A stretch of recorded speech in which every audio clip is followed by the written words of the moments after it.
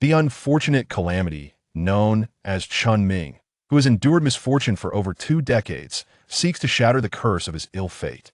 Listening to his parents, he believes that joining the police force could harness the power to suppress his relentless misfortune.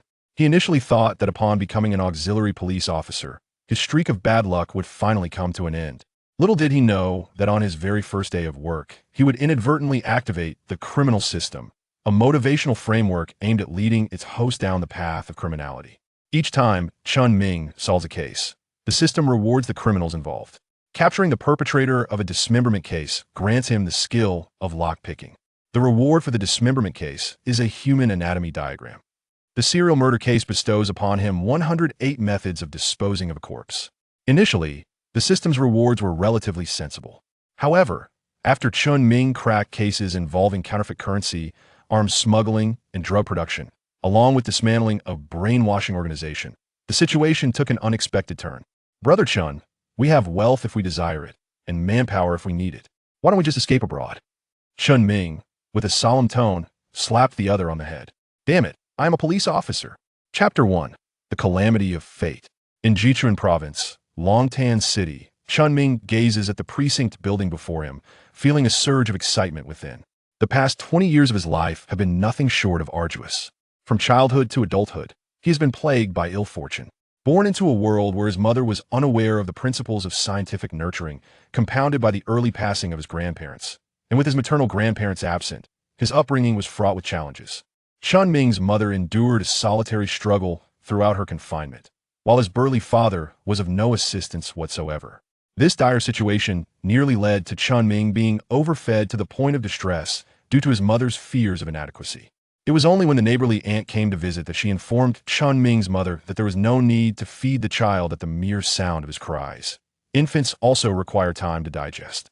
After her confinement, Chen Ming's mother, having gone more than a month without bathing, longed for a refreshing wash while leaving Chen Ming in the care of his father. Unbeknownst to her, Chen Ming's father was captivated by the 1986 adaptation of Journey to the West. As he sat for too long, he leaned against the bed to rest, nearly crushing Chen Ming beneath him, almost sending the child to reunite with his long-departed grandparents. Chen Ming's childhood memories are sparse, primarily recollections passed down from his mother. However, he vividly remembers events following his 5th birthday. At that time, he attended kindergarten, and upon dismissal, due to a lack of communication regarding who would pick him up, both parents assumed the other would be responsible, as work commitments had kept them occupied. When they returned home after 6 o'clock, realizing they had both neglected to collect their child, panic ensued. The neighbors rallied together to search for over an hour before locating Chen Ming, surrounded by a pack of wild dogs. Once the adults drove the wild dogs away, Chen Ming's mother rushed to him, embracing him in tears, her heart heavy with sorrow. Chen Ming's father, witnessing his son's chaotic escapade that had brought his wife to tears, completely forgot that it was their oversight that led to Chen Ming's wandering. In a bid to assert his presence, and out of frustration for causing his wife distress, he delivered a sharp kick to Chen Ming's backside. Already exhausted from being chased by the wild dogs, Chen Ming was knocked unconscious by that kick. Observing her beloved son rendered unconscious by her husband's actions, Chen Ming's mother glared at him with fierce indignation, threatening that should anything happen to her son, she would seek a divorce. This statement struck fear into Chen Ming's father. Having invested 8,000 yuan to marry his cherished wife, he could not bear the thought of their union dissolving. In a hurry, he took Chen Ming to the village's barefoot doctor's clinic. Thankfully, the doctor was experienced and administered a glucose injection. After taking a generous sip of water, he sprayed some onto Chen Ming's face. Chen Ming, having been weakened by hunger, felt significantly better after the glucose infusion. The spray of water jolted him awake, and feeling the dampness on his face, he wiped it with his small hands, looking at his anxious mother and inquiring, "Mother, shall we indulge in chive boxes for dinner tonight? The filling has splattered across my face." As he grew older, such incidents became even more pronounced. At the tender age of 7, he ventured into the mountains to gather bird eggs, only to be relentlessly bombarded by magpies overhead. At 8, he waded into the river to catch fish and found himself ensnared by a clam's grip on his delicate parts. By the time he was 9, his fondness for roasted sweet potatoes led him to ponder whether he could roast his beloved green beans as well. Alas, the beans were scorched by the smoke, and Chen Ming mistakenly believed they were cooked. Had it not been for the vigilant neighbors, it is likely that at the age of 9, Chen Ming would have contemplated joining the lottery for a chance at reincarnation. Following this episode, his parents administered a thorough reprimand, serving him dish after dish of hearty fare. Stir-fried pork with bamboo shoots, stewed meat with willow branches, the love of a father akin to 7 wolves, and a mother's heart never cooling towards her son. Were it not for Chen Ming's perpetual misfortunes since childhood, he might have long since found himself at the gates of Yama, the king of the underworld. This incident imparted a lesson to Chen Ming, who became considerably more cautious thereafter. However, misfortune seemed to follow him like a shadow. Even drinking cold water would result in a mishap. After finally graduating from elementary school without incident, as he approached middle school, his parents gifted him a Phoenix bicycle due to the distance from home. This also marked the beginning of a tumultuous 3-year relationship filled with love and strife between Chen Ming and the bicycle that accompanied him on numerous adventures. The chain would fall off while ascending hills, and descending, the brakes would fail, leaving him at the mercy of fate. Upon entering high school, he hoped that residing on campus would liberate him from his streak of bad luck, but he soon discovered that the next 3 years would unfold similarly. He encountered hair from the cafeteria ant while dining, suffered sprains while playing basketball, and injured himself while kicking a football. Eventually, he resorted to the seemingly safest sport, badminton, only to discover a live wire while attempting to retrieve a shuttlecock that had fallen onto the line. Following this incident, the high school principal specifically instructed all teachers to keep Chen Ming close during classes and breaks to avert any unforeseen accidents. From that day forward, Chen Ming found himself devoid of leisure time for gaming. Yet, the silver lining was that his academic performance soared. He consistently ranked among the top students, achieving scores exceeding 500 in monthly examinations. The day before the college entrance examination, fearing that their son might encounter misfortune just before graduation, Chen Ming's parents prepared only boiled vegetables, anxious about any potential issues. However, the sweltering heat that evening prompted Chen Ming to consume 4 or 5 fragrant melons. Consequently, when the day of the examination arrived, he was propelled to the venue by his parents, who rushed home afterward to tidy up. After all, the walls of the restroom still bore remnants of melon pulp that needed washing down. Thus, Chen Ming faced a setback on the first day of the college entrance examination. Nevertheless, he learned from his mistakes in the following days and performed admirably. Ultimately, he barely surpassed 480 in total score, qualifying him only for a second-tier university. Chen Ming's parents and teachers did not hesitate to suggest that he repeat a year, but he resolutely refused, resigned to his fate. "Let it be," he declared. Perhaps it was this acceptance of fate that allowed Chen Ming to feel less unfortunate during his university years. Yet, skipping classes often resulted in attendance calls. Exams were invariably fraught with surprises, and just as he completed a paper, it would mysteriously vanish. To Chen Ming, these tribulations were mere trifles. As long as he remained unscathed, they were simply the spices of life. The only source of concern for him was witnessing his university roommates find girlfriends one after another, while he remained ensnared in his own streak of bad luck. Whenever he was in the presence of a girl, calamity seemed inevitable. Thus, for over 20 years, the extent of his intimate interactions with the opposite sex was limited to holding hands with a girl from the neighboring table in kindergarten. However, after that hand-holding incident, he discovered that the little girl had just picked her nose and left remnants on his hand. After graduating from university and struggling to find employment, Chen Ming's parents, having listened to a relative's superstitious advice regarding his years of misfortune, resolved to seek a remedy. They believed that the righteous aura of the police force could dispel his bad luck. Consequently, when the city was recruiting auxiliary police, they encouraged Chen Ming to apply. Today marks the first day he reports for duty after successfully passing the examination. Chapter 2. Engaging in major cases, system activation.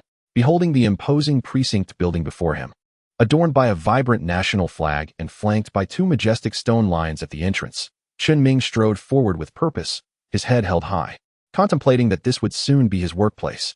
Upon entering the precinct's grand hall, he found it bustling with a considerable number of individuals, all fellow auxiliary police officers from the same recruitment batch. Being among the last to arrive, he chose a relatively quiet corner to discreetly engage with his mobile device. Before long, several individuals emerged from within, appearing to be leaders, clutching a list as they commenced roll call and subsequently allocated assignments. Ultimately, Chen Ming, along with 5 others, was assigned to the criminal investigation team. The mere mention of being placed in the criminal investigation team ignited an exhilaration within him. After all, Both the criminal investigation and SWAT teams are at the forefront of law enforcement, and which man could resist such fervor? Yet, there were exceptions among the five. Two individuals, upon learning of their assignment to the criminal investigation team, immediately withdrew their phones to contact family. They were well acquainted with the precinct and had inquired beforehand, discovering that the criminal investigation team was often the least favored destination. When cases arose, holidays were scarce, and officers were perpetually engaged in the field, investigating with no set times for rest or meals. Most notably, despite the taxing nature of the work, the remuneration remained the same, a meager guaranteed sum of 2,000 yuan. Some entered this role merely to secure employment and the associated social benefits, while others, having family businesses, sought to leverage their position for networking. Shortly after making their calls, the leader of the criminal investigation team received a notification, and upon concluding the call, he directly summoned the two individuals who had just called, instructing them to report to the night patrol office. Upon hearing this, not only Chen Ming, but also the other three cast envious glances. The night patrol office operated from 9 at night until midnight, with a 4-day rotation, truly a leisurely arrangement. However, Chen Ming and his companions could only envy, for none had familial ties within the system. The closest relative he had within the establishment was a deputy factory director at a grain depot. The other three likely shared his background, devoid of connections. Or perhaps they genuinely cherished their roles, harboring no desire to leave. Upon arriving at the criminal investigation team, the room was sparsely populated. Most officers were out investigating cases.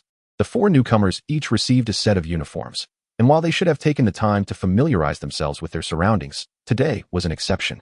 Early that morning, around 4 a.m., 2 bags containing dismembered remains were discovered near the morning market. At that hour, vendors were beginning to set up their stalls, leading to a chaotic scene where a throng of small traders surrounded the site, rendering it nearly inaccessible. By the time the police arrived, the scene had been severely compromised, and it was highly likely that the perpetrator had exploited the confusion to escape. Most members of the criminal investigation team were already at the scene, and had it not been for the arrival of new recruits, the leader would have been compelled to maintain order there. The arrival of these 4 fresh faces was fortuitous, providing a much-needed reprieve for those seasoned officers who had endured several sleepless nights. Chen Ming never anticipated that his first day in the criminal investigation team would involve such a significant case. The 4 quickly donned their uniforms and set off towards the scene. On the way, Chen Ming mentally prepared himself, recalling how Captain Li Jigua had mentioned that this was a dismemberment case, one of the most challenging to solve. The dismemberment rendered the identification of the remains exceedingly difficult, and the cause of death, along with any clues the assailant might have left, would likely be scarce. Initially, he planned to keep his distance from the remains, but given that the discovery site was at the morning market, despite the area being cordoned off, the crowd was overwhelming. Thus, the police perimeter was merely a stone's throw from the remains. After taking over from the officer previously maintaining order, Chen Ming found himself unable to turn back and glance at the gruesome sight. However, the more he wished to avoid it, the more his unfortunate luck seemed to manifest. "Hey, you there. Come lend a hand. The forensic and trace evidence teams have completed their work, and we need to transport these 2 bags of remains back." The voice behind him left Chen Ming uncertain if he was indeed being called. Just as he contemplated feigning ignorance, the officer approached and gently tapped him on the shoulder. "Don't shy away, it's you I'm calling." Such incidents will become increasingly common for us in the criminal investigation team. It's only a matter of time before you experience it. Hearing this, Chen Ming felt a wave of dismay wash over him. While such experiences were inevitable, he certainly did not wish for his first day on the job to be marked by such a morbid encounter. Nevertheless, despite his internal reluctance, he followed the officer to assist in collecting the remains for transport. In truth, the 2 bags of dismembered remains were not excessively heavy. A person weighing 120 pounds, after accounting for blood, bones, and internal organs, would leave behind less than 90 pounds of flesh. Each bag contained approximately 45 pounds of meat, while not light. Chen Ming was still able to lift the bag without much difficulty. Yet, the moment his hands made contact with the bag, he froze in shock. Ding! Due to the host's misfortunes spanning over 20 years without embarking on a criminal path, the criminal system has been successfully activated upon joining the police force. Chen Ming stood there, motionless, bewildered. What was this? His decades of misfortune had been a prelude to gaining a system, and it was a criminal system at that, aiming to turn him into a criminal? In this era of peace, any criminal, regardless of their evasion tactics, would ultimately be apprehended. He had no desire to become a scapegoat. Moreover, considering that this criminal system had brought him misfortune for over 2 decades, it was undoubtedly not something he wished to engage with.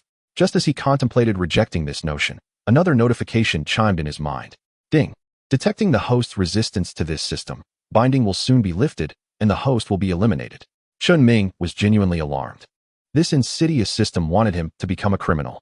However, considering the alternative of annihilation should he refuse, he felt compelled to allow the system to activate, ceasing his resistance. After all, it was better to endure a miserable existence than to face oblivion. Ding. Congratulations, host, you have received a starter pack from the system. Chen Ming pondered for a moment.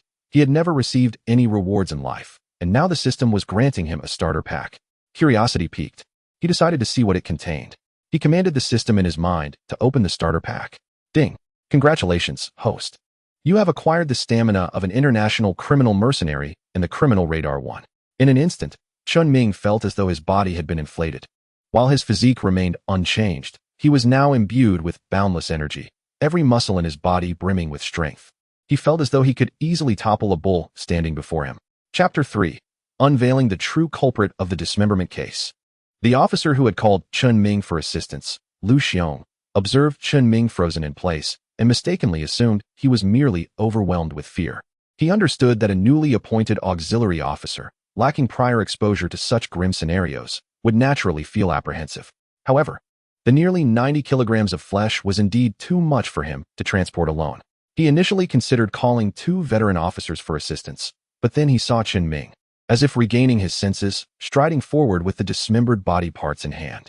Lu Xiong hurriedly followed suit. By the time they hoisted the remains into the vehicle, Lu Xiong was left panting heavily, breathless from the exertion. He pulled out a cigarette, lighting one for himself and offering another to Chen Ming. Brother, I didn't expect you to possess such remarkable stamina. To lift something so heavy and walk away without even breaking a sweat or feeling nauseous. You're truly suited for our criminal investigation team. Chen Ming chuckled in response. Having helped my family with farm work since childhood, I've naturally built up quite a bit of strength. Lu Xiong, reflecting on his once fit physique, patted his own belly, reminiscing about his days as a robust young man. However, after joining the criminal investigation team, his irregular lifestyle, coupled with frequent drinking sessions post-case resolution, had diminished his once-defined abs to a mere shadow of their former glory.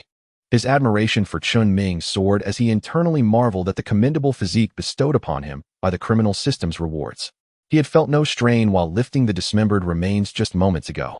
Contemplating the impressive physicality of this international mercenary, he surmised that the criminal radar system must possess its own intricacies. He proceeded to examine the radar's introduction on the system panel. Criminal radar, to enable the host to identify companions in proximity and facilitate the execution of crimes. Activating the radar allows one to detect criminals within a certain range and extract system rewards from them. After perusing the details, Chen Ming grasped that it was essentially a radar for criminals seeking an organization. Curious to test its efficacy, he activated the criminal radar. Ding. Detected within 40 meters, pork vendor Wang Dachuan, selling spoiled frozen pork, in violation of food safety laws. Ding. Detected within 60 meters, health products salesman Li Taizhu, peddling counterfeit medicines. Ding. Detected within 80 meters, Ma Rong, engaged in prostitution. As the system's alerts echoed in his mind, Chen Ming turned his gaze towards the 3 individuals. Wang Dachuan, the pork vendor, was currently puffing on a cigarette, standing at a height of approximately 1.60 meters and weighing over 200 pounds. His body was a veritable mass of excess flesh, resembling a large, rotund pig, as he sliced meat for an elderly lady. A bit further away, a man clad in a suit was loudly promoting a bottle of potency pills, exclaiming, "Take these pills and enjoy a night of vigor. Grandfather will be satisfied, and so will grandmother, but the bed might not hold." Passers-by swiftly distanced themselves, recognizing the deceit, yet a few less scrupulous old men lingered around Li Taizhu, occasionally glancing around to ensure they were not observed, poised to purchase the dubious medicine. As for the prostitute Ma Rong, her name alone suggested a proclivity for infidelity. Clad in an exceedingly short skirt and sandals, her bright red nail polish adorned her exposed feet. Even with Chen Ming's average vision, he could discern the unmistakable aura of promiscuity emanating from her, even at a considerable distance. However, having expanded the radar's range to 80 meters, Chen Ming began to feel a strain, akin to the effects of excessive smoking, his head slightly spinning. This was due to the radar consuming his mental energy, leading to such sensations. Curious about his limits, he decided to extend the range further. Upon reaching 100 meters, he sensed this was his threshold. Just as he contemplated retracting the criminal radar, another alert chimed. Ding. Detected at 100 meters. The perpetrator of the dismemberment case, Yu Hao, has committed murder and disposed of the body parts in a trash bin at the morning market. Chen Ming's spirits lifted as he absorbed the information displayed on the radar. Just as he was about to pinpoint Yu Hao's location, his mental energy dwindled to near exhaustion, causing the radar to deactivate automatically. Fortunately, he had already memorized Yu Hao's position prior to this. Taking a drag from his cigarette, he turned to Lu Xiong. Lu Gu, do you think the murderer might still be nearby, watching us among this crowd? Lu Xiong nodded at Chen Ming's inquiry, acknowledging the possibility. He recalled a case discussed during his police academy days, where certain psychopathic killers returned to the crime scene after committing their acts. Driven by a twisted sense of accomplishment, what is now commonly referred to as reactive psychology, a provocation of police authority. Chen Ming exclaimed, what a perverse mentality. To kill and then return? That seems implausible. Lu Xiong, sensing Chen Ming's skepticism, grew slightly agitated. How can it be implausible? I've encountered such cases before. These criminals, capable of murder and dismemberment, are capable of anything. Chen Ming seized on Lu Xiong's words to glance towards Yu Hao's direction. Lu Gu, if the murderer is indeed over there watching us, wouldn't we be able to apprehend him if we approached? Aware that Chen Ming was a rookie eager to prove himself, Lu Xiong understood the likelihood of such a scenario was slim, as usually, thorough investigation and evidence collection were necessary to identify the perpetrator. Criminals capable of murder and dismemberment possessed remarkably strong psychological fortitude and rarely left obvious clues. Nonetheless, Chen Ming, seemingly determined to confirm his instincts, tugged at Lu Xiong's arm as they retraced their steps. Lu Gu, if we do find the murderer on site, and we manage to catch him, it would be quite the impressive feat for my first day on the job. Lu Xiong felt Chen Ming's grip on his arm tighten. Realizing he had little choice but to comply, and they returned to the scene. Chen Ming surveyed the surrounding crowd, mustering the remnants of his mental energy to reactivate the criminal radar. This time, the radar indicated that Yu Hao was less than 20 meters away, lurking at the edge of the crowd, observing them. This was a blatant provocation of police authority. As a police auxiliary, Chen Ming took immense pride in his work, fueling his indignation. Locking onto Yu Hao's position, he leaned closer to Lu Xiong and whispered, Lu Gu, I've spotted a suspicious individual who has not left since we arrived and has been watching our movements closely. Do you think he could be the killer? Chapter 4. Solving a major case on my first day as a police officer. Lu Xiong was about to lift his head to see whom Chen Ming was referring to when he was abruptly pressed down again. Lu Gu, if he truly is the murderer and realizes we've detected him, he could escape right under our noses, and that would be a grave mistake. Lu Xiong recognized Chen Ming's enthusiasm as a newcomer to the force, but he found it hard to believe that someone could identify the dismemberment case's murderer so quickly among such a throng. However, he hesitated to dampen Chen Ming's spirits. While the odds were slim, it was not entirely impossible. Brother, if you truly believe you've identified the suspect, don't act too overtly. First, let me know his location. And once I confirm, we will act. If we make a mistake, with so many witnesses, we might end up with no credit for our efforts and even face disciplinary action. Chen Ming understood Lu Xiong's apprehensions. After all, he was merely an auxiliary police officer and a novice at that. It would indeed be absurd if Lu Xiong, in a moment of impulsiveness, decided to apprehend someone recklessly. However, Chen Ming could not possibly divulge the existence of the system he had acquired to Lu Xiong, setting aside the question of whether Lu Xiong would believe him. Even if he did, others might remain skeptical. After all, novels are mere fabrications and cannot translate into reality. Throughout 5,000 years of Chinese history, only Wang Mang, a time traveler, and Lu Xiao, the chosen one, had emerged. Brother Lu, rest assured, I will not act recklessly.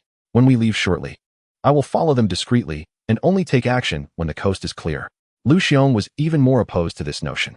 Brother, what if they are indeed the murderer? A psychopathic killer capable of dismemberment? You cannot undertake this alone. Just as Chen Ming was about to argue, they were interrupted by Yu Hao, who had noticed their whispered conversation and was preparing to leave. Chen Ming feared that if they allowed the suspect to escape now, it would be exceedingly difficult to capture him later. His mental fortitude was insufficient to sustain the use of the criminal radar for much longer. Observing Yu Hao's departure, Chen Ming chose to follow him. Lu Gu, enough. The suspect seems to be fleeing. I'll follow him. Without waiting for Lu Xiong's response, he dashed after Yu Hao. Lu Xiong, realizing the urgency, hurried after Chen Ming. His greatest fear was not that the murderer would escape, but rather that in this bustling morning market, surrounded by civilians, the suspect might feel cornered and take hostages, escalating the situation dramatically. Yu Hao sensed someone trailing him and instinctively glanced back, spotting Chen Ming in his police uniform closely behind him, uncertain if he had been exposed. Yu Hao quickened his pace. Chen Ming hastened after him, but Yu Hao's strides grew longer as he turned into an alley. Fearing that Yu Hao might slip away, Chen Ming pursued him, only to discover that the alley was a dead end. There stood Yu Hao, brandishing a gleaming knife, poised in front of Chen Ming. Despite having gained the physical prowess of an international mercenary, Chen Ming had never engaged in a fight throughout his life. The adrenaline from the chase had fueled his recklessness. Now, confronted with Yu Hao's menacing blade, it would be disingenuous to claim he was unafraid. Seeing that Chen Ming had followed him alone, Yu Hao, initially apprehensive, now wore a smirk of confidence. As Yu Hao advanced towards him, Chen Ming seized a nearby wooden stick. Though uncertainty still lingered in his heart, at least he had something to bolster his courage. Upon noticing the stick in Chen Ming's hand, Yu Hao's expression twisted into one of derision.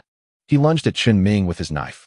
Chen Ming braced himself to parry, believing that size and strength would prevail. However, before the blade could meet the stick, his lack of control caused the weathered piece of wood to snap easily in his grip.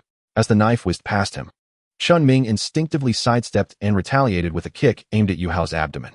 Yu Hao was taken aback by the force of Chen Ming's strike, nearly losing his breath and teetering on the brink of unconsciousness. Just then, Lu Xiong finally caught up, panting heavily while wielding a baton. The sight before him rendered him momentarily speechless. Chen Ming had one knee on a middle-aged man, a knife poised against the back of the man's head. In a panic, Lu Xiong rushed over, producing a pair of handcuffs. As he secured Yu Hao's hands, he took the knife from Chen Ming's grasp, fearful that Chen Ming might inadvertently harm the suspect. Brother, this must be the true perpetrator of the dismemberment case, right? After ensuring Yu Hao was subdued, Chen Ming stood and helped him to his feet. Lu Gu, I am confident in my identification. When I approached, he was the only one displaying significant anxiety, and he lured me into this dead end with the intent to kill me here.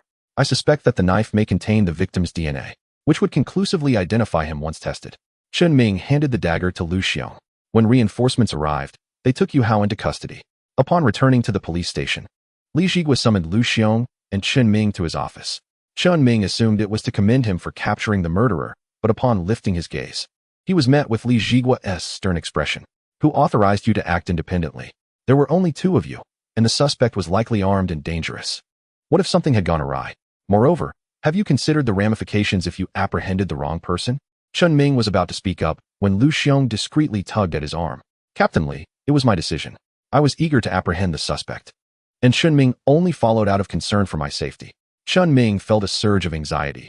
He understood that Lu Xiong was not merely seeking to claim credit, but rather attempting to shield him from potential repercussions. Lu Xiong was shouldering the blame entirely. Had it been Chen Ming's idea and the suspect turned out to be innocent, Lu Xiong would face a reprimand, while Chen Ming could very well face termination. Lu Xiong held a favorable opinion of Chen Ming. Li Zhigua, upon hearing Lu Xiong take responsibility, merely shot him a disapproving glance. He was well aware of the capabilities of his subordinates. Did Lu Xiong possess the strength to apprehend the true culprit? At this juncture, words were futile. They would have to await the results of the forensic tests. Chapter 5. Recognition for Valor. Chen Ming and Lu Xiong anxiously awaited the results in Li Zhigua's office. Fortunately, it was not long before the testing report arrived. The knife indeed bore traces of blood consistent with the victim's. Now, even if Yu Hao vehemently denied being the dismemberment case's perpetrator, it would be of no consequence. Li Zhigua relayed the good news to Chen Ming and Lu Xiong. At that moment, Chen Ming finally exhaled in relief. Although the criminal radar had indicated that Yu Hao was the true culprit, Chen Ming was still uncertain about its reliability. After all, it was his first day on the job, and he could not afford to be dismissed for capturing a criminal. Li Zhigua observed the two men, visibly more relaxed. Although many new officers were assigned each year from the police academy, Lu Xiong demonstrated commendable capability. He regularly worked late without complaint. While not particularly extraordinary, he was a diligent worker, precisely the kind of individual the police force required. The new recruits from the post-2000 generation often reacted poorly to criticism, sometimes resigning on the spot, leaving Li Zhigua at a loss. It was not feasible to dismiss them for minor infractions, as public servants faced a convoluted process for termination. Although both individuals achieved merit this time, Li Zhigua still felt compelled to reprimand them. If the weapon in Yu Hao's hands had truly harmed someone, it would have been too late to discuss anything. Lu Xiong, despite the fact that the true criminal has been identified as the one you apprehended, your reckless actions this time are still quite against protocol. Should this happen again, You need not remain in our criminal investigation team. The local precinct is short-staffed. And next time, report directly to the station below. Upon hearing Li Jigua's words, Lu Xiong understood that he would not face any disciplinary action. There are many instances of disregarding protocol, and extraordinary situations necessitate extraordinary measures. Capturing the true culprit behind the dismemberment case, regardless of any procedural breaches, solidified their merit beyond doubt. Just as Lu Xiong sighed in relief, he noticed Li Jigua turning his gaze towards Chen Ming. You are the new auxiliary police officer. Chen Ming, correct? Chen Ming quickly nodded in affirmation. Lu Xiong assumed Li Jigua intended to hold Chen Ming accountable and promptly interjected, Captain Li. Chen Ming acted on my instructions. This matter has nothing to do with him. After Lu Xiong finished speaking, Li Jigua slammed his hand on the table. Your words? What could you possibly say that I am unaware of? You have been with our criminal investigation team for 2 years. How could I not know your situation? Silence yourself, or else you will certainly face disciplinary action. Lu Xiong realized that Li Jigua had deduced that it was not solely his idea, and he dared not utter another word. When Li Jigua turned back to Chen Ming, his expression was no longer one of reproach, but rather laced with concern as he asked, You weren't injured during your struggle with the assailant, were you? Chen Ming replied, Report to Captain Li, I am unharmed. Observing Chen Ming's anxious demeanor, Li Jigua patted him on the shoulder, indicating for him to take a seat. Your reckless actions are exceedingly perilous. Today is your first day reporting for duty, and if anything were to happen, it would be too late. Thankfully, there were no unexpected incidents this time, but you must avoid such impulsiveness in the future. I understand the situation now. I know you were the first to pursue the suspect. In similar circumstances in the future, call for backup immediately. You will each receive third-class merit for capturing the true perpetrator of the dismemberment case, and you will be assigned to Lu Xiong's team to work diligently. He then gestured for Chen Ming and Lu Xiong to leave the office. Once outside, Lu Xiong was taken aback, pondering what had come over Li Jigua today, as he usually lambasted them for minor infractions. Why was he being so gentle with Chen Ming today? Lu Xiong curiously glanced at Chen Ming and asked, Brother, do you know our Captain Li? Is he a relative of yours? Chen Ming quickly shook his head. Noticing this, Lu Xiong began to mutter to himself. That shouldn't be the case. Has Captain Li changed his demeanor? Did his daughter return home safely? Something feels off. In truth, Lu Xiong was overthinking. The primary reason Li Jigua did not reprimand Chen Ming was that he was merely an auxiliary officer, although they performed the same tasks and resolved cases together. The disparity in salary and benefits compared to Lu Xiong and other formally graduated police officers was significant. Li Jigua, recognizing that it was Chen Ming who discovered and apprehended the criminal, held a deep admiration for the young man. Thus, he chose to advise Chen Ming to prioritize his safety rather than criticize him for acting independently. Meanwhile, Yu Hao, having received the forensic report from the identification department, realized that no amount of evasion would suffice.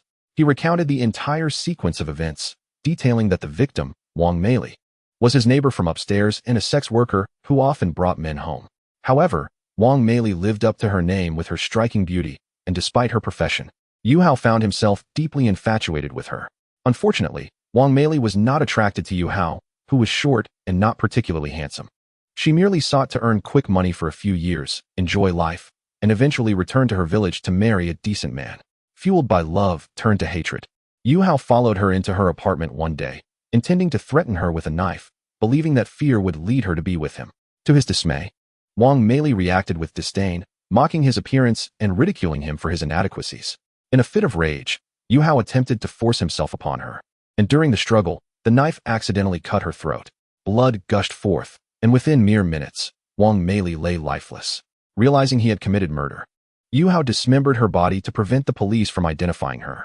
He sought to buy himself time to manage the crime scene, but unexpectedly, while he was attempting to gauge the police's response, he was apprehended by Chen Ming. The swift resolution of the dismemberment case delighted the city officials. Chen Ming was awarded a third-class merit, while Lu Xiong also received the same honor and was promoted a level ahead of schedule. Upon receiving this news, Lu Xiong embraced Chen Ming. From now on, you are my brother. If anything like this happens again, I will be the first to rush in if you speak. Chen Ming found Lu Xiong's exuberance amusing. However, neither of them anticipated that they would soon have to account for their words. Chapter 6. Misfortune Strikes. On his very first day at the police station, Chen Ming solved such a significant case, leaving the other 3 auxiliary police officers envious. What man does not desire to stand out? Such achievements would undoubtedly serve as capital for boasting during future gatherings. However, Chen Ming was not concerned with such trivialities at this moment. He merely wished to quietly review the rewards granted for solving the dismemberment case. Ding. Congratulations to the host for identifying the dismemberment case suspect. Randomly selected one skill from the suspect. Ding. Congratulations to the host for obtaining the burglary and lockpicking skill. A thin wire, entering countless doors. Upon seeing the reward, Chen Ming felt somewhat dazed. Entering countless doors. The phrasing sounded so grandiose for something as simple as picking locks. It seemed that Yu Hao was not a good person even prior to the murder. He just wondered if there was any record of him at the precinct. As it was his first day on the job and no particularly urgent cases required attention that evening, Chen Ming returned to his rented accommodation. Since his hometown was in a village within Longtan district and he had no car, Chen Ming had rented an apartment near the police station a few days ago after receiving news of passing the exam. It was a 3-bedroom apartment with a sunlit master bedroom and 2 smaller rooms on the north side. Chen Ming rented one of the smaller rooms, which was the smallest of the 3, costing only 800 yuan per month. Notably, the other 2 tenants were both women. One was a teacher, while the other was a recent graduate working night shifts at a nearby supermarket. However, Chen Ming had yet to meet the girl working at the supermarket, as she was on night shifts. Upon returning home, Chen Ming saw Lin Yao boiling water to prepare a pot of instant noodles. With a stack of ungraded exam papers on the coffee table, Chen Ming politely greeted her. "Teacher Lin, you're back," Lin Yao greeted Chen Ming. Inquiring about his impressions on his first day at work, Chen Ming refrained from mentioning the grisly murder case he had just cracked, merely offering Lin Yao a few perfunctory words before retreating to his room. As for dinner, he browsed through the selections on Meituan, contemplating a sumptuous meal that was both affordable and clean to reward himself on his inaugural day. Noting that the restaurant was merely over 500 meters away, he assumed his meal would arrive shortly. However, he overlooked his unfortunate luck. After a lengthy wait of over 10 minutes, just as he was about to switch to another restaurant, a delivery rider finally accepted his order. Despite the estimated arrival time of 10 minutes, Chen Ming remained blissfully unaware that his streak of misfortune had commenced. Lying on his bed, he intended to indulge in a round of Honor of Kings, only to find that one of his teammates was idling. The match, played 4 against 5, dragged on for half an hour before they succumbed to defeat. As time passed and his meal had yet to arrive, Chen Ming felt his hunger intensify. Opening the app, he was met with a message from the delivery rider. "Brother, I saw a brawl on the road. 2 women tearing each other's clothes apart. Wait for me to finish watching, and I'll bring your order." Chen Ming was left speechless. He couldn't fathom how someone else's altercation was relevant to his dinner. In exasperation, he replied, "Send me a video. Good things should be shared." The rider quickly responded, "Sorry, bro, those people were taken away by the police. You should have seen it. Their clothes were completely ripped apart." Frustrated, Chen Ming thought it pointless to receive such detailed updates after the fact. The delivery finally arrived in about 5 to 6 minutes, with the rider profusely apologizing and pleading for a positive review. He had initially intended merely to observe, but was caught off guard by the ferocity of the women's confrontation. Their garments were torn asunder, and had the police not intervened, they would have lost even their last shred of modesty. Understanding the struggles of food delivery workers, Chen Ming refrained from voicing his grievances, especially after finishing his game. He picked up the delivery box adorned with traditional Chinese motifs, relishing the barbecued meat rice bowl that cost a mere 10 yuan, accompanied by 2 skewers of sausage. However, after just 4 or 5 bites, his appetite vanished upon discovering a clipped fingernail nestled within the rice. Presumably, the restaurant owner had carelessly groomed while cooking, a revolting sight that prompted him to discard the meal into the trash and resort to a cup of instant noodles instead. After an entire night of gaming, culminating in an abysmal 18 consecutive losses, Chen Ming tossed his phone aside and succumbed to sleep. The following morning, he dressed and stepped outside, only to find the elevator out of service. Residing on the 13th floor, he figured descending the stairs wouldn't be too taxing. He initially believed this was the extent of his misfortune for the day. Little did he know, a far worse predicament awaited. As he descended to the 10th floor, a faint but pungent odor wafted through the stairwell, reminiscent of rotten eggs. Assuming it was merely a case of spoiled food, he paid it little mind. However, upon reaching the ground floor, he encountered an elderly woman accompanied by property management personnel. The woman, while walking, lamented to the staff, "You must help me address this. It's been 2 days since that odor started, and I can't even cook at home. It's so foul that this morning, when I took my grandson to school, the other kids teased him about soiling his pants." Chen Ming intended to hurry to work, but dressed in his police uniform. He was soon noticed by the woman. She approached him, grasping his arm firmly. "Comrade, you're just the person I need. My neighbor is utterly inconsiderate. constantly cooking foul-smelling food that pervades the entire hallway. You must come with me to confront them. She believed the presence of a police officer would deter her neighbor from their unsavory culinary habits. Chen Ming had intended to decline, asserting that the property management could handle the matter. Yet, to his surprise, the woman was quite tenacious, leading him back upstairs. Fearing he might unintentionally hurt her, he reluctantly followed. The woman's floor was indeed the 10th, and the noxious stench emanated from one of the apartments on that level. The smell, initially muted by the fire door, assaulted them as it swung open. The elderly woman and the property staff immediately began gagging. Chen Ming, too, felt a wave of nausea but fought to suppress it. He had sensed something distinctly off about the odor, a fermentation-like scent he had never encountered before. After several moments of retching, the woman turned to the property staff, exclaiming, "You see, it's not that I'm unreasonable. This family is utterly unhygienic. It's so foul that I suspect something dreadful has happened inside." Little did she know, her words would soon be validated. Chapter 7. The Murder of the Woman's Corpse. Chen Ming disregarded the woman's complaints. Although it was only his first day on the job, he keenly perceived that the odor was indeed alarming. Steeling himself against the nausea, he approached the door of apartment 501 and knocked vigorously. After a prolonged silence, he turned to the property staff, inquiring about the situation. "What is the status of this apartment? Is there a way to contact the owner?" Before the staff could respond, the elderly woman interjected. "Comrade, this is Old Wang's apartment. He was taken away by his son 2 years ago, and now it's rented to a woman. I doubt she is a respectable person. Every time I see her, she is decked out in gaudy clothes, clearly not engaged in any reputable occupation." Listening to her, Chen Ming probed further. "When was the last time you saw this woman?" The woman pondered for a moment. "About half a month ago. I saw her return around 10 at night, looking utterly exhausted. I haven't seen her since." Chen Ming frowned. Half a month was quite a stretch. After more knocking yielded no response, he produced a piece of wire from his pocket, a tool he had received as a reward from the system the previous day. He planned to keep it. Rather, it was stored in his inventory to avoid suspicion. Inserting the wire into the lock, he jiggled it a few times before the door creaked open. A wave of even more intolerable stench poured out from within. The property staff and the elderly woman fled the scene, retching as they clung to a tree in the courtyard. Chen Ming held his breath and peered into the room, only to be startled by what he saw. He promptly shut the door and descended the stairs, taking a moment to compose himself before retrieving his phone to call Lu Xiong. As soon as the call connected, Chen Ming hastily said, "Lu, there has been a homicide at Qingbai Community. You need to come quickly."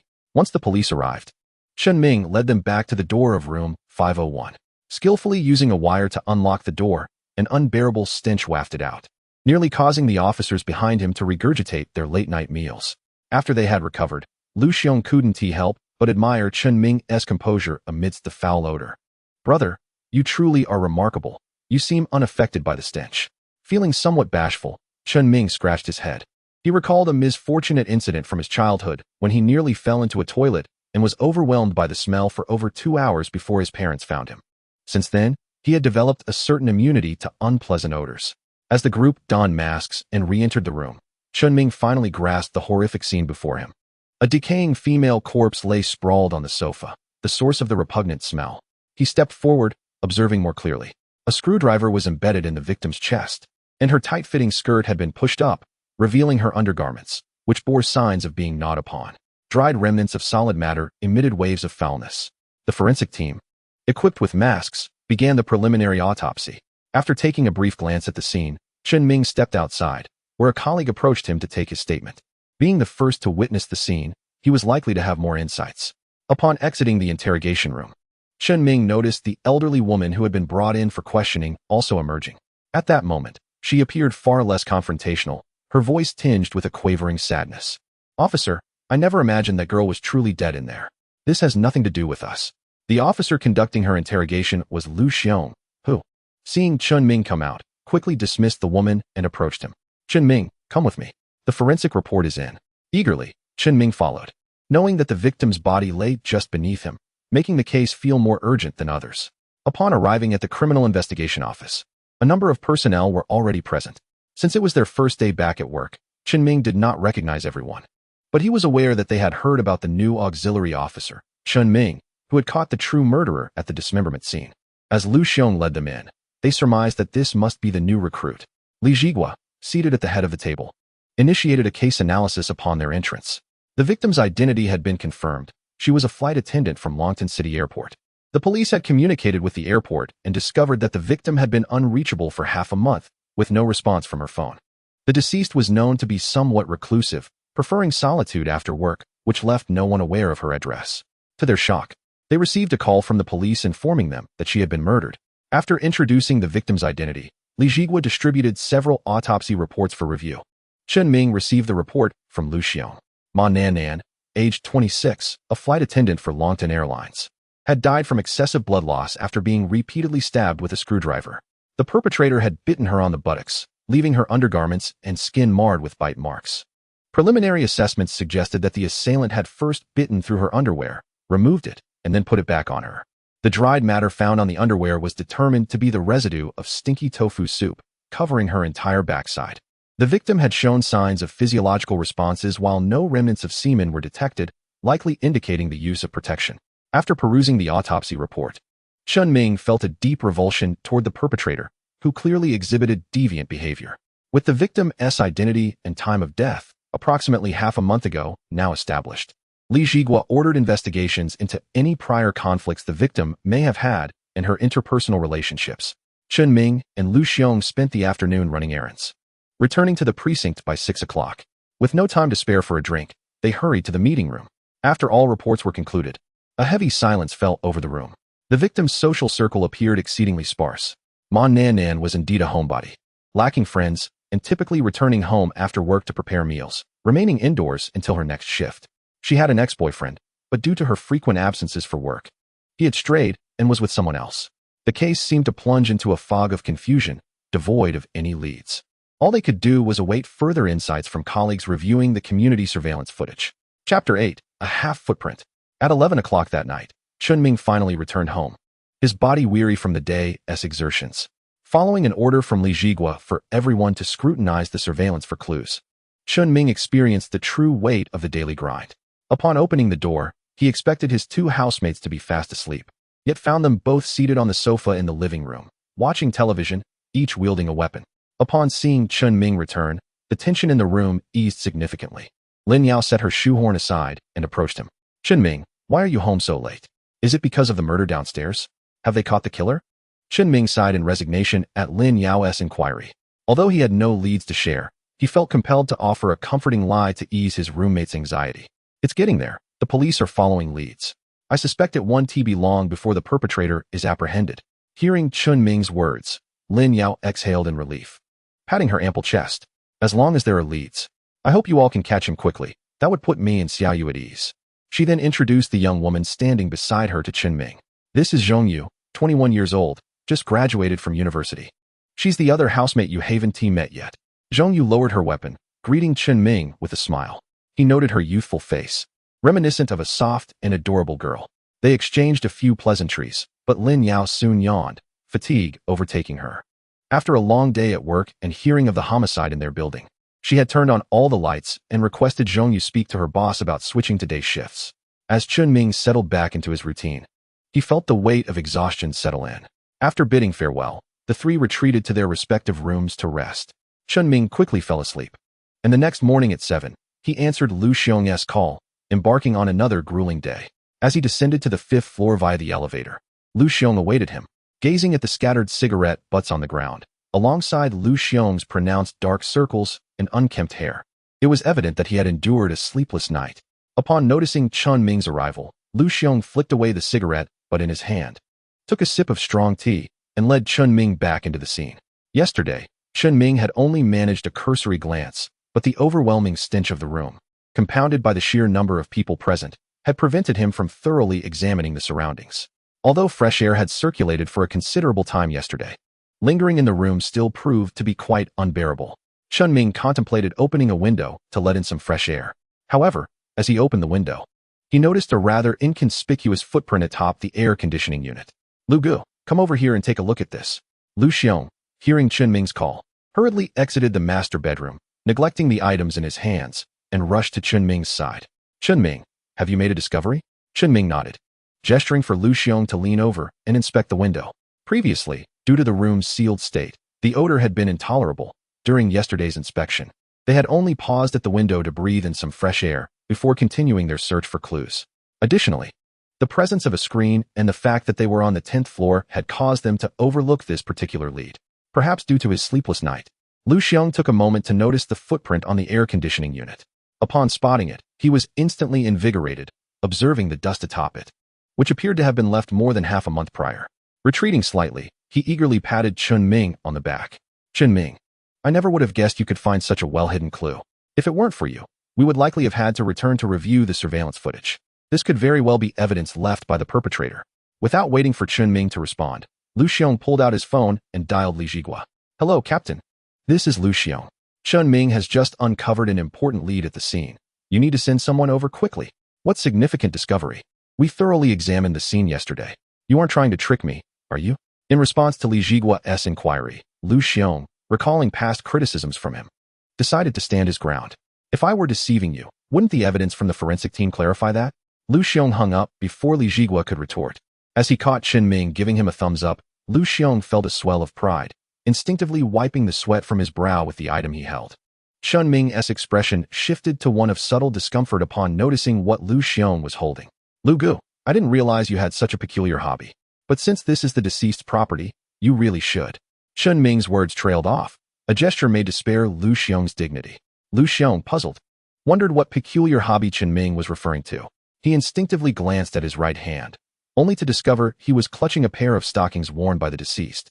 Ma Nan Nan. He had just unearthed them from a crevice at the head of the bed. Previously noticing a faint odor that was certainly not characteristic of Ma Nan's foot odor, but rather reminiscent of something akin to stinky tofu. Lu Xiong, momentarily distracted by Chen Ming's call, had forgotten about the stockings he held.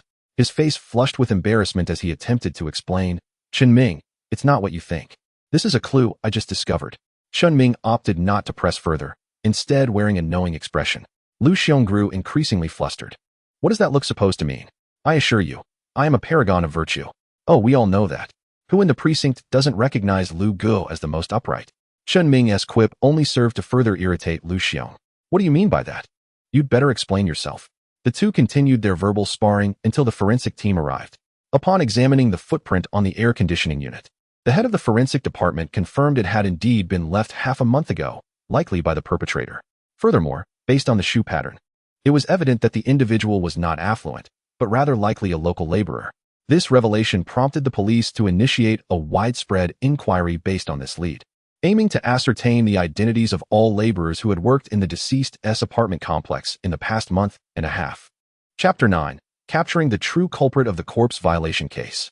After a day of investigation, the police finally narrowed down the suspects to two individuals, workers responsible for installing air conditioning and outdoor screens. Chen Ming and Lu Xiong arrived at the suspect's residence, only to find the door secured with an iron lock. Lu Xiong contemplated calling a locksmith, but to his surprise, Chen Ming, with a few deft manipulations, managed to unlock the door without damage. Old Chen, impressive. What were you doing before you joined our team? Chen Ming waved his hand dismissively. I've always had a knack for tinkering with these things. This is the most basic of skills. If you're interested, I can teach you sometime. Lu Xiong's face lit up with excitement. Then I can't just call you by your name anymore. From now on, you're my brother. Upon entering the modest abode, they found only two simple single beds and some basic necessities, the air heavy with the pungent odor of male sweat. Lu Xiong, observing the sparse surroundings, began to doubt whether they had the right suspects. Chen Ming, do you really believe these two are the murderers? They hardly seem like it. Chen Ming, however, held a different view. As he stepped into the room, he detected a foul odor distinct from the sweat, a scent reminiscent of something pickled and fermented. Following the smell, he uncovered a tightly sealed jar. Upon opening it, the overpowering stench surged forth. Inside were chunks of fermented stinky tofu, the aroma strikingly similar to that which had lingered on the deceased, Ma Nan Nan. Lu Xiong, drawn by the scent, approached to inspect the stinky tofu, noting it was not the kind sold commercially, but rather a specialty brought by the suspect, Sun Chong, from his hometown. Moreover, Chen Ming discovered a considerable amount of used tissues and several pairs of women's underwear beneath the two single beds. Just as Lu Xiong was about to request Li Jigua for an arrest warrant, they heard faint sounds from downstairs. Chen Ming quickly activated his criminal radar. Ding! Detecting the murderer of the corpse violation case, Sun Chong, within 30 meters. Realizing the suspect was returning, Chen Ming instructed Lu Xiong to hide inside the room while he swiftly locked the door from the outside. Once everything was restored to its original state, the suspect arrived at the door, entered, and tossed his tools onto the floor. Changgu, do you think those two cops came looking for us because they suspect we're involved in that incident? Sun Chang's face momentarily reflected fear, quickly replaced by a stoic demeanor as he lit a cigarette and discarded his tool bag. Listen here, kid, don't let anything slip. If I find out you've betrayed me, I will drag others down with me. Observing Li Wu's frantic head shaking, fear etched across his face. Sun Chang admonished him further. Sun Chang was aware that he had overstepped his bounds. He affectionately draped his arm over Li Wu's shoulder and offered him a cigarette. Xiao Wu, we hail from the same village and have been brothers since we were little, running about in our bare bottoms. I was merely trying to frighten you earlier. I fear you might blurt something out. We may not be blood brothers, but we are closer than kin. With that, he pulled out his phone and opened a food delivery app. What do you wish to eat today, my brother? Go ahead and order anything you like. Li Wu's face lit up with excitement. At just 17, he had been saving all his money with Sun Chang. His usual fare consisted of steamed buns stuffed with stinky tofu or instant noodles with hot dogs, and he longed for a change in taste. Spotting the spicy hot pot option, he cautiously inquired, Changgu, I would like just a bowl of spicy hot pot, but what do you want? Sun Chang glanced at the screen and winced when he saw that a bowl of spicy hot pot cost over 50 yuan, making him feel as if his heart were bleeding. He quickly ordered a serving of cold noodles for 8 yuan, considering it an enhancement to his usual diet.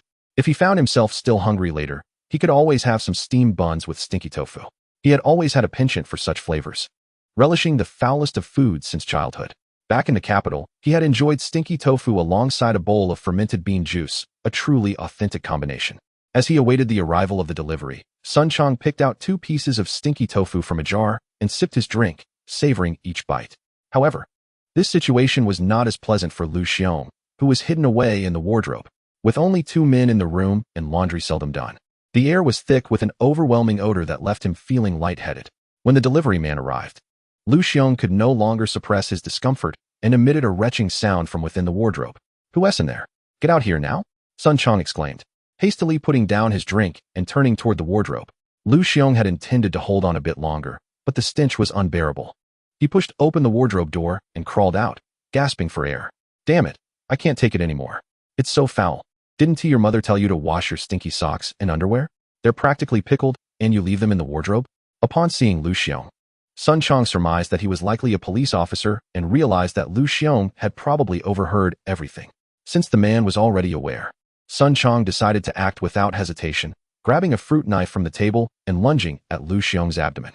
Li Wu, witnessing Sun Chang's aggression, grabbed a wrench and rushed towards Lu Xiong. However, before he could reach Lu Xiong, he felt someone grip the back of his collar with tremendous force, nearly choking him. The next moment, he was hurled backward, crashing hard against the door. Meanwhile, Lu Xiong narrowly avoided Sun Chang's knife thrust, dodging to the side. However, disoriented by the stench and having had little sleep the night before, he stumbled and fell right in front of Sun Chang. Seizing the opportunity, Sun Chang disregarded Li Wu's predicament and focused on eliminating the officer before him. Brandishing the fruit knife, he aimed for Lu Xiong's right eye. But Lu Xiong managed to evade the strike, though the blade still grazed his arm, drawing blood that quickly stained half of his shirt. As Sun Chang prepared to stab again, Lu Xiong attempted to evade, only to find himself backed against a single bed with no escape. Just as the blade was about to pierce Lu Xiong's chest, Sun Chang's hand suddenly halted, his body retreating inch by inch. When Lu Xiong opened his eyes to see what was happening, he realized that it was Chen Ming, clad in a delivery uniform, gripping Sun Chang's neck and pulling him back. Sun Chang felt as if his neck were clamped in a vice, rendering him unable to turn and see who his assailant was. Although he couldn't turn his head, he could still move his hands. Assessing the position of the figure behind him, he stabbed the fruit knife backward, but Chen Ming deftly dodged, avoiding injury. This only fueled Chen Ming's rage. Having been bullied throughout his life, he was now determined to defend himself against this threat. With a firm grip on Sun Chang's neck, Chen Ming lifted him and slammed him forcefully to the ground. Sun Chang's head struck the concrete, blood oozing from the impact. When Sun Chang attempted to resist, Chen Ming repeated the action several times until Sun Chang lay motionless. At that moment, Lu Xiong regained his composure and rushed to check for Sun Chang's breath. After confirming that he was merely unconscious, he breathed a sigh of relief and pulled out his phone to contact Li Jigua. Captain, we have apprehended the suspect in the rape and murder case. Chapter 10, Midnight Knocks. After bringing Sun Chang and Li Wu back to the police station, Chen Ming and his team wasted no time, quickly changing into their uniforms and preparing for an overnight interrogation. Initially, Both Sun Chong and Li Wu were as stubborn as a dead duck, refusing to cooperate with the police's inquiries. However, during the interrogation of Li Wu, Chen Ming deceived him, claiming that Sun Chong had confessed everything in detail. Feeling a sense of betrayal, Li Wu finally broke his silence and chose to cooperate. Half a month prior, he and Sun Chong, both from the same village, had come to Longtan City to find work. Due to Sun Chong's criminal record, they were barred from many legitimate job opportunities. As a result, they reluctantly returned to Sun Chong's old ways. Sun Chong had once studied air conditioning repair for 2 years and had picked up a few other skills along the way. His previous run-ins with the law stemmed from a gambling addiction.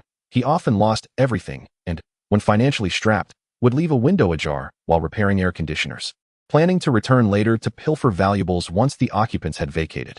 On a prior occasion, while fixing Ma Nanan's air conditioner, he had left a window unlatched. That night, seeing Ma Nanan leave, he stealthily climbed through the window. However, before he could find anything of value, Ma Nanan unexpectedly returned home. Startled, Sun Chong quickly hid beneath the bed, intending to wait until she left again or fell asleep before making his escape.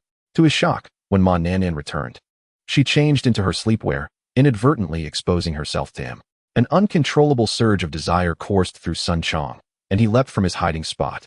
Seizing Ma Nanan from behind, she was taken aback by his sudden move and instinctively tried to resist, only to feel something cold pressing against her lower back.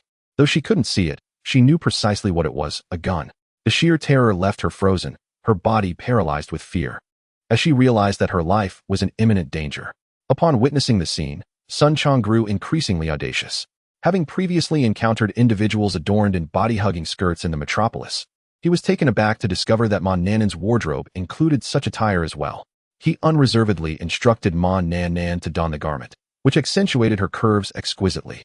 Perhaps due to an inherent proclivity, he compelled Ma Nanan to display her visage. Initially, Ma Nanan believed that by complying with his demands, she would be spared. However, in a moment of violation, Sun Chong inadvertently plunged a screwdriver into her chest while attempting to coerce her.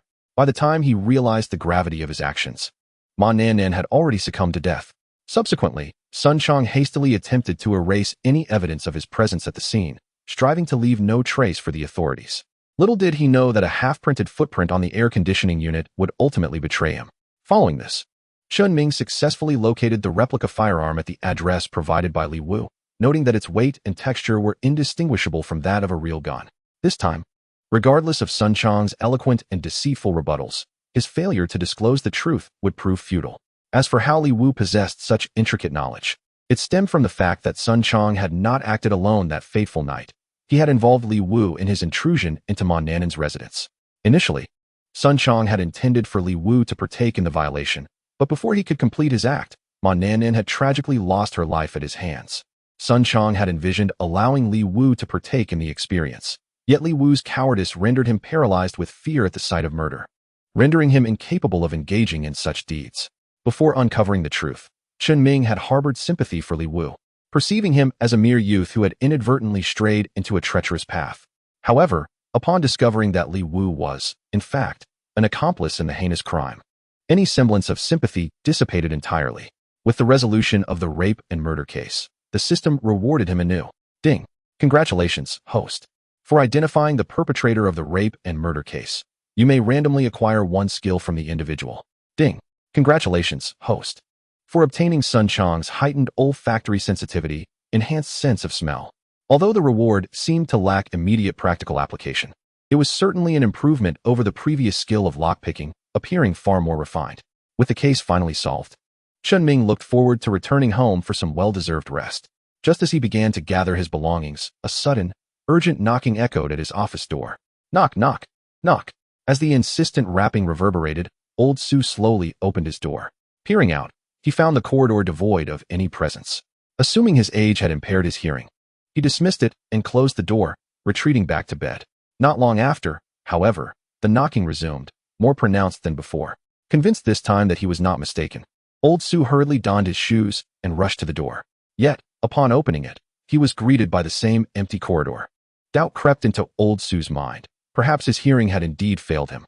However, recalling the earlier knocking, which had persisted for quite some time, he felt certain something was amiss. He speculated that it might be some mischievous child playing a prank. Thus, he shouted into the darkness of the corridor, Whose child is this, so naughty? Leave this place at once. If I catch you, I shall inform your parents tomorrow." Angrily, he slammed the door shut, believing his admonition would ensure a peaceful night's sleep. Yet, just as he was about to drift off once more, the knocking resounded again. Infuriated, old Sue seized his smoking pipe, intent on teaching those troublesome children a lesson. However, upon opening the door, he was once again met with the same empty scene. As he contemplated stepping outside to find the prankster, he suddenly felt something fall from above. Having refrained from turning on the lights to conserve electricity, old Sue grabbed a flashlight to discern what had dropped. When the beam illuminated the area, he was horrified to discover a corpse hanging in the corridor. Overcome with terror, old Sue trembled, and after 60 years, once again found himself in a state of fright. It was not until 2 hours later, struggling against his fear, that he finally managed to call the police. Meanwhile, Chen Ming was just preparing to head home for a restful night when he noticed a colleague from the duty room rushing upstairs to knock on his door. "Lu Xiong." "Chen Ming, a homicide occurred in the old factory area. Team leaderly requests you not to go home and to report immediately." Chapter 11. The headless female corpse case. Upon their arrival, Chen Ming and Lu Xiong found that the officers from the precinct had already reached the scene. Having witnessed 2 cases unfold, Chen Ming, though merely an auxiliary officer, had earned Lu Xiong's unwavering respect, who now looked to him as a leader. As the saying goes, a black cat or a white cat, as long as it catches mice, it is a good cat. Even Li Jigua could not help but remark that Chen Ming was born to be a police officer. Chen Ming approached the scene with caution. A headless female corpse hung suspended from the ceiling of the corridor, tightly bound by a rope to the chandelier above.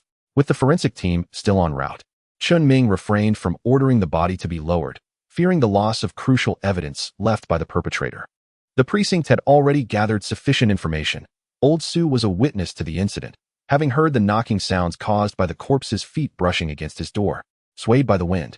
As for why Old Sue had not noticed the body during his multiple trips to the door, it was because the corpse was obscured by the door at the time of opening, compounded by Old Sue's frugality, which led him to avoid turning on the lights. Chen Ming observed the headless body, clad in slightly faded denim jeans and a black short-sleeve shirt. The victim's feet were bare, possibly to avoid revealing her identity. Or perhaps she had inadvertently lost her shoes during the disposal. Chen Ming leaned towards the former explanation, as the most significant feature of the murder was the brutal decapitation. Examining the victim's attire, she did not appear to belong to an affluent background, and the belt on her jeans showed no signs of having been unfastened, suggesting no indications of sexual assault. The specifics would require further analysis by the forensic experts and the trace evidence department. Identifying the victim would undoubtedly facilitate the investigation. As Chen Ming scrutinized the body, Lu Xiong gathered detailed information from Old Sue regarding the circumstances surrounding the old factory area. Once upon a time, there existed a moderately sized machinery factory in this vicinity, where an elderly man named Sue was employed. Subsequently, the factory provided housing for its outstanding employees, and Sue was among the fortunate few. He had been residing here since the last century. After the factory's dissolution, the neighbors gradually relocated, and only a handful of households remained in the dilapidated factory area, mostly comprised of elderly individuals whose children worked far away. Had it not been for Sue's robust health in his youth, the sight of the headless female corpse might have induced a fatal heart attack upon him at that very moment. Now, Chen Ming found himself perplexed by 2 fundamental questions. Why did the perpetrator choose to suspend the corpse before Sue's door after committing the murder? Was it a premeditated act or merely a coincidence? Furthermore, how did the assailant manage to hang the body without alerting Sue in the slightest? After all, suspending a corpse over 3 meters high would be an arduous task. It was plausible that the murderer acted in concert with accomplices or possessed specialized tools that allowed for the stealthy hanging of the body. Fortunately, the forensic team arrived promptly at the scene, carefully lowering the body. Chen Ming discreetly approached. The incision on the corpse's neck was gruesome, lacking the clean, precise marks typical of a knife or axe.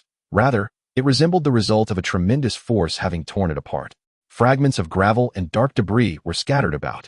The forensic team transported the body back to the precinct, where the trace evidence department meticulously examined the rope used to suspend the corpse.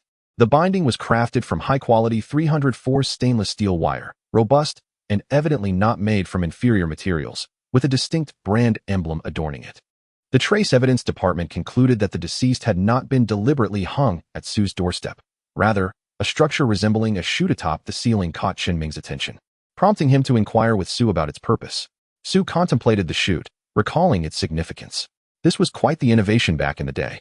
Our factory once suffered a catastrophic fire, claiming the lives of 7 or 8 individuals due to insufficient rescue efforts. The factory manager faced demotion as a result.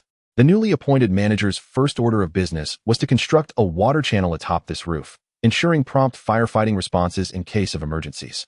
However, over the years, that water conduit has deteriorated, leaving only a solitary trough.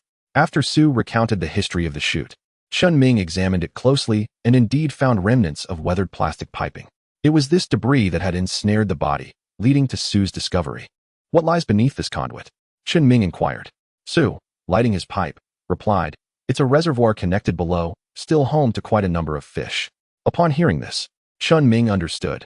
The murderer had not intended to frighten Sue, but rather sought to discreetly dispose of the body in the pond below via the chute.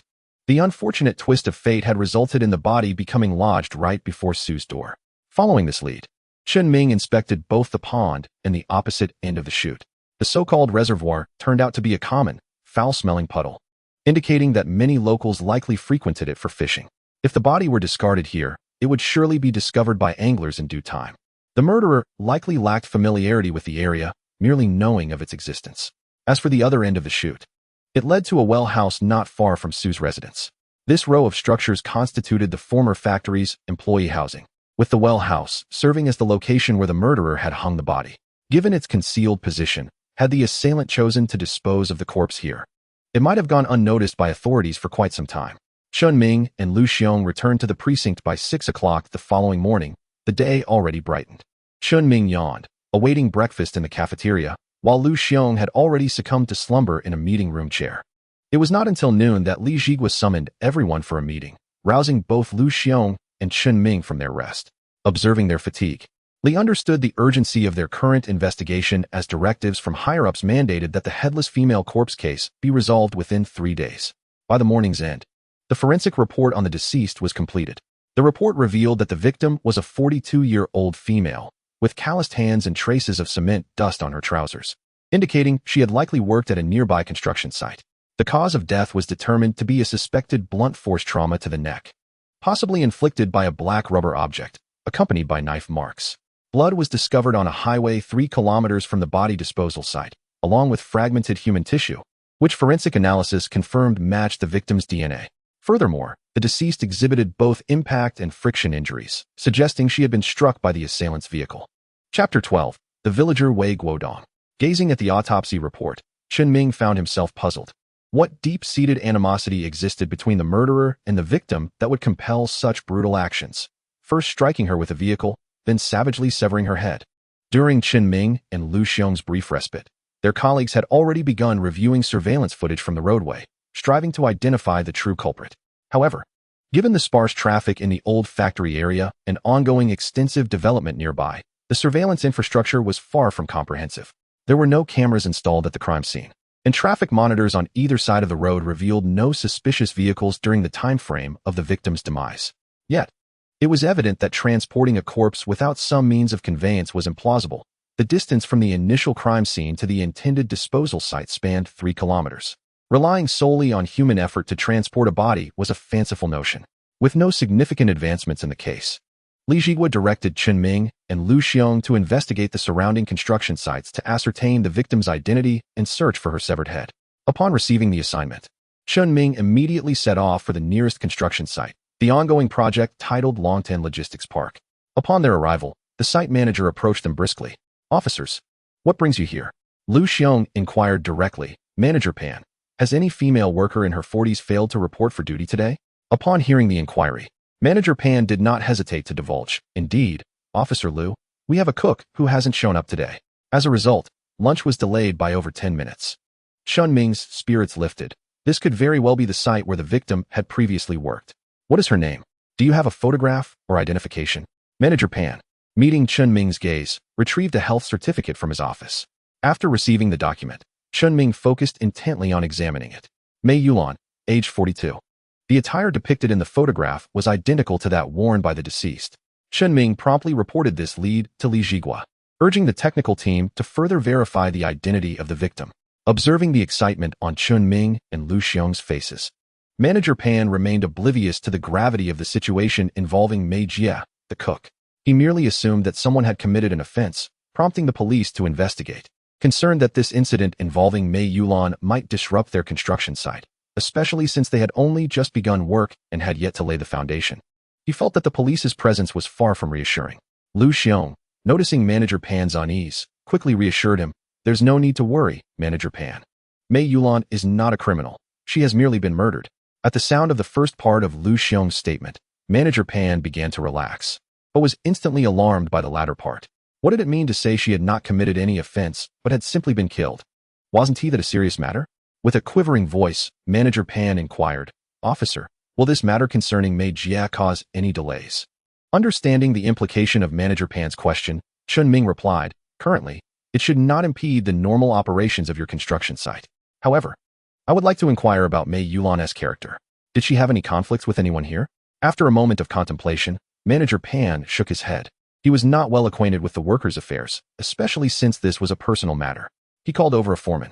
When the young foreman entered the manager's office and saw the two police officers, he appeared somewhat bewildered, thinking to himself, "Could it be that my secret sale of rebar from the site has been discovered by the manager, and now the police are here to arrest me?" The more he pondered, the more plausible it seemed. Even before reaching the sofa, his legs began to tremble uncontrollably. Chen Ming noticed the foreman's change in demeanor and quickly activated his criminal radar. Beep. Detected within 10 meters. Thief Li Danio. Involved in the illicit sale of 15 tons of construction rebar. Upon reviewing the radar's alert, Chen Ming felt a tinge of disappointment. He had hoped this individual would lead him to the true perpetrator behind the decapitated corpse case. Instead, he had merely encountered a petty thief with weak composure. Nevertheless, having uncovered this information, he could not let the foreman slip away easily. However, the more pressing matter at hand was to ascertain Mei Yulan's circumstances, whether she had offended anyone on the site or if there had been any unusual occurrences recently. Upon Chen Ming's inquiry, the young foreman initially appeared relieved, but soon fell into deep thought. His relief stemmed from the belief that the officers were unaware of his theft. Yet, regarding Mei Yulan, he was not particularly informed. His team was comprised of workers from outside the province, and Mei Yulan had previously been responsible for plastering in their crew. After arriving at the site, the cooking was so poor that the workers disliked the meals. Since construction had only just commenced and they had yet to enter the plastering phase, he had arranged for Mei Yulan to cook, ensuring her wages were paid as usual. Her culinary skills were commendable. On the day she failed to arrive for her shift, the workers could instantly tell that the food was lacking in flavor. He had planned to call Mei Yulan later to inquire about her absence, but was interrupted by Manager Pan's call, which implied that Mei Yulan might be embroiled in some trouble. Suddenly, he recalled someone from the same village as Mei Yulan, reasoning that this individual might possess insights regarding her situation. He then made another call to summon Mei Yulan's compatriot, Wei Guodong.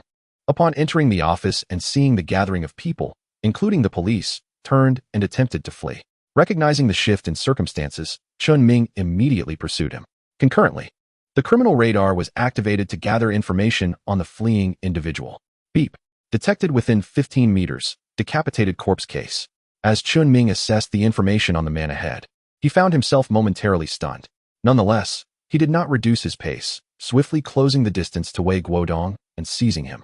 By the time Lu Xiong arrived, Chen Ming had already subdued Wei Guodong and was leading him back. Lu Xiong approached and delivered a sharp blow to the back of Wei Guodong's head. "Thought you could escape? Do you not regard us police officers with any seriousness?" He was poised to strike again when Chen Ming urgently intervened. "Lu Ge. He is not the murderer in the decapitated corpse case." Chapter 13. The witness Lu Xiong looked at Chen Ming with a perplexed expression, struggling to comprehend the situation. "What? Are you saying he is not the true culprit behind the decapitated corpse case? Then why did he run upon seeing us?" Although he was aware that Lu Xiong would be skeptical, Chen Ming was certain that Wei Guodong was indeed not the murderer of Mei Yulan. Furthermore, not only was he not the killer, but Wei Guodong was also the sole eyewitness to the decapitated corpse case, harboring some undisclosed connection with the deceased, Mei Yulan. After bringing Wei Guodong back to the manager's office, Chen Ming, observing the ashen-faced man, forcefully slammed his hand on the table. The sudden noise startled Wei Guodong, causing him to jump in alarm. "Speak. What was your relationship with Mei Yulan? When was the last time you saw her?" "At 9 p.m. yesterday. Where were you?" Wei Guodong, bombarded by Chen Ming's barrage of questions, was drenched in cold sweat. Noticing Wei Guodong's demeanor, Chen Ming remained silent. Retrieving a cigarette from Manager Pan's desk and offering it to him, Wei Guodong accepted the cigarette, lit it, and took 2 deep inhales while lowering his head. When he lifted his gaze again, his eyes were already red-rimmed, streaked with tears. Me and Xiao Mei hail from the same village. Her husband was buried in a mining collapse a few years ago. Since then, she has lived alone with her son. The coal mine's owner was supposed to compensate her, but it turned out to be an illegal mine, and the owner fled the moment the incident occurred. Xiao Mei has since been raising her child alone as a widow. However, with her son now in high school, expenses have increased, forcing Xiao Mei to seek work. We have both been working away from home for years, only returning to see our families during festivals. Over time, Xiao Mei and I became what one might call a construction couple. However, fearing that others from our village might discover this and inform my wife, we could only meet in secrecy. As he spoke, Wei Guodong flicked away the spent cigarette butt and forcefully rubbed his face, his expression hardening. Last night, Xiao Mei and I had arranged to meet at 9 p.m. on the roadside outside the construction site to spend the night at a nearby inn. However, I might have gotten food poisoning and spent over 20 minutes in the restroom before looking for her. When I finally went to the road to find her, she was nowhere to be seen. All I found was a pool of blood, and I could hear a motorcycle in the distance. Lu Xiong, upon hearing this, interjected abruptly, interrupting Wei Guodong's account. What type of motorcycle was it? Was it the other party who killed Mei Yulan? Why didn't you pursue and take a glance at the scene at that moment? Upon hearing Lu Xiong's words, Wei Guodong's eyes became even redder. Yet the fury that had previously ignited within him was replaced by a flicker of fear. I was looking at the blood-soaked ground, with remnants of flesh scattered about. I admit I was terrified. I feared that I might also be killed by them. As for the type of motorcycle, I did not catch a glimpse of it. But from the sound, it was undoubtedly an expensive one. Lu Xiong, upon realizing that Wei Guodong had let the true murderer of Mei Yulan escape out of fear, felt his anger intensify. Then why did you not choose to report it to the police after the perpetrator departed? Did you sleep soundly last night? Had you reported it, the true killer of Mei Yulan could have already been apprehended. And now, Lu Xiong's gaze bore into Wei Guodong as he articulated each word with precision. You are an accomplice to the murder of Mei Yulan. This accusation left Wei Guodong at a loss for words, opening his mouth, but ultimately saying nothing. Chen Ming observed Wei Guodong's self-reproach. However, regardless of the circumstances, he was not the murderer in the case of the headless female corpse. He was merely Mei Yulan's lover and a witness to the horrific event. Perhaps Mei Yulan had never anticipated that the man she awaited was a coward. As Wei Guodong sank into his self-blame, weeping inconsolably, the 4 men in the room exchanged glances, uncertain of how to proceed. The small construction foreman, having finished his fruit, had intended to leave and return to work, believing he had no further involvement. However, just as he was about to depart, Chen Ming stopped him. The foreman was somewhat surprised. Had Wei Guodong not mentioned that the murderer was a motorcyclist? Surely, someone like him, who could not even touch the ground while riding, could not have been responsible for Mei Yulan's murder. Thus, he regarded Chen Ming with a hint of confusion. Officer Chen, I am not the murderer of Mei Yulan. I have already disclosed everything I know. There is no need for you to detain us. Seeing the foreman's arrogant demeanor, a cold smile crept onto Chen Ming's lips. Since you claim to have revealed all you know, why not share about your theft of rebar from the construction site to sell for profit? As soon as Chen Ming finished speaking, cold sweat began to bead on the foreman's forehead.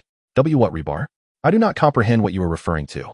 Upon hearing the foreman still attempting to wriggle out of the situation, Lu Xiong promptly produced a pair of handcuffs, fastening them onto the foreman's wrists.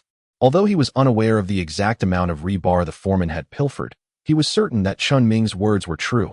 If clarity could not be achieved here, it would have to be addressed at the police station. They would see how this little thief could maintain his bravado then. After escorting the foreman to the police car, the foreman had entirely lost his previous bravado. Upon learning that his subordinate had clandestinely sold 15 tons of rebar, Manager Pan expressed a firm resolve to impose severe punishment. Capturing this thief granted Chen Ming the thief skill as a reward from the system. Thief. Acquiring this skill transforms one into a master thief, the progenitor of all robbers. There is nothing that cannot be stolen. Observing this thief skill, Chen Ming mused that the system seemed intent on making him the new generation's master of thievery. Although he could not genuinely use it for theft, it could certainly prove advantageous in acquiring information or evidence in the future, despite the criminal system bestowing seemingly nefarious skills. When utilized wisely, such abilities could indeed be instrumental in solving cases. With the foreman taken back to the police station, Chen Ming and Lu Xiong proceeded to the crime scene from the previous night. The blood of Mei Yulan still stained the ground, albeit now dried and darkened, alongside remnants of flesh scattered around.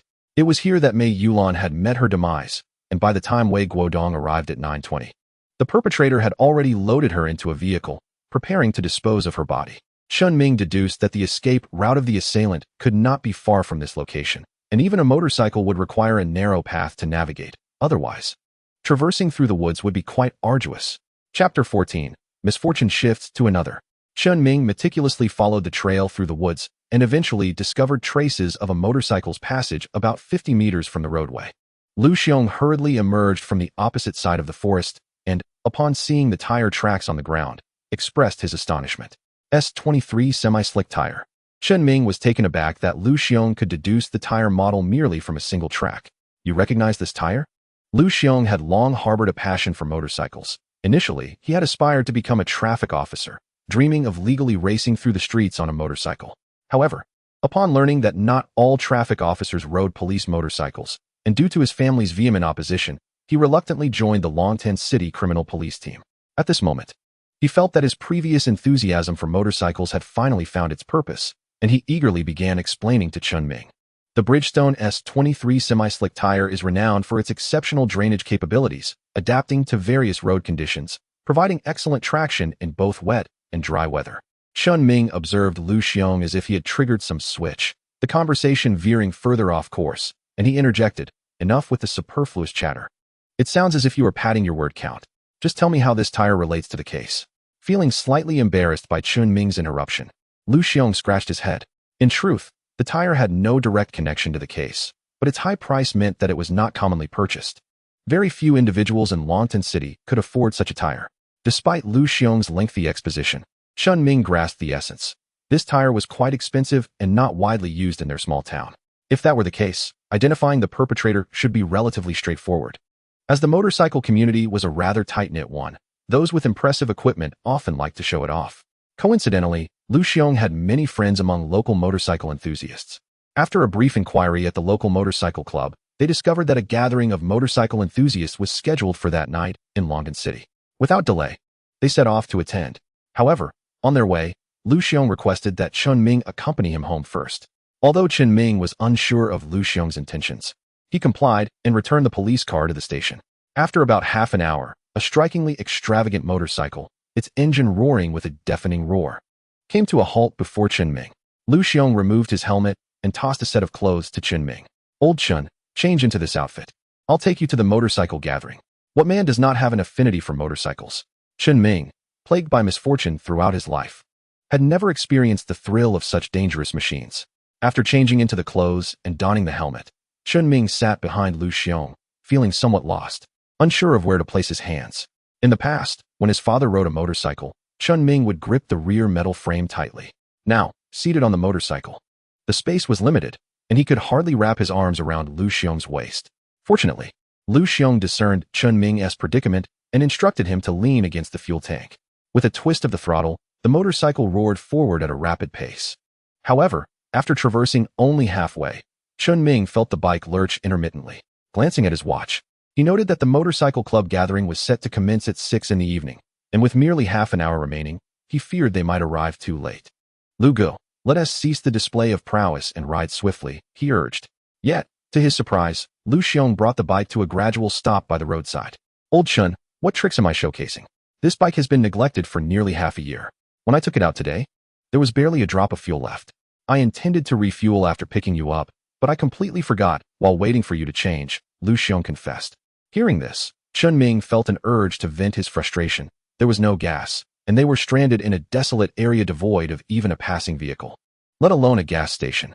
Just as he contemplated voicing his grievances, he remembered that he had been rather fortunate lately, having solved a case. He then turned his gaze back to Lu Xiong. "Lu Go, was your memory always this poor?"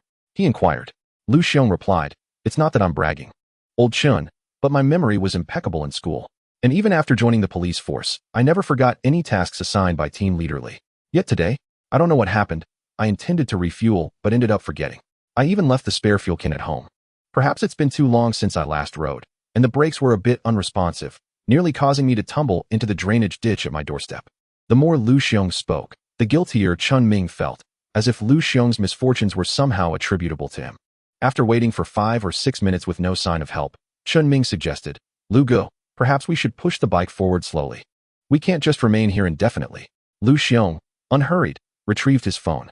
I already informed my buddy. He's riding over to bring us fuel and should arrive shortly. No sooner had he spoken than the ringtone of his phone echoed. Glancing at the caller ID, Lu Xiong waved the screen in Chen Ming's direction. Look, our savior is calling, he remarked before answering.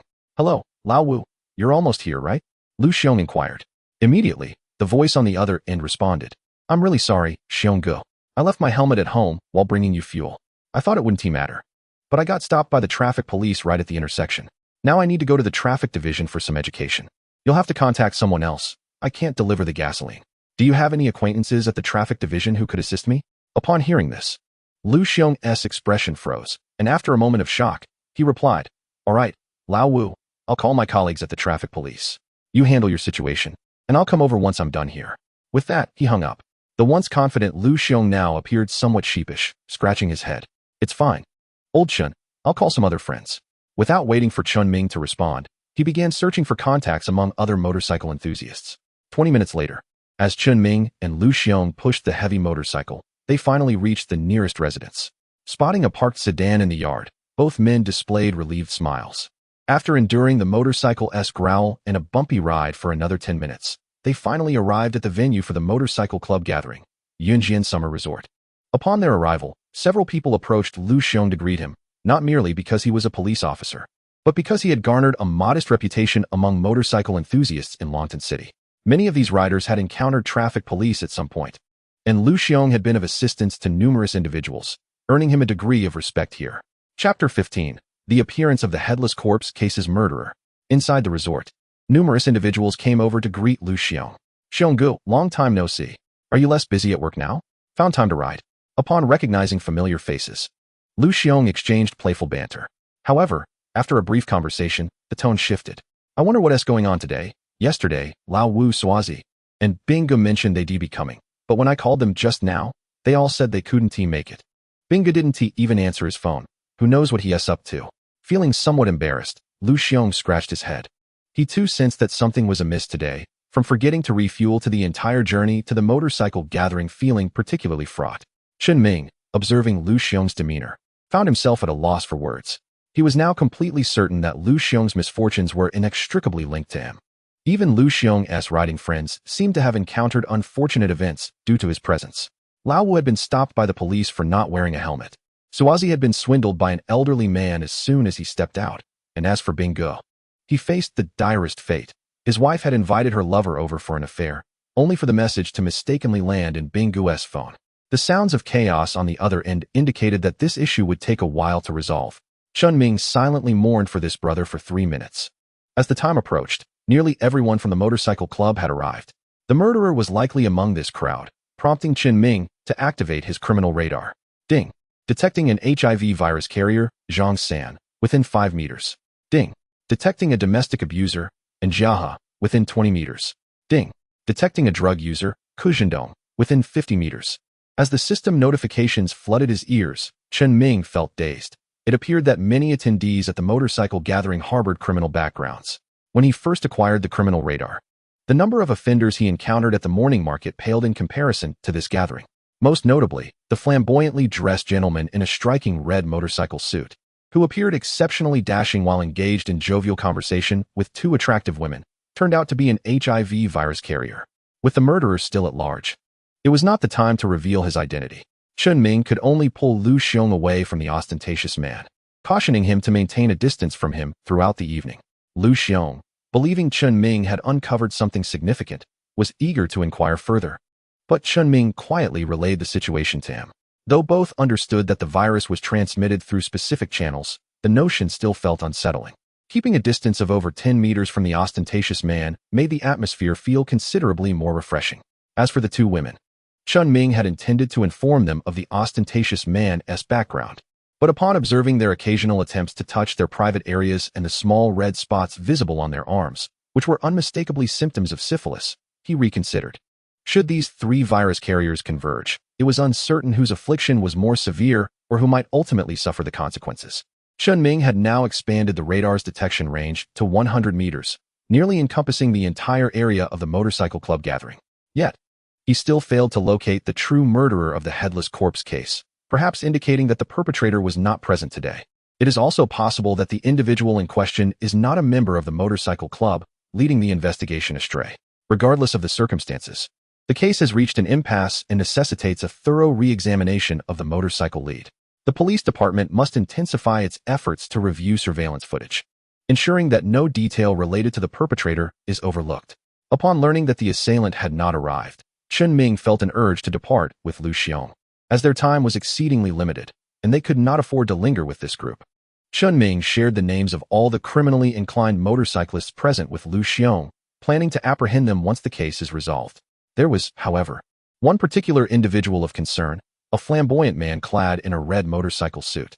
Chen Ming feared that this character might wreak further havoc in the meantime. As for the two young women, they had already departed. The reason the criminal radar failed to detect their illicit activities was that these young women did not intentionally spread the virus, and upon discovering their syphilis diagnosis, they presumably refrained from engaging with others. Just as Chen Ming and Lu Xiong were about to discreetly leave, a thunderous roar of motorcycle engines erupted outside Yunjinshan Villa. A man riding a Kawasaki H2 parked his motorcycle steadily to the side, and an observant motorcyclist recognized him and approached with a beaming smile. "Mr. Li, what a surprise to see you at our motorcycle gathering today," exclaimed the enthusiast. "Indeed, Mr. Li, with your company being so vast and your business dealings amounting to millions, it's a privilege to meet you in person." Another enthusiast chimed in. "What bike did you ride today? I noticed you didn't bring out the Augusta."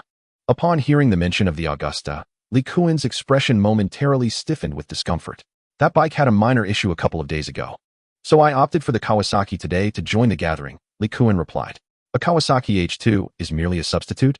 That's quite a remarkable bike, valued at over 400,000 yuan. I reckon even if I sold my house, I couldn't afford one," remarked another enthusiast.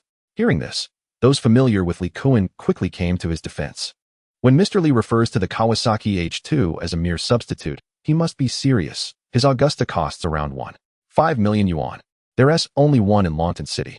Chen Ming was taken aback by the mention of a motorcycle costing 1.5 million yuan, as he knew such a sum could procure a residence in Longtan City and still leave ample funds for a vehicle, with the remainder comfortably deposited in the bank. However, with the knowledge that Li Kuan owned a motorcycle but had not ridden it today, Chen Ming began to suspect potential issues with Li Kuan. Activating the criminal radar, he prepared to ascertain whether Li Kuan was indeed the murderer of Mei Yulan. Ding! Detecting within 8 meters the true perpetrator of the headless female corpse case, Li Kuan. As the system's alert chimed, Chen Ming's spirits lifted. He had not anticipated locating Mei Yulan's murderer so effortlessly. Thus, it was highly probable that the Augusta was the vehicle that collided with Mei Yulan. However, knowing Li Kuan was the murderer was insufficient. There was currently no evidence to definitively link him to Mei Yulan's death. The only way to apprehend Li Kuan would be to locate that motorcycle. Chen Ming returned to the police station with Lu Xiong and approached Li Jigua, who was still present at the station. Chen Ming recounted his findings in detail. Chapter 16, Finding Evidence and Making Arrests. Is everything you've said true? Can you definitively assert that Li Kuan is the murderer of Mei Yulan, or is this merely conjecture? Li Jigua's inquiry left Chen Ming momentarily at a loss for words. Despite the criminal radar indicating that Li Kuan was indeed the true perpetrator of the headless female corpse case, Chen Ming lacked concrete evidence. The system was his greatest secret, one he could not disclose to others. Even if he did, Li Jigua would likely not believe him. Captain Li, although we currently lack direct evidence linking Li Kuan to the headless female corpse case, I am about 80% certain that he is the one. To ascertain his guilt, we must find that motorcycle and establish whether Li Kuan was present at the crime scene at 9 p.m. that night. After making his statement, Chen Ming stood quietly, observing Li Jigua's reaction. Meanwhile, Li Jigua continued to smoke one cigarette after another, lost in thought. It was not that he doubted Chen Ming. The previous 2 cases had already demonstrated Chen Ming's remarkable aptitude for solving crimes. Furthermore, his composed demeanor and tenacious spirit in the face of challenges were commendable. Yet, it was precisely Chen Ming's exceptional capabilities that caused Li Jigua to feel troubled. Li Kuan was not particularly notable in Longtan City, nor was his company a large enterprise.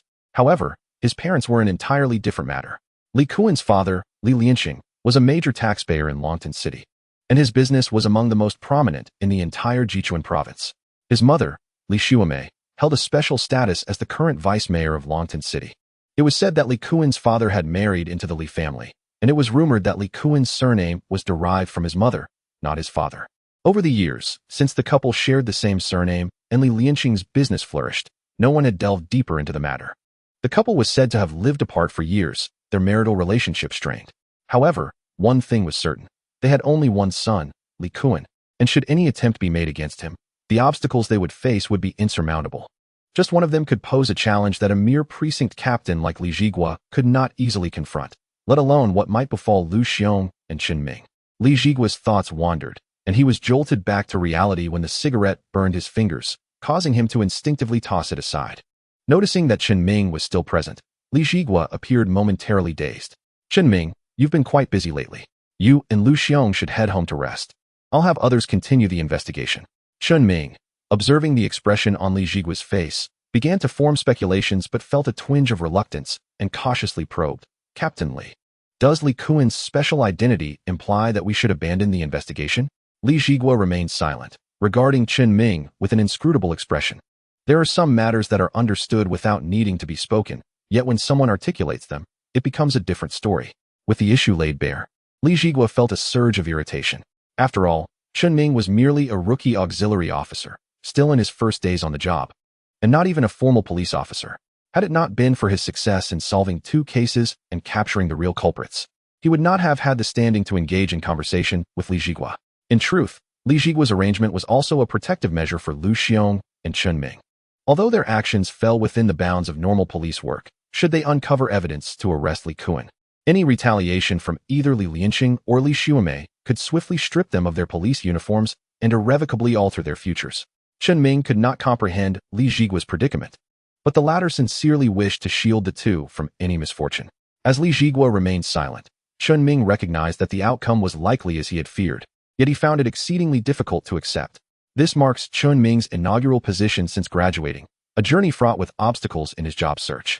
After much effort, he finally secured a role as an auxiliary police officer, relishing a newfound sense of belonging, only to be abruptly confronted with the harsh realities of society. "It seems my suspicions were not unfounded. Even you harbor reservations regarding Li Kuan's background. The true perpetrator stands before us, yet we hesitate to act. I once believed that the people's police stood for justice, but it appears that human complexities are inescapable, regardless of location." The victim in the headless corpse case, Mei Yulan, likely never imagined that the man she trusted most would lack the courage to stand up for her in her time of peril. She could hardly have foreseen that her death would prevent the realization of her final wish to see her murderer brought to justice. Listening to Chen Ming's words, Li Jigua felt a sharp pang pierce his heart. In his early days on the force, he too had been like Chen Ming, fearless and unyielding, thus incurring the ire of many. Had it not been for those experiences, his capabilities would surely have propelled him to a higher position by now. However, those very trials imparted wisdom regarding the delicate balance of interests. Though he ascended to the rank of chief detective, his life seemed to be drawing to a close. The mounting resentment he had bottled up over the years felt as though it were suffocating him. With a sudden clap of his hands upon the table, Li Jigua declared, "Chen Ming, you and Lu Xiong will continue to investigate Li Kuan's affairs. We must locate that motorcycle involved in the case promptly to prevent any destruction of evidence." Although Chen Ming was bewildered by Li Jigua's sudden shift in resolve, considering Li Kuan's advanced age and extensive experience, he recognized that such matters were now trivial. As he looked at Li Jigua, a surge of fervor ignited within him. "Understood. I will join Lu Gu in pursuing Li Kuan and gathering evidence at once." It was only after Chen Ming departed his office that Li Jigua comprehended the magnitude of the decision he had just made. Yet, he harbored no regrets. During their final class at the police academy, the instructors had imparted the true significance of the words people's police. As the term suggests, the people precede the police. It is the duty to serve the populace that grants the police their purpose. Through the relentless investigation conducted by Chen Ming and Lu Xiong, they ultimately uncovered the motorcycle connected to the case. Although the bloodstains had been wiped away, the area where the vehicle had struck Mei Yulan remained unrefurbished. The police detected the DNA of the deceased, Mei Yulan, on the motorcycle and subsequently discovered her severed head in a ravine approximately 1 kilometer from the crime scene. Forensic experts confirmed that the marks on the corpse and the severed head matched the tires of this Augusta motorcycle. This was indeed the instrument of dismemberment, though the knife that had ultimately severed the victim's head was likely disposed of by Li Kuan long ago. However, this detail had become inconsequential. The evidence at hand was sufficient to establish that Li Kuan was the true perpetrator behind the headless corpse case. Chapter 17. A storm approaches. The police successfully apprehended Li Kuan at his company. However, the operation did not unfold without complications. The security personnel downstairs had alerted him in advance. Had it not been for the swift actions of the criminal investigation team, Li Kuan might have already escaped via the elevator to the basement. As they confronted Li Kuan, the police had just drawn their handcuffs when over a dozen security guards charged in, brandishing rubber batons and glaring menacingly at the detectives. Were it not for the decisive action of the second squad leader, who drew his firearm, the situation could have spiraled out of control. To safeguard Chen Ming and Lu Xiong, they did not participate in the arrest. Within 10 minutes of bringing Li Kuan back to the station, Li Jigua's phone began ringing incessantly with calls from above. Without exception, each caller inquired about Li Kuan's status. In truth, Li Jigua had anticipated such inquiries upon Li Kuan's arrest, yet he was taken aback by the rapidity of these communications. As he observed the stern expressions of Director Xia and Deputy Director Lin before him, their phones too rang incessantly. Noticing the calls from other city leaders, the two exchanged a knowing glare at Li Jigua before reluctantly answering. Just as they began to exchange pleasantries, the caller launched into a barrage of criticism. Only after the tirade subsided did the two directors exhale in relief, intending to offer explanations. However, the caller's cold voice interrupted. "I expect you to handle this matter with utmost care. If there is no solid evidence, release him immediately." Without waiting for Director Xia to respond, the caller hung up. Witnessing the ashen faces of Xia Qing and Lin, Li Jigua wished for nothing more than to vanish into the floor. Xia Qing, observing Li Jigua's demeanor, felt his anger intensifying and pointed accusingly at him. "Li Jigua, you've truly overstepped. You secure an arrest warrant here and then act on it. Do you wish to abandon your police uniform? After all these years as chief detective, why are you still in this position? You must know the reasons behind it. Among your cohort, you remain merely a chief detective. I entered the force alongside you. Yet because of the enemies you made back then, this position could have been yours." Before Xia Qing could continue, the phone on the table rang once more. He contemplated ignoring it, refusing to take any calls, but upon glancing at the caller ID, he found himself compelled to answer. It was the secretary of the municipal party secretary of Longtan City. Should he dare to hang up, his tenure would be in jeopardy. Grabbing the phone, Xia Qing adopted an extremely respectful tone. "Hello, Secretary Sun, how may I assist you?" It was evident that the call concerned the case of Li Kuan. However, he was taken aback by the magnitude of implications arising from what began as a headless corpse case. "Director Xia, there is nothing pressing. I was merely instructed to call you. I understand you've held this position for several years and have performed your duties diligently. Your commitment has been duly noted by the leadership. Recently, a position has opened up, and they are considering you as a candidate." Upon hearing these words, Xia Qing felt his heart race with excitement. He understood the implications. He might be advancing in his career, with Li Kuan's case serving as a pivotal factor. Yet, he hesitated, uncertain of how to interpret the secretary's intentions. Should he release or detain this individual? Thus, Xia Qing cautiously inquired, "Secretary Sun, should this individual be released or?" At this, Secretary Sun's tone shifted to one of irritation. "Director Xia, I cannot comprehend your question. The judgment is your responsibility as the police chief. I am not privy to the case details, so your inquiries are futile. However, the secretary has emphasized that he admires your capacity to serve the public, uphold the law, and act with impartiality." With these reminders from Secretary Sun, even the most dim-witted of individuals would grasp the message. The secretary was instructing him to ensure that Li Kuan's guilt be firmly established and to maintain the integrity of the law. "Secretary Sun, I have etched the words spoken by the leader into my heart. If one does not seek justice for the common people, then what purpose does it serve to be the chief of police?" Secretary Sun was aware that Xia Qing Lin comprehended his meaning. He promptly altered his previous demeanor. "Director Xia, I sincerely hope to collaborate with you in the future, and I would like to extend my early congratulations to you. Secretary Sun, you are indeed a paragon for me to emulate. I shall seek your wisdom more often." The two exchanged a few more flattering remarks before ending the call. Xia Qing Lin's previously stern expression transformed into one of radiant joy, akin to a man who has found a beautiful young bride and welcomed a plump son into his life. His gaze toward Li Jigua underwent a remarkable change as he rose and patted Li Jigua on the shoulder. "Jigua, we are police officers in service of the people. We must never allow injustice to transpire under our watch." Li Jigua looked at Xia Qing Lin in disbelief, mentally deriding him countless times. "Damn it, a turncoat. What happened to your earlier bravado and lecturing? Who was it that just made me feel like a fool? And now you've wilted." Of course, these thoughts remained unvoiced. Regardless, Xia Qing Lin held the position of director, and they had all overheard the conversation on the phone, understanding that Xia was on the right path toward promotion. This was indeed favorable for both Li Zhigua and Lin Taijun, for when one ascends, others are afforded opportunities to advance as well. However, the current situation was starkly evident. There existed a discord between the municipal party secretary and deputy mayor Li Xuemei. Should Xia Qinglin align himself with the secretary, Li Xuemei would surely not let him off lightly. Despite being merely a deputy mayor, her ascent to this position was facilitated by her father, a former vice-governor. Although retired, the individuals he had promoted could very likely become involved. At that juncture, the municipal party secretary might remain unscathed, but Xia Qinglin, as chief, along with Li Zhigua and the others, would face dire consequences. Yet, the arrest had already taken place, witnessed by many, and the power of the internet was exceedingly potent. It seemed nearly impossible to switch allegiances now. What truly unsettled Xia Qinglin was that neither Li Xuemei nor her husband, Li Lianqing, had yet reached out to him.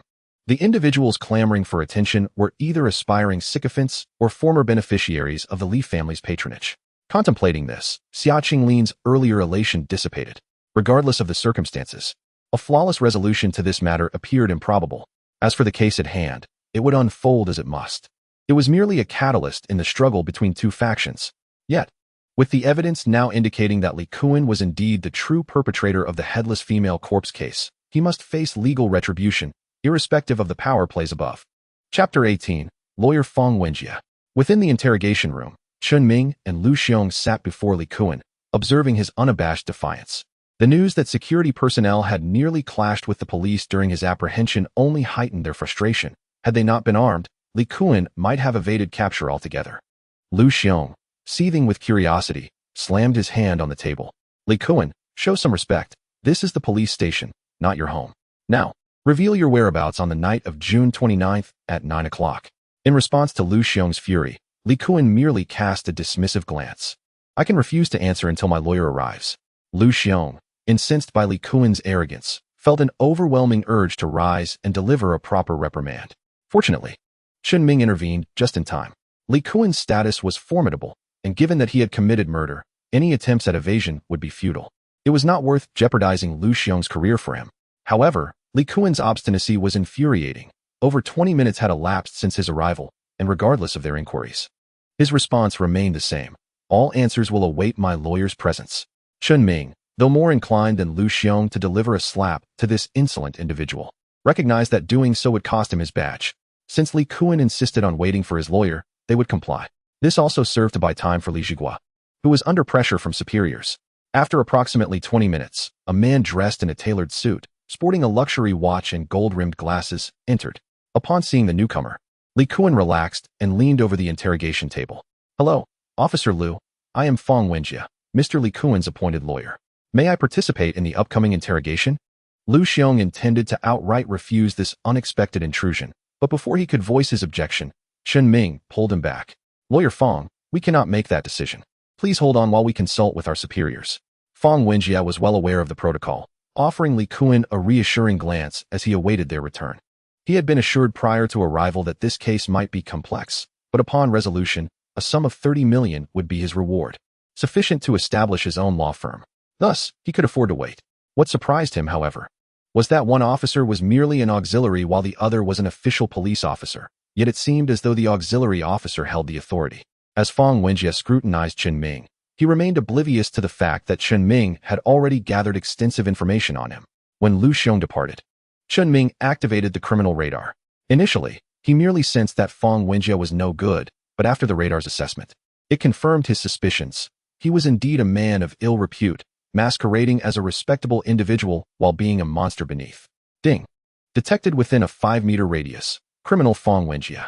Charges include rape, extortion, fabrication of evidence, intentional injury, murder. Upon reading the criminal radar's findings regarding Fong Wenjie, Chen Ming was left stunned. How could such a person be practicing law? He was even more despicable than Li Kuan. To secure an acquittal for his client, Fong Wenjie had sought out the victim, attempting to negotiate a settlement of 1 million. Initially, the victim was resolute in her refusal to settle, but under Fong Wenjie's coercive eloquence, she contemplated accepting the money to escape her circumstances. While the victim's family was retracting their complaint, Fong Wenjie swiftly turned against them, prosecuting them for extortion and claiming that the 1 million was merely a ploy to frame his client. Ultimately, The victim's family was compelled to return the sum, and her father was sentenced to 8 years for extortion. The victim, overwhelmed by the ordeal, chose to take her own life, while her mother succumbed to madness, driven to the brink by the traumatic events. Furthermore, Fong Wenjie had not stopped there. He had also assaulted female subordinates, assisted criminals in fabricating evidence, and for a fee of 5 million, he had murdered a homeless man who had witnessed a crime. The exquisite watch adorning his wrist and the golden-rimmed spectacles perched upon his nose are both manifestations of Fong Wenjie's ill-gotten gains. Although today Fong Wenjie is here to defend Li Kuan, Chen Ming is determined to ensure that he cannot safeguard himself. Soon, Lu Xiong returned from upstairs and leaned in to whisper in Chen Ming's ear. The director has spoken. We are to proceed according to the standard protocol. The remaining matters are not for us to concern ourselves with. Upon hearing this, Chen Ming felt a surge of confidence. Despite having conversed extensively with Li Jigua earlier, he had harbored some reservations. Now, with the director's assurance, Chen Ming could finally rest easy. Li Kuan, your attorney has arrived. Please cooperate sincerely with our interrogation moving forward. Li Kuan glanced at Fong Wenjie with a measured expression, and upon seeing him nod, he began to respond to the questions at a leisurely pace. On the night of June 29th, when Mei Yulan was murdered, where were you? I do not know who you refer to as Mei Yulan, but on the 29th, I was at home, nowhere else. What of it? If you were indeed at home, then how do you explain the bloodstains of the headless corpse found on the motorcycle parked outside your residence? At this question, a cold smirk played at the corners of Li Kuan's mouth. He had already conspired with Fong Wenjie the previous night to concoct a response in anticipation of the inevitable unveiling of the body. Thus, he answered Chen Ming's inquiries with remarkable ease. I loaned my motorcycle to a friend, who returned it yesterday. I heard it was involved in a minor collision. However, I did not pursue the matter due to work obligations. Perhaps my friend struck the individual you mentioned. Shall I contact him to come by? Observing Li Kuan's nonchalance and his ability to respond so readily, Chen Ming realized this was clearly a premeditated defense.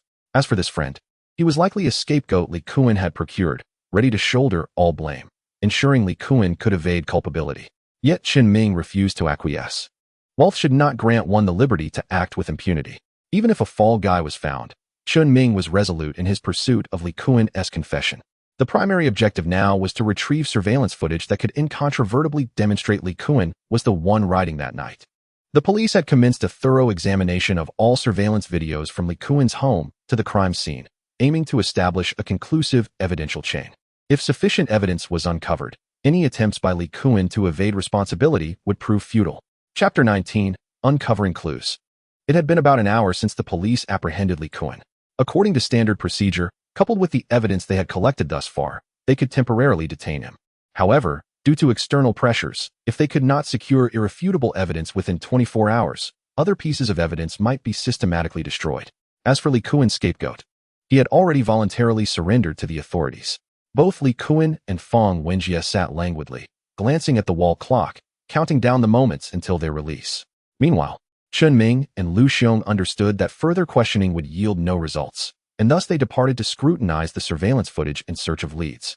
For an exhausting 10 hours, the officers in the precinct strained their eyes in search of critical evidence, yet to no avail. Chen Ming, fixated on the surveillance footage, noted that on the 29th, from Li Kuan's departure for work to his return, there were no discrepancies. Moreover, the technical department confirmed that the surveillance video bore no signs of tampering. The only course of action left was to expand the surveillance scope, hoping to uncover a thread of evidence. However, even after a collective 12 to 13 hours of viewing the footage, the team found themselves at a standstill, unable to identify any useful clues. Just as despair began to set in, Li Jigua entered, carrying 2 boxes of instant noodles. Thank you for your hard work, brothers. Have a bite to sustain yourselves. Once this case is solved, I'll treat you to a feast.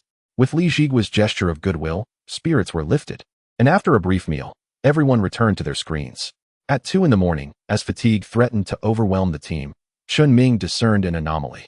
Lu, come take a look. Doesn't this surveillance footage resemble that from June 8th, 2 weeks ago? Hearing Chen Ming's voice, Lu Xiong rubbed his weary eyes. After a glance, he found it difficult to discern, so he lit a cigarette and took a few deep puffs. Once he focused on the video, he pulled up the footage from the same time on the day of the incident. Identically timed, identical locations, identical figures. Everything in the surveillance video was a mirror image. With this significant revelation, Lu Xiong was invigorated and hastily roused his colleagues. Everyone, come over and verify whether the videos match. After collective scrutiny confirmed the videos were indeed identical, Lu Xiong quickly summoned Li Jigua. It is evident that someone deleted the footage from the day of the incident and replaced it with that from the previous day. Only individuals from the traffic department would have access to such actions. Li Jigua reported the findings to Xiaqing Lin. Despite the traffic police being a branch of law enforcement, they were directly overseen by higher authorities, and as a mere criminal police captain, he could not simply investigate or apprehend suspects. Xiaqing Lin recognized that this was no longer a straightforward investigation of the headless corpse case, but rather a conflict between factions. He promptly ordered Li Jigua to investigate the matter further, instructing him to head to the Longtan traffic police station without delay. As Li Jigua gathered a few personnel to lead the charge to the traffic department, Chen Ming volunteered to join the investigation. Li Jigua hesitated. On one hand, he believed Chen Ming needed rest after a long night of reviewing footage, and on the other, he wanted to shield Chen Ming from potential threats. However, Chen Ming was acutely aware that with less than 8 hours remaining in Li Kuan's detention period, if he were released, it would be too late. Reluctantly conceding to Chen Ming's insistence, Li Jigua recognized that having Chen Ming on the team could expedite the search for suspects, given his commendable investigative skills. The two vehicles departed the precinct, heading towards the Longtan City Traffic Police Station. Upon arrival, Li Jigua roused the slumbering Chen Ming in the back seat and offered a few words of caution.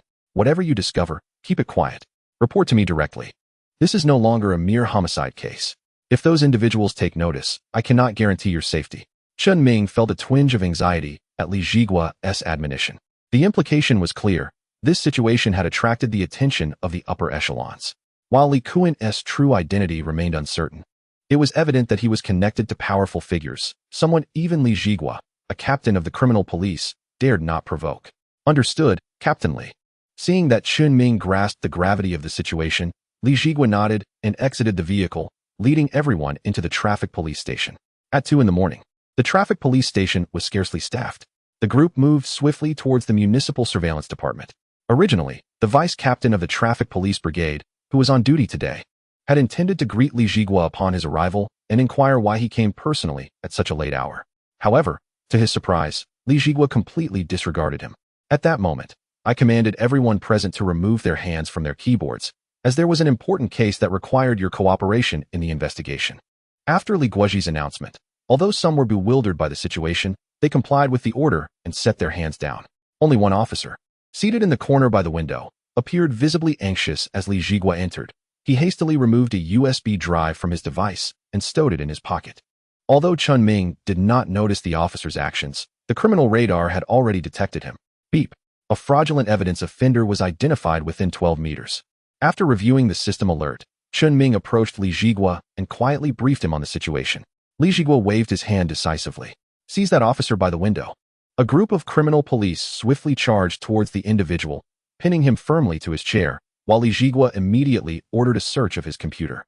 Witnessing his subordinate being apprehended by Li Jigua's men, the vice captain of the traffic police brigade felt a surge of anger. What was this Li, the king of hell, doing here? Without uttering a word, he commanded the arrest of his personnel. What is the meaning of this, Li Jigua? What has my team done to warrant such an abrupt arrest? If you do not provide me with an explanation today, I shall contact the brigade leader and escalate this matter to higher authorities. Li Jigua regarded the vociferous vice captain before him, uncertain whether the officer was involved in the matter at hand.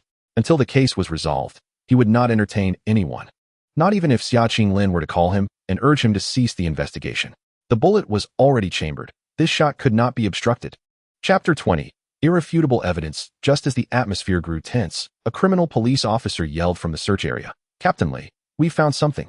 Upon hearing this, a look of relief washed over Li Jigua's face as he strode towards the source of the commotion. There, the USB drive that Ping Sheng had just hidden was now discovered, connected to the computer and playing a video. The footage revealed that on the night of June 29th at 8 p.m., Li Kuan, clad in motorcycle gear, departed from his home, heading towards the old factory district. Along the way, he dismounted to purchase a pack of cigarettes. At 8:55 p.m., Li Kuan appeared near the crime scene, captured by the traffic camera at the intersection. However, the subsequent footage only recorded his presence again at 9:40 p.m., located 500 meters from the body disposal site. Observing this surveillance video, the faces of all the criminal police officers broke into smiles of relief. The evidence chain had closed. It was now unequivocally established that Li Kuan was responsible for the murder of Mei Yulan in the headless female corpse case. The vice captain of the traffic police brigade, having also viewed the surveillance video, was left perplexed, uncertain of the intent behind this investigation. Old Li, what exactly are you investigating? Just tell me. Is it related to any case you're working on? Noting the vice captain's continued urgency, Li Zhigua turned to Chen Ming. Chen Ming instantly understood Li Zhigua's intention and glanced at the vice captain, shaking his head. Although he was unsure how Chen Ming had come to this conclusion, Li Zhigua chose to trust him. After all, had Chen Ming not pointed out that the officer was suspicious, they might not have uncovered any useful leads that night. Li Zhigua escorted the vice captain to a secluded corner, ensuring their surroundings were secure, before quietly explaining the situation. 10 minutes later, they returned. Their expressions transformed into broad smiles, indicating the vice captain's firm alignment with Li Zhigua. During their conversation, the criminal police officers outside had also been busy, completing the interrogation of Ping Sheng in just 10 minutes. This was Chen Ming's first exposure to the unique methods employed by criminal investigators. Initially, Ping Sheng adamantly denied ownership of the USB drive and the incriminating video. However, the officers, aware of the urgency, had no time to waste on his obstinacy. As Li Zhigua had instructed, everything had to proceed swiftly, and extraordinary measures were permissible in such times. The criminal officers understood the gravity of the situation, especially since this individual had subjected them to prolonged scrutiny of the surveillance footage. Since Ping Sheng refused to confess, they decided to take him to another location for questioning. A few officers escorted Ping Sheng, casually grabbing 2 books from the table and a rag for wiping down surfaces. Once they reached the restroom, one officer stood guard at the door while 2 others restrained Ping Sheng. The leading officer of the second squad shoved the foul-smelling rag into Ping Sheng's mouth, placing the books beneath his clothing. In just 5 minutes, when the rag was removed from Ping Sheng's mouth, he began to respond to their inquiries without reservation. Stubbornness? It was simply not feasible. The pain inflicted was beyond what an ordinary person could endure. Upon seeing Li Zhigua return with Vice Captain Yin of the Traffic Police Brigade, he immediately reported the details of Ping Sheng's confession. Hearing that it was a direct order from the brigade captain, Li Zhigua could barely contain his delight. Old Yin, look, the opportunity has presented itself. After all these years, do you not know what that fat man Hosan has been up to? Now, it's time to decide where your loyalties lie. Yin Tianguang recognized that Li Zhigua was attempting to drag him into this perilous situation. Although it was fraught with risk, a single misstep could confine him to the vice captainess position until retirement. However, should he choose to ally with them and attach himself to the influential secretary, everything could change. Old Li, spare me the details. I will immediately instruct everyone to seal the information. You need to apprehend Ho Jianhua now. He was supposed to be on duty today, but he claimed a family emergency and handed over responsibilities to me. Nonsense. He's likely indulging himself with that woman right now. Li Zhigua agreed with Yin Tianguang, as the technical department had already tracked Ho Jianhua's phone, confirming he was not at home but in a nearby residential complex. Li Zhigua understood the urgency of the matter. The quicker they captured Ho Jianhua, the sooner they could stabilize the situation. With both witness and evidence in their possession, even if Li Kuan's grandfather were to intervene, it would be futile. Following the technical department's guidance, Li Zhigua and his team successfully arrived at the doorstep of Ho Jianhua's mistress. Faced with the locked door, the team realized they had no means to unlock it. Just as they were pondering their predicament, Chen Ming quietly produced a piece of wire from his pocket and approached the lock. With a deft twist, the door creaked open, revealing a narrow opening. When he turned around, he found the entire group staring at him with eager eyes. The leader of the second squad patted Chen Ming on the shoulder approvingly. Brother, your skills are truly impressive. In the future, do take some time to teach me a few tricks. Li Zhigua was taken aback by Chen Ming's remarkable abilities. Chen Ming, once this case concludes, ensure you prepare a file for us at the bureau. It was not that Li Zhigua and the others harbored distrust towards Chen Ming. Rather, they were astonished by the swiftness of his methods, as he had effortlessly opened the door with just 2 deft movements. Now was not the time for contemplation. Li Zhigua stealthily led his team into the room, entering the bedroom where they found the traffic police captain, Ho Jianhua, lying on the bed alongside his mistress. Approaching closer, Li Zhigua flicked on the light, illuminating the room with a blinding brightness that roused Ho Jianhua from his slumber. After a moment of squinting against the harsh glare, he was startled to see Li Zhigua and shot up in alarm. What the hell, Li Zhigua? What are you doing here? This is my home. You've broken in. Li Zhigua, stroking his chin with a smirk, regarded Ho Jianhua with amusement. Is this truly your home, Captain Ho? And is that woman beside you your wife? I've seen her before, but she certainly appears far too youthful to be your spouse. She must have just graduated from university this year. It seems our Captain Ho has quite the extravagant taste. Without allowing Ho Jianhua any opportunity for explanation, Li Jigua advanced and promptly escorted him out. The captain of the second squad had already placed handcuffs on Ho Jianhua, and as he struggled against his captors, Li Jigua pointedly remarked, "Perhaps, Captain, you should first consider putting on your trousers, otherwise you'll be quite exposed when you step outside." Chapter 21. Confronting the Deputy Mayor's Secretary. Li Jigua returned to the police station with Ho Jianhua and his mistress, setting aside other matters. The mere issue of Ho Jianhua's lifestyle could suffice to land him in serious trouble. As Chen Ming activated the criminal radar, he discovered that Ho Jianhua's misdeeds extended far beyond merely fabricating evidence and maintaining an extramarital affair. Bribery, corruption, and even the abuse of power to harass subordinates were all part of his repertoire, and he was known to be the right-hand man of Deputy Mayor Li Xiumei. The order to assist Li Kuan in destroying evidence had come directly from her. However, to his surprise, despite the insistence to thoroughly delete the incriminating video, Ho Jianhua had secretly retained evidence. It was this very evidence that had now led to both of them being adorned with silver handcuffs. By the time the group returned to the station, it was already 4 in the morning. Everyone was utterly exhausted. But now that the chain of evidence had formed a complete circuit, Li Jigua waved his hand dismissively, allowing his colleagues to return home for some rest. With only 5 hours remaining in Li Kuan's detention, Chen Ming and the others needed to extract the evidence before Li Kuan's release. At 8 o'clock in the morning, Li Kuan wore an uncontainable grin, glancing at the clock on the wall. "In just over 20 minutes, I shall be free. I told you I was innocent. And now the real culprit has turned himself in. You have no grounds to keep me here any longer, Officer Liu. Just be careful when walking home tonight. A headless woman's body was discovered today, and tomorrow, perhaps it will be a headless man. I hope it's not you or one of your family members." With that, Li Kuan erupted into boisterous laughter. Officer Liu's expression darkened. It was well known that Li Kuan was indeed the murderer of Mei Yulan. Yet, he stubbornly refused to admit it and had even fabricated surveillance footage. If they could not procure decisive evidence within the next 20 minutes, all would be lost. As he pondered how to buy some time, a black Audi pulled up outside the police station, bearing the license plate GC0005. This was the deputy mayor's official vehicle. Though Li Xiumei herself did not come, her secretary, Qi, had arrived. The mere presence of this vehicle signified Li Xiumei's stance on the matter.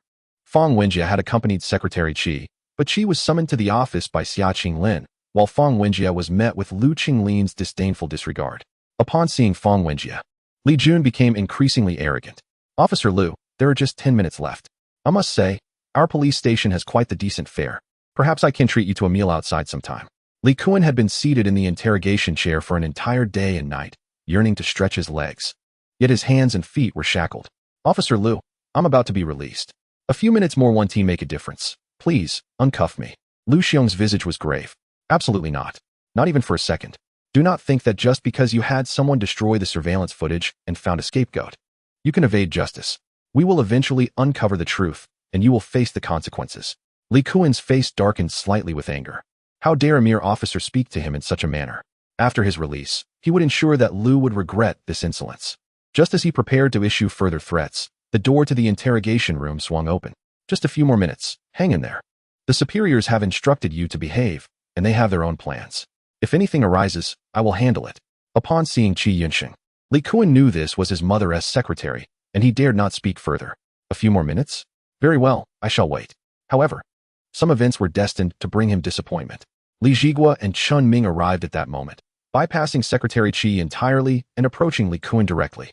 "Li Kuan, we have located the surveillance footage from that day. No matter how much you attempt to wriggle out of this, it is futile. You had better confess." With that, he slammed his palm down on the table. Secretary Qi's brows knitted in concern as she glanced at Fang Wenjie, who appeared utterly perplexed. "What evidence are you speaking of? Captain Li, you wouldn't be fabricating evidence to retain my client, would you?" Li Jigua smiled knowingly, responding, "Surely. Lawyer Fang is aware of the ramifications of fabricating evidence and the associated penalties." Fang Wenjie narrowed his gaze, and after a lengthy pause, he regained his composure. Noticing Fang Wenjie's silence, Chen Ming interjected, "Fabricating evidence can result in a prison sentence of 3 to 7 years, depending on the severity of the case. As for charges such as rape or murder, and the unsavory dealings you've conducted on behalf of wealthy clients over the years, I fear that today, not only will Li Kuan not be leaving, but you too shall find it difficult to escape." With a subtle gesture to his colleagues, 2 officers approached. producing handcuffs to secure Fong Wenjie. In a bewildering turn of events, the attorney who had come to bail out Li Kun was now being taken away. Li Jun observed Fong Wenjie's departure, his anxiety palpable as he recalled the earlier statement about the surveillance footage. Turning to Qi Yunsheng, Li Kun's voice trembled with desperation. Uncle Qi, I can't go to prison. I'm only 25. My career has just begun. I don't want to spend my life behind bars. Qi Yunsheng viewed Li Kun with disdain, recalling how he had visited Li Xuemei to report on matters before any of this transpired. Li Kun has never regarded him as a human being. Whenever an issue arises, he merely seeks him out to clean up his mess. For years, he has been nothing but a piece of mud that cannot be propped up. Now that he realizes he is about to face imprisonment, he dares to refer to himself as Uncle Qi. He truly has no desire to rescue such a wretch. Yet, there is no alternative, for he is the only son of the deputy mayor. Qi Yunsheng cast a questioning glance at Li Jigua and inquired, "The police work must be meticulous. What evidence do you possess? Present it for our scrutiny. If it turns out to be fabricated, do not blame the deputy mayor for his reproach." Li Jigua was unfazed by such intimidation. Having already taken action, he had no fear of this deputy mayor. He instructed someone to bring over a computer and promptly displayed the surveillance footage from the night of the incident. Li Kun merely cast a fleeting glance at it. His flicker of hope extinguished, slumping back in his chair, his face ashen. Qi Yunsheng recognized that this would seal Li Kun's fate, and, with gritted teeth, glared at Xia Qinglin and Li Jigua, demanding, "You two must think this through. Li Jun is the sole heir of the deputy mayor. Surely, this video cannot be a forgery." Li Jigua discerned Qi Yunsheng's threat, swiftly yanking the USB drive from the computer and tossing it into Qi Yunsheng's hands. Qi Yunsheng, overjoyed, misconstrued this as Li Jigua's concession, believing he was trying to curry favor. "Captain Li, rest assured, I will certainly explain today's events to the deputy mayor. He will undoubtedly find an opportunity to express his gratitude to you." Upon hearing this, Li Jigua hurriedly waved his hand. "No need, no need. The deputy mayor is exceedingly busy. There is no need for such formality. Just a moment ago, were you not questioning the authenticity of this video? Take it back and have someone examine it. You may rest assured, I have made several copies of the footage. Providing you with one will not cause any inconvenience." Qi Yunsheng, seething at Li Jigua's insufferable demeanor, could barely contain his frustration, pointing an accusatory finger at Li Jigua as he retorted, "Very well, you are impressive. You hold yourself in high regard. Just wait, the deputy mayor will personally come to resolve this matter." Chapter 22. The vacation begins, encountering an assassination. Qi Yunsheng ultimately stormed off in a huff, while Li Jigua had no intention of engaging with him further, not even offering a send-off. At that moment, Lu Xiong also came to realize that Chen Ming and the others had indeed found evidence. This was primarily due to the fact that Lu Xiong had not participated in the operation the previous night. By the time Chen Ming and the others returned, Lu Xiong was already asleep. Upon waking that morning without having eaten, he merely came to relieve the brothers who had been on watch the previous night, thus remaining uninformed of any developments. Observing Lu Xiong's curiosity, Chen Ming recounted the events of the previous night's apprehension in detail. Unexpectedly, it turned out that the traffic police's Captain Ho was quite the socialite. Noticing that Lu Xiong was particularly interested in this revelation, Chen Ming subtly shifted to the side, hoping that such peculiar focus would not affect him. Li Jigua did not assign Chen Ming and Lu Xiong to interrogate Li Kun. Instead, he granted them leave, instructing them to rest well for 2 days before the conclusion of the headless female corpse case. Lu Xiong was puzzled by Li Jigua's decision, but who would refuse a holiday? He quickly took Chen Ming back to their dormitory, changed clothes, and dashed towards the police station's exit. Chen Ming also took a refreshing shower and headed towards his rented apartment. Upon arriving home, Chen Ming collapsed onto his bed, sleeping soundly until 4 or 5 in the afternoon. When he finally awoke, a fierce hunger pang struck him and delightful aromas wafted from the kitchen. Dressing hastily, he followed the scent outside. "Brother Chen Ming, you're awake."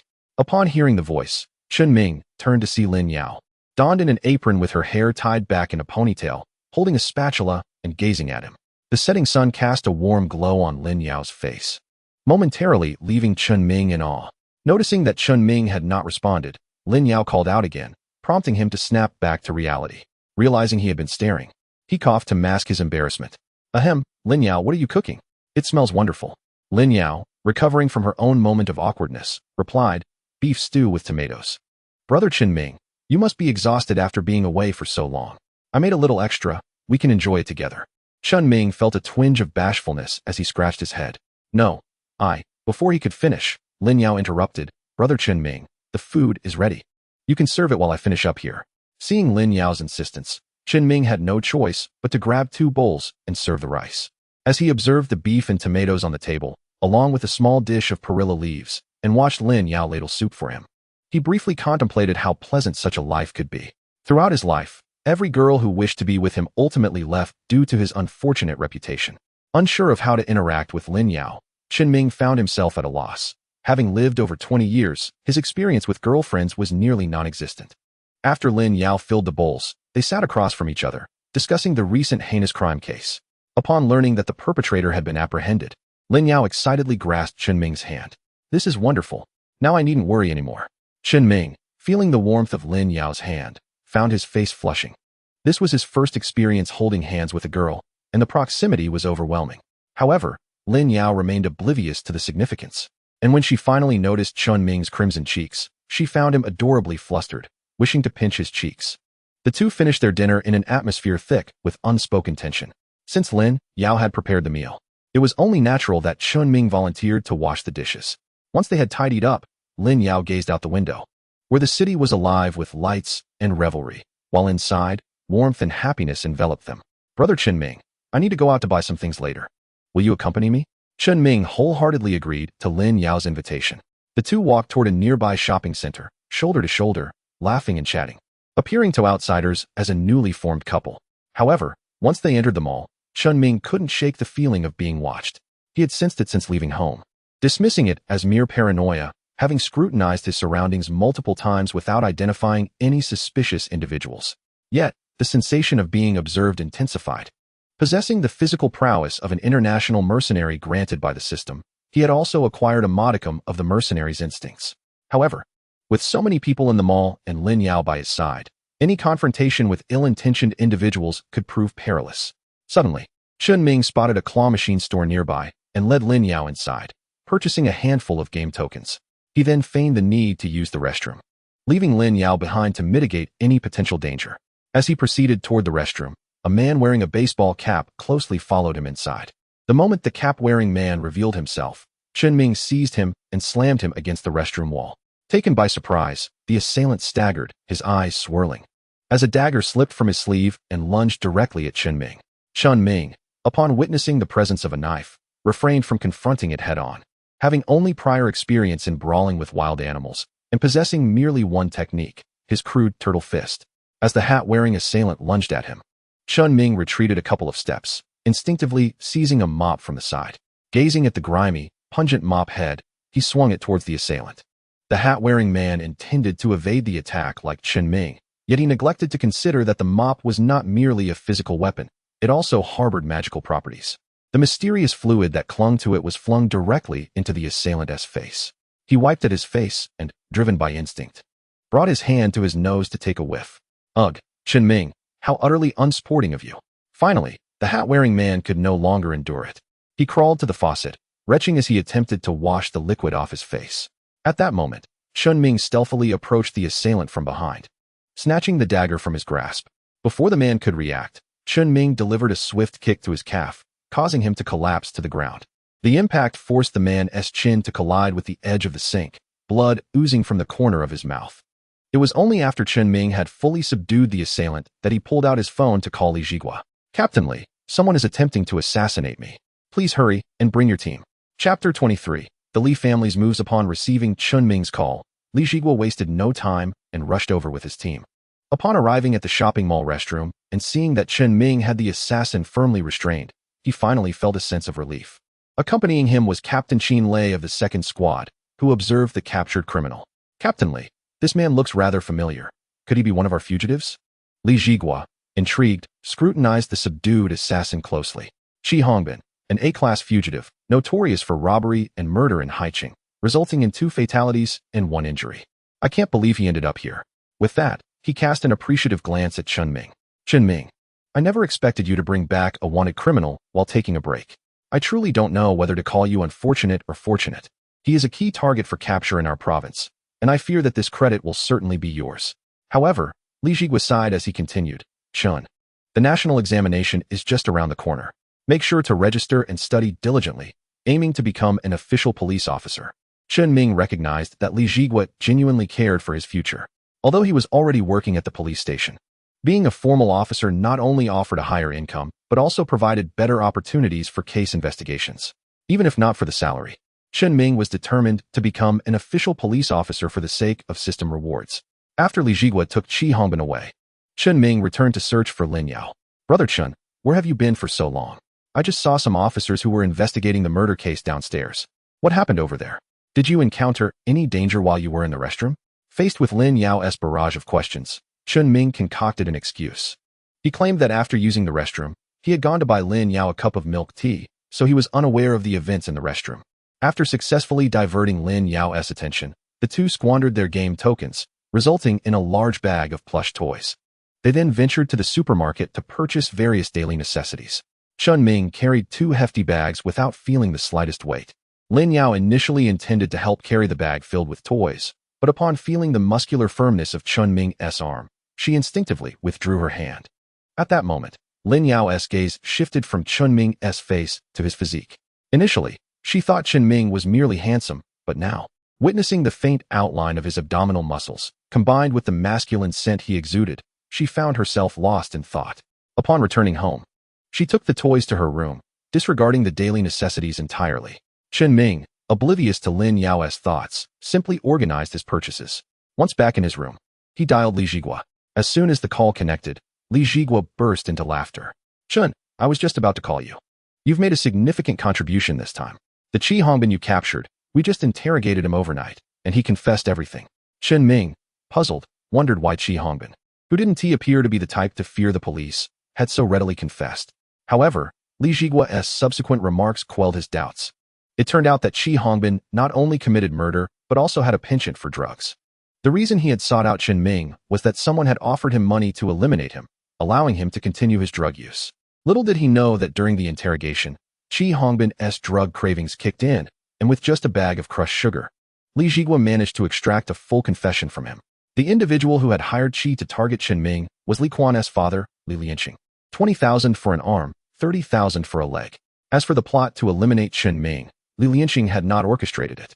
After all, auxiliary officers are still officers. It could be resolved with a mere payment for broken limbs. However, if Chen Ming were to die, the consequences would be far more severe, incurring greater expenses. After discussing Qi Hongbin, the conversation shifted to Li Quan. Initially, Li Quan had stubbornly denied killing Mei Yulan. But after facing a series of interrogation tactics from Li Jigua and his team, he ultimately succumbed and recounted the entire sequence of events. Presently, Li Jigua was unperturbed by the prospect of Li Shuamei causing him trouble. That morning, after Secretary Qi returned, Xia Qinglin anticipated he would report Li Shuamei's misconduct. However, after waiting all morning without any news, just as Xia Qinglin was about to lose patience, the chief secretary's primary aide, Sun Hao, called him.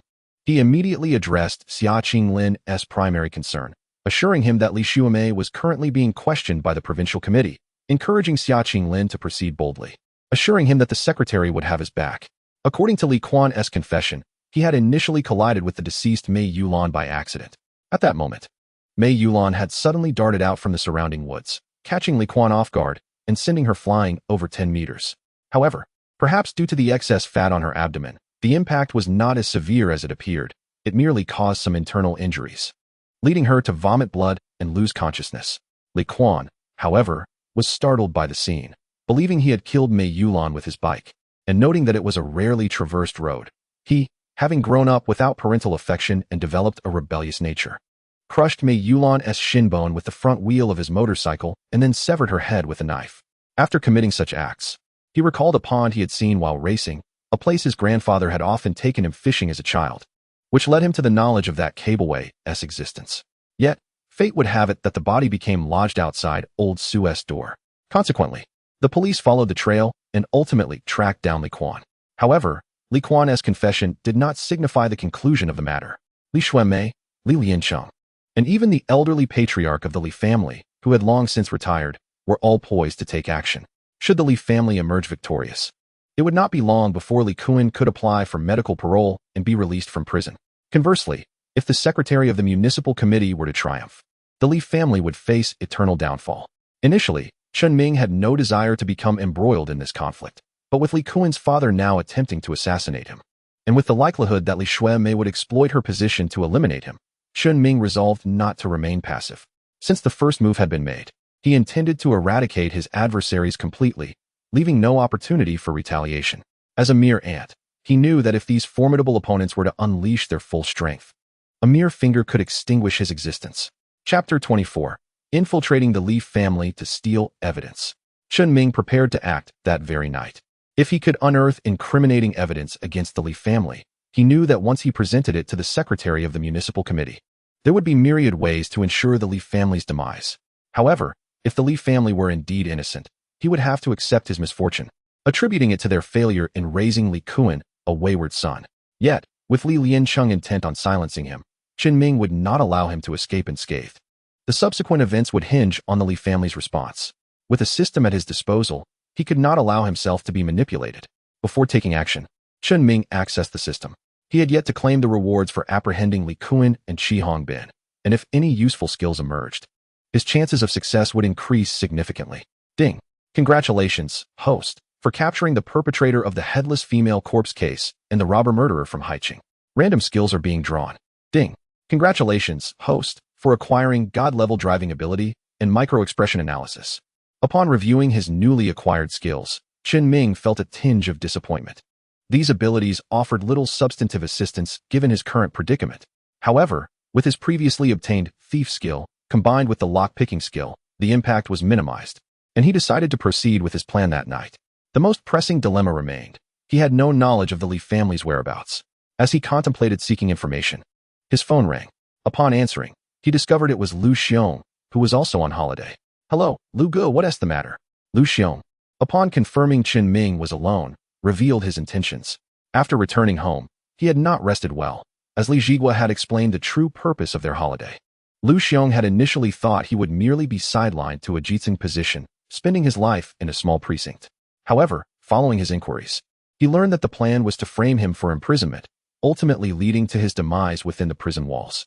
Lu Xiong had dismissed this as a joke until he heard of Chen Ming's assassination attempt, prompting him to take the matter seriously. Although those in power were maneuvering against one another, Lu Xiong was determined not to sit idly by. Recalling Chen Ming's adept lockpicking skills and the physical prowess he exhibited during the arrest of the dismemberment case suspect, he realized that obtaining evidence and resolving the situation would necessitate Chen Ming's abilities. Thus, he called Chen Ming, hoping to enlist him in stealing the evidence. While Chen Ming entertained this notion, Lu Xiong's involvement compelled him to proceed with caution. Previously, Chen Ming had regarded Lu Xiong as a friend, but now he felt uncertain about the depth of their bond. Lu Xiong had already gathered information but failed to share it with him. Had it not been for the system, Chen Ming might have found himself at the mercy of Qi Hongbin. Nevertheless, Lu Xiong's proposal aligned with Chen Ming's intentions. Even without Lu Xiong's invitation, he had planned to act alone that evening. Since Lu Xiong had already unearthed some information, there was no need for Chen Ming to expend energy on further inquiries. Their collaboration was merely a matter of mutual benefit. They agreed to meet at Longting Community, renowned for its affluent residents, where the average property price had soared to 9,000 yuan per square meter, a considerable sum for Longting City, which was not even the capital of Jichuan Province. The Li family's ability to reside there was not solely attributable to Li Liancheng's earnings.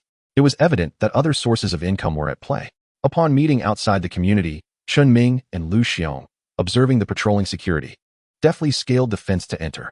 After evading surveillance for over half an hour, they finally reached the entrance of Li Shuemei's residence.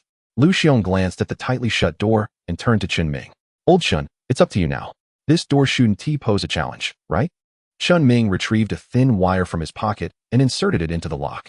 However, the lock was of a special material with a particularly intricate internal structure. After considerable effort, he finally managed to unlock the door. Lu Xiong seized the opportunity to slip inside as Chen Ming followed suit, closing the door behind them. Chen Ming observed Lu Xiong's retreating figure and headed towards the study. When Lu Xiong saw him approach, he feigned searching the room. After a while, he pretended to stumble upon the safe hidden within the bookshelves compartment. Old Chen, come over quickly. I found a safe. It must contain what we need. Chen Ming had already noticed Lu Xiong's subtle maneuvers, but remained oblivious to Lu Xiong's true intentions. Lu Xiong's goals were clearly more complex than merely acquiring evidence to resolve their predicament. Until he fully understood Lu Xiong's motives, Chen Ming was reluctant to expose him. Standing beside Lu Xiong, Chen Ming placed a paper cup over the safe's combination lock. Armed with the thief skill and his lockpicking abilities, he managed to unlock the safe with relative ease. Click! The safe sprang open, revealing a dazzling array of gold bars, approximately 50 in total, alongside over 20 bundles of cash. However, Chen Ming's focus was not on the money, but rather on the ledger nestled beneath it. This ledger documented Li Shuimei's extensive bribery, embezzlement of public funds, and other criminal activities. Lu Gu, take a look at this. With this ledger, we need not fear retaliation from the Li family. Once this record reaches the provincial authorities, they will struggle to protect themselves, let alone target us. Lu Xiong, however, was not as elated as Chen Ming had expected. He merely glanced at the ledger before turning his attention back to the safe. It was only when he spotted a USB drive stuck in the corner that a satisfied smile appeared on his face. Lu Gu, what are you looking for? Is this ledger not sufficient? Only then did Lu Xiong remember Chen Ming was beside him. He tucked the USB drive into his pocket, feigning further searches before finally closing the safe. I just wanted to see if there were any additional pieces of evidence. I never imagined the deputy mayor of Longting City would embezzle so much money. Moreover, there were male models involved, wielding their authority to manipulate subordinates. After speaking, she looked at Chen Ming with a hint of curiosity. Old Chen, do you think Li Kuan is aware of this matter? Shouldn't we address Secretary Qi as Uncle Qi during our next meeting? Who would have anticipated that this old woman could indulge in such frivolities? Chapter 25. The fall of the Li family having acquired what he sought, Chen Ming saw no reason to linger here any longer. Despite his meager salary of just over 2,000 a month. However, he would not take a single cent from the money stored in the safe. After all, its origins were clear, and it might very well be blood money. This piece of evidence needed to be delivered into the hands of the municipal party secretary to ensure its optimal impact without drawing the attention of the Li family. As for those provincial allies of the Li family, it would be the secretary and his superiors who would handle them. Historically, it has always been a matter of soldiers against soldiers, generals against generals. Chen Ming was not naive enough to believe that the municipal party secretary could single-handedly undermine the Li family's stronghold in Longtan. He had no desire to become embroiled in higher-level intrigues. Originally, Chen Ming intended to ask Li Jigua to pass this information to the secretary's secretary, which would not only allow Li Jigua to gain favor in front of the secretary, but also ensure that Chen Ming would receive more attention in the future. However, Lu Xiong claimed he could also reach the municipal party secretary and that he would handle the submission of this evidence himself. Although Chen Ming found Lu Xiong somewhat inscrutable and uncertain of his true identity and intentions, he had not harmed him thus far. Furthermore, Lu Xiong had referred to Chen Ming as Old Chen, a gesture that felt genuine and was the primary reason Chen Ming agreed to collaborate with him in stealing the evidence. Yet, the mystery of Lu Xiong's identity and his connection to the municipal party secretary remained. With the problem resolved, all that was left was to await news. Upon returning home, he found Zhongyu had already come back from her night shift. They exchanged a few pleasantries before she yawned and retreated to her room to sleep. Over the next 2 days, due to the holiday, Lin Yao invited Chen Ming to explore several places together. An air of burgeoning intimacy enveloped them, yet Chen Ming, having never experienced such feelings before, was at a loss for how to express his emotions. Lin Yao, too, felt shy and uncertain about how to initiate the conversation, but both harbored feelings for one another. During these 2 days, the political landscape of Longtan City experienced significant unrest. Deputy Mayor Li Shuimei was investigated by the Discipline Inspection Commission for years of illegal activities. Li Lianxing's company was found guilty of tax evasion and fostering criminal thugs. Even the retired patriarch of the Li family was implicated, having accepted numerous benefits during his youth through the abuse of power. Within just 2 days, the Li family in Longtan was utterly annihilated. Those officials who had previously interceded for Li Kuan or had ties to the Li family now sought to distance themselves from the scandal. The municipal party secretary publicly announced the initiation of a campaign against corrupt officials in Longtan City. However, Li Kuan remained blissfully unaware of the turmoil unfolding outside. He likely still awaited his family to extricate him from this predicament. Chen Ming had initially intended to return to work on Monday, but Li Jigua insisted that he stay home for 2 more days, promising to inform him when he should resume work. Chen Ming was puzzled. Hadn't the matter been resolved? And the case broken? Why was he still at home? Li Jigua remained cryptic, urging Chen Ming to wait a little longer, assuring him that something good would happen soon.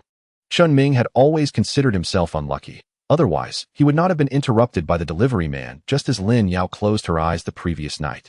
He had thought that he would finally surrender his long-preserved first kiss that day, but the intrusion of the delivery man had forced him to endure a little longer. Thus, He found it hard to believe that anything truly good could materialize.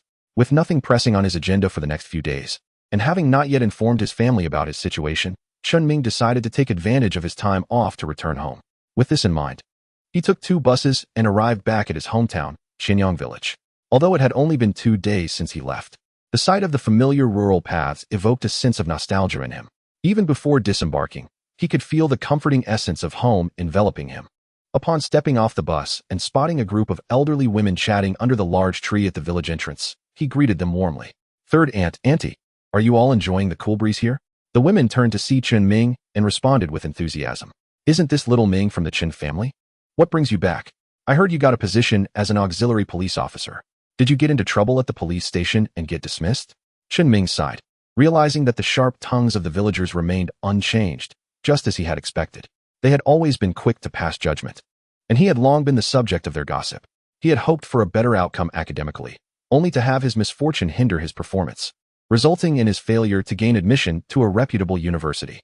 Desiring to avoid further banter, Chen Ming focused on returning home to enjoy his mother's delicious pickled cabbage pancakes. Upon reaching the familiar courtyard, he glanced inside, noting that he hadn't informed his parents of his return. At that moment, no one came out to greet him. Chen Ming pushed open the door and found his parents lying on the Kong, engrossed in watching the 1986 version of Journey to the West, specifically the episode where the 4 disciples battle 3 demons on Lion Camel Ridge. His mother, Lin Qing, merely glanced up at him without shifting her position. "Oh, the little whirlwind has returned. What, did the police station give you the boot?" Chen Ming felt a wave of frustration wash over him at his mother's words. It was precisely his parents who had been the source of half the rumors circulating in the village.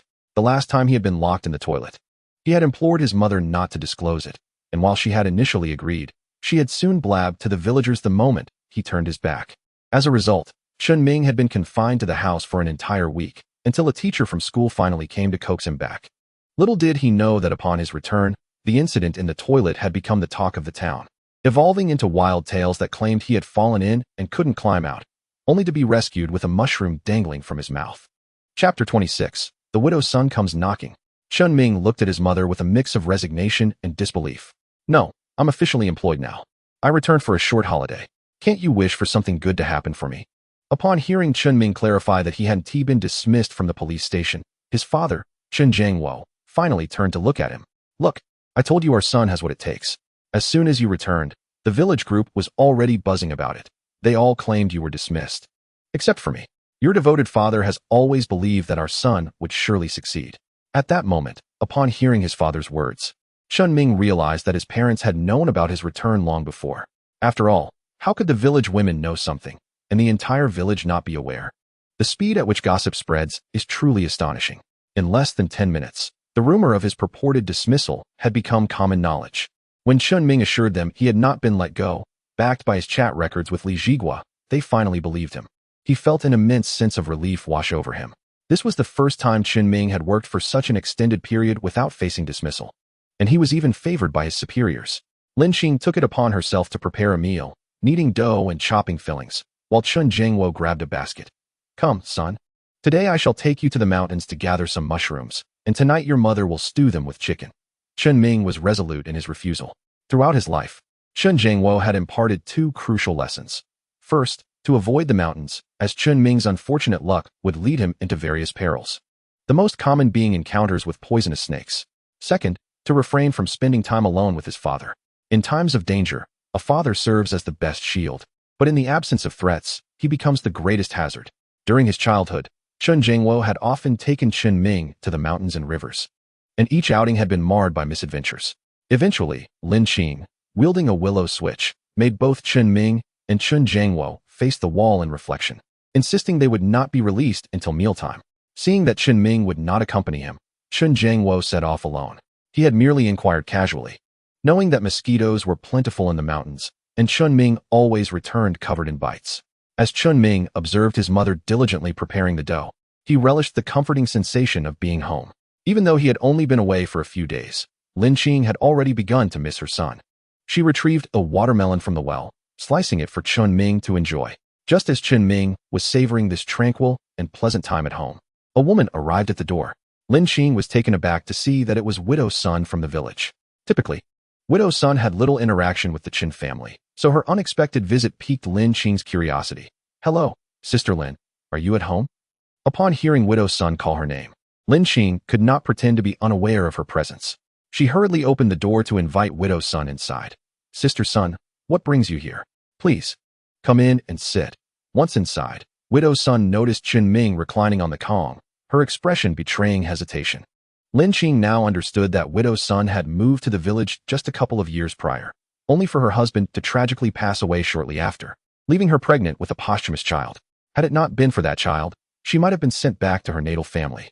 In the following years, Widow Sun's in-laws, devastated by their son's death, also succumbed one after the other. Although this alone would not have been alarming, Widow Sun was left without a source of income, leading to the emergence of rumors in the village.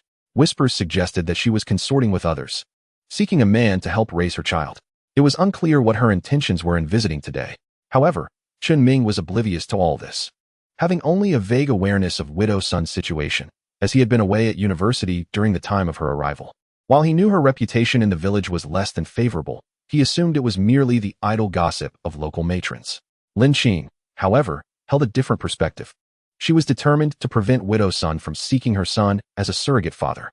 She positioned herself beside Widow Sun, blocking her view of Chen Ming.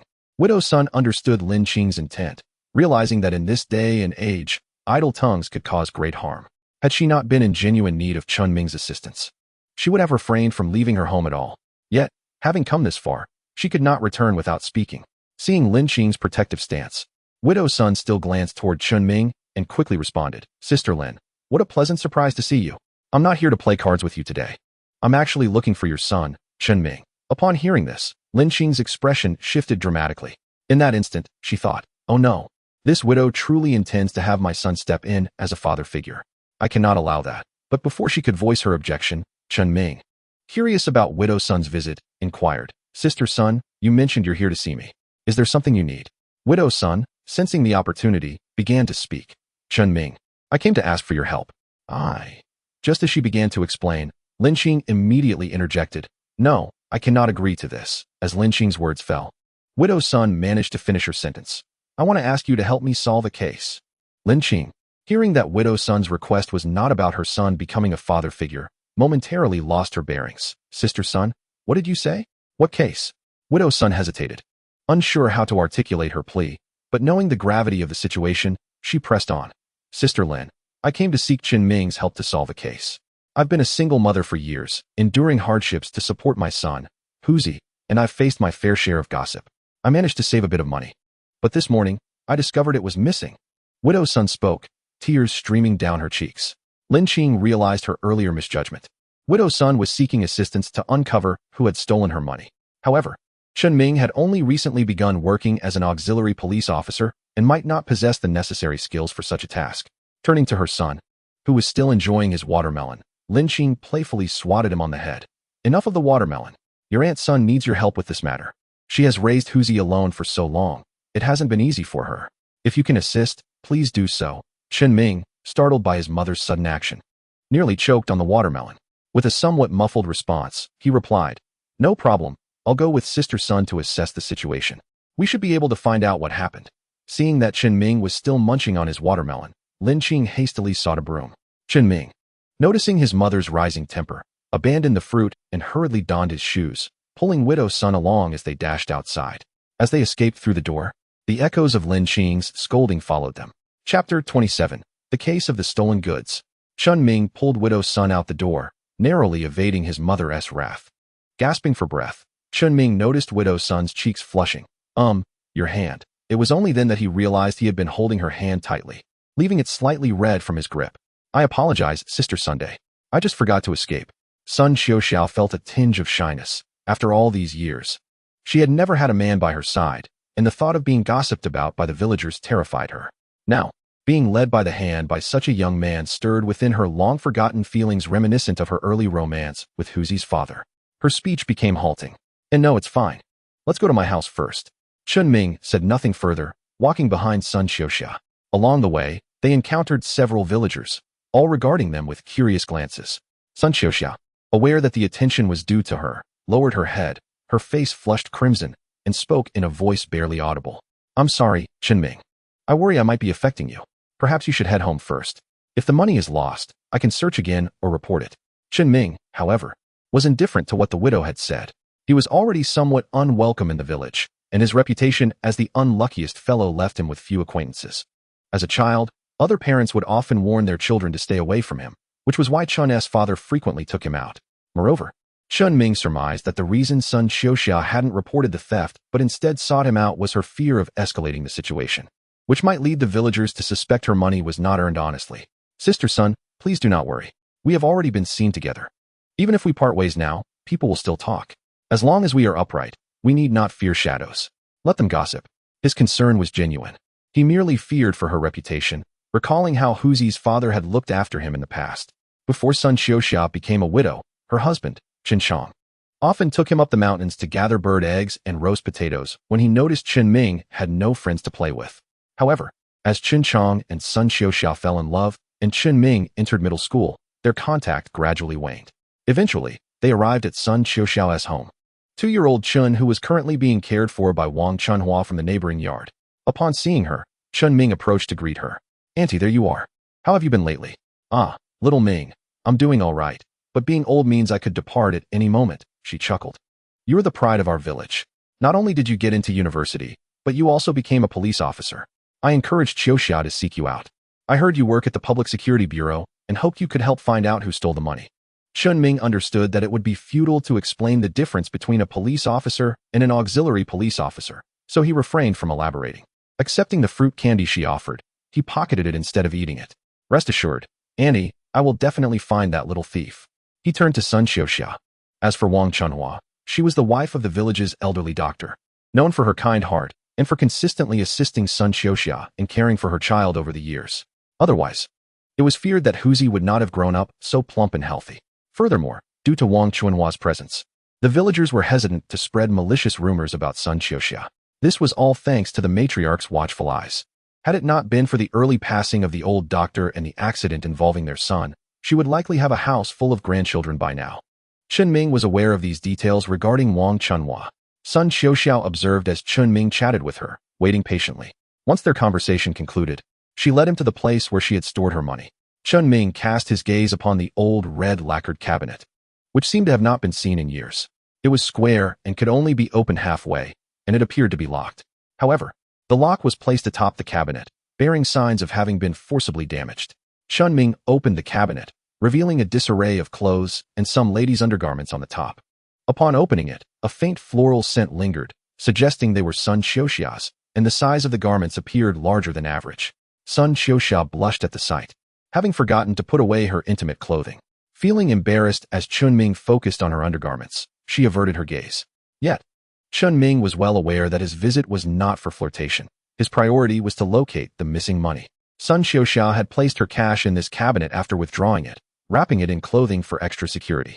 It was unexpected that it could still be stolen. After a brief assessment of the cabinet's contents and finding nothing noteworthy, he closed it again. Sun Xiuxia sighed in relief, looking at Chen Ming with a questioning expression. Did you find any clues? Chen Ming shook his head, realizing that he had not been trained in solving crimes. He had relied solely on his instinct and intuition. Now, to identify the thief, he would have to depend on those same instincts. However, upon seeing Sun Xiuxia's disappointed reaction, he understood that his response had been misinterpreted. Sister, I just checked. The thief left no evidence. But that doesn't mean I want to find the culprit. Do not worry. I will certainly recover your money. Though Sun Xiuxia seemed skeptical of Chen Ming's assurance, she felt compelled to trust him since he had made such a promise. Chen Ming, if you can retrieve that money, it would be akin to saving both my life and Huzi's. My husband in the grave will surely be grateful. Although Chen Ming understood what she meant, it struck him as somewhat unsettling. Chapter 28. The gambler Chen Ming had just utilized his instincts to scan the entire village but found no sign of the thief. This situation could only imply two possibilities. Either the thief was not from the village, or the culprit had left the village after stealing from the widow. Chen Ming's intuition leaned toward the latter. After all, if an outsider had come to the village, the group of informants at the village entrance would have already spread the news. Nothing could escape their extensive information network. Yet, if the thief were indeed from the village, who could it be? Chen Ming fell into deep contemplation, his gaze landing on the axe that had been used to break the lock. This axe belonged to Sun Xiuxia, and the thief had used it to smash the iron lock. thus gaining access to the money within. Chen Ming picked up the axe, intending to examine it closely and simulate the thief's method of operation. As soon as Chen Ming drew near, he caught a faint, unpleasant odor emanating from the axe. It was a scent born of years of smoking, a blend of nicotine and perspiration lingering in the air. Chen Ming could not be entirely certain of the accuracy of his olfactory observation, particularly since no one smoked at Widow Sun's home, and infrequent visitors came by. His heightened sensitivity to such subtleties was attributed to the system's reward of super sense of smell. Sister Sun, have you lent this axe to anyone before? And when the money was stolen, did you see anyone around? Where were you and the child at that time? Chen Ming inquired in rapid succession, prompting Widow Sun to delve into her memories. This morning, when I rose, the cabinet was intact, and the money should have been inside. After breakfast, Huzi insisted on visiting Grandma Wang, so I took him there and chatted for about half an hour. Upon my return, I discovered the lock had been smashed, and the money had vanished. At this juncture, Widow Sun chuckled bitterly. Well, it is often said that a widow attracts much gossip. I am not familiar with many in the village. Among my neighbors, only Grandma Wang has been kind to me. Ever since Chen Chang's unfortunate incident, no one has borrowed anything from me. This axe is merely used for securing my door against intruders. A fleeting expression of melancholy crossed her face as she spoke. Chen Ming recognized that he had inadvertently stirred painful memories for her, and, being a straightforward man, he struggled to find words of comfort. He decided to redirect the conversation, steering Widow Sun's emotions back to the matter of the stolen money. What about that man? Did you see anyone come to your home? A man who often smokes? Chen Ming asked, and indeed, Widow Sun's attention was successfully diverted. I didn't really notice anyone, mainly because my house is one of the last on the outskirts of the village, and not many people come by. After Widow Sun's response, Chen Ming anticipated that the lead would come to a standstill. However, unexpectedly, Wang Chunhua, who was seated nearby, interjected, "How could there be no one? When you were at my house earlier, I saw someone passing by outside the window." Upon hearing this, Chen Ming's heart leaped with excitement. That person might very well be the thief. He quickly asked, "Granny Wang, did you see who that person was?" Wang Chunhua pondered for a moment before shaking her head. "I'm getting old, and my eyesight isn't what it used to be. He must be from our village, thin and a bit unsteady on his feet." Listening to Wang Chunhua's description, Chen Ming mentally matched her words with the villagers he knew. Suddenly, a face flashed in his mind. It belonged to a man from Qianyang village whom he had previously overlooked, always avoiding him when they crossed paths. The pivotal reason was that this man was an incorrigible gambler, notorious throughout the region, Ma San. Now that a suspect had emerged, all that remained was to locate Ma San and confirm whether he was indeed the culprit behind the theft. Chen Ming contacted home, requesting Lin Qing to inquire with the village's intelligence station about Ma San's whereabouts today and which casino he might be frequenting. For a gambler, every minute counted. The longer it took to find him, the harder it would be to recover the stolen money. However, to Chen Ming's surprise, before any information about Ma San could be gathered, the village's intelligence station relayed a different piece of news. It was reported that Widow Sun had been seen with the unfortunate Chen Ming. Upon learning this, Chen Ming's mother stormed to the village's large tree, intent on confronting those spreading rumors. Had it not been for Chen Jiangwo, who happened to be descending from the mountain and overheard, Lin Qing might have already unleashed her fury upon those gossips. The notorious reputation of Mei Chaofeng from Qianyang village was not without merit. During his childhood, Chen Ming had often been the subject of derision due to his misfortunes, and Lin Qing could not tolerate hearing her son maligned. Yet, having only recently married, Lin Qing was not well versed in the venomous tongues of the village women. Left with no alternative, she resorted to confrontation. As a wise man once remarked, a single strike can prevent 100 retaliations. This skirmish secured Mei Chaofeng's infamous reputation throughout the village. Those women, aunts, and other young wives were left trembling and reluctant to show their faces outdoors for an entire week. In sheer terms of combat prowess, Lin Qing could not hope to best such a multitude, yet she wielded her excrement scooper as a weapon of choice. The mere proximity of that tool was enough to instill disgust in her opponents. Thus, from that day forth, no one dared to gossip about Chen Ming again. This incident arose from Lin Qing's frustration at not catching him earlier and her desire to vent on those who gossiped. The effectiveness of her approach was striking. When she brandished that scooper once more, the villagers knew trouble was brewing. Had it not been for Chen Jiangwo's timely intervention, a veritable storm of excrement and chaos would have erupted. Fortunately, just as Chen Ming's mother was dissuaded, news about Ma San had also emerged. He was currently at the casino in Xiaohua village, gambling away. Understanding the situation, Chen Ming surmised that Ma San must be using Widow Sun's money and immediately instructed Chen Jiangwo to take 2 relatives and head to Xiaohua village to confront him. Additionally, Chen Ming contacted the local police station. After all, any establishment operating such a casino would certainly have its fair share of muscle, and it was crucial to ensure his father's safety. Upon arriving at the Xiaohua village casino, Chen Ming observed an array of expensive vehicles parked outside and several sentinels positioned nearby. However, the guards were oblivious to the fact that this large group was there to apprehend someone, mistakenly believing they were merely disgruntled patrons trying to reclaim their lost funds. Before the guards could relay this information to those inside the casino, they were swiftly subdued by Chen Ming's cousins. Seeing this, Chen Ming strode purposefully into the casino. As he pushed the door open, a thick haze of smoke enveloped him, prompting a fit of coughing. The patrons, noticing the unfamiliar face, regarded him with curiosity. Assuming he was a novice and perhaps an easy target, the thought that Chen Ming might be there to cause trouble never crossed their minds. After all, many eyes were watching, and the presence of lookouts would have alerted them to any potential threat. Once inside, Chen Ming surveyed the room, observing the frenzied gamblers and those who had won, reveling in their ill-gotten gains. Ma San sat across from the dealer, a pile of scattered bills before him. Chen Ming was certain that this was Widow Sun's money, freshly withdrawn from the bank, as evidenced by the white paper used to bind the notes lying on the table. However, while Widow Sun had lost 50,000, Ma San likely had only about 5,000 in front of him at most. Chen Ming felt a twinge of frustration. Silently lamenting, "I arrived too late." Yet, there was no time to dwell on this. He activated his criminal radar. Ding. Detecting a thief, Ma San, within 5 meters. Ding. Detection of a criminal named Yan Wu, involved in rape, robbery, intentional injury, and operating an illegal gambling den, within an 8-meter radius. Ding. Detection of a criminal named Jin Long, associated with intentional injury and serving as a thug in the gambling den, within a 10-meter radius. The cacophony of the system's alerts nearly deafened Chen Ming. The sheer number of individuals present was overwhelming. Anyone in attendance was likely engaged in gambling.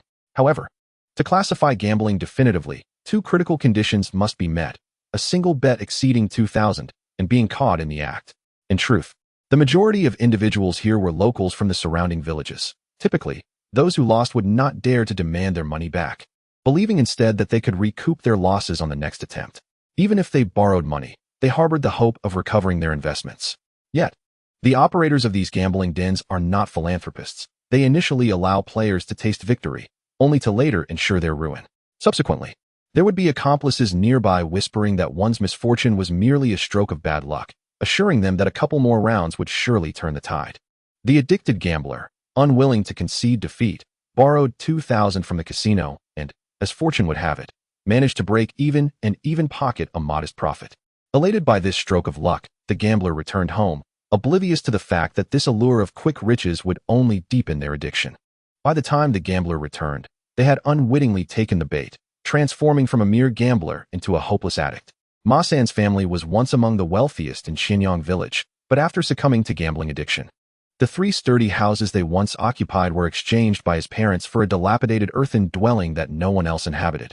The dowry they had saved for his marriage was squandered, and now even the modest savings intended for their burial had been depleted to repay Ma San's debts. Though his parents were of similar age to Chen Ming's, their hair had turned white from worry, and in this day and age, they still could not afford rice.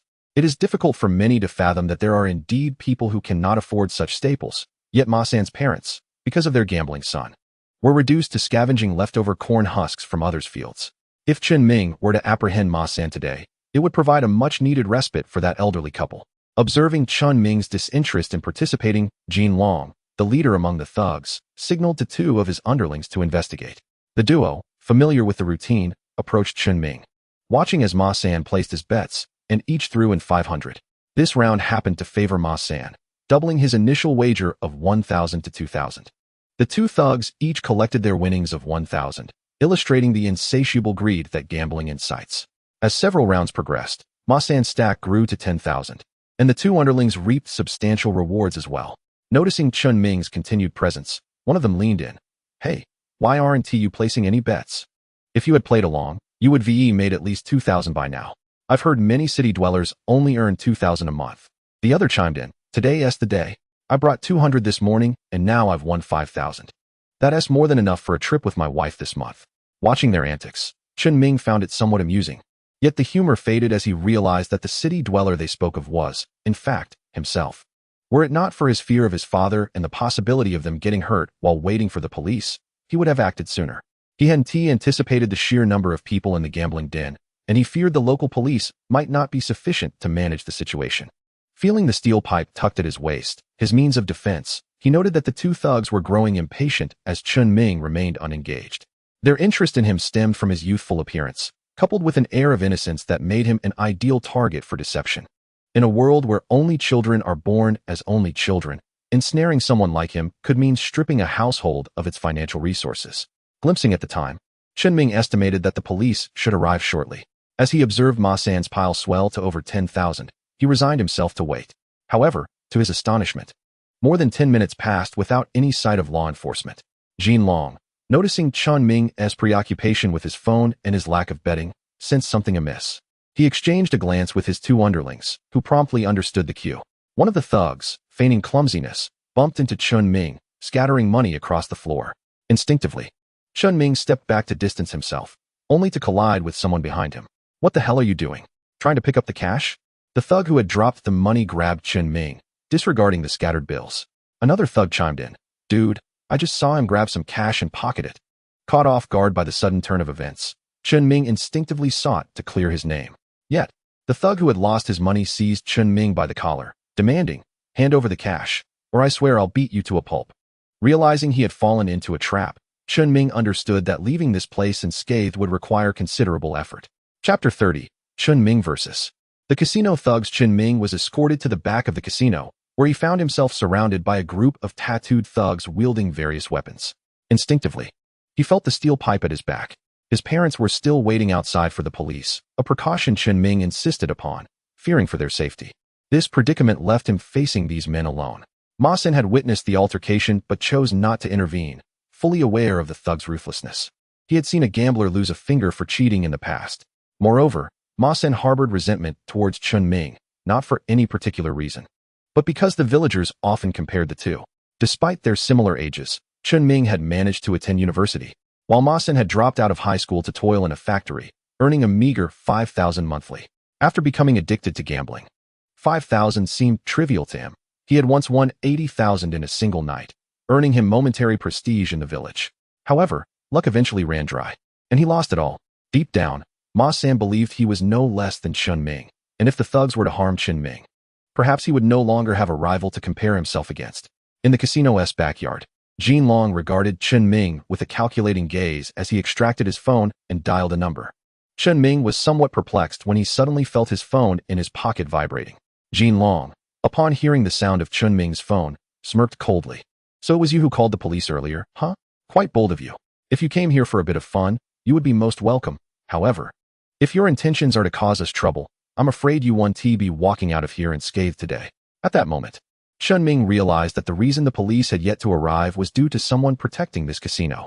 He never anticipated that merely a few days into his tenure at the police station, he would find himself embroiled in such a predicament. No wonder this casino in Xiaohua village had been operating for so long without any reports or police intervention. There was indeed someone shielding it.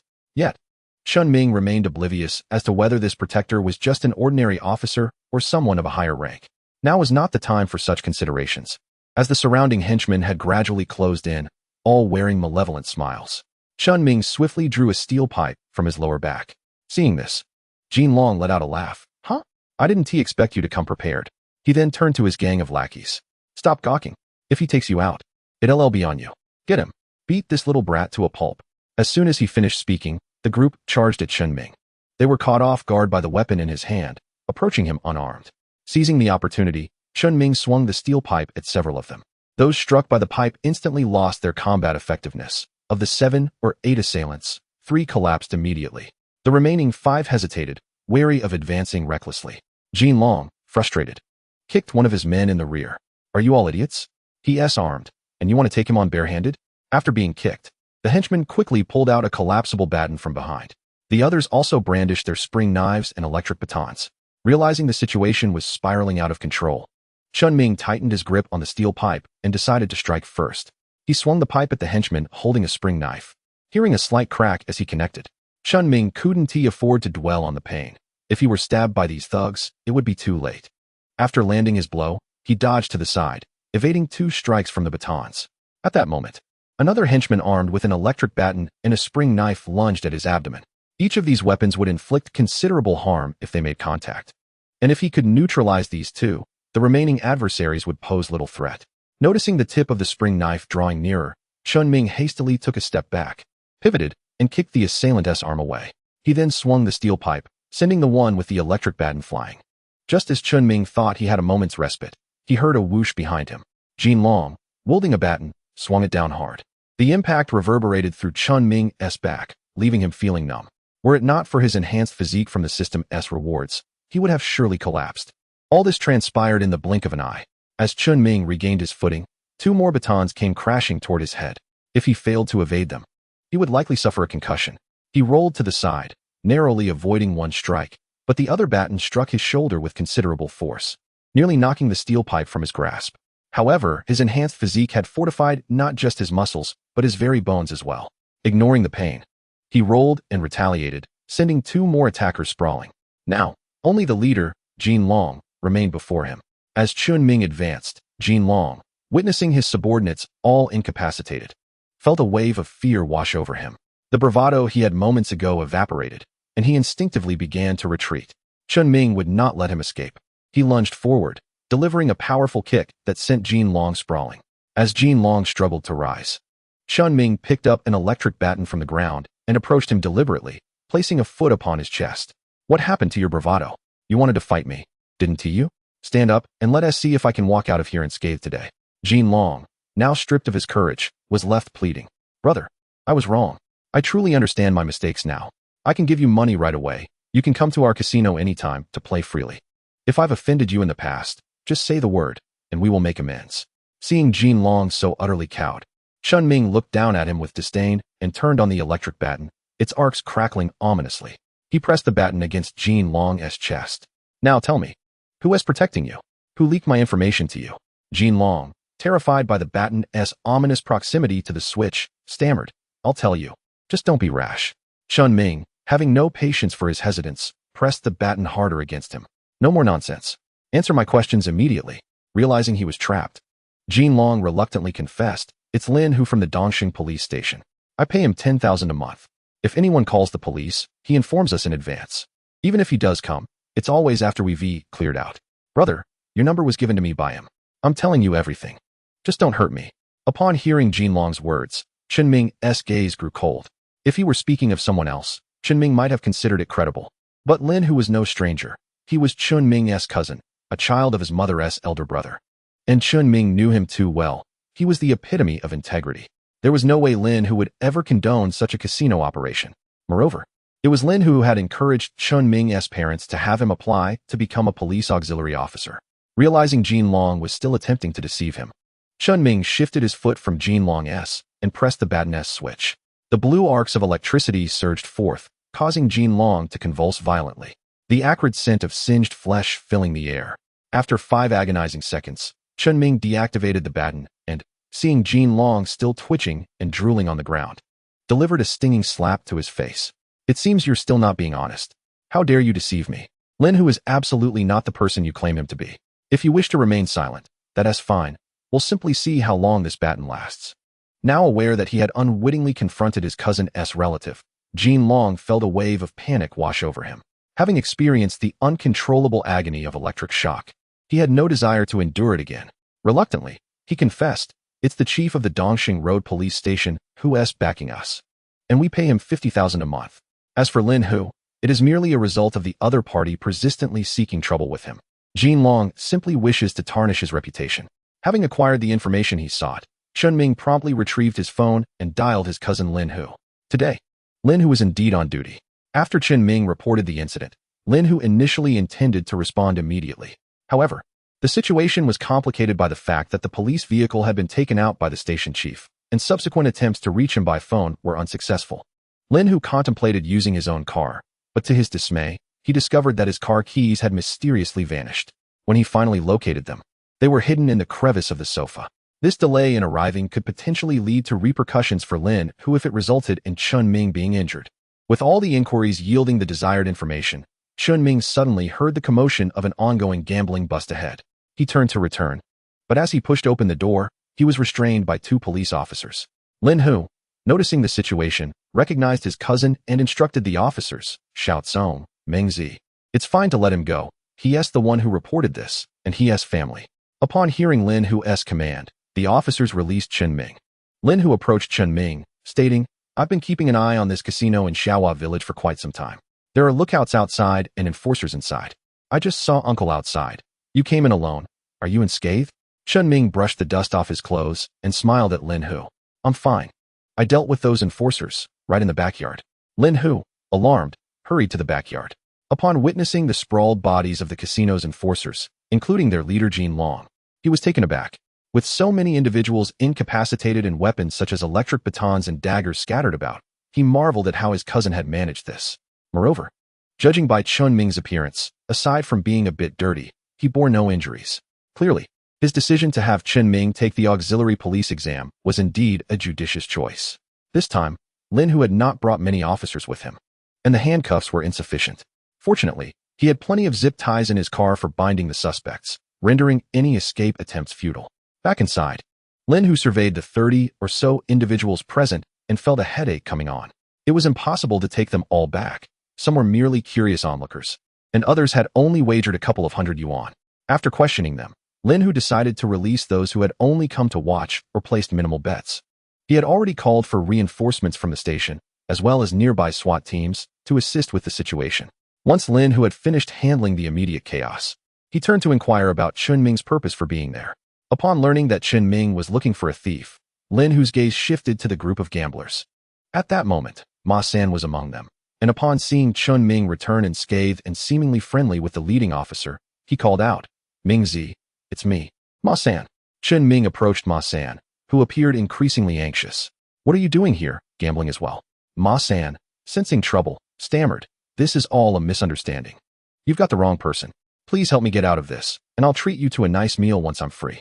Listening to Ma San's desperate pleas, a cold smile crept across Chen Ming's face. "Ma San, your presence here as a gambler makes your claims of misunderstanding utterly implausible. Your family is struggling, and I've heard that Widow Sun's household has lost money. You wouldn't happen to be the thief, would you?" A cold sweat broke out on Ma San's brow as he avoided Chen Ming's gaze. "No way. Widow Sun is all alone. She can't possibly have any money. How could I steal from them?" Observing Ma San's continued deflection, Chen Ming swiftly delivered a sharp slap. "You know Widow Sun is alone, yet you think 5,000 yuan is simply yours for the taking. It would be wise for you to disclose the whereabouts of that money, or I won't hesitate to let these officers keep an eye on you." Having been in jail before, Ma San understood that Chen Ming's mention of keeping an eye was no benign matter, and a look of venomous resentment filled his eyes. "Damn it, Chen Ming. You think you're something special just because you got into a mediocre university? I'll report you and the police for collusion to coerce a confession. You should have drowned in a cesspool." Before Chen Ming could retort, Chen Jiangwo, who had been overseeing the gamblers, lost his temper. He grabbed a hoe and aimed for Ma San's head. Thankfully, Chen Ming intervened. But Chen Jiangwo's mouth didn't remain idle, unleashing a torrent of curses directed at Ma San's family. Eventually, Lin Hu could no longer tolerate the outburst and stepped in to implore Chen Jiangwo to exercise restraint. Ma San, witnessing Chen Jiangwo's fury, was filled with dread, shrinking back into the crowd, too terrified to show his face. Chapter 32, The End of Vacation. Half an hour later, the SWAT team arrived, escorting the suspects into police vehicles. Ma San was the first to jump in, primarily out of fear of the hoe in Chen Jiangwo's hands. After resolving the situation, Lin Hu utilized his authority to withdraw 5,000 yuan from the gambling proceeds to return to Widow Sunday. Otherwise, once the money was reported, reclaiming it would prove difficult. After all, Ma San's theft was one case, and gambling was another. If Ma San ended up in prison, it would be unreasonable to expect his parents to cover the debt. While Widow Sun may have lost this money due to Ma San's actions, the burden of repayment would likely fall heavily on his parents, who might even consider drastic measures. Holding the 5,000 yuan, Chen Ming returned to Qinyang village accompanied by his uncles. News of Ma San's situation had already spread throughout the village. Upon reaching the large tree at the village entrance, they spotted Ma San's parents anxiously watching for their return. Chen Ming felt a pang of discomfort. Despite Ma San's despicable nature, every parent worries for their child. "Uncle Ma, Aunt Ma, I'm truly sorry. We happened upon a gambling bust at the Xiaohua village casino, and Ma San was taken by the police. Upon hearing that their son had been apprehended, the initial anxiety on Ma San's parents' faces gradually transformed into a sense of relief. Ma Chengguang, Ma San's father, looked at Chen Ming and said, "Xiao Ming, you must have called the police, right? Those scoundrels should have been caught long ago. You tried reporting them before, but they always scattered when the police arrived. When San was caught, neither your aunt nor I blame you. For years, he has been gambling outside, and we truly have no money left. If he has locked up for a couple of years, it might give us some respite. While we're still young, we can work hard to save a bit to build a new house, making it easier to find a wife for our San." As he spoke, Ma Chengguang's expression was a mix of relief and melancholy. Chen Ming, observing quietly, found himself at a loss for words. While Ma San was indeed a disgrace, his parents were commendable individuals, and he hoped that during Ma San's time in prison, he would reform. Chen Ming refrained from mentioning Ma San's theft of widow son's money and instructed his uncles on the way back to keep the matter private. He wanted to avoid gossip regarding widow son's financial situation and also wished to spare the Ma family any further embarrassment in Xianyang village. A gambler, he could only conclude, was merely greedy and lacking in character. However, if it were discovered that money had been stolen from the village, particularly the funds meant for a widow raising her children, the old Ma family would be forced to leave Xianyang village, their dignity shattered. After repaying the widow's son, Chen Ming returned home, where the evening's dumplings had long been prepared, awaiting his return. By the following day, Chen Ming received a call from Lin Hu. Ma San had divulged the entire sordid tale of the theft, inciting Chen Ming's fury even further. Initially, Ma San had not intended to steal. Rather, he had schemed to lure widow's son to the gambling den, hoping she would repay his debts. This insidious plan had been suggested by Jin Long, as Ma San had borrowed 30,000 yuan from the casino and failed to repay it for over a month. Jin Long had issued an ultimatum, threatening to sever one of Ma San's fingers if the debt remained unpaid, and subsequently to continue this gruesome act daily. Knowing Jin Long's ruthlessness, Ma San concocted a nefarious idea. If he could entice widow's son to spend a night with Jin Long, he could secure an extension of a week to settle his debts. Although Jin Long initially opposed the idea, he relented upon Ma San presenting him with clandestinely taken photographs of the widow. Despite the fact that widow's son had borne children, her husband had passed away early, leaving her relatively unscathed, which made her an object of Jin Long's predilection for young women, a fact that Ma San was well aware of. On that fateful morning, Ma San intended to deceive widow's son into meeting Jin Long, but upon arriving at her home, he found it deserted. He initially contemplated waiting for her return to execute his plan, when an idea struck him regarding the cabinet where she stored her undergarments, a detail he had noted during a previous wall-climbing escapade. Widow's son had kept an axe within her home for protection against him. However, as Ma San forcibly opened the lock to search for 2 of her undergarments, he unexpectedly stumbled upon a cache of money. 5 stacks of 100 yuan bills lay before him, amounting to a staggering 50,000 yuan. With greed taking hold, Ma San resolved to return 30,000 to Jin Long and gamble away the remainder. Over the past few days, he had felt fortunate, believing that had he had the funds, he could have recouped his losses long ago. If he managed to regain his investment of 20,000, not only could he reclaim widow's son's 50,000, but he might also recover his own losses. Ma San had set his sights on winning back 100,000 yuan, vowing to retire from gambling thereafter. Little did he know, this was all a trap set by the casino, designed to instill a false sense of hope that would lead him to borrow more money, only to lose it again. It was likely that Ma San would face at least 3 years in prison for his gambling and theft, while Jin Long's gang would face similar fates, each receiving a minimum of 3 years. The director of the Dongsheng police station was also under investigation by the disciplinary committee due to this incident and had been suspended from duty. The higher-ups were considering candidates for the next station chief, and many officers, including both the chief and deputy chief, had received bribes. Currently, aside from Lin Hu and a few others in his precinct, everyone else was under investigation. The higher authorities were also assessing Lin Hu's capabilities and his adherence to police ethics, which is why he was temporarily appointed as deputy chief to manage the Dongsheng police station. Lin Hu had intended to find time to have a drink with Chen Ming, but with these developments, such plans were now impossible. Chen Ming recognized this as a positive turn for Lin Hu and bore no resentment, agreeing to discuss it when the opportunity arose. The apprehension of Ma San and the entire casino staff had also yielded 2 new skills for the system. 1. Gambling Goddess Possession, from Ma San, and the other, Master of Combat, from Jin Long. Although the former appeared of little use, Chen Ming dared not dismiss its potential future utility. Just as the previously acquired skill, Enhanced Sense of Smell, had proved invaluable in deciphering Ma San's character. The ensuing investigation that disrupted the casino was supported by the physical prowess of international mercenaries. After spending 2 days at home, alternating between watching television and eating watermelon, Chen Ming's mother had been exceedingly warm during this time. Just as she began to feel slightly exasperated, Chen Ming received a call from Li Jigua. Chen Ming, be back at work tomorrow at 8 a.m. Don't be late. Oh, and don't forget to tidy yourself up. Something good is awaiting you. The next morning, Chen Ming was filled with curiosity, utterly unaware of Li Jigua's intentions. After hastily returning the previous day, he rose early and made his way back to the precinct. Along the way, many colleagues greeted him warmly, leaving Chen Ming perplexed, and he proceeded directly to Li Jigua's office. Inside, Li Jigua was busy organizing his belongings. Upon seeing Chen Ming enter, he approached him. Chen Ming, how have your days off been? I heard you caught a thief and dismantled a gambling den while you were home. Chen Ming scratched his head, surprised at the rapid spread of news. It was just a coincidence, really. Li, is there something you need me for? Seeing Chen Ming's bewildered expression, Li Jigua couldn't help but chuckle. Haha, Chen Ming. I mentioned good news. First, change into this uniform. You'll understand shortly. Chen Ming watched as Li Jigua retrieved a police uniform from a box and handed it to him.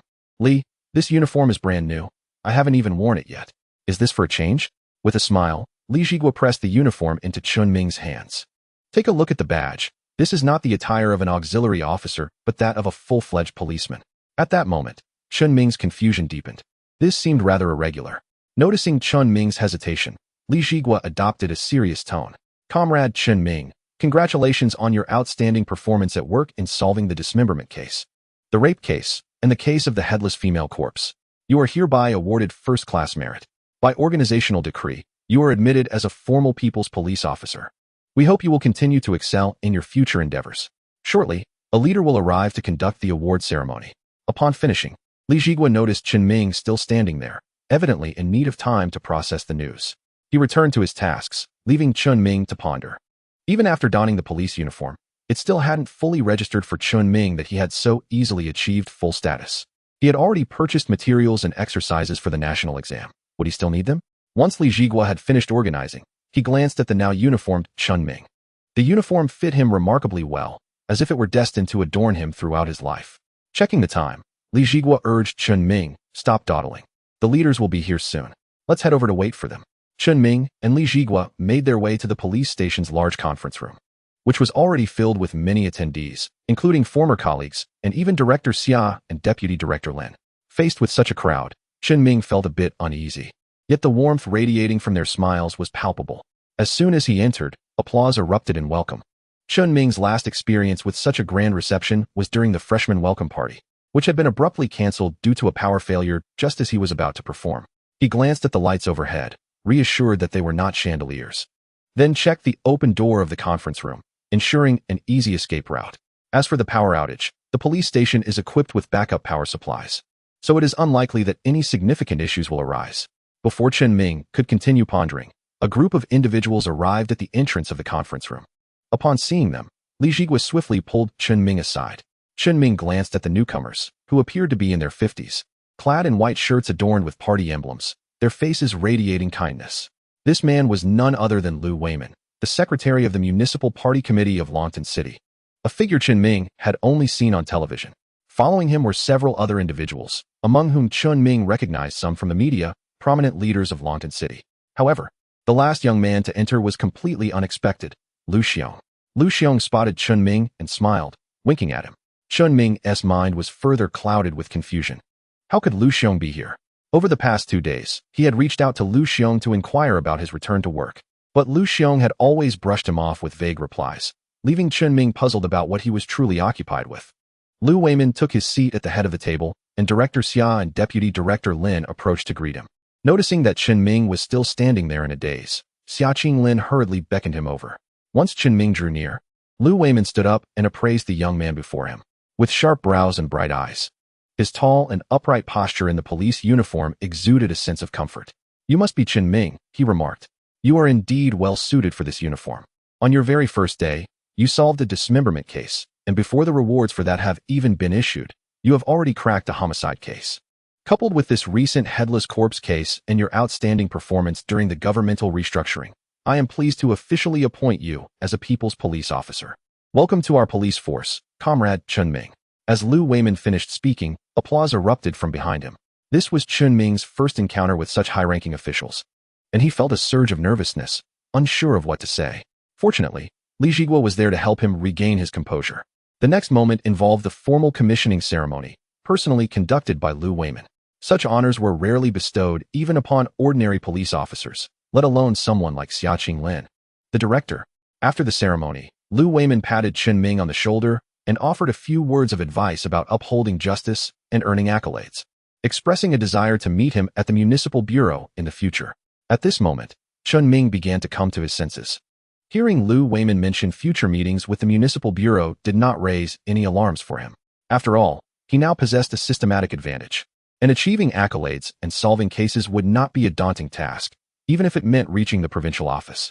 With the commissioning ceremony concluded, Lu Weimin had other matters to attend to and asked his secretary to present several documents concerning the personnel adjustments within the Zhongbei District Bureau of Longtan City. The former director, Xiaqing Lin, was commended for his dedication and diligence and was reassigned as the deputy director at the municipal bureau. The former deputy director, Lin Zhengbei, was appointed as the new bureau chief.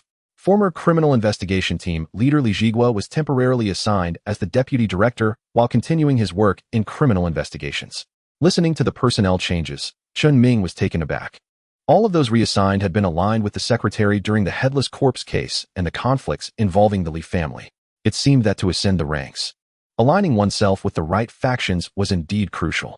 However, Chen Ming had no need to dwell on such matters. With the cases he had solved, his merits would naturally propel him upward. Yet, the final announcement from Secretary Sun regarding Lu Xiong's reassignment caught Chen Ming by surprise. Former first-class police officer Lu Xiong from the Zhongbei District Bureau has been transferred to the criminal investigation team of the Longtan Municipal Bureau. Upon hearing this, Chen Ming froze, his expression filled with confusion as he gazed at Lu Xiong. Chapter 34. Farewells Among Brothers, A New Beginning. Once all formalities were completed, Chen Ming and Lu Xiong returned to the dormitory they had shared. As Lu Xiong busied himself packing his belongings, Chen Ming waited patiently, contemplating for a long time before finally voicing his lingering question. Brother Lu, since you are leaving, may I ask you one question? Lu Xiong halted abruptly at the sound of Chen Ming's voice, turning to face him. Go ahead. I know you can hardly contain your curiosity. Just tell me what you wish to ask, and I will answer you. Chen Ming seized a chair and sat down. What exactly is your identity? How do you know Secretary Lu? And on that day at Li Shuamei's house, you had already obtained the evidence. What were you searching for in the safe afterward? Lu Xiong looked at Chen Ming, a knowing expression crossing his face. Ha, I knew you would ask that. I thought I had hidden it well enough that you wouldn't discover it. I don't have any special identity. I'm still your brother Lu, the one who solved cases alongside you. As for my relationship with Secretary Lu, well, why don't you take a guess? Though Chen Ming had his suspicions, hearing Lu Xiong confirm it left him momentarily incredulous. I never imagined you were the son of the secretary. You must have played a part in my official appointment, right? Lu Xiong waved his hand dismissively. Not entirely. Although our time together has been brief, I've noticed that you truly have a knack for police work, with a remarkable ability to uncover hidden clues. I felt it was a disservice to you to merely be a deputy officer, so I helped elevate those third-class merits to a first-class one. But the primary reason is your own excellence. Without those accolades, a newly appointed deputy officer would likely have to take the civil service exam to secure a formal position. While I believe you could pass, it would consume too much of your time better spent solving cases. Chen Ming felt a profound sense of gratitude towards Lu Xiong. Even though he had just started working, he understood the disparity between several third-class merits and a single first-class one. The latter was incomparable. Third-class merits could be received while standing, second-class while lying down, and first-class was something the family received. This saying was not merely a casual remark, but a reflection of the rarity and value of first-class honors. Brother Lu, thank you. Upon hearing Chen Ming's gratitude, Lu Xiong placed a reassuring hand on his shoulder. Good brother, no need for such formalities. During our time together, I genuinely appreciated your company. Chen Ming leaned back in his chair, crossing his arms, and scrutinized Lu Xiong. Brother Lu, I can't. I already have someone I care for. Lu Xiong, realizing Chen Ming's implication, was taken aback and playfully smacked Chen Ming on the head. What are you thinking? I have a girlfriend. Chen Ming released a sigh of relief. Having a girlfriend is good. That's a relief. Lu Xiong shot Chen Ming an exasperated glance. Finally, Chen Ming posed his last question. Brother Lu, may I ask you one final question? When the Li family sent someone to hunt me down, did you know about it in advance? Lu Xiong did not respond immediately. Instead, he walked over to the window, gazing down at the Audi with the license plate C00001. He pulled out a cigarette and lit it. Yes, I had prior knowledge that the Li family intended to target you. I initially thought they were simply looking to create trouble for you, never anticipating that they would resort to violence. Fortunately, your skills are commendable. Otherwise, you might have been in dire straits by now. Hearing the mention of his potential demise left Chen Ming feeling a wave of unease. After this transfer to the municipal bureau, does that mean I won't be returning? It is highly probable that he will not return. Who can say for certain? You, the child of a municipal party secretary, should have remained at the city bureau. Yet here you are, serving as a mere police officer in our Jiangbei district branch. Upon hearing Chen Ming claim to be the child of a municipal party secretary, Lu Xiong couldn't help but chuckle. So what if you're the child of a municipal party secretary? Who among us hasn't descended from peasant stock for 3 generations? In truth, I had indeed intended to stay at the city bureau. My arrival at the Jiangbei branch was solely due to the Li family. The item I discovered in Li Xuemei's residence is incriminating evidence against the Li family, evidence that could send shockwaves through the entire political landscape of Jichuan province. The contents of that evidence remain a mystery even to me. My father merely instructed me to wait at the Jiangbei branch for the right opportunity. Had it not been for the case of the headless female corpse, I would still be in the dark about how long I would be stationed here. Chen Ming was taken aback to learn that Lu Xiong had come to the Jiangbei branch for this very reason, and that he had been waiting for 2 years for the right moment. It was hard to fathom how Lu Xiong had endured those 2 years. Observing that Lu Xiong had packed his belongings, Chen Ming understood that his departure was imminent. He stepped forward and placed his hand on Lu Xiong's shoulder. Take care. Lu Xiong brushed Chen Ming's hand away. Don't get sentimental. With your capabilities, your position at the city bureau is a foregone conclusion. It's merely a matter of time. Stop wasting time here. I urge you to come over. When the time comes, I will help you secure a position.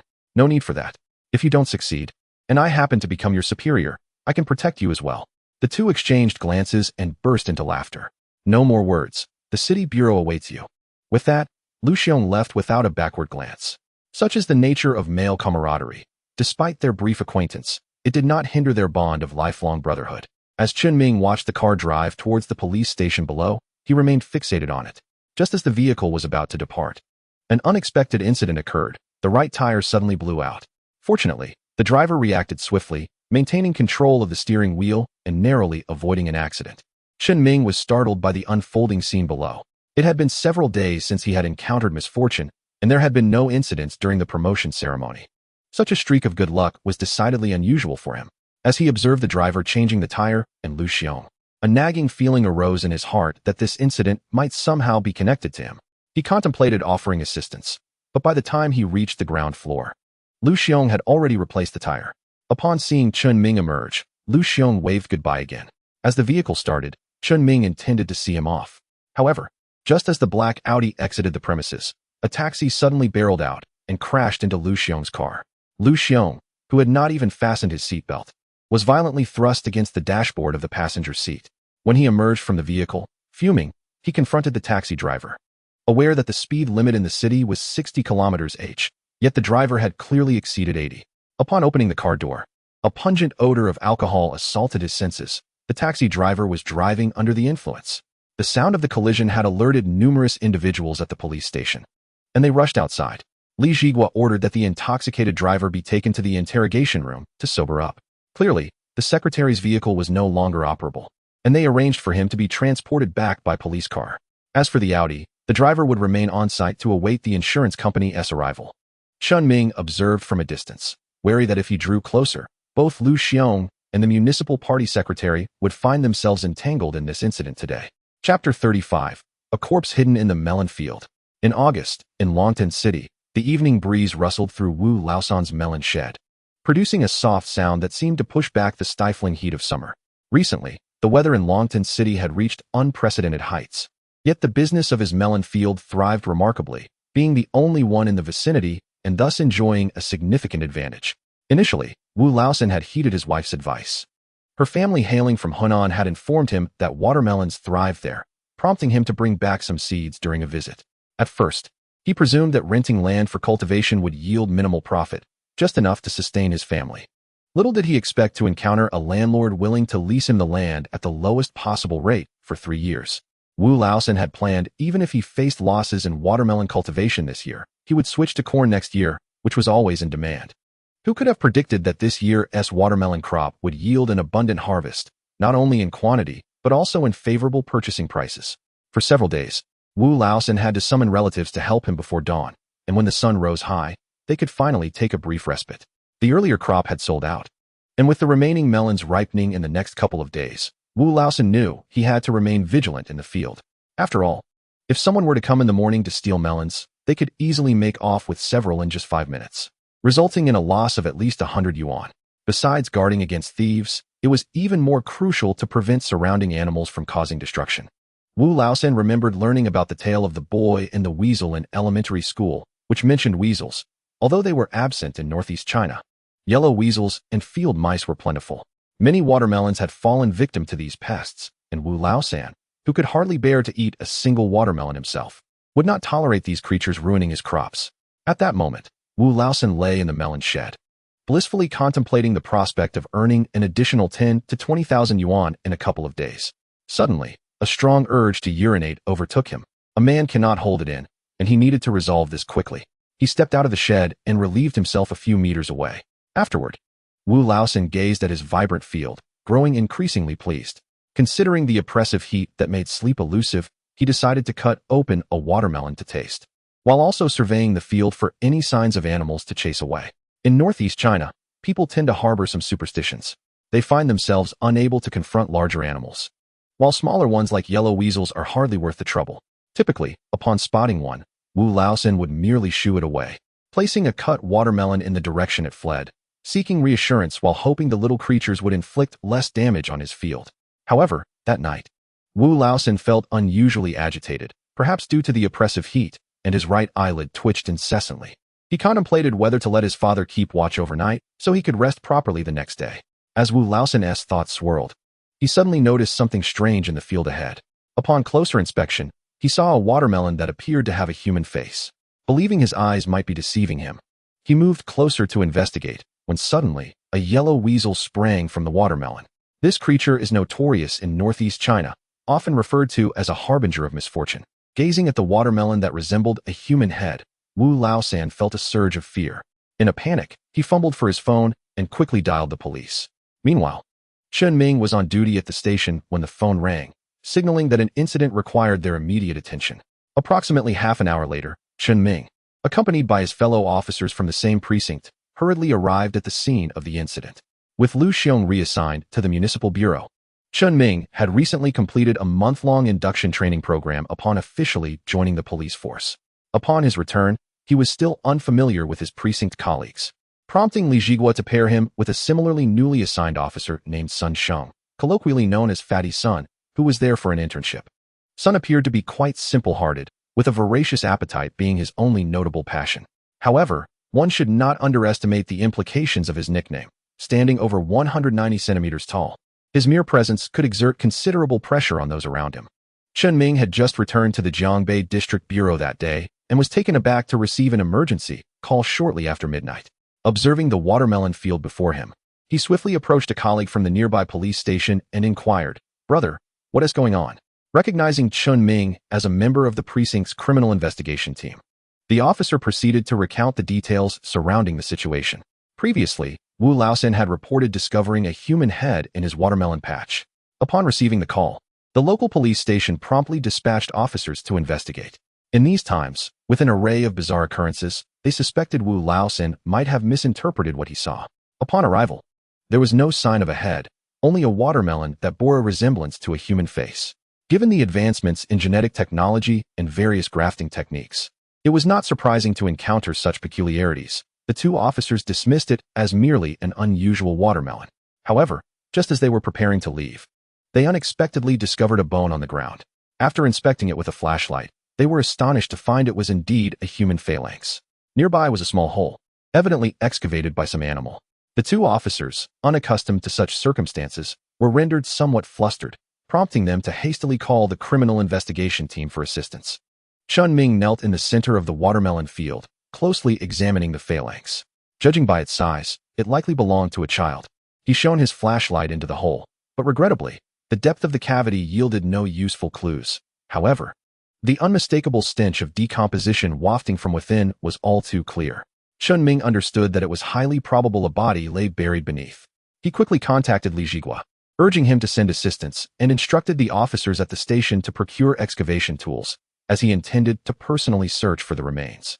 By the time the forensic team arrived, Chen Ming and his colleagues had already dug a pit approximately half a meter deep, yet the body remained elusive. The deeper they excavated, the more challenging it became, but Chen Ming was now entirely convinced that a body lay beneath, as the nauseating odor of decay had become pervasive. And even with a mask, it was difficult to withstand the acrid scent. The team continued their arduous excavation for over 4 hours until they finally discerned traces of a body. Armed with flashlights, they peered into the deepening pit.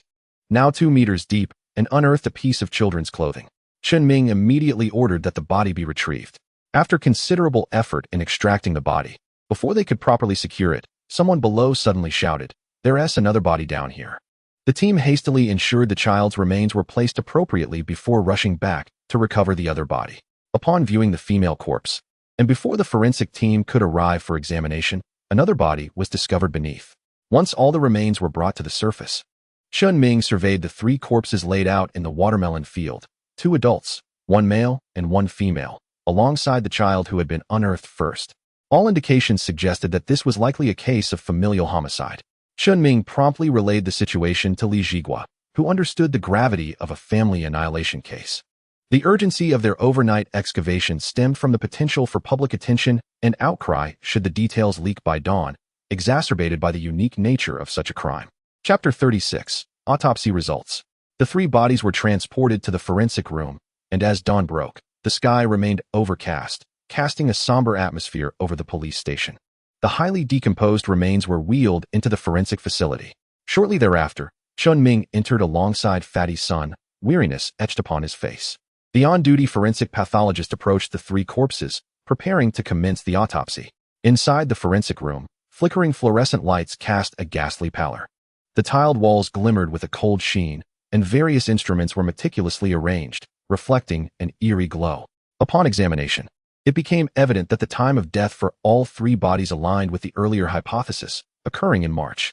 The male adult victim bore a particularly gruesome blunt force trauma to the skull, with the bone visibly depressed and surrounding skin displaying dark purple contusions, as though narrating the harrowing story of the fatal blow he had endured. Conversely, the condition of the female victim was troubling. Prolonged burial and decay had rendered her features unrecognizable, her skin exhibiting a repulsive bluish-black hue, complicating the autopsy significantly. It was challenging to determine her cause of death, causing the pathologist to furrow his brow in concentration, though his hands remained steady and precise in their movements. The child's body was heart-wrenching, marred by numerous injuries.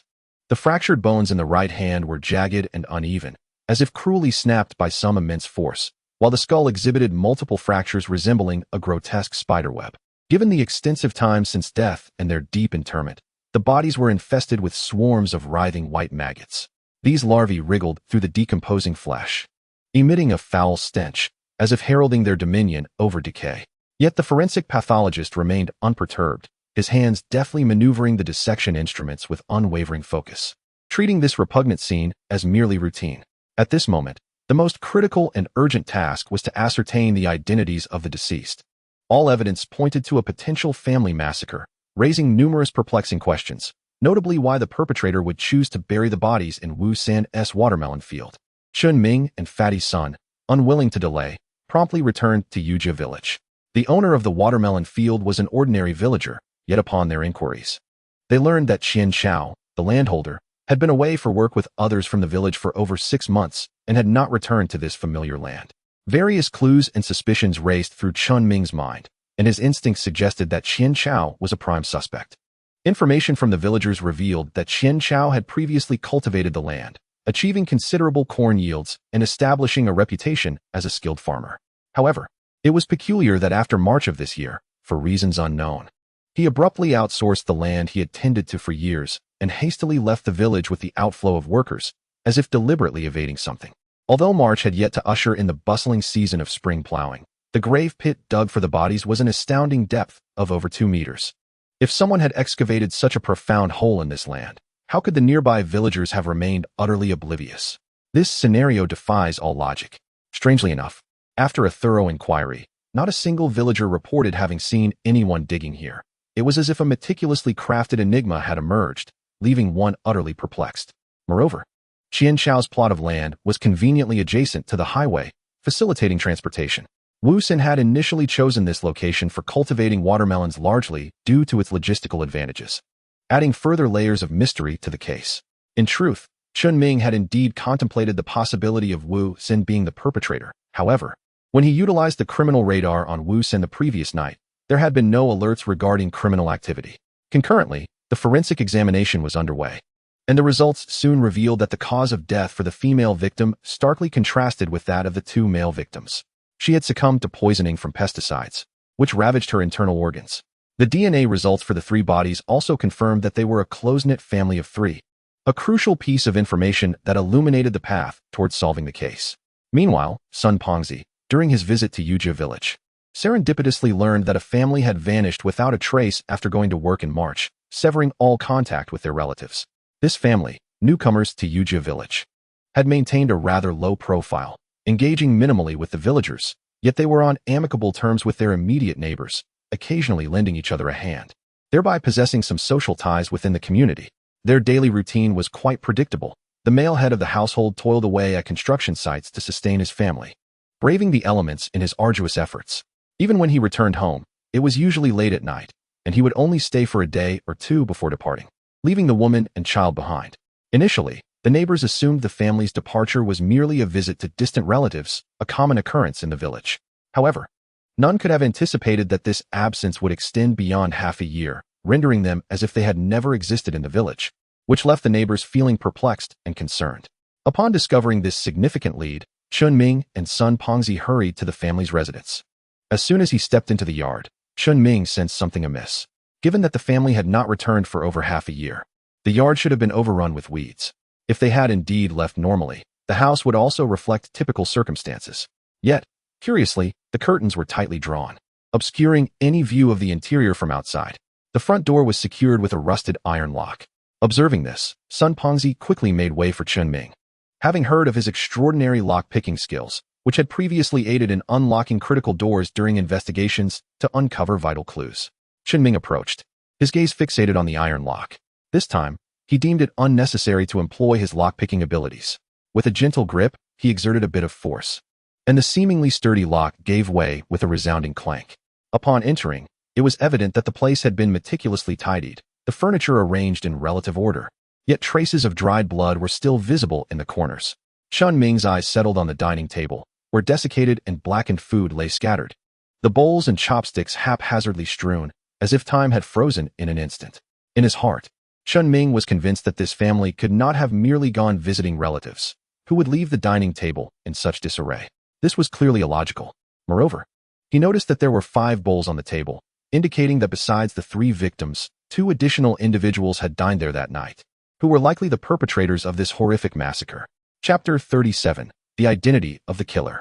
With a grave expression, Chen Ming surveyed the scene.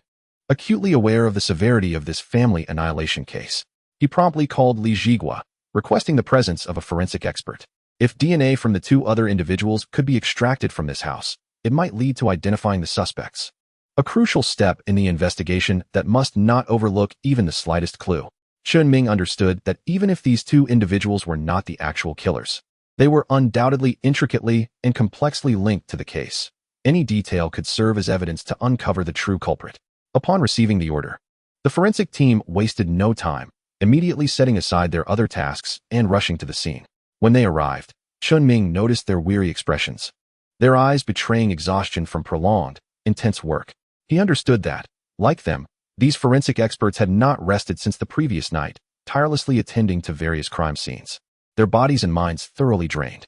However, the nature of this family annihilation case was egregiously severe, its ramifications far exceeding those of previous dismemberment and sexual assault cases. Every officer in the Jiangbei District Police Bureau was scouring the area for clues related to the case.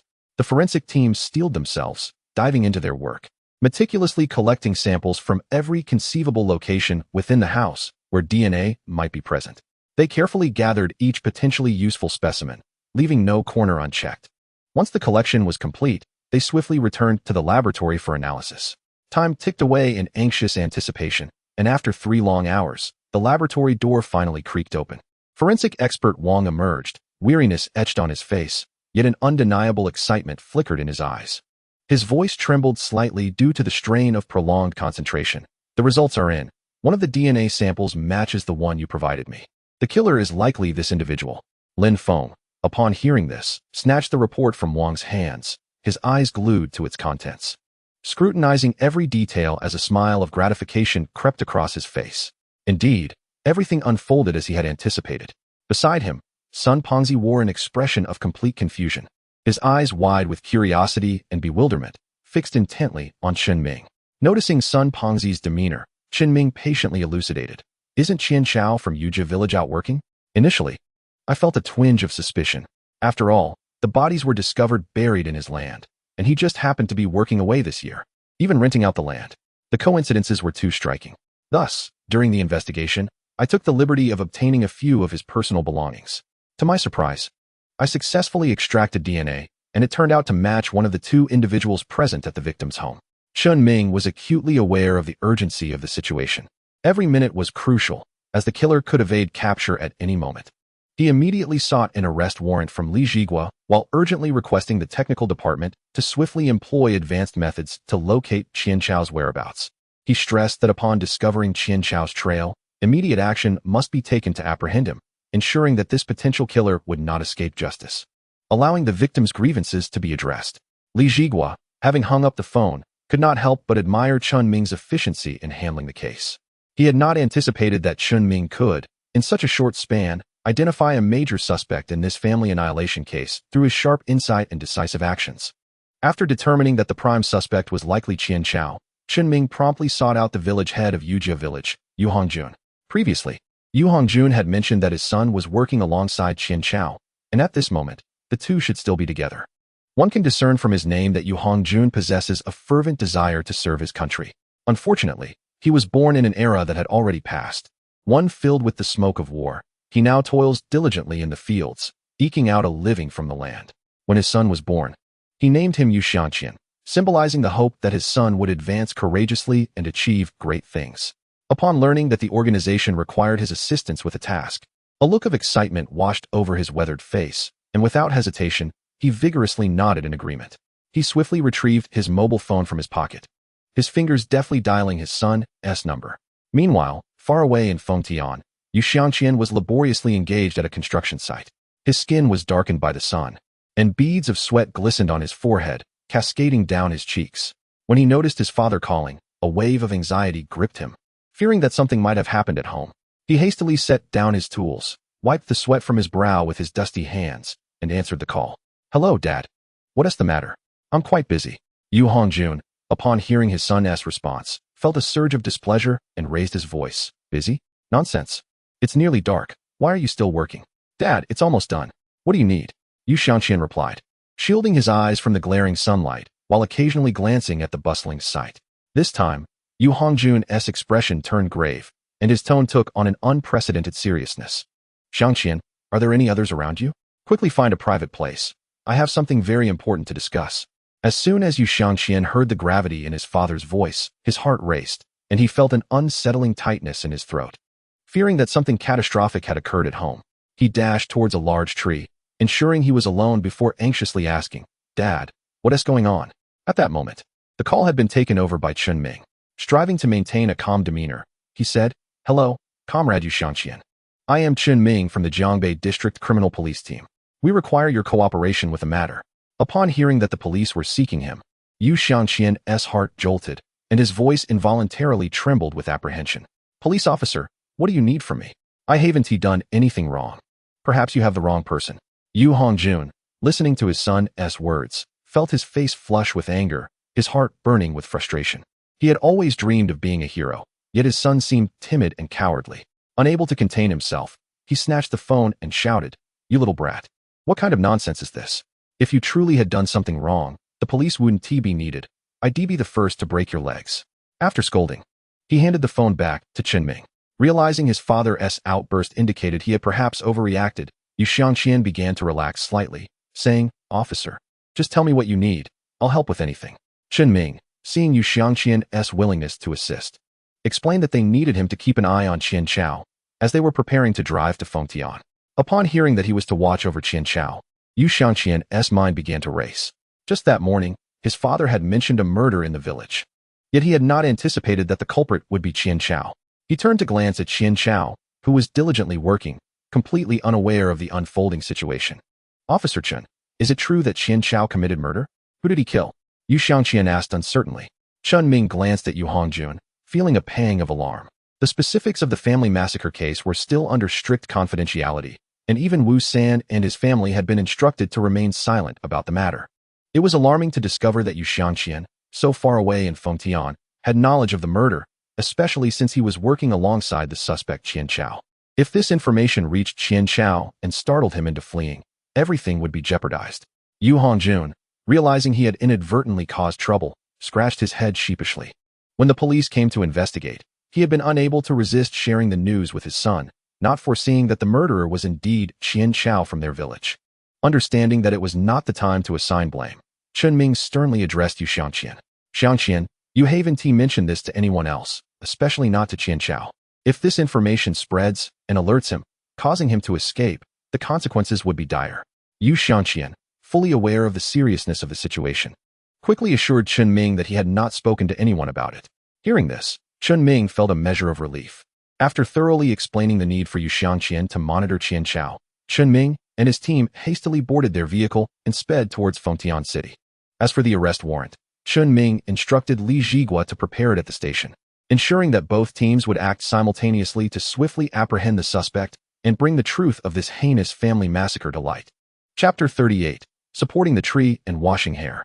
After Yu Xiangqian ended the call, his gaze involuntarily drifted back to Qian Chao. Observing him, it was difficult to fathom that he could commit such an audacious act of murder. Yu Xiangqian mused to himself about the audacity required to perpetrate such a crime. Since this was his first experience with surveillance, he felt a tinge of nervousness, causing him to discreetly monitor Qian Chao's every move. Fortunately, Qian Chao appeared oblivious to any unusual behavior, continuing his work as usual. After dinner, a group of workers, having concluded their day's labor, returned to their dormitory to rest. The living conditions were far from ideal. Each room housed at least 7 or 8 men, all of whom were rather indifferent to personal hygiene. Coupled with the sweltering heat, the atmosphere was permeated with an overwhelming odor of sweat, as if the scent itself could solidify. As night fell and work ended, the evening was still young, and many found it difficult to sleep. Thus, card games erupted in various dormitories, with most playing poker or games like Fight the Landlord. The stakes were modest, as they were all villagers striving to make a living, each carrying familial responsibilities. Some children waited eagerly for the funds to pay tuition, while others aimed to save for a bride. Hence, the games were played in good fun, involving light-hearted forfeits like writing on sticky notes or drinking cold water. Yu Xiangqian shared a dormitory with Qian Chao, and in one corner, a lively group was engrossed in their card games. Typically, at this hour, Qian Chao would join them to watch or even play a hand. However, something felt amiss today, as Qian Chao was plagued by a sense of unease, reminiscent of the frantic flight from his village. At this moment, he lay on the bed, his gaze vacant, his mind a tangled mess, utterly oblivious to his thoughts, as his musings flitted aimlessly about. Meanwhile, Yu Xiangqian was equally distracted, feigning engagement with his phone while surreptitiously glancing at Qian Chao's movements. The room was filled with burly men, and amid their card games, conversations inevitably gravitated towards women. After all, in this construction site, one's eyes were met solely with rugged men, with the presence of young women being a rare occurrence. Aside from the aunt who cooked, only a handful of women were left to do odd jobs, hardly sufficient to satisfy their idle chatter. A local uncle, a cigarette dangling from his lips, expertly shuffled the cards while casting a glance at Yu Xiangqian fiddling with his phone, then at Qian Chao, who was tossing and turning on the bed like a pancake. He couldn't help but chuckle to his companion. Look at them, the two bachelors. Are they yearning for women? Suffering in silence? The other 3 players, upon hearing this, turned their attention toward the two, observing their lackluster demeanor, which indeed bore a semblance to the uncle's jest. Xiangqian, you and Chaozi are thinking about women, aren't you? If it's too much to bear, I could take you to find a tree tomorrow. It won't cost much, just to relieve some tension. Once you've made some money this year, your father can arrange a wife for you, the uncle said half-jokingly. Yu Xiangqian, accustomed to such banter, merely shrugged it off. After all, being a group of men, The absence of risque jokes would surely drive them to madness. With the uncle's remark as a catalyst, the others eagerly joined in the conversation. Old Sue, if you ask me, what is the point of finding a tree? Going to the city for a shampoo is far more exhilarating. Besides, those trees are all old hags. The youngest must be pushing 50. So, I say it's those young shampoo girls that hold the real charm. One of them spoke animatedly, as if lost in a reverie. Of course, Yu Xiangqian harbored no interest in such topics. His heart was already set on someone special, though he remained uncertain if she reciprocated his feelings. What you all are suggesting is utterly unappealing.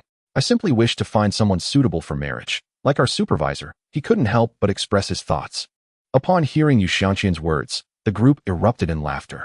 Haha, Xiangqian, not to criticize you, but with your looks. Do you really think a beautiful supervisor would take an interest in you? She's got the looks that could rival your aunt's in her youth.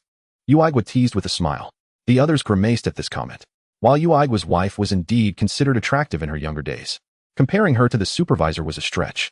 Without delving into specifics, the supervisor's long, wavy hair shimmered as if it possessed a luster of its own, paired with luscious, cherry-red lips and impossibly long, fair legs that turned heads wherever she went. Meanwhile, as the conversation flourished, Qian Chao remained silent. For reasons unbeknownst to him, his heart raced violently, as if it might leap from his throat. Just then, his phone rang sharply, startling him. He snatched it up to check the caller ID. And upon seeing the name, his face drained of color. In a reflexive motion, he abruptly ended the call. Panic-stricken, he hurriedly slipped on his shoes, clutching the phone tightly, and dashed out the door without a backward glance. Yu Aigua, still in a jovial mood, remarked, "What is the matter, Chaozi? Did someone's wife call you? Why aren't you taking the call inside?" Yet, Qian Chao did not respond, hastily exiting the premises. Yu Xiangqian, having clearly heard the ringing phone, felt a knot tighten in his stomach and quickly donned his clothes, pretending to be nonchalant as he followed suit. Yu Aigua, observing this, couldn't he help but quip, "Xiangqian, if you can't hold it in, do try to keep it tidy." At this moment, Yu Xiangqian found himself in a state of incredulity, mentally chastising his uncle. Your kids really don't resemble you at all. Chapter 39, The Motive for Murder. Yu Xianglong cautiously trailed behind Qian Chao, initially believing that he intended to take a leisurely stroll to clear his mind. However, upon reaching a secluded spot, he witnessed Qian Chao place a call. "Hello, second uncle. What is going on? Didn't you say not to contact me unless it was urgent?" The voice on the other end, frantic, responded, "Chaozi, we can't avoid contact any longer. Our affair has been discovered. I happened to pass by your village today and saw the police inquiring about you. Even visiting Tianguang's house. Do you think the police have realized we were the ones who committed the murder? Perhaps we should tidy up and head south." Upon hearing his uncle's words, Qian Chao felt a chill wash over him in the sweltering summer heat, beads of cold sweat drenching his back. "I understand, second uncle. I'll ask the foreman for leave tomorrow to return home. If the situation worsens, we'll escape to the mountains in the south." Qianjin, hearing that his nephew planned to return, hurriedly interjected, "Forget about coming back. I'm heading your way now. We'll leave together in the morning. I happen to have a truckload of goods bound for Yun province. If things get dicey, we can cross the border."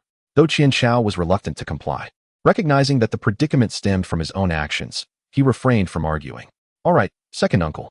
I'll pack my things and await your arrival so we can depart at once." After hastily ending the call, Qian Chao felt as though a boulder had been placed upon his chest, anxiety consuming him as he lamented his past folly. Gazing into the distance toward home, his thoughts drifted back to that fateful march. At that time, he and his uncle had suffered a crushing defeat at the gambling tables, contemplating borrowing money from villagers to recoup their losses.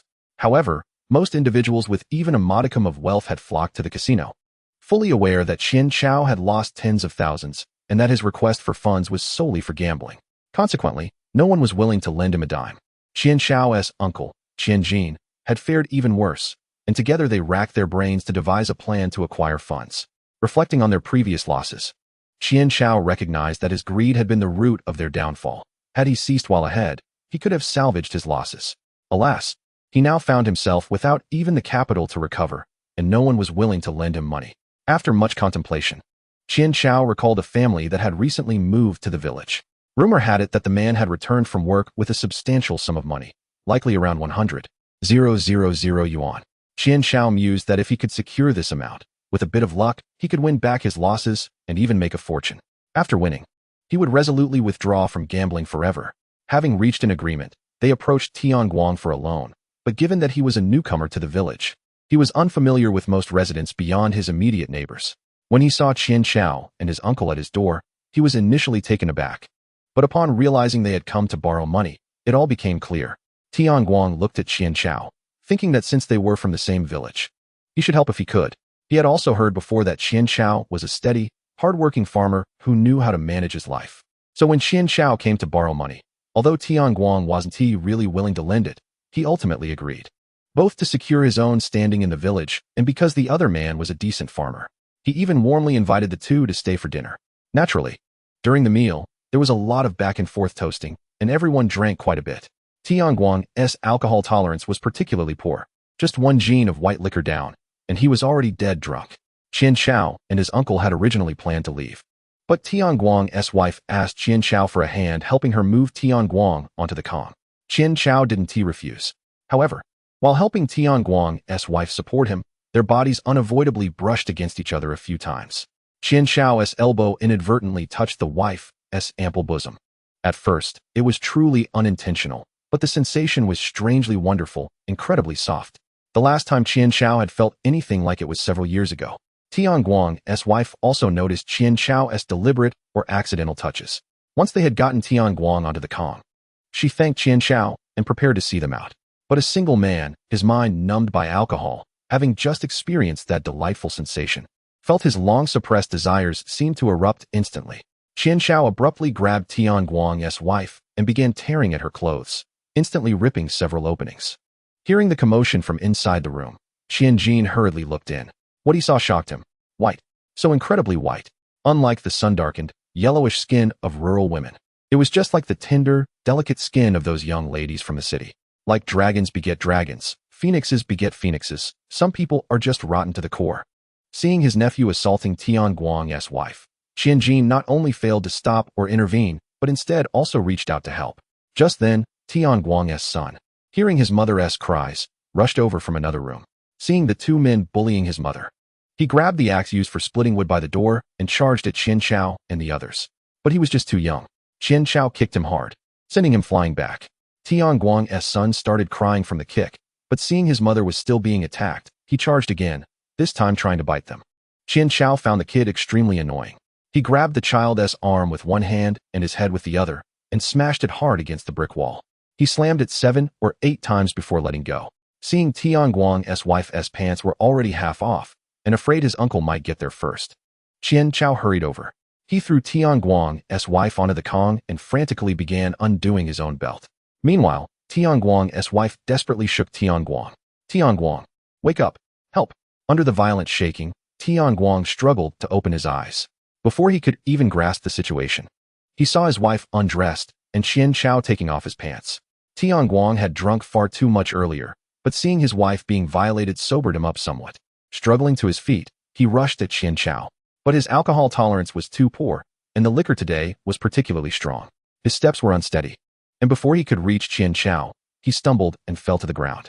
Qian Jin saw that Tianguang was awake, driven by alcohol. Instead of fearing exposure and fleeing, he hardened his heart, deciding that since he had started, he might as well finish. Not even the Jade Emperor himself would scare him today. He picked up the axe that had fallen on the ground and slammed the hammer side of it hard onto Tianguang. Just 2 blows, and Tianguang lay still on the ground. Afterward, the uncle and nephew forcibly violated Tianguang's wife. When they finished, the alcohol overwhelmed them, and they collapsed on the Kong, fast asleep. By the next morning, when Qian Chao woke up and saw the disarray in the room, the last remnants of his drunkenness vanished in an instant, replaced by sheer terror. He quickly woke his uncle beside him. Qian Jin was also scared out of his wits seeing the scene inside the room. Looking at Tianguang and the child lying on the floor, Qian Jin reached out a trembling hand to check their breathing, but both had long since stopped breathing. When they thought about fleeing, they then saw Tianguang's wife in the main room, who had taken poison and committed suicide. Although he had been very drunk the night before, Qian Chao still had some memory of it. Everything he had done came back to him clearly. He had committed a serious crime, filled with regret. Qian Chao wanted to turn himself in at the police station, but Qian Jin stopped his nephew and then laid out his own plan. After that, they used an excavator to dig a large pit in their own field. After burying the family of 3, Qian Chao, always fearful, later leased the land to Wu San. The memories ended there. Qian Chao prepared to go back and pack his things. Yu Xianglong, seeing Qian Chao had been standing there dazed but now suddenly turned around. Was afraid of being discovered. Scared, he immediately turned and tried to run back. But he accidentally stepped on a steel pipe at the construction site. The noise immediately attracted Qian Chao's attention. Who's there? Who is it? Chapter 40. Apprehend Qian Chao. The memories ended. Qian Chao prepared to go back and pack his things. Yu Xiangqian saw that Qian Chao had been standing there dazed, but now suddenly turned back. Afraid of being discovered, he turned in panic and tried to run back. But he accidentally stepped on a steel pipe at the construction site. The noise immediately attracted Qian Chao's attention. Who's there? Who is it?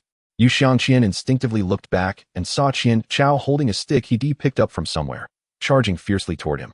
Seeing this, Yu Xiangqian was terrified and bolted. But Qian Chao behind him was faster. Just as Yu Xiangqian saw the work shed, about 50 meters away, he suddenly heard a whooshing sound behind him. Before he could react, a steel pipe struck hard against his back. The blow sent Yu Xiangqian stumbling forward, and he fell flat on the ground.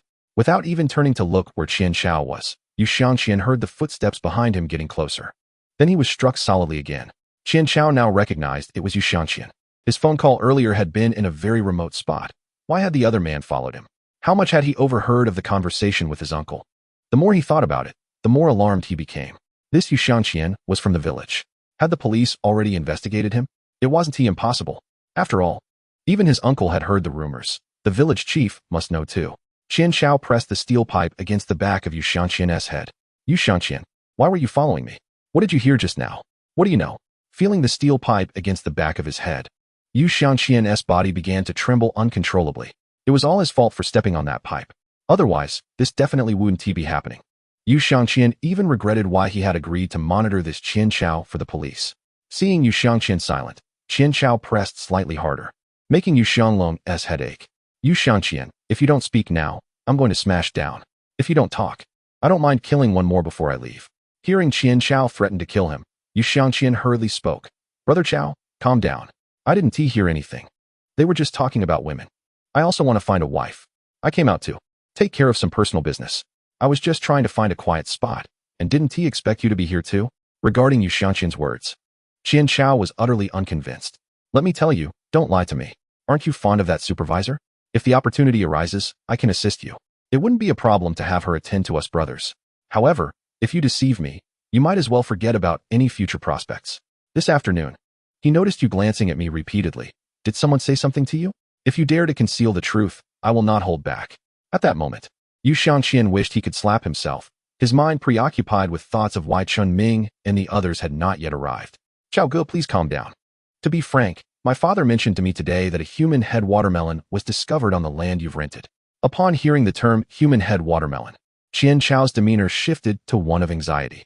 He was unaware of what a human head watermelon entailed, but he was acutely aware of what lay beneath his land. What human head watermelon? Who is looking for me? Tell me. Yu Xiangqian understood that he could not provoke Qian Chao nor disclose that the police were already on their way to apprehend him. Lies often blend truth and falsehood, making them more believable. Chao Ge, I truly do not know what a human head watermelon is. My father merely mentioned a watermelon with a human face. I also heard that the police seem to be searching for you. Yu Xiangqian did not divulge everything. He had overheard the conversation between Qian Chao and his uncle, realizing that the latter might flee tonight. As long as he remained unharmed this evening, he might escape with his life. Indeed, upon hearing that the police were after him, Qian Chao's anxiety intensified, and he yanked Yu Xiangqian from the ground, fixing his gaze intently on his eyes. Is everything you just said true? Did your father mention what was found in the land? And when you followed me, you truly did not hear me make a call? Yu Xiangqian shook his head vigorously. Chao Ge, I genuinely know nothing. You were so far away on the phone that I couldn't hear anything. Please let me go. I promise I won't speak to anyone about this tonight. Qian Chao's grip on him eased slightly. He had no intention of killing anyone and was uncertain whether the police were aware that he had murdered the Tian family. If he were to kill Yu Xiangqian now, the police would undoubtedly issue a nationwide manhunt for him, and he would eventually be caught. Just as Qian Chao was about to release Yu Xiangqian, the latter foolishly uttered another phrase. Chaozi, since you're leaving tonight, just let me go. Before he could finish, Yu Xiangqian swiftly closed his mouth. But Qian Chao had already heard him. If you didn't hear my call, how do you know I'm leaving tonight? He then threw Yu Xiangqian to the ground and raised a steel pipe, ready to strike Yu Xianglong. At that critical moment, a bright light shone upon Qian Chao. A creaking Jetta sped towards the two men. Before Qian Chao could react, the car skidded to a halt in front of them, and three men sprang from the vehicle. Chen Ming led the charge, delivering a swift kick that sent Qian Chao sprawling. Sun Pengzi brandished a police baton and rushed to Qian Chao's side, delivering several heavy strikes to his body. The final officer, arriving last, saw that he was not needed and instead assisted Yu Xiangqian, helping him into the car. Meanwhile, Chen Ming and Sun Pengzi were engaged in a fierce struggle with Qian Chao. After being kicked down, Qian Chao endured several blows from Sun Pengzi, who targeted his body. He covered his head and braced himself, finally seizing an opportunity to rise and swing the steel pipe wildly. For a moment, neither of the officers dared to approach, watching as Qian Chao spun in circles. The moment he relaxed, Chen Ming would pounce.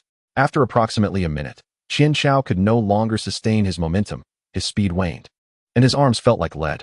Chen Ming seized this golden opportunity, charging forward. Qian Chao attempted to defend himself, but it was too late. Chen Ming kicked the steel pipe from his grasp and seized him by the hair, pinning him to the ground. Sun Pengzi rushed up and swiftly cuffed Qian Chao's hands. Having apprehended Qian Chao, Chen Ming relayed the good news to Li Zhigua, mentioning Yu Xiangqian's injuries sustained while assisting in surveilling Qian Chao. Li Zhigua instructed Chen Ming to take Qian Chao for a medical examination, ensuring there were no issues, and then contacted the site manager to explain that Yu Xiangqian had been injured while aiding the police, requesting that he be taken care of. Upon hearing this, the manager granted Yu Xiangqian a week's leave to recuperate. He also inquired whether there might be future opportunities for collaboration with the police, vowing to reach out if such chances arose again. Chapter 41, System Upgrade. Qian Chao was taken overnight to the police station in Fengtian for interrogation, as that night involved not only him but also his accomplices. Initially, Qian Chao believed that as long as he did not reveal his uncle's name and took full responsibility for the crimes, he would escape the dire consequences. After all, it was all the same in the end. However, Chen Ming seemed to have anticipated Qian Chao's thoughts and laid it bare. He stated that if Qian Chao could provide leads that night, he might mitigate his death sentence to life imprisonment. In the face of mortality, everyone yearns for survival. Thus, Qian Chao readily implicated his uncle and even agreed to assist the police in luring him in. Upon learning of Qian Jin's situation, Chen Ming thought to himself that he was indeed a good lad. Had it not been for him, his uncle would not have resorted to such actions. With Qian Chao's cooperation, Chen Ming and his team waited several hours in Fengtian and successfully apprehended Qian Jin as well. When the two met, they immediately began to expose each other's shortcomings and blame one another. Chen Ming, meanwhile, drove the truck that Qian Jin had used for deliveries, and they made their way back to Longtan City. The two suspects required no interrogation. During the journey, they disclosed all the details clearly. Their mutual accusations saved Chen Ming and his team the trouble of questioning. By the time they returned to their rented accommodation, it was nearly dawn. Lying on his familiar bed, Chen Ming finally felt a sense of relief. He had not returned for a month due to police training. And although his previous stays had been brief, the feeling of reunion was distinctly different. As he lay on his bed, Chen Ming opened his system panel. Having officially become a police officer, the system had undergone an upgrade. The upgraded system bore significant changes from the previous version. Not only did it feature a panel for viewing his basic information, but even the system rewards had transformed. After apprehending criminals, the system now converted repetitive criminal skills into criminal points, which could be spent in the system's marketplace to acquire skills or various items. However, Chen Ming had already perused the marketplace, where even a bottle of mineral water cost 10 points.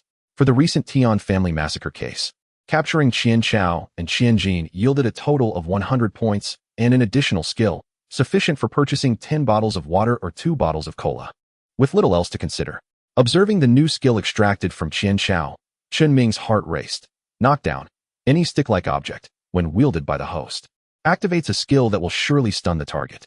An essential skill for deception, robbery, and ambush. Chen Ming stared at this skill, feeling an overwhelming sense of frustration. The system has indeed led him deeper down the path of crime. However, it seems to have overlooked the fact that he is currently a police officer. Gazing at the system panel before him, he notes, Host, Chen Ming. Age, 23 years. Physique, 30, a mere tenth above the average for ordinary individuals. Skills, criminal radar. Master thief, bludgeon strike. Abilities, mercenary physique, gambling god incarnation, combat mastery, superlative driving, micro-expression analysis, enhanced olfactory sense. Crime points, 103. Reflecting on his recent accomplishments, Chen Ming is somewhat astonished to find he has amassed such a wealth of rewards. While skills must be actively deployed by him, his abilities have seamlessly integrated into his very being. Otherwise, he would find it challenging to manage such a multitude of skills. As the clock nears 2 in the morning, Chen Ming decides against further late-night endeavors and succumbs to slumber. The following morning, Chen Ming awakens to a meticulously prepared breakfast on the table, accompanied by a note penned by Lin Yao, who also prepared the meal. Although the two have yet to officially declare their feelings for one another, it seems merely a matter of time before they break through that thin veil of hesitation. Upon informing his parents of his new position as a formal police officer, his thoughts immediately turned to Lin Yao. Previously, he had harbored concerns that Lin Yao, being a teacher, might regard him unfavorably as a mere auxiliary officer. However, now that both have secured stable careers, there is no longer any cause for apprehension regarding their potential relationship. Arriving at the precinct, Chen Ming notes a lack of cases over the past few days. While the absence of system rewards is disappointing, his bond with Lin Yao continues to strengthen. Each evening after work, they prepare dinner together and stroll hand in hand, enjoying the evening breeze. Despite the casual nature of their relationship, they remain at the tender stage of holding hands and sharing kisses, with Lin Yao often taking the initiative. However, that evening, in a moment of carefree joy, Chen Ming inadvertently steps in dog waste on his way home. As he reminisces about their kiss from the previous night, recalling Lin Yao's gentle lips, a lewd grin spreads across his face. Upon the return of his colleague, Sun, he is startled by Chen Ming's expression and comments. "Brother Chen, what are you thinking? You look rather indecent." Chen Ming, caught off guard, blushes and inquires about Sun's recent case. Since Sun is a newcomer, Li Zhigua has assigned him to assist the public security department to gain more exposure to cases. Sun proceeds to recount the latest incident, which involved two competing melon vendors embroiled in a heated dispute over pricing. By the time they arrived at the scene, the once furious vendors had deflated, their tempers dissipating upon the arrival of the police. After resolving the dispute, the grateful vendors generously filled 2 large bags with melons and tossed them into the police vehicle. Sun, unwilling to accept them without payment, contributes 50 yuan for the melons, which are shared among the officers upon their return to the station. Sun, in his usual carefree manner, rinses 2 melons under the tap and hands one to Chen Ming, quickly biting into the other. After a few chews, he grimaces, finding it lacking in sweetness, and sets it aside to grab another. As he continues to sample, his dissatisfaction grows, prompting laughter from his colleagues, who tease, "Fatty, despite spending your own money, you shouldn't be so wasteful." Embarrassed, Sun responds, "This melon isn't sweet. It seems that Chang's influence is rather one-sided. He only eats watermelons." Chen Ming joins in the laughter, recalling how Sun once devoured 2 plates of braised pork at the cafeteria, leaving onlookers astounded. As the noon hour approaches, Sun recalls that the cafeteria is serving cold noodles today, and he can't help but swallow hard at the thought of the refreshing, tangy dish. Just as everyone awaits their meal, the phone at the dispatch desk suddenly rings urgently. Chen Ming, closest to the phone, answers it. Initially wearing a relaxed expression that quickly turns grave as he listens, a body has been discovered at a construction site, concealed within a snakeskin bag, an undeniable homicide. Upon hanging up, he swiftly jots down the details relayed over the phone. "Son, gather your things. A body has been found at a nearby construction site. We must head there immediately." The gravity of Chen Ming's words transforms the atmosphere, and the other officers promptly prepare their gear and board the vehicle. They race to the construction site, where a small crowd has already gathered in anxious anticipation. Chen Ming disembarks, exchanges a few words with the waiting individuals, and leads his team toward the scene of the incident. As they approach, they observe a cluster of people encircling a specific area, an unsettling tension rising among them. The faint, putrid odor of decay wafts through the air, quickening their pace. Once they part the crowd, the stench becomes overpowering, almost suffocating. There, lying exposed, is the body of a woman, wrapped in the snakeskin bag, showing signs of severe decomposition, a grotesque sight to behold. Fortunately, Chen Ming had thought ahead and distributed masks, allowing them to bear the noxious scent somewhat better. From their inquiries, they learned that the body was unearthed by a crane operator during excavation work. Initially mistaking the bag for mere refuse, he unknowingly ruptured it during the digging, causing a pale hand to fall out, which terrified him into a frantic state. Now, he finds himself trembling in the shelter, changing his pants, having soiled them in fright. Approaching the body cautiously, Chen Ming squats down to examine it closely. The intense heat has accelerated the decomposition, and based on his training, he estimates the time of death to be approximately 2 weeks prior. Considering the sealed nature of the bag, while awaiting the arrival of forensic personnel, he meticulously inspects the area around the body, leaving no detail overlooked, uncovering several promising leads. Notably, the use of such a snakeskin bag is quite rare at construction sites. On ordinary days, The bags used for unloading waste materials at construction sites are typically robust and reusable. However, the snakeskin bag before him is capable of holding 100 to 200 pounds. And even when filled to capacity, it is nearly impossible for an average worker to lift. Furthermore, the method employed to seal the snakeskin bag is remarkably unique. It is tightly bound with thin iron wire in a meticulous and professional manner. Chen Ming pondered that if he could completely open this already torn snakeskin bag, he might uncover more significant clues. Yet, he was acutely aware that this bag represented crucial evidence, and everything must await the arrival of the forensic expert to be handled according to proper protocol. Fortunately, the police station was not far away, merely a 20-minute drive. Before long, the forensic team hastily arrived on the scene. Forensic expert Wang inspected the site and prepared to transport the female corpse back to the station for a thorough autopsy. However, as the staff were moving the body, they inadvertently tore the previously open slit wider. With a sudden crash, a decayed mass of flesh tumbled out from the snakeskin bag, one and still attached to a long umbilical cord. Upon witnessing this, Wang's expression shifted dramatically. He could not waste time reprimanding the careless intern, as the immediate priority was to secure the body. Chen Ming stood nearby, witnessing this unsettling scene clearly. That mass of decaying flesh unmistakably resembled a fetus that had already developed human characteristics. The onlookers among the workers also witnessed this shocking revelation. Suddenly, someone in the crowd exclaimed, "Wow, that looks like a child, still attached to the umbilical cord. It's a corpse birth." This statement detonated in the crowd like a bomb, igniting a flurry of chatter among the spectators.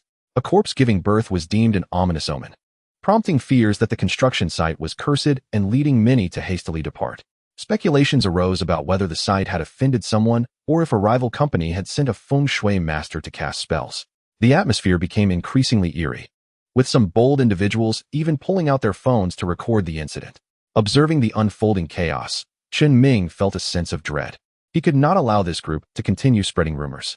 If footage of the incident made its way online, the case would spiral out of control.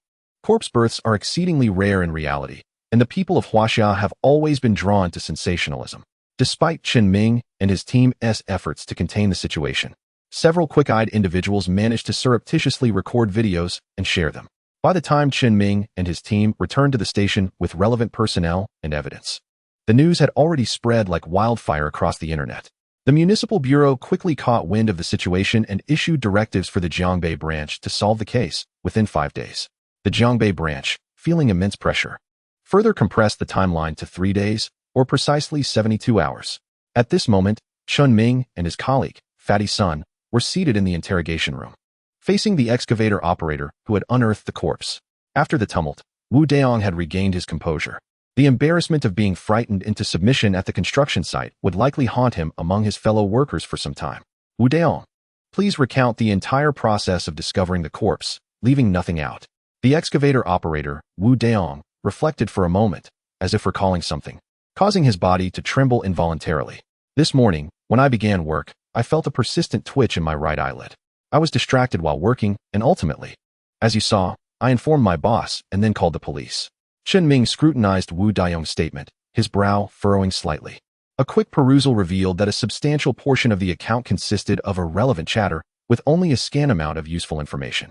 However, one clue caught his interest. The corpse had been buried quite deeply. Chen Ming realized that had it not been buried so profoundly, the stench of decay would have long since permeated the air. This clue suggested that the perpetrator likely possessed specialized tools, as it would otherwise be challenging to inter a body at such depths.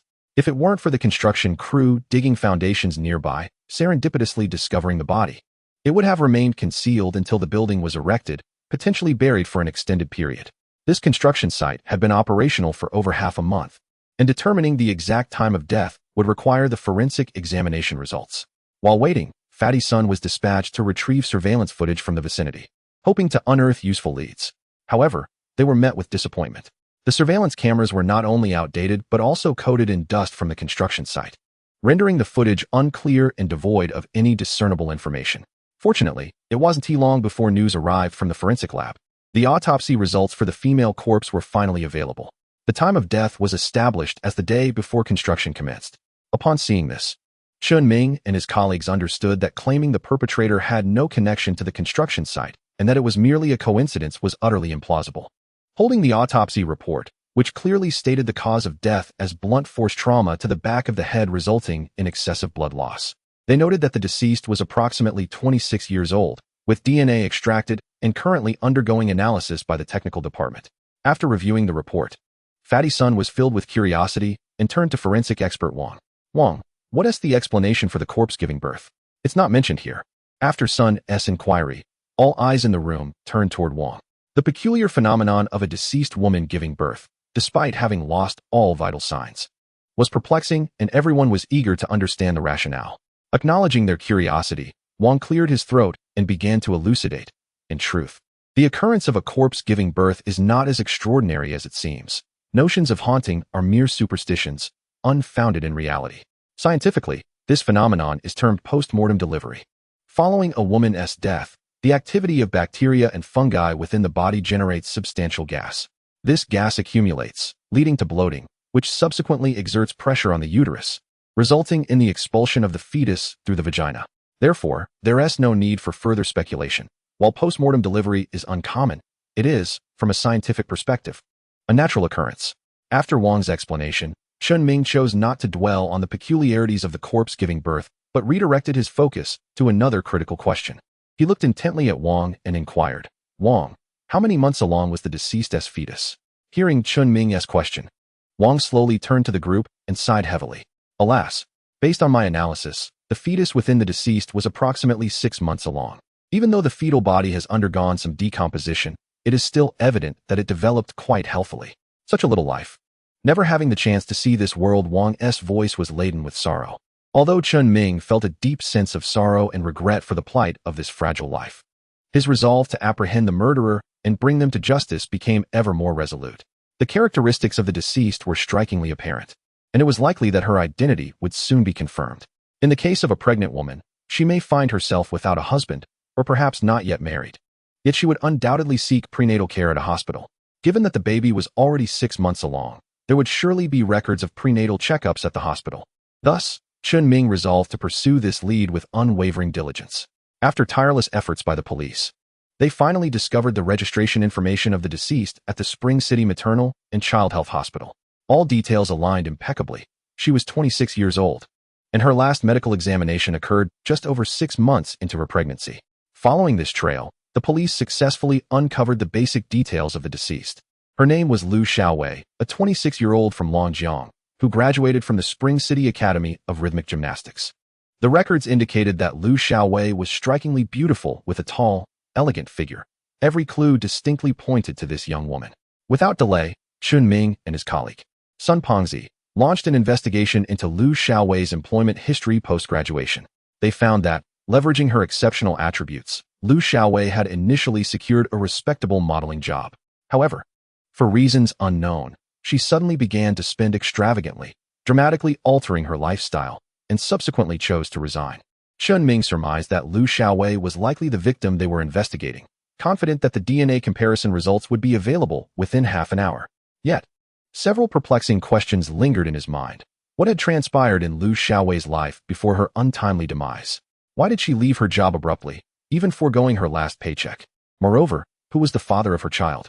While there was no conclusive evidence yet to affirm Liu Xiaowei as the deceased, Chen Ming's intuition compelled him to initiate an inquiry into her life without delay. After all, the precinct had only 3 days to handle this case.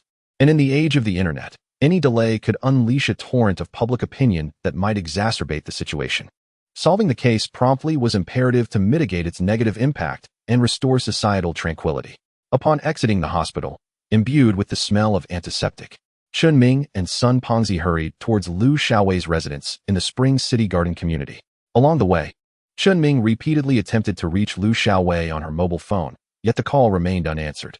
Upon arriving at her apartment, they stood before her locked door. Observing the securely fastened entrance, Sun Pengzi instinctively stepped aside. Chen Ming, calm and composed, deftly retrieved a small card from his pocket, skillfully maneuvering it into the keyhole. With a swift motion, he pushed the door open, the lock clicking with a satisfying sound, revealing the interior. The sight that greeted them was one of immaculate cleanliness. The floor gleamed, reflecting their silhouettes, and the furniture was meticulously arranged, indicative of thorough tidying. Chen Ming proceeded to examine each room, including the bathroom and kitchen. Despite the evidence suggesting the space was intended for a single occupant, his extensive investigative experience led him to detect subtle signs indicating that another individual had once resided there. However, this excessively pristine abode appeared incongruous for a woman 6 months pregnant. After all, a pregnant woman at this stage would find her mobility increasingly cumbersome. And regardless of her penchant for cleanliness, it was implausible for her living space to remain so orderly. To ascertain whether a housekeeper had been employed for cleaning, Chen Ming and Sun Pengzi conducted inquiries with the neighbors. They learned that Liu Xiaowei had lived alone, with only her husband occasionally returning home. Some curious neighbors had inquired about her husband's occupation, questioning why he was seldom present during such a critical period of her pregnancy. Liu Xiaowei would merely downplay the situation, stating that her husband's work was demanding and required frequent travel. Consequently, the neighbors refrained from further probing, leading to growing speculation about the true nature of their relationship, which seemed more complex than it appeared. Despite their efforts to gather information about Liu Xiaowei's husband, the neighbors remained largely uninformed. Just then, the precinct's forensic team relayed news confirming that the deceased's identity was unequivocally aligned with Liu Xiaowei.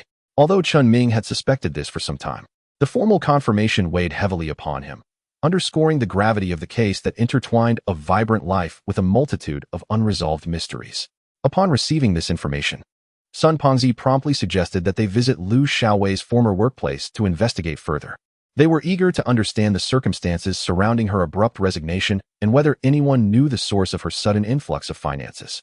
Concurrently, Chen Ming instructed other colleagues to remain behind to thoroughly examine surveillance footage around the community, hoping to uncover clues regarding Liu Xiaowei's husband.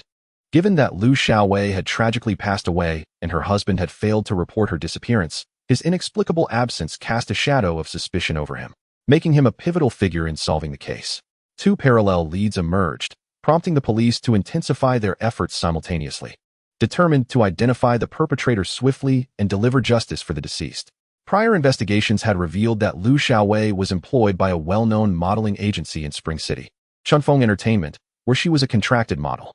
Chen Ming and Sun Pengzi quickly located the agency's manager. During their conversation, they uncovered startling revelations. Liu Xiaowei had inexplicably resigned without notice, foregoing her salary for that month. Even more perplexing was the fact that, due to her unfulfilled contract, she was liable for a penalty of up to 100,000 yuan. Notably, Liu Xiaowei was known to be a typical spendthrift, living paycheck to paycheck, often accruing credit card debt. Yet, upon her resignation, she had seemingly nonchalantly produced the 100,000 yuan penalty without a hint of hesitation. Subsequently, it came to light that she had acquired property in the Spring City, and this series of actions was undeniably peculiar, prompting rampant speculation among her colleagues that Liu Xiaowei might have been taken under the wing of a wealthy benefactor. However, no one in the company had ever laid eyes on this man. Naturally, some conjectured that perhaps Liu Xiaowei's family had encountered a relocation issue, which could explain the sudden influx of wealth. Yet, these remained mere baseless speculations. The manager of the modeling agency informed Lin Feng that if they truly wished to uncover more about Liu Xiaowei, they might consider reaching out to her closest friend in the company, Zhang Yuanyuan, who might possess knowledge of undisclosed details. Upon hearing this, Chen Ming recognized it as a pivotal lead and immediately instructed the manager to contact Zhang Yuanyuan. In just a few minutes, the manager appeared with a statuesque beauty striding towards them. This woman stood approximately 1.7 meters tall, her figure perfectly proportioned, exuding the distinctive aura of a model with every gesture. As they approached Chen Ming and Sun Pengzi, the manager promptly introduced her. This is Zhang Yuanyuan. She had a particularly close relationship with Liu Xiaowei and may be able to provide you with valuable insights. Chen Ming fixed his gaze on Zhang Yuanyuan, withholding nothing, and directly conveyed the tragic news of Liu Xiaowei's demise. Upon hearing this, a fleeting expression of uncontainable shock flashed across Zhang Yuanyuan's face. But her demeanor quickly returned to a state of composure. She then spoke softly. Xiaowei was indeed in a relationship with someone. He was a businessman who purchased a car at an auto show. At that time, Xiaowei was sent by the company to model for the event, and somehow, they became involved. After Xiaowei resigned, our contact diminished, and our relationship was not as close as before. The last time I inquired about the father of her child, she refused to divulge any details, and since then, we have not been in touch. Chen Ming scrutinized Zhang Yuanyuan's eyes, meticulously observing her every subtle expression and movement, his intuition suggesting that she was truthful. Nevertheless, to ensure no detail was overlooked, he pressed on. Since you were aware that Xiaowei was in a relationship, Do you know the identity of the man who supported her? Zhang Yuanyuan gently shook her head, indicating her ignorance, asserting that Lu Xiaowei had never mentioned him. Chen Ming furrowed his brow slightly and posed another question. When I informed you of Lu Xiaowei's death, your initial reaction was one of surprise. Why did you then seem so unfazed? Understanding that the police were scrutinizing her, Zhang Yuanyuan promptly replied with candor. Actually, I had inadvertently heard that the man who supported Xiaowei was married. I worried that this situation might lead to complications, and now, with such a tragedy befalling Xiaowei, while I feel sorrow, I can't help but suspect it may be connected. After hearing Zhang Yuanyuan's explanation, Chen Ming had previously employed a criminal radar and micro-expression analysis on her, concluding she bore no connection to the case, though she might be concealing something irrelevant to the investigation. Thus, he allowed her to depart. At this juncture, Chen Ming's mind began to formulate a preliminary investigative direction. A wealthy man with a family, Lu Xiaowei was likely ensnared in a third-party affair, given that the crime scene was a construction site. Various indications suggested that the focus of the ensuing investigation should shift to the individuals on the site. It was certain that the deceased Lu Xiaowei had some intricate connection to the workers, and by delving deeper along this line of inquiry, they might unveil the hidden truths behind the case. Chapter 45. Identifying the suspect. The following morning, Chen Ming and his team arrived at the construction site. As soon as they stepped inside, they overheard workers whispering among themselves, engaged in gossip. The news of the female corpse giving birth had already spread like wildfire, and now it was becoming increasingly sensationalized. Chen Ming realized he could not explain the concept of post-mortem childbirth to each individual, as the priority remained to resolve the case swiftly. Upon reaching the engineering department of the site, they were greeted by Manager Pan, a familiar face. It was unfortunate for her, as she had previously dealt with a headless female corpse case at another site. After enduring much to transfer to this new project, hoping for a peaceful tenure, she found herself embroiled in yet another grim discovery. Rumors circulated that the female corpse had given birth, prompting many workers to consider resigning. Upon seeing Chen Ming, she was exceedingly cordial, well aware that the incident had halted numerous projects, causing significant financial losses with each passing day. Chen Ming did not initially divulge his purpose, but casually broached the topic of the case to gain insights. Manager Pan, a talkative Northeasterner, shared valuable information over the course of 2 hours. The construction was contracted to the Hongxin Construction Company, with Manager Pan overseeing operations.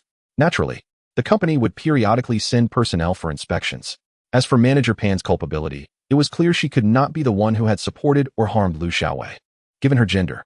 Furthermore, there were no individuals within the leadership of Hongxin Construction fitting the profile of a suspect.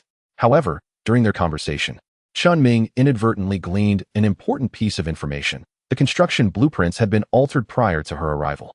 Had the plans remained unchanged, Lu Xiaowei's body would have remained buried indefinitely. Chen Ming, seizing upon this critical lead, urgently inquired about the reasons behind the alteration and who might have been privy to the specifics of the construction plans. After careful consideration, Manager Pan provided Chen Ming with a list of suspicious individuals. Typically, higher-ups would not concern themselves with minute details of the construction plan, merely requiring an overview, while the specifics were determined by on-site surveyors.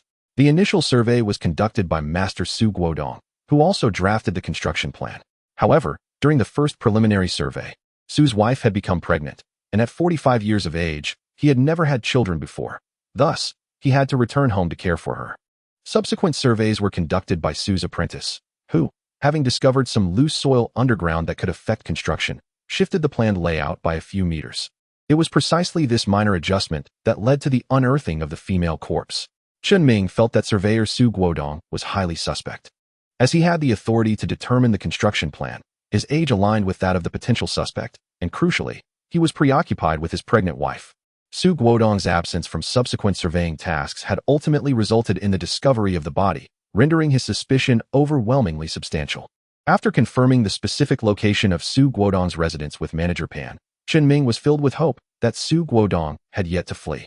However, given that the case had already stirred considerable commotion over the past 2 days, the likelihood of his escape was exceedingly slim. Swiftly, they arrived at Su Guodong's doorstep. Sun, the stout officer, was stationed at the entrance, should Su Guodong be at home and show any signs of attempting to escape. Sun's imposing physique would ensure that not even a child could slip past him. As Chen Ming approached and knocked on the door, a woman's voice soon echoed from within. "Who is it?" Though inquiring, she nonetheless moved to open the door. Upon seeing the police officers outside, Wu Xiaorong was understandably alarmed, given her advanced age and her pregnancy. The unexpected visit from law enforcement heightened her anxiety. Sun flashed a broad, white-toothed grin, his robust frame instilling an undeniable sense of intimidation. "Fear not, ma'am. We are here to inquire about your husband, Su Guodong." Yet, upon hearing that they sought her husband, Wu Xiaorong's tension only escalated. "What do you want with my husband?"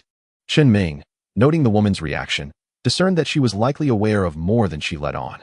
Taking a step forward, Wu Xiaorong instinctively recoiled, her pregnancy prompting her to retreat slightly, which allowed Chen Ming to enter the house.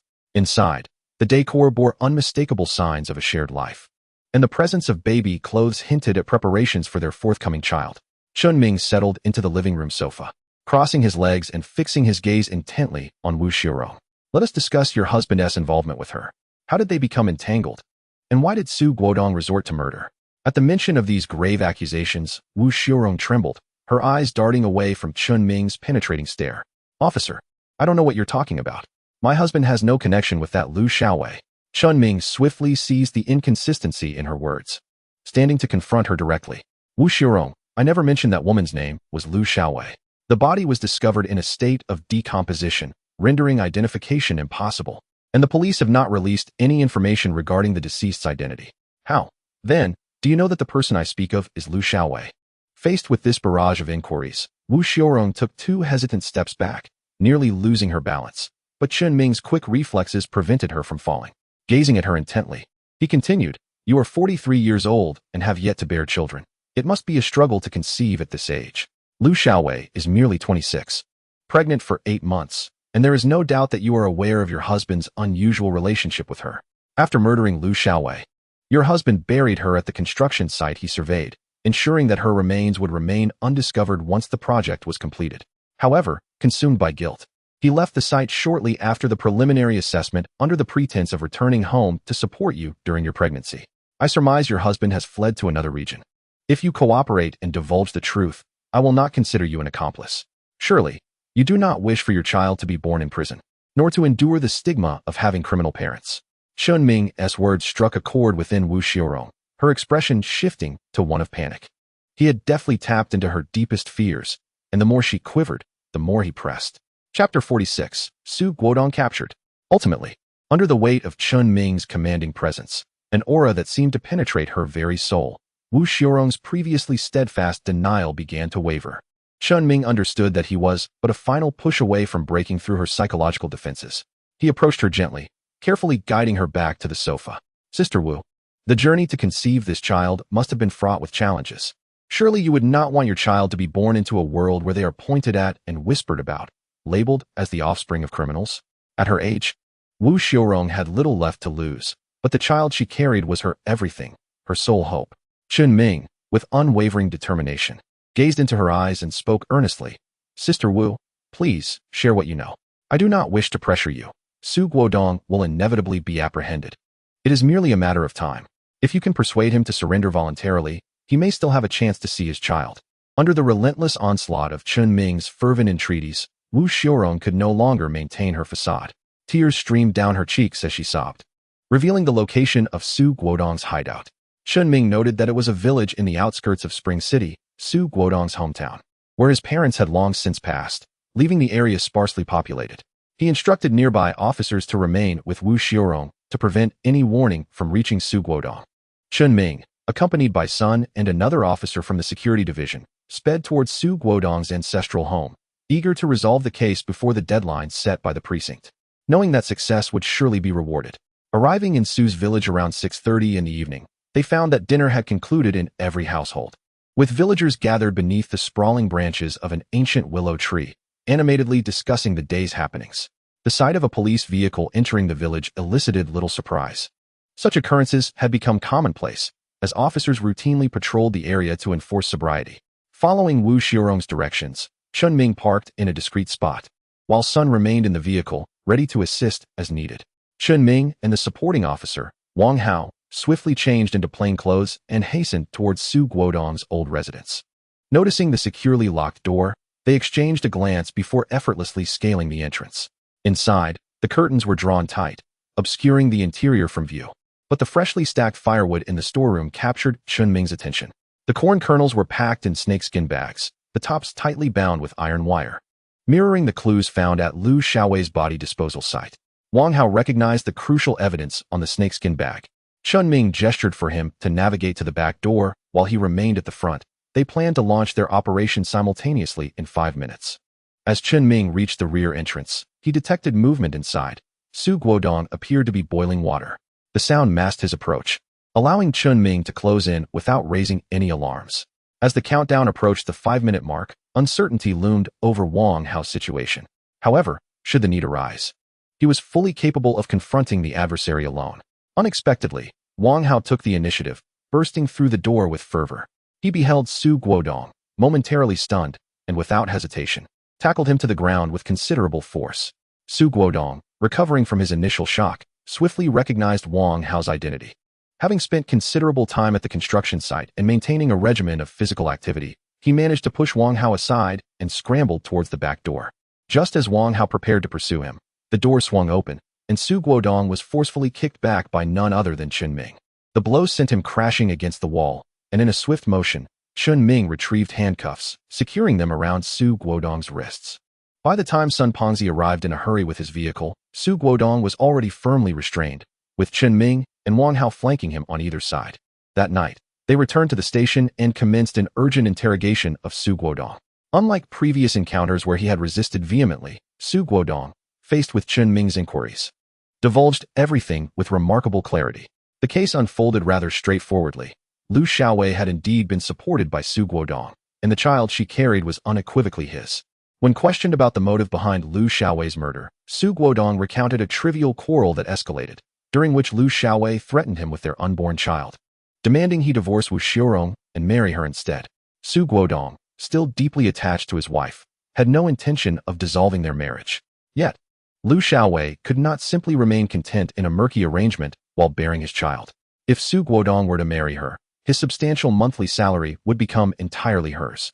Fueled by this threat and the ensuing argument, Su Guodong seized a nearby ashtray and struck Liu Xiaowei in the back of the head.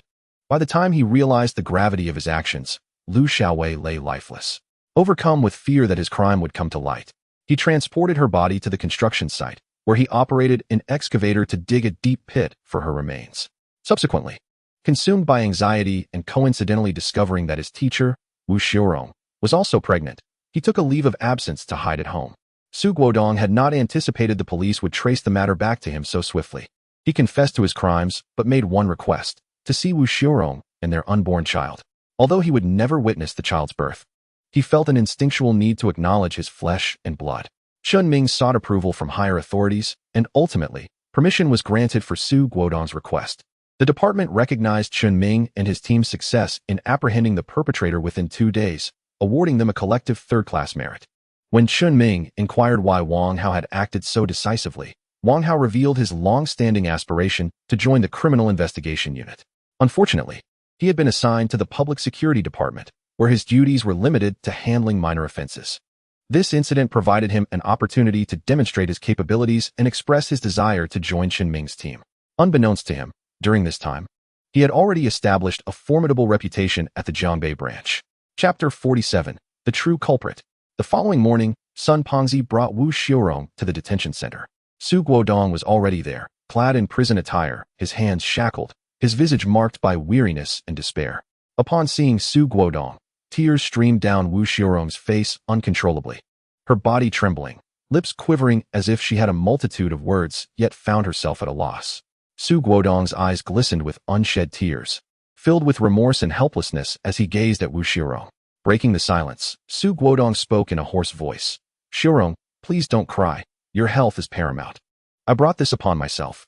After killing Liu Xiaowei, I intended to confess, yet my greed compelled me to wish to see our child born. You must live well and raise our child. Should he ever inquire about his father, do not tell him that his father is this murderer." With that, he painfully closed his eyes, turning away from Wu Xiurong. Her heart aching at his words, Wu Xiurong wept even more loudly, choking out, "Lao Su, I." "Silence. Do not say another word. I do not wish to see you. You should leave quickly." Before she could finish, Su Guodong, sensing something amiss, interrupted her with urgency in his eyes, signaling her to remain silent. Understanding his intent, Wu Xiurong swallowed her words, forcing herself to endure the profound sorrow within.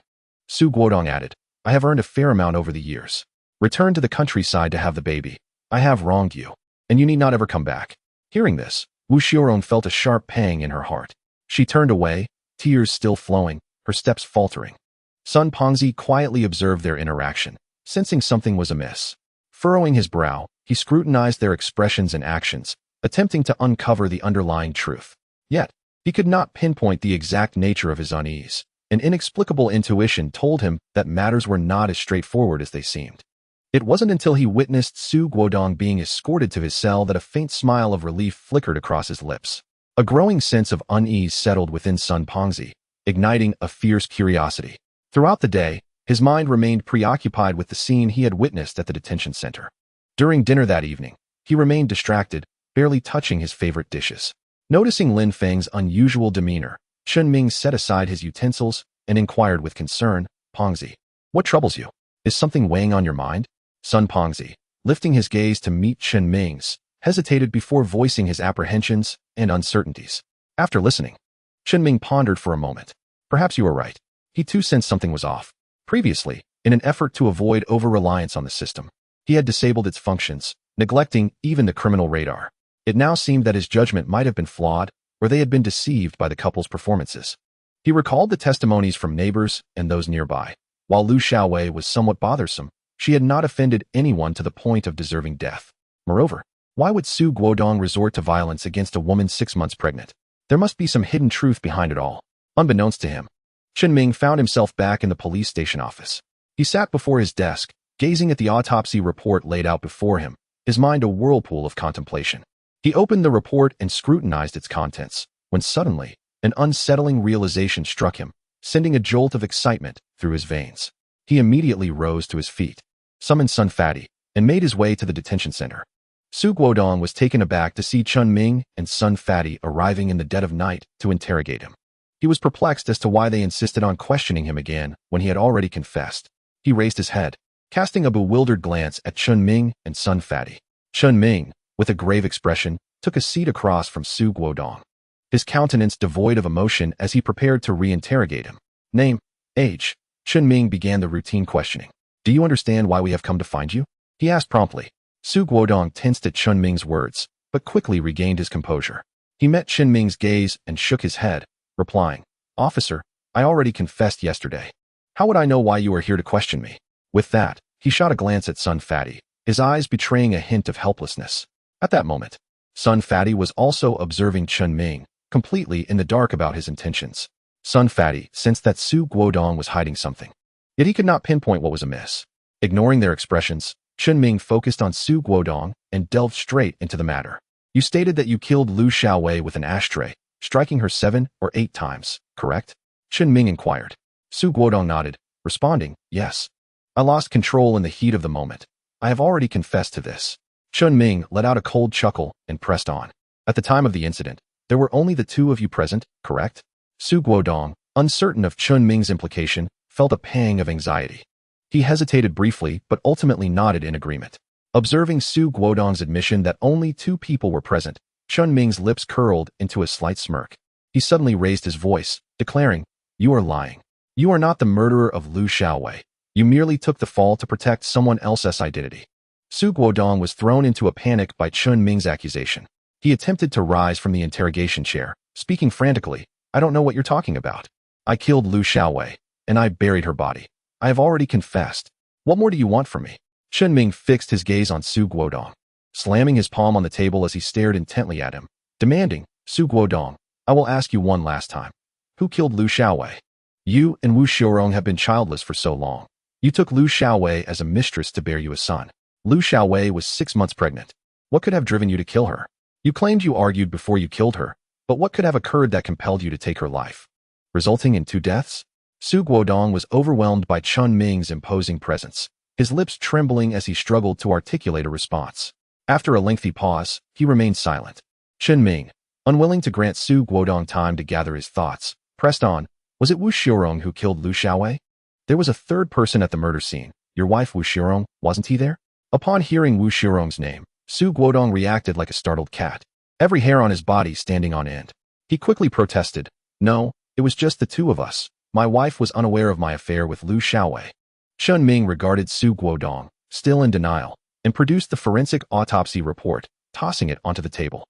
This is Lu Xiaowei's autopsy report, which clearly indicates that her cause of death was not due to blunt force trauma from the ashtray, but rather excessive bleeding. You claim to have struck her 7 or 8 times, resulting in her immediate death. That is simply impossible. The true murderer is your wife, Wu Shirong.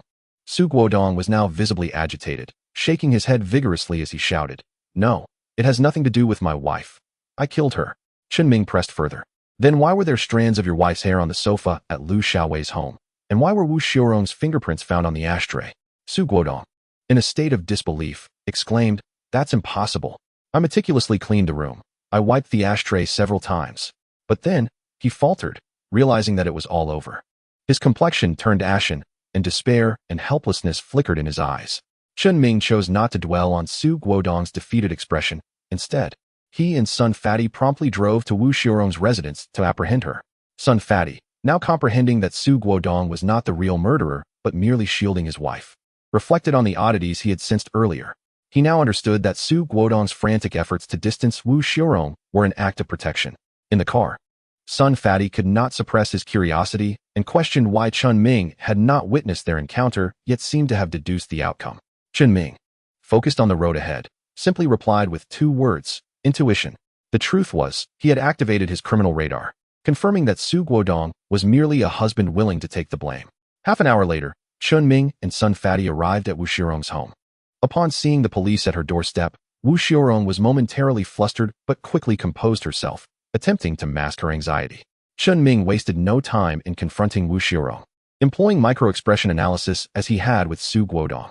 He asserted that Su Guodong had confessed that it was Wu Shirong who killed Lu Xiaowei, and that their marriage was merely a facade maintained for the sake of the child she carried. Wu Shirong, perhaps influenced by her pregnancy, became irrationally enraged. Shaking with fury as she accused Su Guodong of being a heartless man, she declared that had it not been for the child, she would have considered killing him herself. Under Chen Ming's relentless questioning, Wu Shirong ultimately revealed how she had murdered Lu Xiaowei. It turned out that the couple, Su Guodong and Wu Shirong, had longed for a child but had faced difficulties. Despite their love for one another, minor conflicts had arisen over the years. They had consulted numerous doctors, all attributing their childlessness to Wu Shirong's health issues. Initially, they were content with their child-free life, but everything changed upon encountering an advertisement for surrogacy. Desperate to have a child with Su Guodong, Wu Shirong proposed the idea of hiring a surrogate. After some initial resistance, Su Guodong, worn down by her persistent pleas, eventually acquiesced. Wu Shirong, overjoyed, began to make arrangements for another woman to bear a child for her husband. Concerned about the health and reliability of potential surrogates from the advertisement, she resolved to take matters into her own hands. Thus, Wu Shirong personally sought out a highly educated and attractive woman for her husband. Lu Xiaowei ultimately became her chosen one. Through the couple's concerted efforts, Lu Xiaowei ended up with Su Guodong, while Wu Shirong retreated to the background, remaining indifferent to their affairs, only insisting that Su Guodong hasten Lu Xiaowei's pregnancy, after which they were to sever all contact.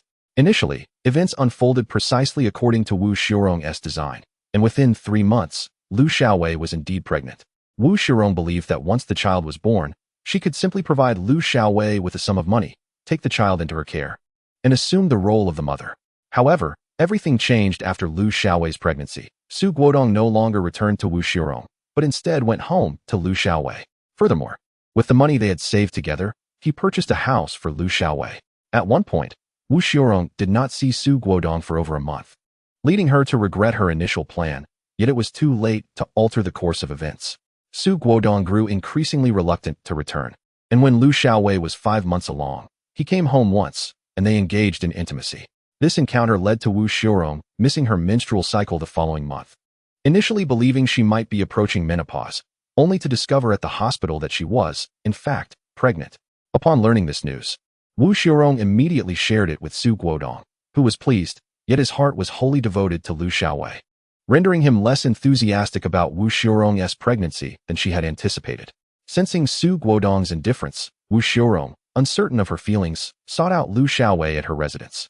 After confronting Lu Xiaowei, Wu Shirong assumed that leaving a house for each other would suffice.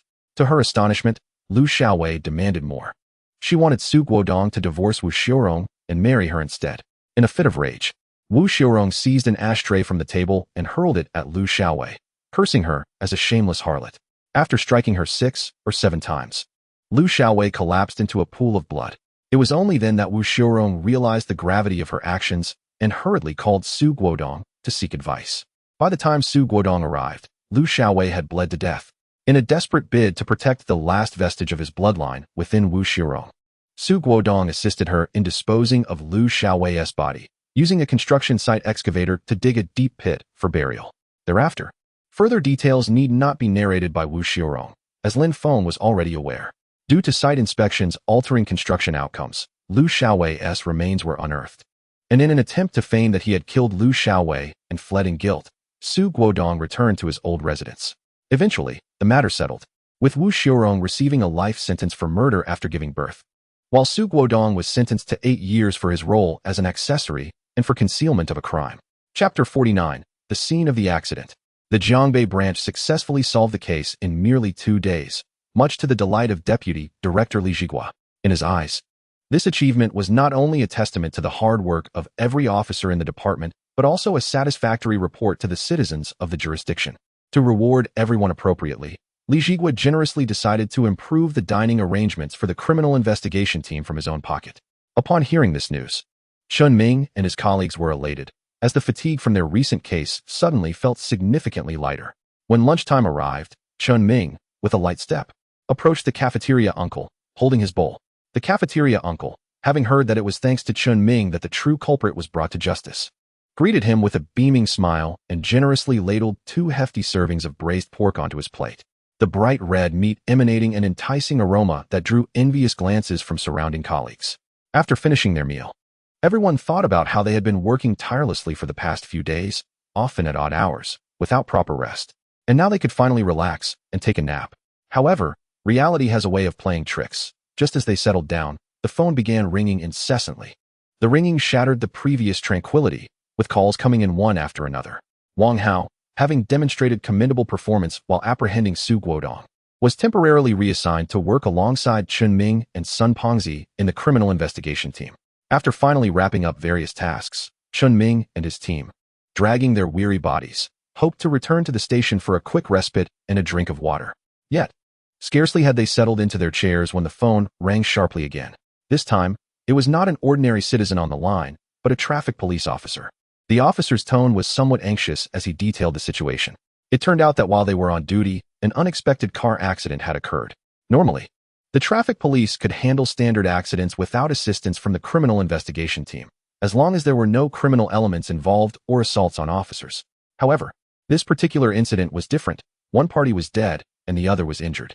While fatalities in car accidents are not uncommon, the circumstances of this case suggested that the severity of the accident did not warrant such outcomes.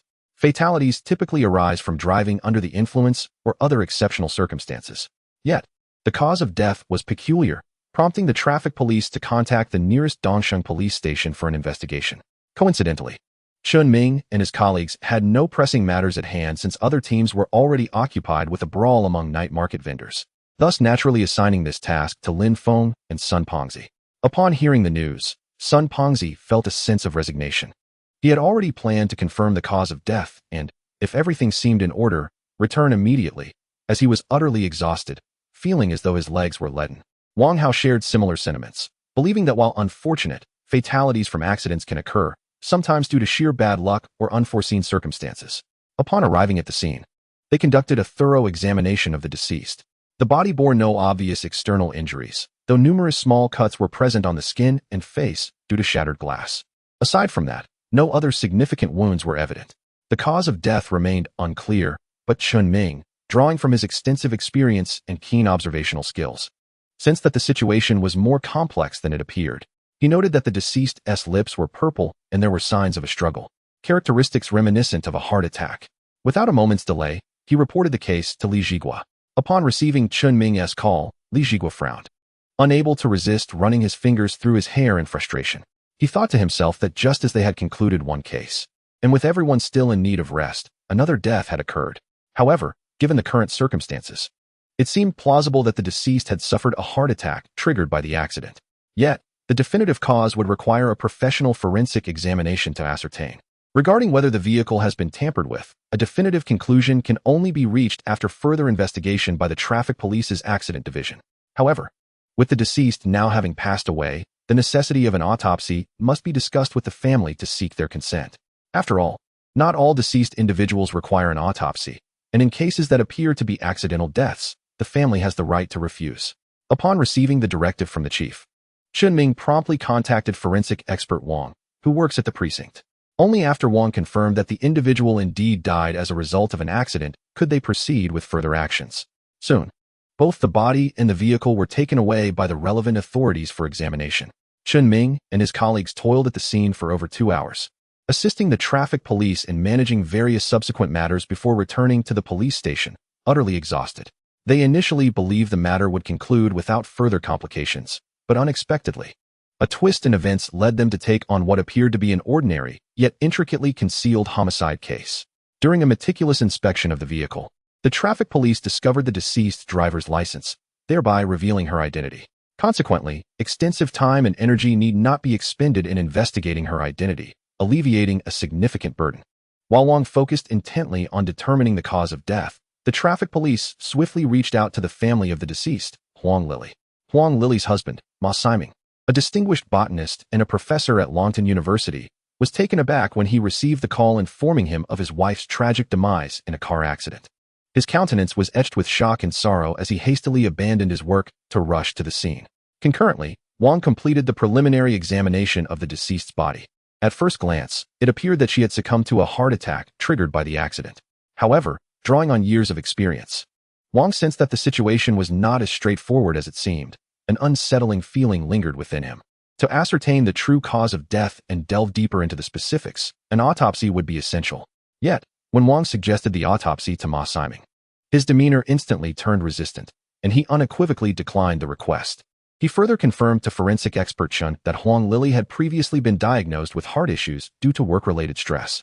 In his view, her death was merely an unfortunate consequence of the accident, rendering an autopsy unnecessary. Wang, although somewhat perplexed by Ma Siming's assertions, understood that, per regulations, the wishes of the deceased's family must be respected. With the results of the vehicle inspection still pending, Huang Lili's body was temporarily placed in the morgue of Longtan 3rd Hospital. Just as the case seemed to hinge on a traffic report to conclude it as an accidental death, a new development emerged. Chapter 50. Examining the deceased's family for autopsy approval. When Huang Lili's parents received the heartbreaking news of their daughter's death in a car accident, it felt as though their entire world had crumbled. This sudden and devastating revelation struck them like a bolt from the blue, plunging them into profound grief that nearly rendered them unconscious. The elderly couple, consumed by anxiety, immediately set aside everything and hurried from their hometown. Upon finally seeing their daughter's lifeless body, their sorrow erupted uncontrollably, and they were rendered speechless by their tears. Their cries echoed through the morgue, a visceral expression of deep-rooted anguish. Subsequently, in a state of near madness, the elderly couple resolutely insisted on an autopsy, determined to uncover their daughter's true cause of death. They believed that only through such an examination could they find clarity for their daughter and solace for themselves. This stance placed the Jiangbei precinct in a predicament, creating a considerable headache. According to standard investigative procedures and existing evidence, the deceased was essentially already classified as an accidental death. Furthermore, the deceased's husband, Ma Siming, as the closest relative, had explicitly expressed his opposition to an autopsy. From a conventional standpoint, it seemed the case could be neatly concluded. However, the unwavering determination of the deceased's parents compelled the forensic team and Jiangbei precinct staff into a state of bewilderment, exchanging uncertain glances as they pondered how to navigate this delicate situation. They had initially planned to respectfully decline the request of the grieving parents once the vehicle inspection results were available, assuming no anomalies were found. After all, the evidence gathered thus far strongly supported the classification as an accident, compounded by Ma Siming's clear refusal of the autopsy, which seemed to leave little room for dispute. Yet, upon hearing Ma Siming's refusal, the elderly couple's emotions intensified, and they became even more adamant in their demand for an autopsy.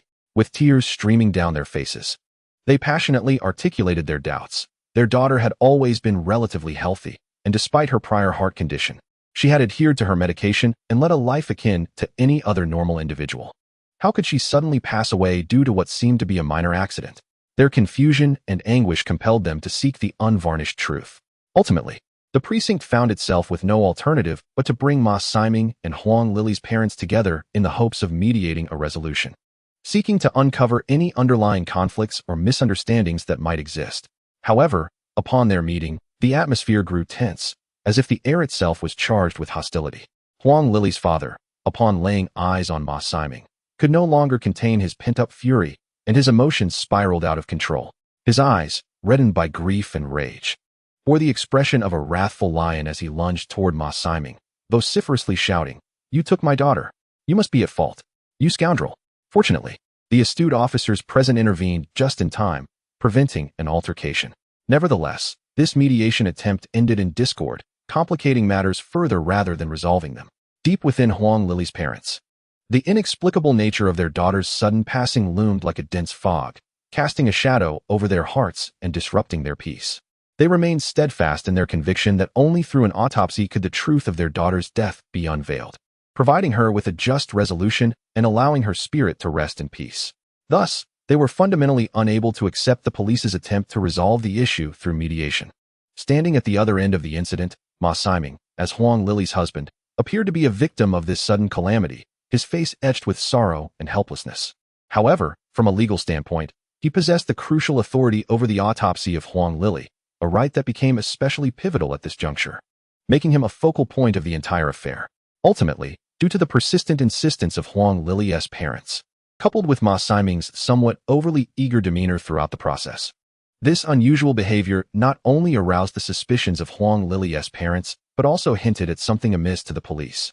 Upon learning of the situation, Li Jigua decisively requested the Traffic Bureau to expedite the vehicle inspection results. He understood that if the cause of death remained unclear, the police could intervene forcefully under relevant regulations to conduct an autopsy and uncover the truth. Perhaps it was the persistence of Huang Lily's family that not only exerted pressure on the Public Security Bureau, but also caused annoyance within the Traffic Police Department. Consequently, the results of the vehicle inspection were released earlier that afternoon. According to the report, the vehicle exhibited no apparent mechanical failures.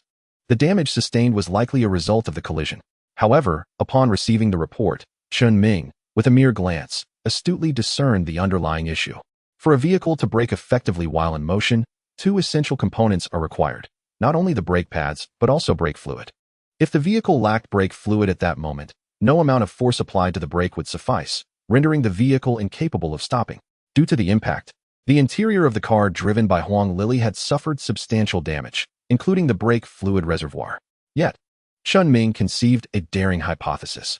What if the brake fluid had already been low prior to the accident, coupled with his understanding of Huang Lily's driving habits? If she discovered the brakes were failing after accelerating, her death might not have been a mere accident, but rather an act of premeditated murder. Nevertheless, this remained merely Chen Ming's conjecture, requiring further evidence for confirmation. When next encountering Ma Siming, he intended to utilize the criminal radar, which might unveil the truth.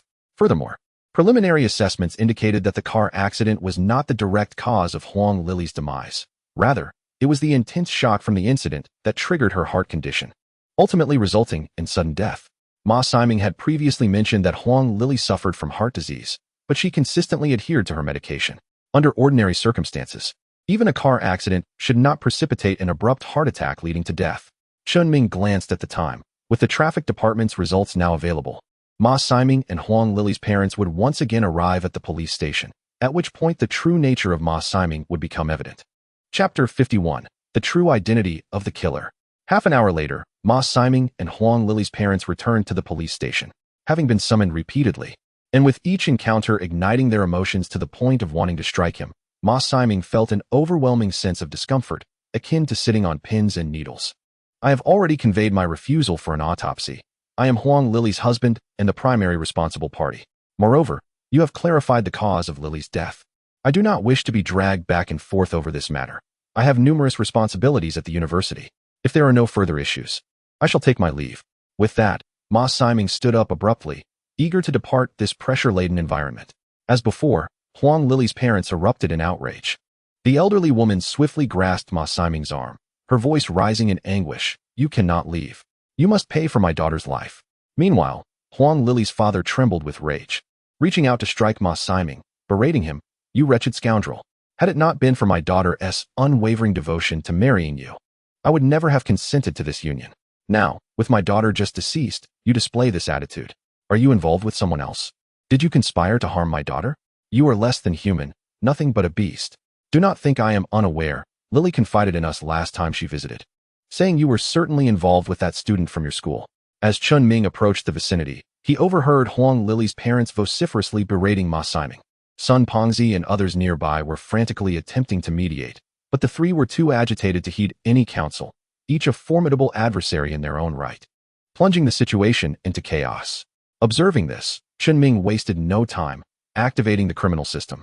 Eager to ascertain whether Ma Siming was indeed the murderer and why he was so fervently obstructing the forensic examination. Beep. Detected within 15 meters. Murderer, Huang Jinlong. Beep. Detected within 15 meters. Murderer, Chui Lijuan.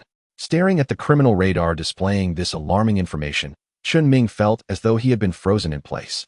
His mind momentarily blank. The three individuals present were the closest to Huang Lily, her husband, who shared her bed, and her parents who had nurtured her. Initially, Chen Ming had presumed the mastermind behind this sinister plot would be the unfaithful husband, orchestrating a scheme to eliminate his wife. Yet, who could have anticipated that Huang Lily's own parents were the true perpetrators? At that moment, the visibly agitated parents seemed ready to ignite with fury, intent on avenging their daughter, vocally demanding justice against the wicked Ma Siming. Their demeanor would evoke sympathy and outrage in anyone watching. If not for Chen Ming's unique criminal radar, the police might have been completely duped by this duo's theatrical performance. Filled with bewilderment, Chen Ming struggled to comprehend why Huang Lily's parents would inflict such harm upon their own daughter, and why they were so adamant about framing Ma Siming for her murder. As his thoughts spiraled, the discord within the room escalated. Sun Pongzi and the others appeared increasingly overwhelmed. Chen Ming dared not delay any longer and hurried over. Upon entering, he witnessed Huang Lily's father, Huang Jinlong, with bloodshot eyes and arm raised high, poised to strike Ma Siming. Chen Ming's heart raced. He swiftly intervened, placing himself between the two. Sun Pongzi, witnessing this, finally felt a sense of relief, seizing the opportunity to catch his breath. In truth, Sun Pongzi had the ability to halt the confrontation earlier, but he had harbored concerns about Huang Jinlong's frail physique. Should he exert too much force, it could lead to disastrous consequences. Now that Chen Ming had arrived, Sun Pongzi felt as if a savior had come, retreating behind Chen Ming for safety. Simultaneously, Wang Hao released his hold on Huang Lily's mother, Chui Lijuan, who had also been agitated and eager to join the fray. Finally managing to separate the three, Chen Ming cleared his throat and addressed them. Ladies and gentlemen, you have been summoned today because the traffic police's vehicle inspection report has been finalized. Based on the current findings, there are no anomalies detected in the vehicle. As for your family's consensus on whether to consent to an autopsy, I hope you can engage in earnest discussions to reach a mutual agreement. With that, Chen Ming deliberately directed his gaze towards Huang Lily's parents and continued. If you are truly insistent on conducting an autopsy, yet the family cannot come to a unanimous decision, then as long as you can provide evidence indicating that the deceased did not die of natural causes, the police may intervene in accordance with relevant regulations to perform the autopsy. After speaking, Chen Ming stood silently, his gaze fixed intently on Huang Lily's parents, attempting to glean some insight from their expressions and reactions. Upon hearing Chen Ming's words, Huang Lily's parents instinctively exchanged glances, and in that fleeting moment, the evasion and hesitation in their eyes clearly suggested that they harbored a dark secret. Meanwhile, Ma Siming remained resolutely opposed to the autopsy for Huang Lily. Chen Ming couldn't help but feel perplexed. If Ma Siming was innocent and not the murderer of Huang Lily, why was he so vehemently resistant to the autopsy? Observing Huang Lily's parents, it was evident that they had a hand in their daughter's demise, yet they fervently demanded an autopsy, leaving the reasons behind this contradiction utterly baffling. At this moment, although Chen Ming had already deduced that the culprits were Huang Lily's parents, he remained unaware of the exact method they had employed to induce her fatal heart condition. Upon hearing Chen Ming's words, Huang Jinlong slightly lowered his head, falling into deep contemplation. After a considerable pause, he slowly lifted his head and spoke. Officer Chen, I have evidence to prove that my daughter did not die accidentally. Chen Ming regarded Huang Jinlong with mild surprise, genuinely not expecting that he would go to such lengths to fabricate so-called evidence in order to see his son-in-law imprisoned. The reason Chen Ming had yet to act on his knowledge that Huang Jinlong and his wife were the culprits was that he still lacked clarity on the specifics of how they had caused Huang Lily's death. If he were to proceed with an arrest without tangible leads or evidence, Despite his weight in the criminal investigation team, he would ultimately struggle to convince others without proof. Thus, Chen Ming aimed to extract information through conversation and analyze the veracity of their words through their micro-expressions. If he could find a breakthrough, he believed the entire truth would eventually surface. At that moment, Ma Siming's expression flickered with surprise upon hearing Huang Jinlong mention having evidence. Only he understood that he had not harmed his wife. His vehement opposition to the autopsy stemmed from a prior agreement between him and Huang Lili. Perhaps Huang Lili had foreseen certain events. She had solemnly requested Ma Siming to guarantee that regardless of how she might pass away, her body would be cremated without undergoing an autopsy, for she wished to avoid the indignity of her body being violated after death. However, now Huang Lili's parents not only strongly insisted on an autopsy, but also claimed they could provide proof of non-accidental death. A sudden turn of events that left Ma Siming utterly astonished. Huang Jinlong, noticing the change in Ma Siming's expression, subtly smirked, a barely perceptible cold smile gracing his lips. Officer Chen, my daughter had a serious conflict with Ma Siming some time ago, during which Ma Siming even uttered threats to kill her. Furthermore, my daughter mentioned to us that Ma Siming was involved with a female student at school in a manner that was far from ordinary. Shortly after, my daughter met with this unfortunate fate, and to say that Ma Siming has no connection to it is something I cannot believe. As Chen Ming listened to Huang Jinlong's fervent declarations, he couldn't help but reflect that, had he not already known that Huang Jinlong was the true murderer of Huang Lili, the police might have found it difficult to suspect him. Chen Ming even thought to himself that he would like to award Huang Jinlong an Oscar for his outstanding performance. Chapter 52. The human heart is unfathomable. Although Huang Jinlong's statements appeared significant, Chen Ming was acutely aware that they were still far from sufficient. He required more concrete evidence. After all, Huang Lili's cause of death was primarily attributed to cardiac arrest, which could stem from a myriad of factors. However, given Huang Jinlong and his wife's urgent desire for the police to conduct an autopsy, Chen Ming surmised that the cause of the cardiac arrest must be something that could be uncovered through the autopsy. Moreover, their insistence that Ma Siming was responsible for their daughter's death led Chen Ming to believe that the method of inducing cardiac arrest could only be executed by Ma Siming himself. At this juncture, Chen Ming realized that extracting any more useful information from Huang Jinlong and his wife would be exceedingly challenging.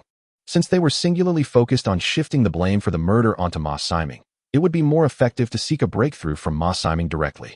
Mr. Ma, we have conducted a preliminary investigation into your wife, Huang Lili's cause of death, which was due to cardiac arrest following a car accident. If we exclude the accident, what methods do you believe could lead to cardiac arrest? Chen Ming endeavored to maintain a calm tone, aiming to guide Ma Siming towards cooperation. Upon hearing Chen Ming's inquiry, a flicker of displeasure crossed Ma Siming's face, and his eyes reflected a deep sense of helplessness. Are you suggesting that I am responsible for Lily's death? Chen Ming quickly raised his hands in denial, hastily responding, No, Mr. Ma. We merely wish to understand what you know about the potential causes of cardiac arrest. Ma Siming snorted in irritation and replied, Isn't it the forensic experts who should be more knowledgeable about these matters than I? There are countless reasons that could lead to cardiac arrest. Despite his complaints, Ma Siming still articulated the various known causes of cardiac arrest: shock, electrocution, heart disease, poisoning, each capable of inducing cardiac failure. Chen Ming seized upon one particular lead, his mind sharp. Poisoning. Poisoning. Mr. Ma, do you know which poisons could result in cardiac arrest?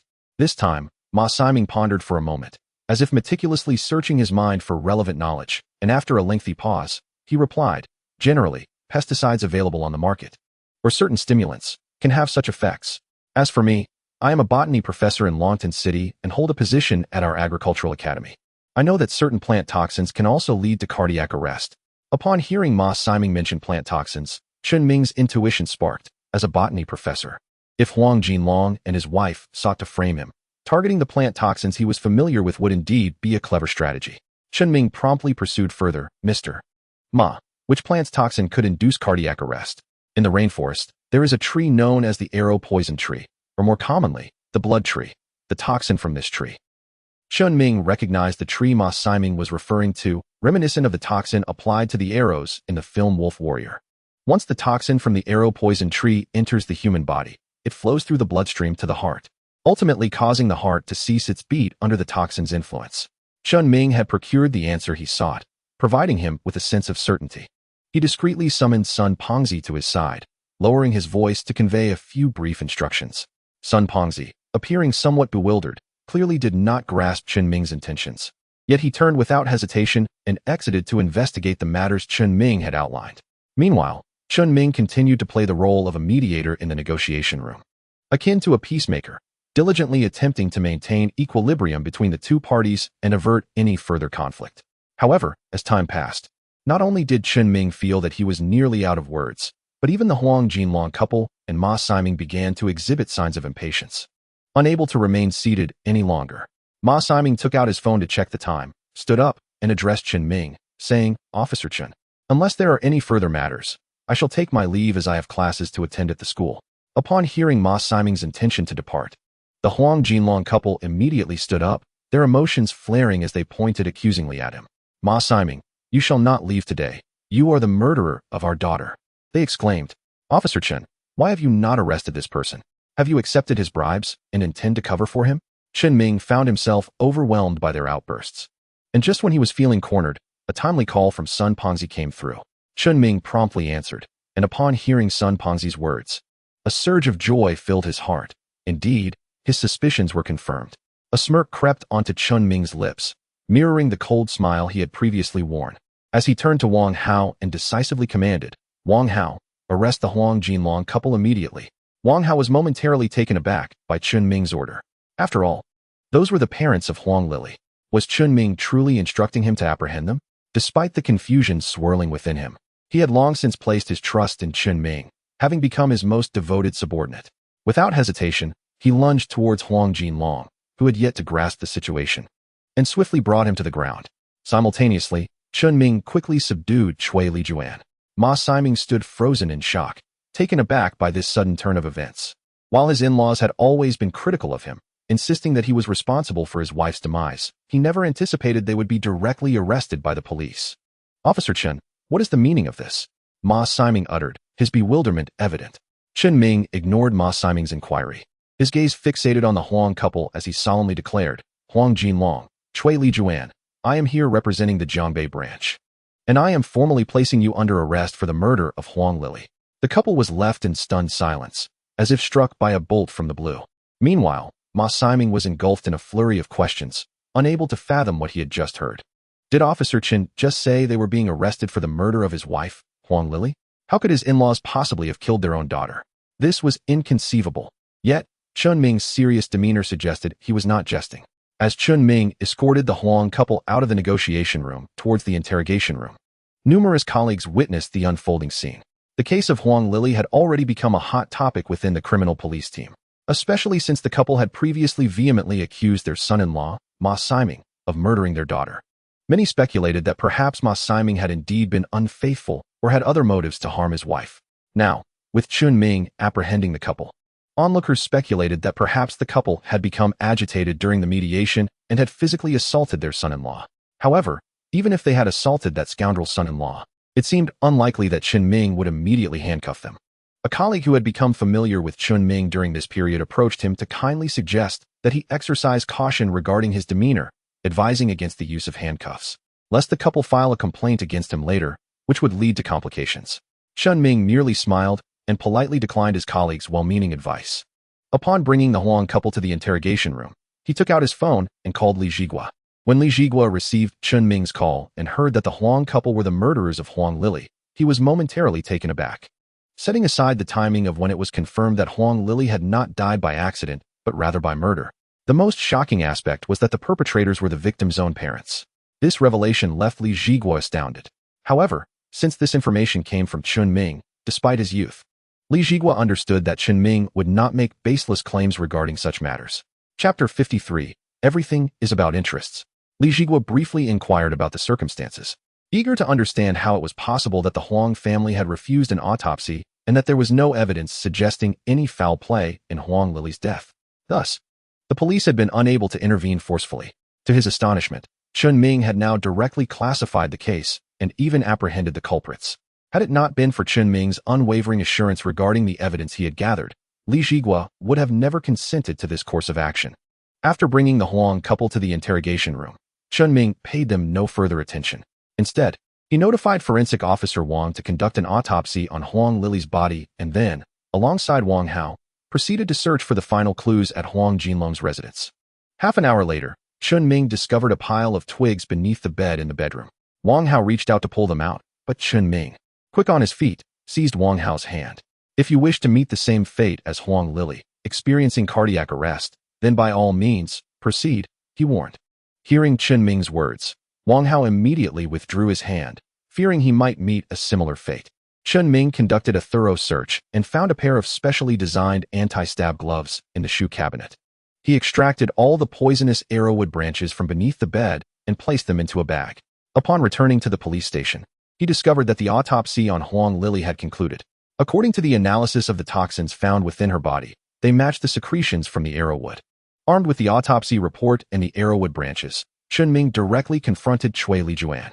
Compared to Huang Jinlong, Cui Lijuan's psychological defenses were evidently easier to breach. As Chen Ming had suspected, upon encountering these two pieces of evidence, Cui Lijuan promptly confessed to her crimes. When Chen Ming presented Cui Lijuan's confession to Huang Jinlong, he had already regained some composure from his earlier panic. Faced with irrefutable evidence and Cui Lijuan's confession, Huang Jinlong vehemently denied any wrongdoing, shifting the blame entirely onto Cui Lijuan, claiming ignorance of the entire affair. He even speculated that Ma Siming had secretly provided the arrowwood branches to Cui Lijuan. As for the reason behind their alleged murder of their own daughter, he remained clueless. Initially, Chen Ming found himself at a loss regarding Huang Jinlong until Sun Pengzi returned, holding a flight ticket stub he had found at the airport.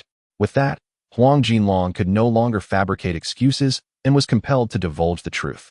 Huang Lili had not suffered cardiac arrest due to a car accident. There may have been some possibility of that, but the true cause of her heart failure, leading to her tragic demise at the accident scene, was the entry of arrowwood toxins into her system. Forensic Officer Wang's autopsy report indicated that Huang Lili's heart had actually ceased beating prior to the accident, and the subsequent collision was entirely due to the vehicle being unmanned, resulting in a head-on crash with an oncoming car. At this juncture, Chen Ming found himself most curious not about how the Huang couple had introduced the arrowwood toxins into Huang Lili's body, but rather their motives behind such actions and why they sought to implicate Ma Siming. Upon posing the question, Huang Jinlong resolutely refused to divulge any reasons behind his stance. Chen Ming returned to the interrogation room of Cui Lijuan, where, in stark contrast to Huang Jinlong's obstinate refusal, Cui Lijuan, merely intimidated by a few stern words, disclosed the entirety of the preceding events. Ma Siming, having grown up an orphan, ascended to a prestigious university through sheer determination, where he first encountered Huang Lili. Subsequently, the two entered the sacred institution of marriage, despite Huang Lili's parents vehemently opposing their union, ultimately yielding to her relentless hunger strike. Unexpectedly, Huang Lili's discerning judgment bore fruit. After graduation, Ma Siming pursued further studies and eventually became a professor of botany at Longdon University, later being recruited by the Agricultural Academy. To comprehend the unfolding tragedy, one must trace back to 3 months prior to Huang Lili's untimely demise. Initially, Huang Jinlong and his wife harbored resentment due to the absence of a bride price during their daughter's marriage. In a bid to reclaim their dignity, the couple even opened a new account, intending to cultivate another child.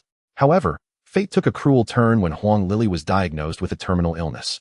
After much contemplation, she chose to confide in her parents, opting to conceal the truth from her husband, Ma Siming. As Huang Jinlong observed the growth of his new account, anticipating the imminent arrival of his grandchild, a grim realization dawned.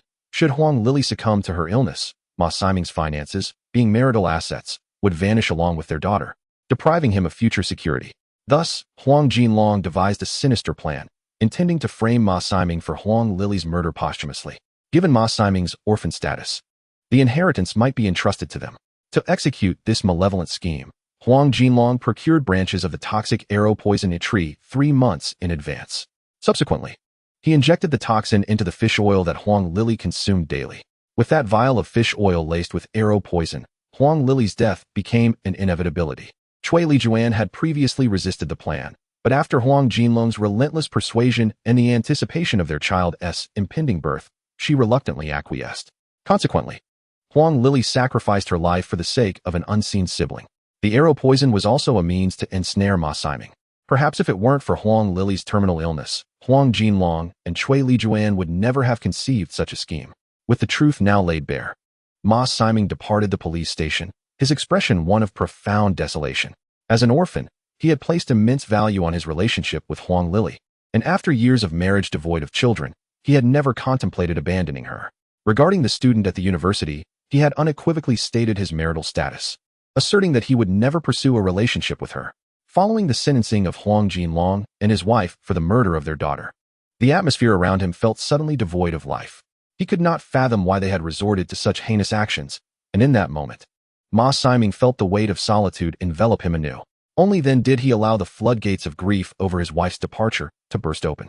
2 days later, carrying Huang Lily's ashes, Ma Siming resigned from his job, wishing to traverse the magnificent landscapes of his homeland alongside the spirit of his beloved wife. Chapter 54. Another dismemberment case. Following the confession of Huang Jinlong and his wife, the police station erupted in a frenzy. Not for any other reason, but due to Chen Ming's extraordinary prowess. He had initially been approached by them to investigate their daughter's death, seeking to ascertain whether Ma Siming was responsible. Little did they know that not only did Ma Siming avoid culpability, but he also became ensnared in their web, a twist unforeseen by the entire police force, who had never suspected that Huang Lily was murdered by her own parents. This clever strategy employed by Huang Jinlong and Cui Lijuan allowed them to evade immediate suspicion. Had the police failed to implicate Ma Siming, their actions might have been dismissed as a tragic accident. After the case was resolved, Chen Ming felt a profound sense of satisfaction with the system's rewards. Ding! Congratulations, host, for successfully apprehending the poisoner and murderer, Huang Jinlong and Cui Lijuan. Ding! Congratulations, host, for receiving a system reward. Immune to all poisons, 50 points. Chen Ming beamed at the newfound skill, his smile stretching from ear to ear. Immune to all poisons was a power typically reserved for the heroes of martial arts novels, attainable only by elite warriors. Yet here he was, having acquired such an ability. Even if he were to leave the police force, he could utilize this capacity in a laboratory as a test subject, ensuring that financial worries would be a thing of the past. As the case concluded, Li Zhigua and Director Lin approached him. Director Lin regarded Chen Ming with pride, exclaiming, "I knew I had not misjudged you, young man. I never anticipated that such a complex case could be resolved within 3 hours. When Li Zhigua initially informed me that Huang Lily's death was not accidental, but murder, I found it hard to believe. Had he not said this was your insight, I would never have authorized the arrest warrant." Li Zhigua, eager to echo Director Lin's sentiments, quickly added, "If it were anyone else, I might have doubted. But when it comes to Chen Ming's investigative skills, I have unwavering faith. Initially, I too was skeptical, but if Chen Ming asserts it, I trust him without reservation."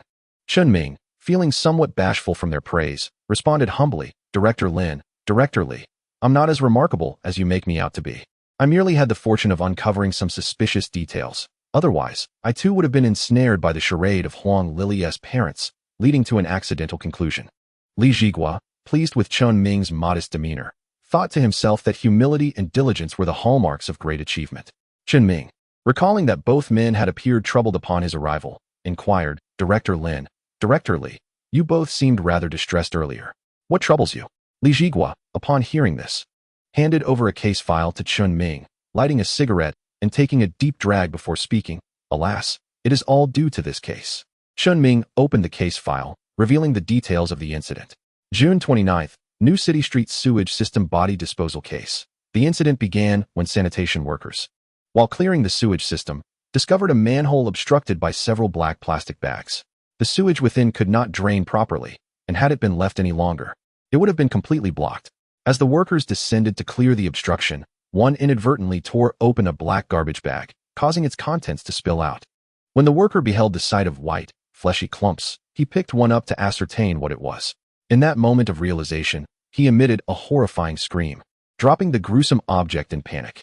By the time the police arrived, they discovered that the object was a dismembered female arm. Observing several black plastic bags below, a police officer leaped down and subsequently retrieved all the bags. Upon opening them, it became evident that each contained numerous dismembered body parts, limbs, bones, torsos, and viscera. When the forensic experts arrived, they attempted to reconstruct the remains, yet the most crucial piece, the head of the female corpse, remained absent. The reason behind the considerable distress faced by Director Lin and Li Zhigua was the revelation of the victim's DNA results, which, while initially promising for identifying the deceased, had now become a perplexing enigma. The results indicated that the victim was, in fact, alive and well, and other data seemed inconsistent as well. This conundrum contributed to the mounting pressure on Li Zhigua and his team. Nearly a week had elapsed since the case first emerged, and any further delay would diminish their chances of capturing the perpetrator, which was a source of urgency for them. After reviewing the case file, Chen Ming turned to the two directors and suggested in a somewhat subdued tone, "Why not allow me to take a crack at this case?" Lin and Li exchanged glances, considering the notion. It was not without merit. Their intention in seeking Chen Ming was precisely to explore whether he could provide a fresh perspective. After all, Chen Ming had a track record of solving cases that had stumped others, attesting to his exceptional capabilities. Naturally, Chen Ming was eager to participate, as engaging in more cases would lead to numerous system rewards. Li Jigua, regarding Chen Ming with seriousness, responded, "Chen Ming, since you are inclined to take this on, go ahead. While I do not wish to impose undue pressure, we cannot afford to delay any longer. We must solve this case swiftly." Nodding in agreement, Chen Ming was equally determined to expedite the resolution. He gathered his companions, the corpulent Sun and Wang Hao, and they set off in a police vehicle towards the crime scene. This location of the body disposal was exceedingly concealed. Had it not been for the rains over the past 2 days, the sanitation department might not have dispatched workers to inspect the street drains and manholes, potentially allowing this case to remain undiscovered. Observing the cordoned-off manhole, Chen Ming refrained from descending, as the detectives from the second squad had already conducted thorough inspections multiple times, and no valuable evidence was likely to remain. His purpose for being there was to survey the surrounding environment and analyze how the perpetrator might have disposed of the remains. The road was a major thoroughfare in Jiangbei district. Logically, if the culprit intended to discard a body, they would inevitably leave some trace. Yet, perplexingly, there were no surveillance cameras or witnesses who had observed the act of disposal.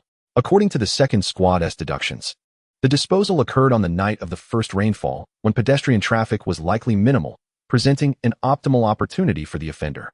However, with so many bags of body parts, it would require a vehicle to facilitate the disposal. Otherwise, carrying those bags through the streets would certainly arouse suspicion. Furthermore, the perpetrator would need to be familiar with the area to have chosen this specific location to abandon the remains. Surrounded by office buildings, it was plausible that the culprit was among the employees of one of those establishments. Chapter 55. Jingming Group.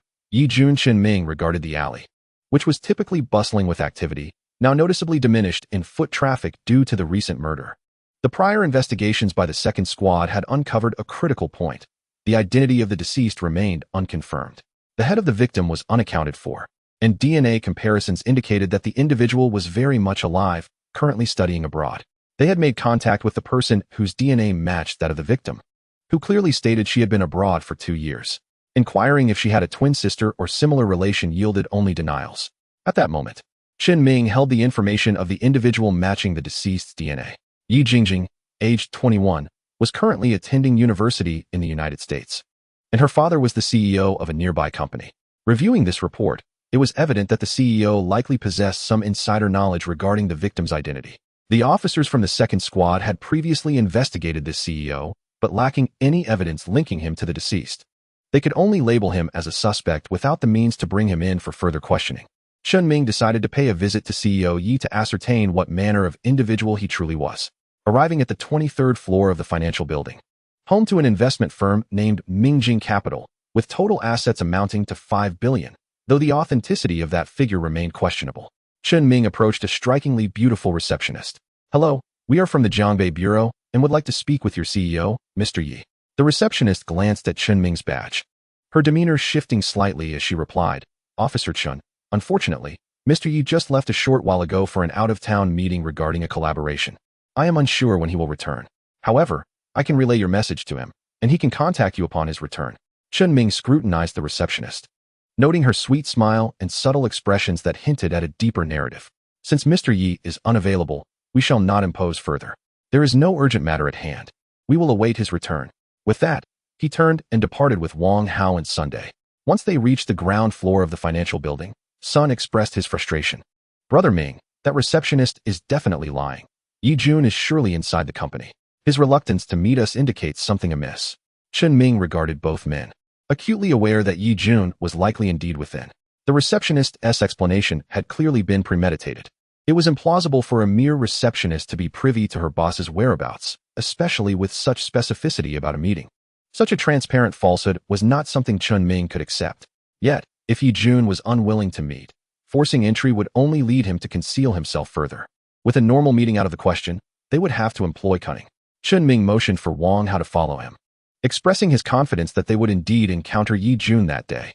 Wang Hao, uncertain of Chen Ming's intentions, trailed him as they wound their way to a hardware store.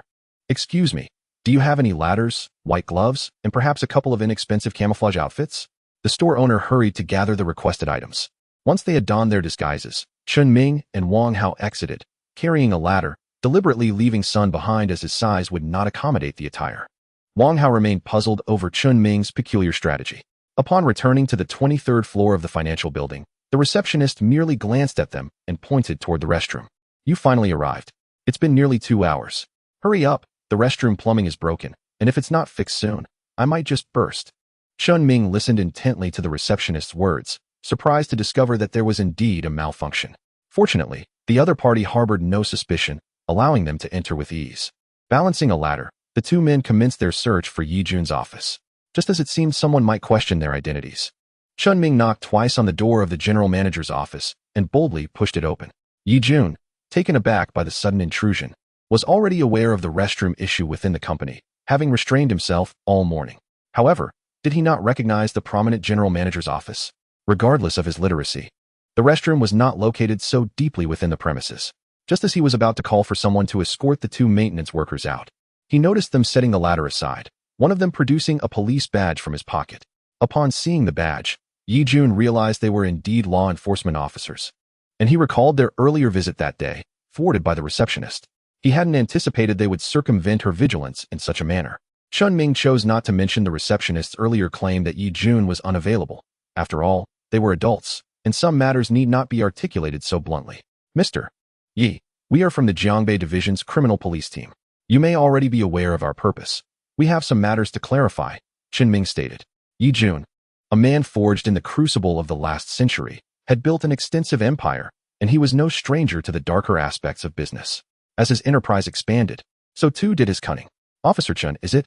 If you have inquiries, feel free to ask. I assure you, I will answer all that I know without reservation," Yi Jun replied, a benign expression gracing his features.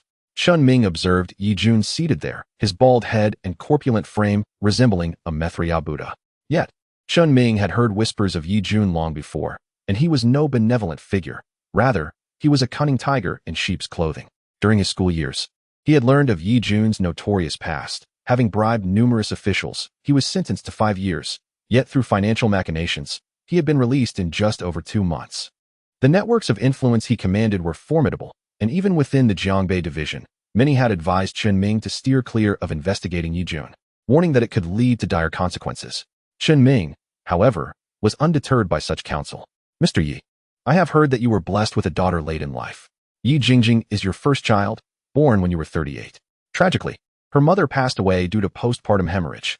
Since then, despite the many women in your life, you have had no other offspring, and Yi Jingjing is your sole heir.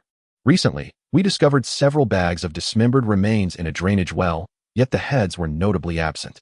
Forensic DNA analysis has shown a striking match between the victim and your daughter, Yi Jingjing. We are here to ascertain the nature of your relationship with the deceased." Chapter 56. The Cunning Tiger. Yi Jun regarded Chen Ming, signaling for his secretary to pour tea before gesturing for her to leave. "Officer Chen, you must be new to the criminal police team. I don't recall having seen you before," he responded with a question, maintaining his affable demeanor. Chen Ming furrowed his brow at Yi Jun's evasive reply. "I am indeed a recent addition to the criminal police team, but that is irrelevant to the case. If you doubt my capabilities or credentials, feel free to contact our precinct." Haha, why would I? Since Officer Chen has come to report, I have no reason to doubt your competence." Yi Jun chuckled. "However, I was surprised to see a change in personnel. Previously, it was Officer Zhang who visited. You needn't have come all this way. Any matters can be addressed directly through Vice Director Qin from your division."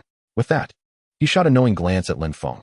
Chen Ming recognized Yi Jun's attempt to exert pressure, first referencing the second team's captain Zhang Meng as Little Zhang, and then mentioning Vice Director Qin, subtly indicating his connections.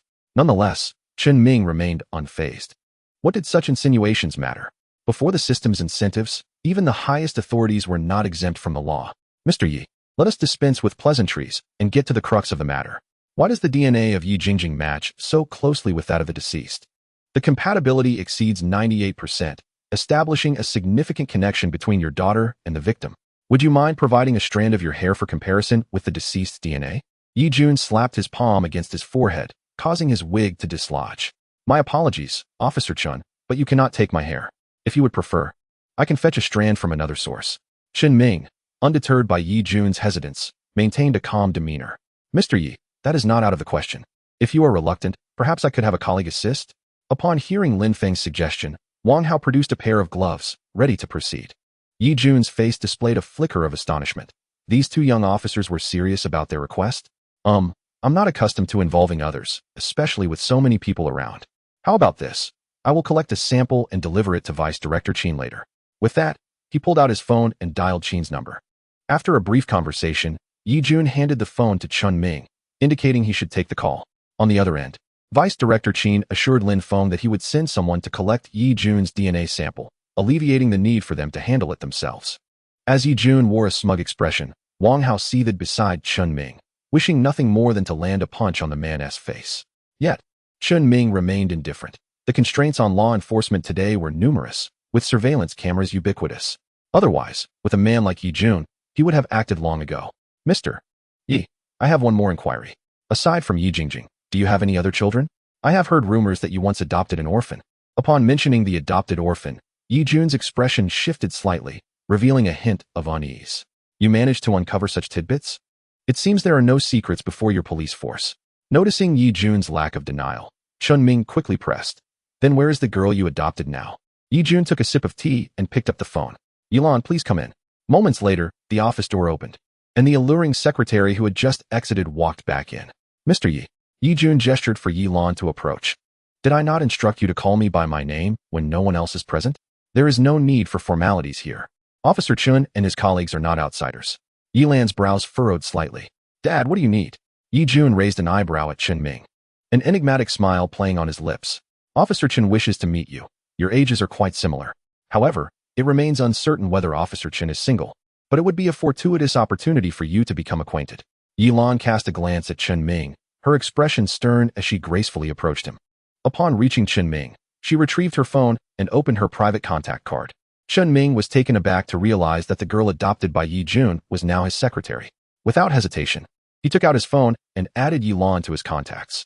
After accepting Chen Ming's friend request, Yilan turned her gaze towards Yi Jun's father. If there's nothing else, I shall take my leave. Yi Jun signaled for her to go. Once Yilan exited, Yi Jun turned his attention to Chen Ming. If Officer Chen has any further inquiries, allow me to clarify that Xiao Lan studied finance at the University of Finance and has been working as my secretary since her graduation. Naturally, no one in the company is aware of our relationship. Should you have any intentions towards Xiao Lan, feel free to invite her to a movie or to build a friendship.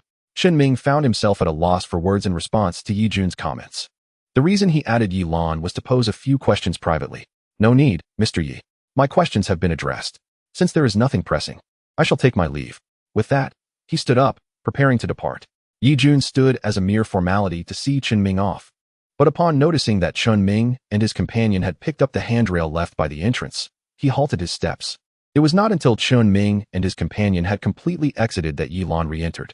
Yi Jun's demeanor shifted from amiable to foreboding as he addressed Yilan. Please summon Huzi. Yilan nodded and stepped back outside. Shortly thereafter, a slender man with his head bowed, obscuring his features, entered. Follow the two who just left.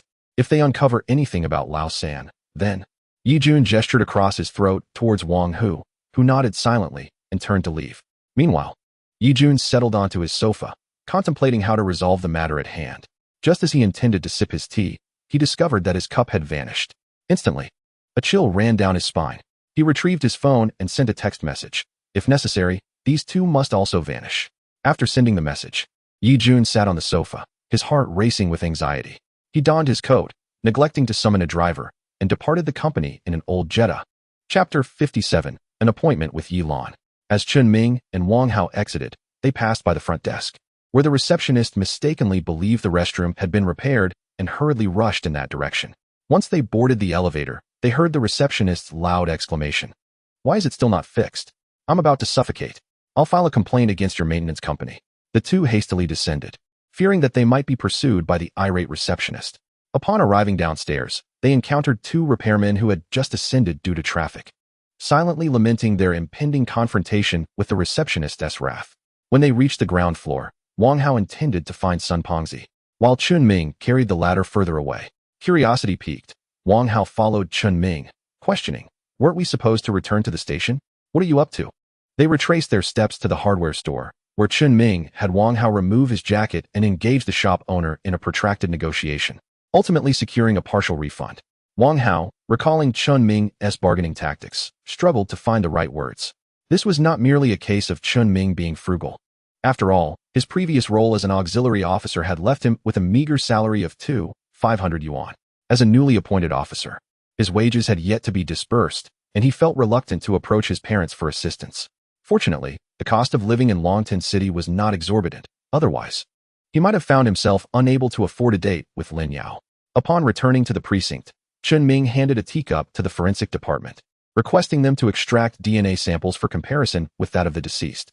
He then returned to his office, scrutinizing the documents at hand, and called Zhang Meng to request information regarding Yi Jingjing, emphasizing the need for her medical examination reports.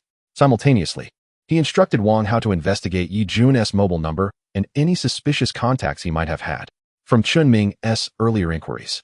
It was evident that the deceased had a connection to Yi Jun. Wang Hao, upon hearing Chen Ming's directives, promptly rose to initiate the investigation. As he prepared to leave, he noticed Chen Ming preoccupied with his phone. Intrigued, he leaned in for a closer look. Upon seeing the screen, Wang Hao was momentarily speechless, even questioning whether Chen Ming had genuine intentions towards someone. Chen Ming was perusing Yi Lan's private messages, scrolling through numerous photos she had shared on her social media. Each image, seemingly candid, appeared meticulously edited. After a while, Chen Ming stood and strode towards the exit. Sun Pengzi, curious about whether Lin Feng had uncovered any leads, inquired, "Brother Ming, have you discovered something? Do you need me to accompany you?" Chen Ming waved his hand dismissively. "No need, I have matters to attend to. You should continue your investigation. I'm off to ask Yi Lan out." Wang Hao. Sun Pengzi. Chen Ming drove to an upscale Hong Kong-style restaurant, the decor opulent and indicative of exorbitant prices. Upon entering, a beautiful waitress approached him, greeting, "Good day, sir. How many are in your party?" Chen Ming disregarded the waitress's inquiry, scanning the restaurant until he spotted the person he sought. He then turned to the waitress and replied, "No need, I found my party." He proceeded towards Yi Lan, who was leisurely enjoying afternoon tea while perusing a lifestyle magazine. Noticing someone approaching, she furrowed her brow slightly. "Is there truly no other seating available?" she asked, looking up at the newcomer. Upon realizing it was Chen Ming, a look of surprise crossed her face. She was aware that he was a police officer currently investigating a murder case, seemingly related to her adoptive father, Yi Jun. Now that he had approached her, she wondered what his intentions might be. "Ah, it's Officer Chen. I never expected to see you in a place like this." Chen Ming did not rush to respond to Yi Lan's remark. Instead, he pulled out a chair and sat across from her. "If Miss Yi can visit, why shouldn't I? It's merely a delightful coincidence to encounter you here." Yi Lan was skeptical of Chen Ming's words, recalling that she had never seen him in this establishment before. Chen Ming ordered a cup of coffee from the waitress and then turned his attention back to Yi Lan. "Miss Yi, since fate has brought us together, I have a few inquiries I would like to make." Yi Lan regarded Chen Ming silently before speaking. "Is this on behalf of the police, or is it a personal matter for Officer Chen?"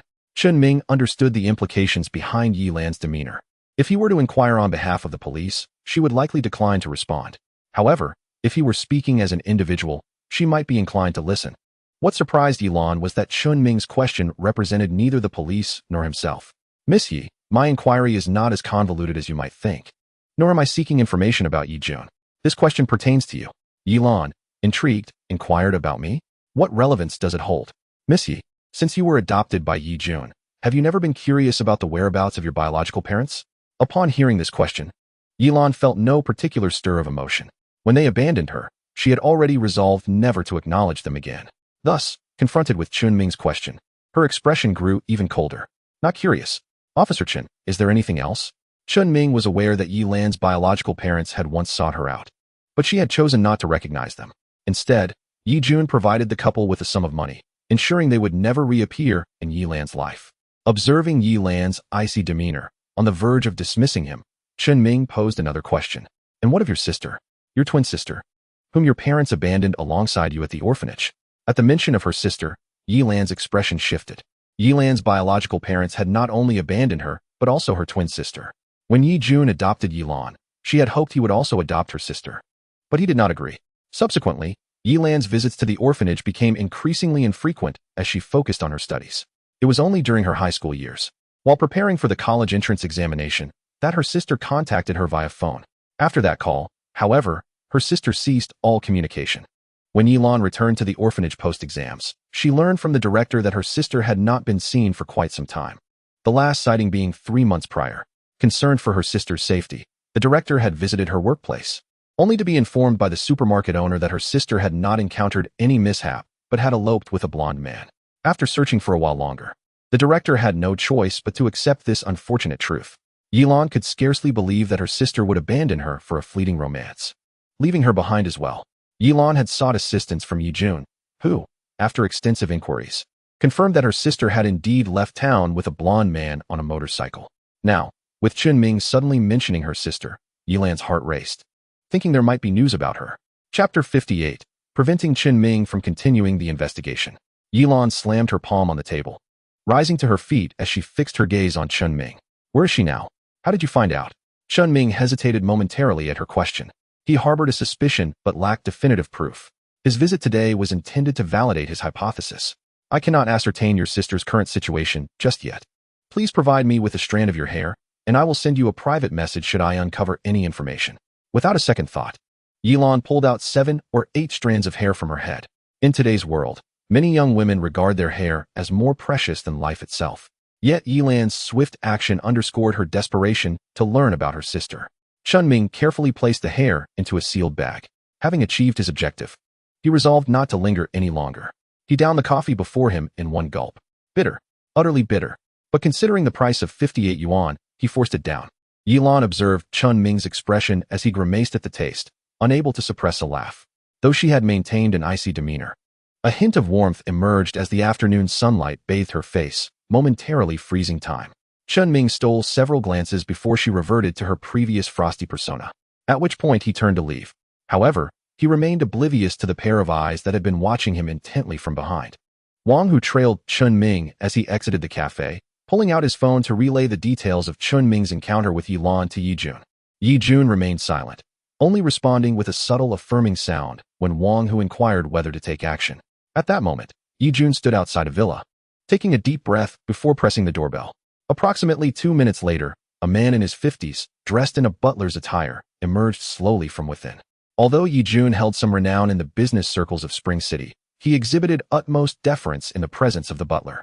Butler Chun. Is young Master Su at home? Butler Chun regarded Yijun with disdain, turning his back to re-enter the house. The young master is home. Please come in. Feeling the butler's contempt, Yijun could only curse inwardly. What airs he puts on? He is merely a dog on a leash. If he ever falls into my hands. Humph. Following Butler Chen deeper into the residence, they encountered a young man engaged in a workout, flanked by 2 young models ready to attend to him. Young master. Yijun has arrived. Su Daqi paused, gesturing for the 2 beauties to step aside. Once the room was cleared, Yijun hastily spoke up. Young Master Su. The body of that woman was discovered previously, and now the police are investigating me. What should we do? Su Daqi's expression darkened as he furrowed his brow at Yijun's words. Wasn't it your responsibility to ensure the body was disposed of properly?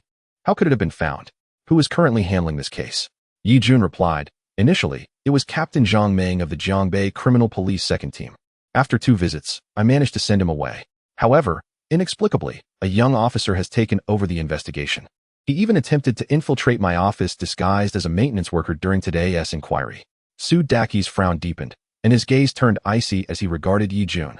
Yijun, sensing the shift, quickly lowered his head, unable to meet Su Daqi's eyes. What is the name of this young officer? Chen Ming. I hear he is new on the force. Su Daqi felt the name ring a bell, stepping away to make a call, though he did not disclose the details. Upon returning, he merely stated to Yijun, you need not concern yourself with this matter. Officer Chen Ming will not pursue this investigation any further. Hearing Su Daqi's words, Yijun felt a wave of relief wash over him. As long as Chen Ming ceased his inquiries, there would be no need to send Wang Hu to eliminate him. For killing a police officer is a grave matter in the country. Even accidental deaths warrant thorough investigations. After leaving the Su family villa, Yijun contacted Wang Hu, instructing him to hold off on any actions for the time being. It was likely that Chen Ming would soon be reassigned to a grassroots police station, thus posing no further threat to him. As for the connection between Su Daqi in this case, Perhaps only Yi Jun and Su Daqi held the answers. As for Chen Ming, he took Yi Lan's head to the forensic department, harboring a hypothesis that required substantiation before he could proceed with the subsequent investigation. Initially, he intended to remain there, but before long, he received a call from Li Jigua. "Chen Ming, where are you? Please return to the office. I need to discuss something with you." Without waiting for Chen Ming to inquire about the matter, Li Jigua had already hung up. Upon returning to the office, Chen Ming found Li Jigua and Lin Zhengbei seated, their faces ashen, indicative of some unfortunate news. Chen Ming approached and greeted them. "Director Lin, Director Li, you summoned me?" Li Jigua glanced at Lin Zhengbei before speaking first. "Chen Ming, I regret to inform you that you may need to be reassigned from our criminal investigation team." Chen Ming was taken aback by Li Jigua's words, though he quickly regained his composure. Observing the grave expressions on both Li Jigua and Lin Zhengbei's faces, he couldn't help but chuckle. "Haha, I didn't expect pressure to come down so swiftly. That confirms my investigative direction is correct." Li Jigua, noticing Chen Ming's continued focus on the case, became curious about what he had uncovered that had drawn the attention of city officials towards a rookie officer who had only recently reported for duty. It appeared that the higher-ups had directly indicated a desire to transfer Chen Ming away from the criminal investigation team, suggesting he work more closely with the grassroots and the public. Such a reassignment from the criminal unit to a police station was akin to a demotion. While it was easy to be sent down, returning would prove to be exceedingly challenging, with many mediocre officers spending their entire careers in such positions with little hope of returning. However, the reason Lin Zhengbei and Li Jigua had come was not to convey an order from above, but rather to support Chen Ming. Now that they had heard he might be onto some significant evidence, they too were eager to learn what clues he had discovered. The pressure on Lin Zhengbei stemmed from the fact that Chen Ming had unearthed crucial evidence, causing some to panic, fearing that he might uncover their involvement.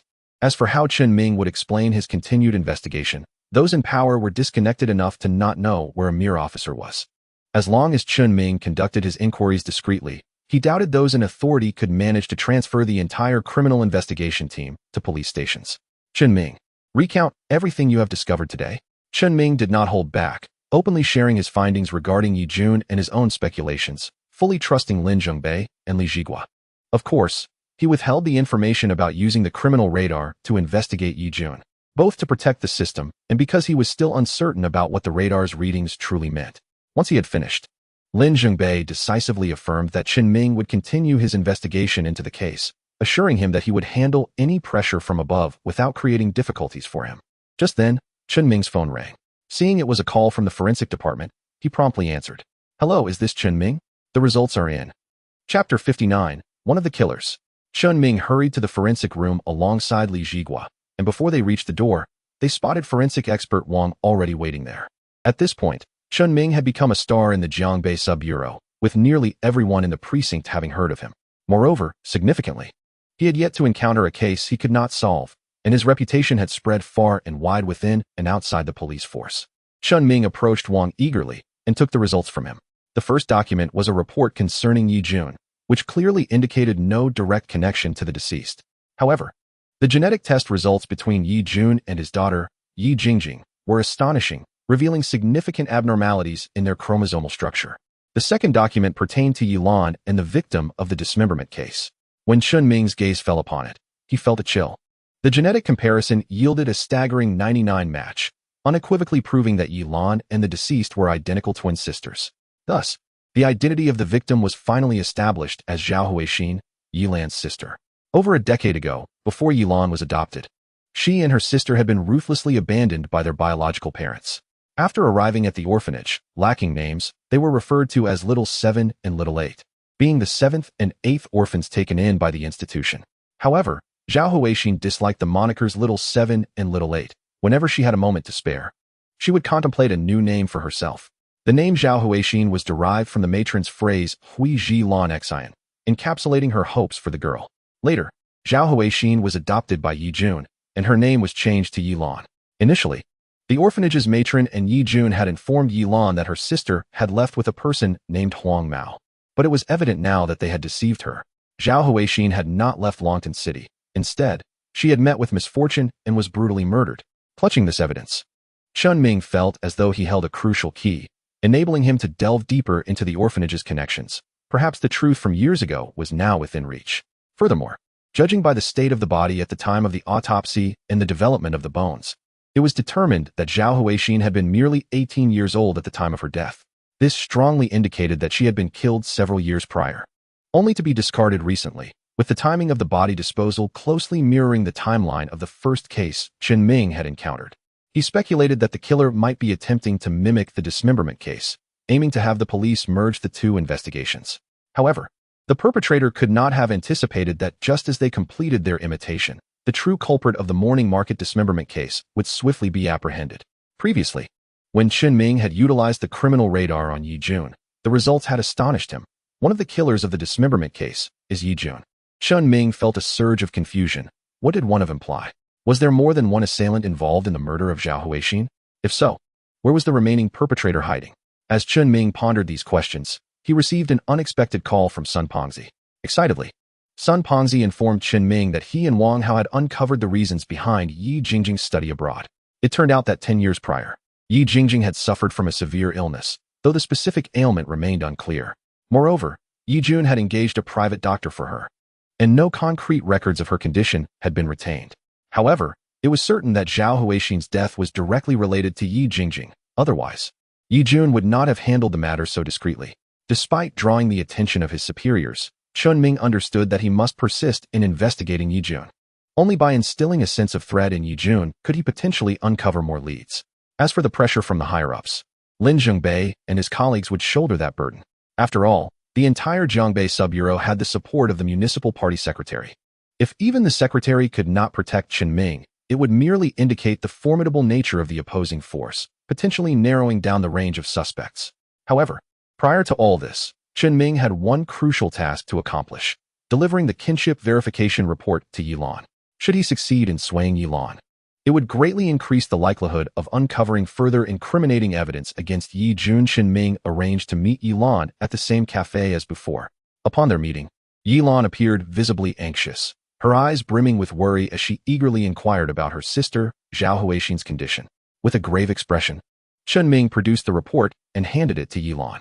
She hastily accepted it, her gaze darting over the contents. However, as she delved deeper into the reading, her body began to tremble uncontrollably. It was August, typically the hottest month of the year, yet Yilan felt as though she had plunged into an ice cellar. Her entire being chilled to the core, her complexion drained of color, resembling a blank sheet of paper. In a sudden outburst, Yilan slammed the report onto the table. Her eyes filled with rage and sorrow, bloodshot and fierce. She fixed her gaze on Chen Ming and demanded, "What has happened to my sister? How did you come by this report?" Chen Ming sighed in resignation, observing Yilan with a steady gaze, and slowly replied, "You can likely surmise how I obtained this report. Her body was discovered last month, discarded in a drainage ditch near your company. The murderer may have intended to divert the police's attention to a previous dismemberment case, not anticipating that the perpetrator of that case would be apprehended so swiftly. It seems the killer aimed to dispose of the remains farther away, but was thwarted by the abundance of surveillance cameras nearby, ultimately leading to the choice of that location." Although Yilan had harbored a vague suspicion regarding her sister's misfortune, the brutal truth articulated by Chen Ming pierced her heart anew. She bit her lip tightly, fists clenched so hard that her long nails dug deeply into her palms, leaving trails of crimson. Her eyes, bloodshot, glimmered with the ferocity of a cornered beast as she shouted, "Who killed my sister? Who was the murderer?" Recognizing the gravity of the situation, Chen Ming understood it was time to reveal his true purpose. He met Yilan's gaze earnestly and stated, "The one who murdered your sister is none other than your current adoptive father." Yi Jun. Yilan stood frozen, disbelief etched across her features. She shook her head vigorously, exclaiming, "Impossible. This cannot be. Yi Jun has always treated me well. Why would he kill my sister?" Chapter 60. Swaying Yilan. Chen Ming comprehended that at this moment, Yilan's heart was rife with doubt and mistrust towards him. Thus, he patiently elaborated, "You must be aware that Yi Jun has a daughter named Yi Jingjing, who is currently studying abroad. A few years ago, she fell gravely ill, the cause of which we are still investigating, but it is likely blood-related. The DNA comparison between your sister and Yi Jingjing shows a significant match. I suspect Yi Jun resorted to murder due to his daughter's illness, and this likely occurred in the year of your college entrance examinations, coinciding with your sister's disappearance." Even though Yilan struggled to accept that Yi Jun could be the murderer, the clarity of Chen Ming's logic and the weight of the evidence left little room for skepticism. "You did not come merely to inform me that Yi Jun killed my sister, did you?" What is it that you require my assistance with? Please, do not hesitate to ask. Yilan managed to suppress her grief as she regarded Chen Ming, realizing he could now disclose the true purpose of their meeting. Chen Ming continued, while we have established that Yi Jun is the one who killed Zhao Huixin, our investigation suggests that there may be more than one perpetrator involved. I hope you can keep an eye on Yi Jun's recent communications and his schedule. Additionally, the location of the surgical procedures is likely hidden within your company, and we need your help to pinpoint the exact site. Yilan did not hesitate in agreeing to his requests. However, before departing, she cast a lingering glance at Chen Ming and asked, if I do all this, what will you be doing? Chen Ming, hands raised in exasperation, replied with a wry smile, your adoptive father wields considerable influence and has been pressuring higher-ups to have me reassigned. I can only retreat to the shadows and await the clues you uncover. No criminal shall evade the long arm of the law. Yilan gazed at him intently, and after a prolonged silence, she softly uttered, thank you. Once Yilan had left, Chen Ming remained rooted to the spot, lost in thought for an extended period, his eyes still fixed on the direction in which she had departed. Upon her return to the company, Yilan discreetly began to investigate the secrets Yi Jun was concealing within the organization. She recalled that when she first started working there, Yi Jun was particularly protective of his office, forbidding anyone, even Yilan, from entering alone. Each time he left, he would secure the door, even carrying important items like the company seal with him at all times. Judging by the external structure of the walls, Yi Jun's office seemed far more spacious than it appeared. Yilan speculated that the elusive surgical room could very well be concealed within Yi Jun's office, possibly behind a hidden door. However, she had no inkling of where the entrance to this concealed passage might be. Her primary objective upon returning was to pilfer the key to Yi Jun's office. Clutching a freshly brewed cup of tea still wafting steam, she stealthily entered the office. At that moment, Yi Jun sat at his desk, eyes closed in contemplation. Upon hearing the door creak open, he instantly opened his eyes, alertly turning to the entrance. When he saw it was Yilan, he relaxed slightly and straightened in his chair. Xiaolan, it's almost time to leave. You should head home soon. I have some matters to attend to. Yi Jun's voice was warm and fatherly. Yilan maintained a calm facade, responding, understood, Mr. Yi, as she handed him the tea. Yi Jun took a sip, as if the fatigue of the day dissipated with that single gulp. He regarded Yilan with a serious expression, saying, Xiaolan, have I not told you that you need not be so formal when there are no outsiders? Everyone here knows you are my daughter, so you can just call me Dad. Had this been in the past, Yilan might have instinctively responded with that endearing term. Yet now, upon learning that Yi Jun was the very murderer of her sister and that her adoption might have been a scheme of his, she felt a tumult of emotions rise within her, rendering the word Dad utterly impossible to utter. Unaware of Yilan's turmoil, Yi Jun reclined on the sofa, eyes gently closed as he gathered his thoughts. Suddenly, he seemed to recall something, opening his eyes to look at Yilan. By the way, has Officer Chen been in touch with you? You graduated from university 2 years ago, and I think he is quite impressive. You young people should connect more. At the mention of Chen Ming, Yilan's heart raced, pounding violently within her chest. A flurry of thoughts surged through her mind, questioning whether Yi Jun was deliberately testing her. After all, her meetings with Chen Ming had taken place in nearby cafes. Could he be secretly monitoring her? No, I am not interested in dating at the moment. Perhaps later. Yilan endeavored to keep her tone as natural as possible. Yet the slight tremor in her voice betrayed her inner turmoil. Yi Jun, sensing that Yilan was not being entirely forthright, did not express anger. Instead, he continued to gently coax her, saying, Officer Chen is truly a fine young man. If you were to pursue a relationship with him, it would undoubtedly be advantageous for our company. I intend for you to take over the company in the future, as Jingjing has no desire to return from abroad. Although you are my adopted daughter, you are no different from my biological child. Yi Jun's words were not merely a test for Yilan. He genuinely hoped for her to engage with Chen Ming. After all, Chen Ming had uncovered numerous issues during his investigation.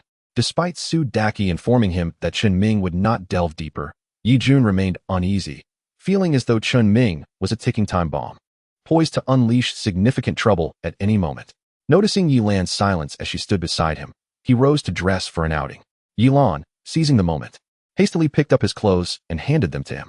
Once he was dressed and turned to leave, he observed Yilan still standing in place and furrowed his brow, asking, Xiaolan, do you have something to say? Let us go together. Yilan understood that Yi Jun would not leave her alone in his office, suspecting it held secrets that must not be revealed. Aware that any misstep could expose her, she hurriedly followed him outside. As she approached Yi Jun, she feigned a careless bump into him, Taking advantage of his momentary distraction to deftly return the office key she had stealthily taken back into his pocket. Oblivious to the maneuver, Yi-jun assumed it was merely an accident and locked the door before departing. Once Yi-jun was out of sight, Yilan cautiously retrieved her phone and sent a private message to Chen Ming. Subsequently, she gazed at the key mold tightly clenched in her hand, a glimmer of coldness in her eyes as she fixated on the direction Yi-jun had taken. On his end, upon receiving Yilan's message, Chen Ming immediately rose to rendezvous with Sun Pengzi. During their previous operation, Yi-jun had already encountered Wang Hao and Chen Ming himself, while Sun Pengzi had been unable to join due to an inadequate outfit. Now that Yi-jun was alone, Chen Ming surmised he might be meeting with other culprits. He promptly contacted the traffic police to request surveillance footage from around Yi-jun's company. With the previous chief of the traffic police suspended due to involvement with the Li family, the newly appointed chief, aligned with the city secretary, facilitated the process smoothly. Having previously crossed paths with Chen Ming. Chapter 61. Discovery of the Secret Room. Chen Ming was wholly engrossed in the Tianyan system, meticulously tracking the movements of Yi-jun's vehicle. Meanwhile, Yilan, having fashioned the key, returned home, uncertain whether Aunt Wang harbored malevolent intentions akin to Yi-jun's. At that moment, she could afford no risks. If Yi-jun sensed the slightest deviation, she might find herself imprisoned, hindering her quest for the truth regarding her sister. As she journeyed home, her thoughts involuntarily drifted back to the past. Since being adopted by Yi-jun, she had observed Yi Jingjing's frail health, perpetually appearing as though a mere gust of wind could topple her. Furthermore, Yi-jun had been exceedingly protective of Yi Jingjing, never permitting her to leave the house. On one occasion, when Yi Jingjing had sneaked out, Yi-jun had mobilized everyone in the company to aid in her search, and fortunately, she was found unharmed. Yilan vividly recalled Yi-jun's frantic demeanor at that time, yet when she expressed her desire to assist in the search, he had sternly refused her. The report Chen Ming provided indicated a high genetic similarity between Yi Jingjing and her sister.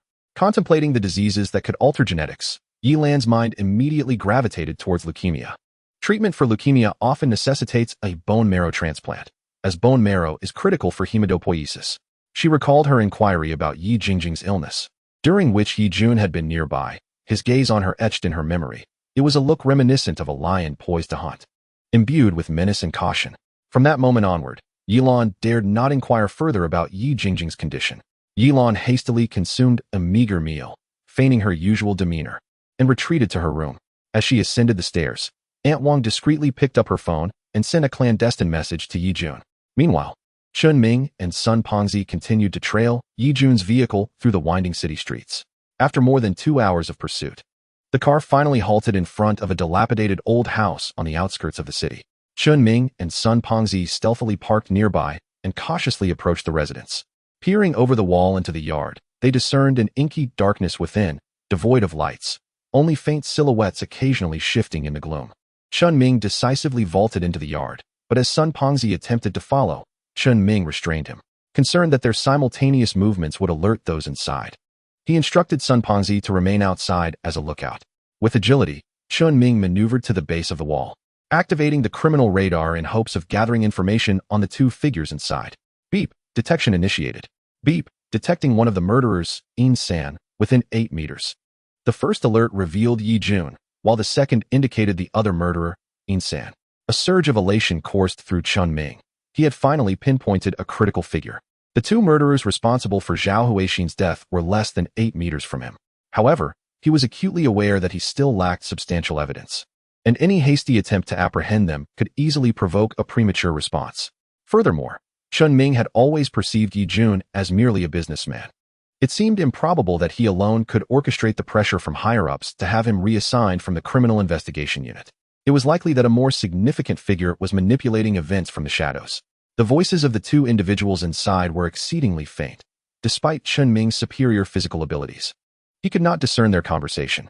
Just as he contemplated moving closer for a clearer ear, a sudden, piercing alarm echoed from within the house. Yi-jun's urgent voice rang out. "This is bad. Someone has entered the secret room." Before he could finish speaking, both Yi-jun and In-sen bolted from the house in a panic. Chen Ming swiftly ducked behind a nearby water tank, while Sun Pengzi, alerted by the sound of the door, hurriedly sought refuge in a concealed spot. Yi-jun and In-sen scrambled into their vehicle, neglecting to check their surroundings, and sped off towards the city. Once the two had departed, Chen Ming emerged from his hiding place. reflecting on Yi Jun's earlier words. A sense of foreboding washed over him, prompting him to urgently call Yilan to inquire if she had discovered the secret room. Half an hour prior, Yilan had requested Aunt Wang to prepare a bath, intending to relax and soothe her frayed nerves. However, Aunt Wang exhibited unusual behavior. Since Yilan had begun her bath, she had remained stationed at the door, her gaze fixed intently upon her, as though monitoring her every movement. Even after Yilan had finished her bath, Aunt Wang insisted on entering to dry her off, an excessive display of enthusiasm that left Yilan feeling utterly uncomfortable. It was only after she vehemently refused that Aunt Wang finally relented somewhat. Upon returning to her room, Aunt Wang became even more relentless, frequently interrupting Yilan with offerings of fruit and milk. Eventually, unable to endure it any longer, Yilan expressed her frustration, prompting Aunt Wang to behave more modestly. Yilan surmised that Aunt Wang was likely acting under Yi Jun's orders, specifically tasked with monitoring her. Just moments before, when she merely intended to step out for a restroom break, Aunt Wang had appeared like a shadow, emerging from an adjacent room with a beaming smile, inquiring if Yilan required anything. This continued until past 10 o'clock in the evening, and Yilan figured that Aunt Wang must be tired and ready to retire for the night. Quietly, she retrieved the safety lock from the cabinet, gently opened the window, and descended via the prearranged wire. Subsequently, Yilan carefully navigated her way around the surveillance cameras and, armed with the appropriate key, returned to Yi Jun's office. Gazing at the imposing bookshelf within the room, she was convinced that the secret door to the hidden chamber was likely concealed there. She began to search meticulously.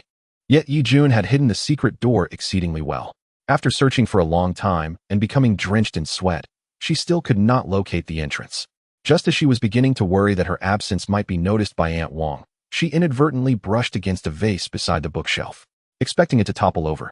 She was rather surprised when it remained steadfast.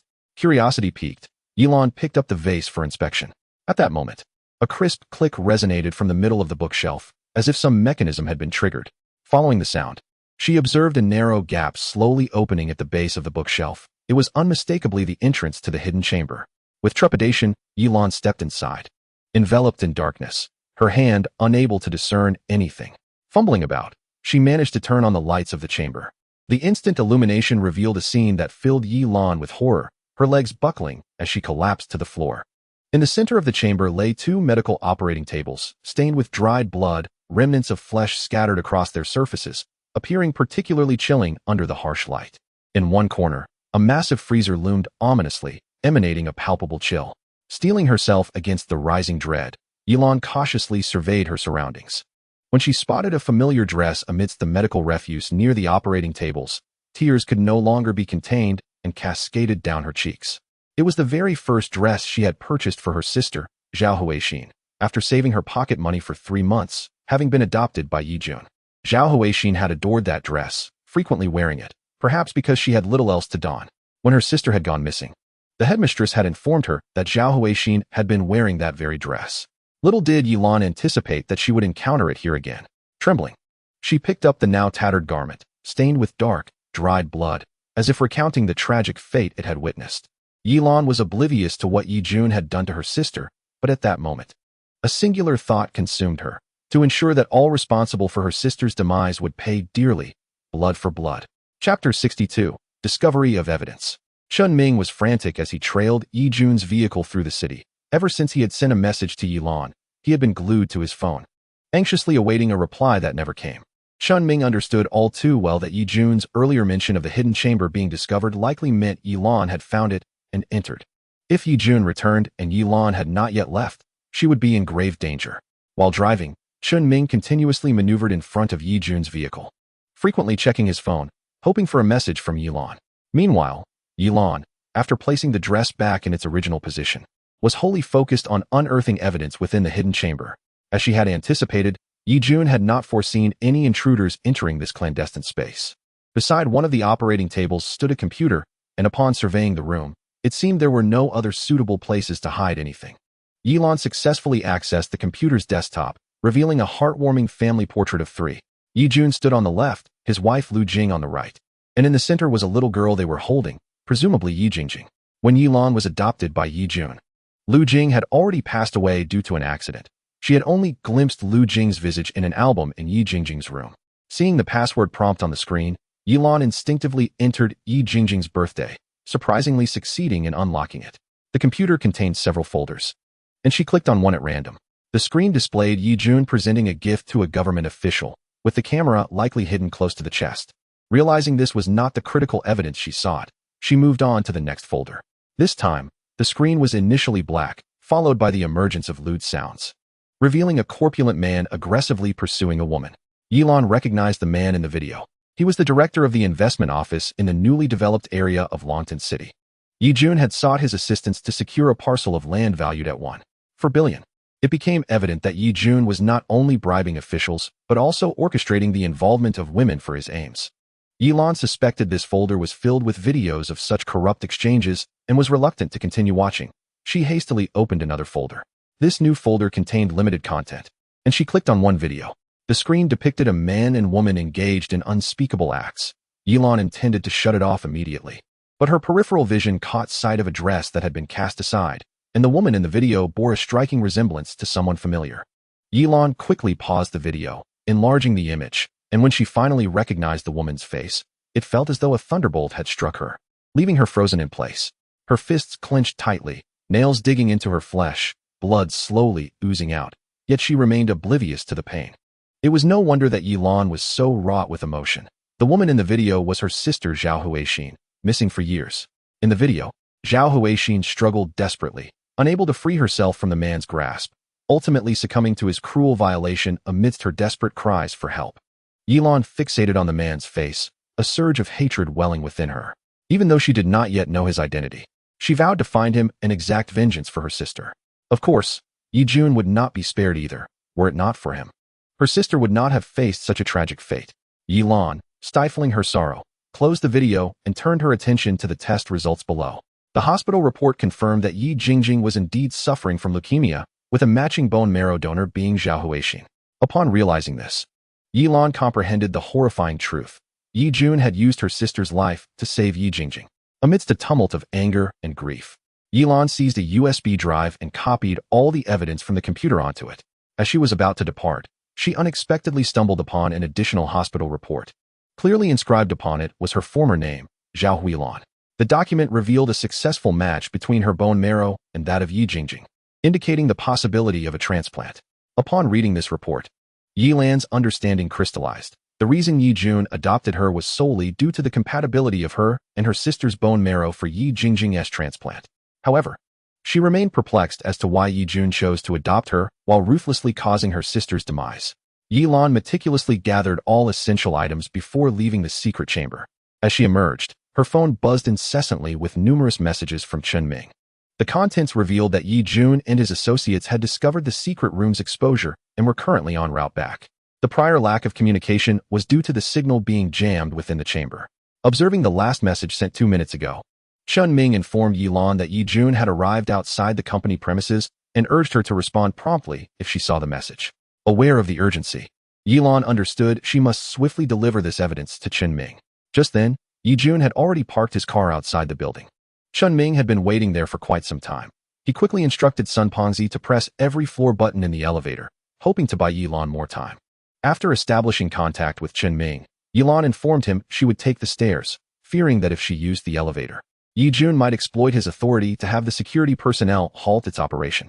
Yi Jun approached the elevator with Yin San, pressing the button repeatedly as the elevator descended slowly, stopping at each floor, both of them filled with anxiety.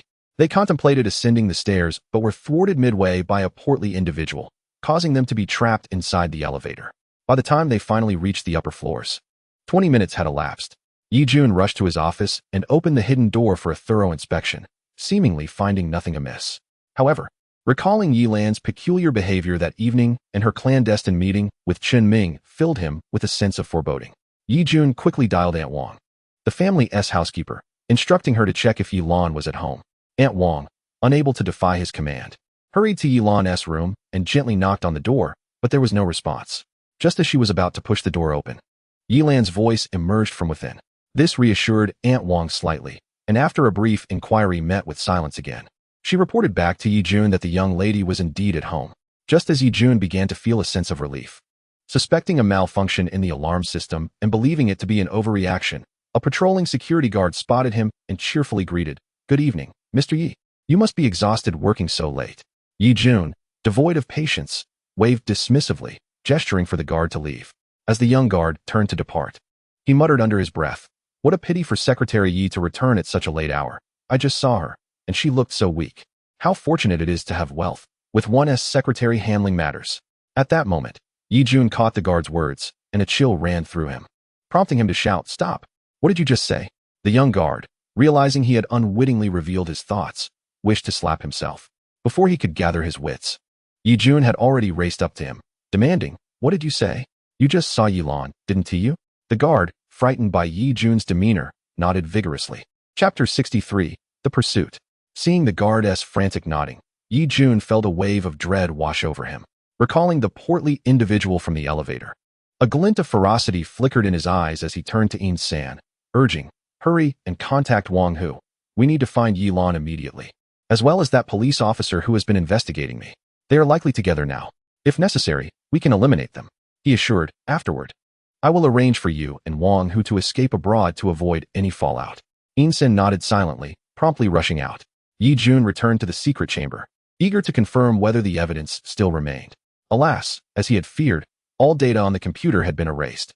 He knew Yilan must have a backup. Thus, it was imperative to capture her swiftly and retrieve the evidence. Otherwise, should the contents be exposed, there would be no need for the police to intervene. Su Daki could ensure his complete disappearance without a sound. Yi Jun understood the gravity of the situation. He had to return home quickly, for there was another copy of the evidence there. They were all inextricably linked. If he was captured, none of them would escape unscathed. Meanwhile, downstairs, Chen Ming had successfully met with Yilan. Upon seeing him, Yilan's body weakened, and she appeared on the verge of collapsing. Chen Ming, quick on his feet, rushed to support her. Yilan feebly handed him the USB drive she had clutched tightly, whispering, "Evidence. This contains everything about Yi Jun colluding with officials for power transactions, including proof of my sister's death." Chen Ming promptly accepted the USB, carefully assisting Yilan into the vehicle. At that moment, Sun Pengzi returned, panting heavily, closely followed by In San and Wang Hu. Yilan was engulfed in terror, trembling uncontrollably. Yet, Chen Ming maintained his composure, steadily shifting gears and accelerating, the car bolting forth like a wild stallion. Wang Hu and In San immediately pursued closely behind. The two vehicles sped through the streets of Longtan City, drawing the attention of numerous passers-by, some mistakenly believing a scene from Fast and Furious was being filmed in the northeast. Chen Ming, glancing at the relentless Hummer trailing them, understood that evading it within the city was nearly impossible. He initially contemplated heading towards the police station when suddenly several motorcycles appeared from the roadside. Their riders, youthful and helmet-clad, viciously wielding baseball bats and striking at Chen Ming's car windows. Fearing collateral damage to surrounding vehicles, Chen Ming had no choice but to steer towards the outskirts of the city. Observing this, Wang Hu unhesitatingly floored the accelerator, ruthlessly ramming into the rear of Chen Ming's vehicle. Although Chen Ming was a skilled driver, the limitations of his vehicle's performance proved challenging. The Hummer, with its powerful horsepower, required only a straight-line acceleration to catch up. In an instant, Chen Ming's vehicle suffered a violent impact from behind. Gripping the steering wheel tightly, he exerted all his strength to maintain control, pressing the gas pedal with fervor, yet to little avail. The Hummer barreled forward like a frenzied beast, pushing Chen Ming's official vehicle out towards the city limits. Along the way, numerous private cars witnessed this thrilling spectacle, many believing it to be a film shoot, eagerly taking out their phones to capture the moment. Meanwhile, the Longtan police swiftly became aware of the unusual situation on the road. Initially, they presumed a film crew was at work nearby, though they found it puzzling that no prior notification had been received. As they were engrossed in the unfolding spectacle, the phone of the duty commander, Captain Wang Qinglin, suddenly rang. Upon answering, he was met with a furious roar from the other end. "Wang Qinglin, are you on duty today? Two cars are racing in Longtan City and have collided. What on earth is happening?" The unexpected tirade left Wang Qinglin utterly bewildered. He had just observed the commotion on the road, initially thinking it was merely a film shoot. The reckless individuals seemed to belong to a gang, but surely, in this day and age, overt displays of organized crime should be a thing of the past. Cautiously, he replied, "Sir, isn't that just a movie shoot?" The leader on the other end nearly lost his composure upon hearing Wang Qinglin's response, angrily retorting, "Wang Qinglin, have you lost your mind? What movie are you talking about? Didn't you receive the notification? The vehicle under pursuit is our official car, can't you see that?" Numerous citizens have already begun posting videos online. Hurry and seal off the roads to prevent any harm to the surrounding public. If anything goes awry, you might as well resign. With that, he abruptly hung up. Wang Qinglin was thoroughly jolted awake by the reprimand. In a fit of indignation, he turned to his subordinate, who had been eavesdropping, and unleashed his pent-up frustration upon him. He swiftly utilized traffic signals to redirect civilian vehicles, averting potential disaster. Chen Ming noticed the diminishing number of cars around him, with only the relentless Hummer in pursuit, accompanied by a circle of youths on their dirt bikes. As they were nearing the outskirts of the city, Chen Ming realized that fleeing aimlessly was not a viable solution. It could lead to catastrophic consequences at any moment. He turned to remind Sun Pengzi and Yi Lan to take necessary safety precautions, then gripped the steering wheel tightly, executing a deft drift that allowed him to evade the Hummer's assault. Subsequently, he charged towards the group of dirt bikers. Two motorcycles, unable to dodge in time, collided head-on with Chen Ming's vehicle. Fortunately, he had just reduced his speed. Otherwise, the riders would have likely met a tragic fate. Gradually, he slowed down, positioning his car across the road to block oncoming traffic. He instructed Sun Pengzi to remain in the car and protect Yi Lan while he stepped out alone.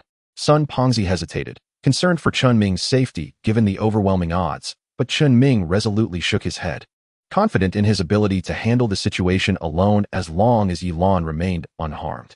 Watching Chen Ming stride towards the hostile group, Yi Lan felt an inexplicable surge of emotions. Chen Ming, oblivious to Yi Lan's feelings, swiftly drew his baton and advanced with determination towards the gang of reckless riders. At that moment, he had no time for mercy. He aimed to incapacitate them swiftly and decisively, striking with both speed and ferocity. In a matter of moments, he had brought the gang to the ground. Just as he was about to rush towards Yin San and Wang Hu, he suddenly noticed Wang Hu drawing a handgun from his pocket. The weapon gleamed ominously, its dark barrel aimed squarely at Chen Ming. "Stay right there. Take another step, and I will blow your head off," Wang Hu threatened menacingly. Chen Ming, upon witnessing the weapon, felt a chill run down his spine. He understood that he was not invulnerable. A single bullet could end his life. Moreover, he was more than 7 paces away from Wang Hu. And as the saying goes, beyond 7 steps, the gun is fast. But within that distance. Chapter 64. Chen Ming is injured. Sun Pengzi, having just finished a call for backup from inside the car, turned his head in horror to see Wang Hu brandishing a gun. Its dark muzzle pointed threateningly at Chen Ming's head. Chen Ming felt a surge of anxiety. His previous experience with firearms was limited to training during police academy, where he barely managed to pass. Moreover, he recognized that Wang Hu's weapon was a black market firearm, notorious for its unreliable performance. While it might function well at times, it was equally likely to jam or misfire at crucial moments. Thus, despite Wang Hu's bravado, he too was likely terrified at the prospect of accidentally killing a police officer and having no escape route. Realizing Wang Hu was highly agitated, Chen Ming quickly attempted to calm him. "Brother, don't be rash. Let's talk this over. I'll give you what you want, just keep that gun steady." Wang Hu, sensing Chen Ming's fear, grew increasingly arrogant. "Hurry up. Stop stalling." Chen Ming understood that, facing the gun, his only option was to feign compliance to buy time and formulate a plan. Returning to the car, he found Yi Lan trembling in fear, and he softly reassured her. Then, holding up a USB drive, he called out to Wang Hu, "The goods are right here. Please don't shoot. If you let us go, I promise to cease investigating this case." Wang Hu was not swayed by Chen Ming's polite entreaties. He fixed his gaze on the approaching Chen Ming and barked, "Stay right there. Only when I confirm that what you have is what I want can you leave." With that, Wang Hu gestured for Yin San to retrieve the USB drive. As Yin San stepped closer, just as he reached for the device, Chen Ming seized the moment, grabbing Yin San's arm and pulling him in front of himself as a human shield. Wang Hu, taken aback by Chen Ming's audacity, fired a shot at his feet. The bullet struck the concrete, sending debris flying and causing Yin San to recoil in terror, pleading, "Tiger brother, aim properly. Don't hit me." Wang Hu ignored Yin San's pleas, directing his gun back at Chen Ming's head, threatening, "Let him go and hand over the goods, or the next shot will blow your brains out." Chen Ming disregarded Wang Hu's threats, inching closer behind Yin San. Wang Hu, once a subordinate of Yi Jun, had dealt with numerous troublesome situations for him. If not for Chen Ming's position as a police officer, Wang Hu would have shot him without hesitation. As Chen Ming drew nearer, Wang Hu realized that this could not continue. Gritting his teeth, he aimed for Chen Ming's leg and pulled the trigger once more. Chen Ming, quick on his feet, shifted his right leg to the side just in time, the bullet whizzing past him but striking Yin San in the leg instead. In pain, Yin San began to thrash about. Seizing the opportunity, Chen Ming noted that he was now within 10 meters of Wang Hu, recognizing this as his only chance. He forcefully pushed Yin San towards Wang Hu, using him as cover while he darted forward like lightning towards Wang Hu. Wang Hu, caught off guard, fired several rounds in rapid succession. However, aside from the first shot, the remaining bullets jammed in the chamber. As Wang Hu finally managed to extract the jammed bullet, Chen Ming had already surged in front of him. With a swift knee strike, he collided forcefully with Wang Hu, subsequently tackling him to the ground and delivering a devastating blow to the back of his head. Wang Hu was instantly rendered unconscious, and Chen Ming quickly produced handcuffs to secure him firmly. Meanwhile, in the vehicle, Sun Fatty and Yi Lan, witnessing the scuffle between Chen Ming and Wang Hu, hastily exited the car to provide assistance. Upon closer inspection, they realized that Chen Ming had already subdued everyone. Yi Lan rushed to Chen Ming's side, pulling him upright. Noticing the blood staining Chen Ming's clothes, her eyes welled with tears. Chen Ming, seeing her distress, hurriedly reassured her, "Do not weep. Please, do not cry. This blood is not mine. It may be from a mere accidental brush." He gestured towards Yin San, who lay on the ground clutching his abdomen, blood seeping through his fingers. Yi Lan followed Chen Ming's gaze and, confirming that the blood was not his, felt a slight relief. The immediate priority was to contact an ambulance. They could not allow Yin San to escape justice so easily. Just as Yi Lan prepared to make the call, she noticed that one of the bikers Chen Ming had taken down had somehow crawled over to Wang Hu, retrieving a fallen handgun and aiming it at Yi Lan's back. Chen Ming, with keen instincts, dashed forward, enveloping Yi Lan in his arms, shielding her closely. The biker, without hesitation, pulled the trigger, and the bullet struck Chen Ming. However, as it was a makeshift firearm from the black market, its power was diminished. The bullet became lodged in Chen Ming's muscle without penetrating his body. The biker attempted to fire again, only to be met with a jammed mechanism. Seizing the moment, Sun Fatty lunged forward, delivering a powerful kick that sent the biker flying. Before swiftly pocketing the handgun, Chen Ming found himself in a paradox of pain and relief. He had been careless, forgetting to secure the weapon on the ground, a lapse attributed to his inexperience, as he had only been on the job for 2 months and had never encountered a shooting incident before. Feeling the pain radiating from his back, he could not help but gasp. Yi Lan, initially startled by Chen Ming's sudden embrace, was soon alarmed by the sound of the gunshot and the impact it had on him. Her heart raced as she turned to hold Chen Ming, gently cradling him in her arms. Seeing the blood on his back, she could no longer contain her sorrow and cried out in anguish. The intensity of her embrace pressed against his face, rendering Chen Ming speechless, even as he wished to downplay his injury. Fortunately, the distant wail of sirens began to echo.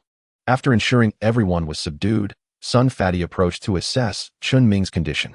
Observing Chen Ming crumpled in Yi Lan's arms, Sun Fatty found it hard to believe that he was gravely injured, especially with a hint of a smile lingering at the corner of Chen Ming's mouth, which appeared somewhat inappropriate.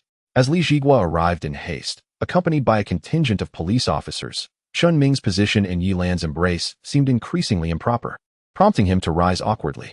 Upon noticing the alarming gunshot wound on Chen Ming's back, Li Jigua was engulfed with guilt and remorse. "Chen Ming, we arrived too late. It's all our fault. If it weren't for us, you wouldn't be hurt," he lamented. Though Chen Ming politely reassured him that it was nothing serious, internally, he couldn't help but mock the situation, likening it to a scene from a television drama where the protagonist had nearly resolved everything by the time the police arrived. However, he understood that the police's delayed response was not entirely their fault. Even with immediate notification and prompt action, various factors could contribute to delays, making their tardiness somewhat understandable. Witnessing the blood gushing from Chen Ming's back and the handgun handed over by Sun Fatty, Li Jigua's heart sank. He was acutely aware that these individuals possessed firearms, a rarity in Longtan City, which had not seen gunfire in years. The emergence of such a shooting incident was indeed grave. He urgently summoned the medical personnel to carefully lift Chen Ming onto the ambulance, rushing him to the hospital for treatment. Yi Lan, in a state of frantic anxiety, instinctively followed Chen Ming into the ambulance. Li Jigua, observing this, couldn't help but ponder the nature of their relationship. Before being loaded onto the ambulance, Chen Ming hurriedly handed the USB drive stolen by Yi Lan to Li Jigua, his demeanor turning serious as he instructed, "Directorly, the contents within are of utmost importance. Please handle them with care." Li Jigua understood that Chen Ming had risked his life for this evidence, which might implicate higher authorities, underscoring its significance. At this point, Chen Ming was too disoriented to concern himself with anything else, although the bullet had not penetrated any vital organs. The continuous blood loss was causing him to feel dizzy and his consciousness began to fade. Yilan remained steadfastly by his side, her eyes filled with worry and care. Until the moment Chen Ming was wheeled into the operating room. As the lights in the surgical room illuminated, Chen Ming mustered the last remnants of his strength and addressed the doctor. Doctor, there is no need for further examination. The bullet is lodged in the muscle. Just cut it out. The doctor, upon hearing Chen Ming's insistence, was naturally hesitant. Given Chen Ming's significant blood loss, it was plausible that his awareness was compromised, making it impossible for him to accurately assess his own condition. Under such circumstances, how could they solely rely on his word? The doctor insisted on first conducting a CT scan for a thorough evaluation, and reluctantly, Chen Ming complied. After the scan, the doctor confirmed that the situation was indeed as Chen Ming had described. The bullet was lodged in the back muscle, and its depth was not severe. Consequently, the doctor prepared for local anesthesia to extract the bullet. At that moment, Chen Ming felt the area where the bullet had entered was numb, rendering the distinction between anesthesia and no anesthesia negligible. He gestured for the doctor to simply widen the wound and retrieve the bullet. The doctor, having practiced for years, had never encountered such a nonchalant officer. Were it not for the police bringing Chen Ming in, he might have doubted the man's sanity. Nonetheless, since Chen Ming insisted and his earlier statements were confirmed, the doctor ultimately decided to follow his request. The doctor instructed his assistant to carefully enlarge the wound, and indeed, they discovered the bullet lodged in the flesh. With utmost caution, the doctor extracted the bullet and meticulously stitched the wound. Throughout the procedure, Chen Ming remained motionless, as if devoid of pain. In contrast, the doctor was drenched in sweat, not due to a lack of skill, but because the pressure of operating on such a stoic warrior weighed heavily on him, fearing any misstep might cause Chen Ming discomfort. Once the stitches were complete, Chen Ming finally relaxed and succumbed to a deep slumber. Yilan, seeing Chen Ming emerge from the operating room, was anxious. Having noted that the entire procedure had taken less than an hour, she hurriedly approached, concerned for his well-being. Doctor, nurse, how is he now? Is there any danger? Yilan inquired, her face etched with concern. The doctor, noticing the bloodstains on Yilan's clothing and realizing she had come with Chen Ming, quickly responded with a reassuring tone. Madam, the surgery was highly successful. He is merely in a state of relaxed slumber. It won't be long before he awakens. Just as the doctor finished speaking, Chen Ming began to snore contentedly, allowing Yilan to finally exhale in relief as she returned to the hospital room alongside him. The two police officers accompanying them observed the intimate bond between Yilan and Chen Ming and tactfully chose to remain outside the room, refraining from intruding upon their moment. Meanwhile, Li Jigua, having acquired the evidence that Yilan had discreetly retrieved, proceeded to escort all present back to the police station. He entrusted these individuals to his colleagues, arranging for them to be interrogated throughout the night. Meanwhile, he hurriedly made his way to Lin Zhengbei's office with the USB drive in hand. Upon entering, Li Jigua quickly realized he was not alone.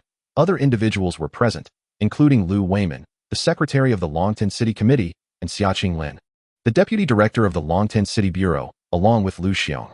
Upon seeing Li Jigua, Lin Zhengbei seemed to breathe a sigh of relief, exclaiming, Jigua, you have finally returned. Where's Chen Ming? What transpired this evening to warrant the secretary's involvement?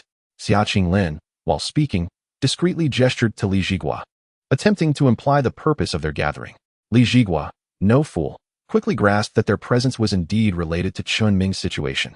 But the alignment of their loyalties remained uncertain. Those who had previously pressured Lin Zhengbei over the phone were from the city bureau. If their focus was on Lin Zhengbei or himself, it could be managed.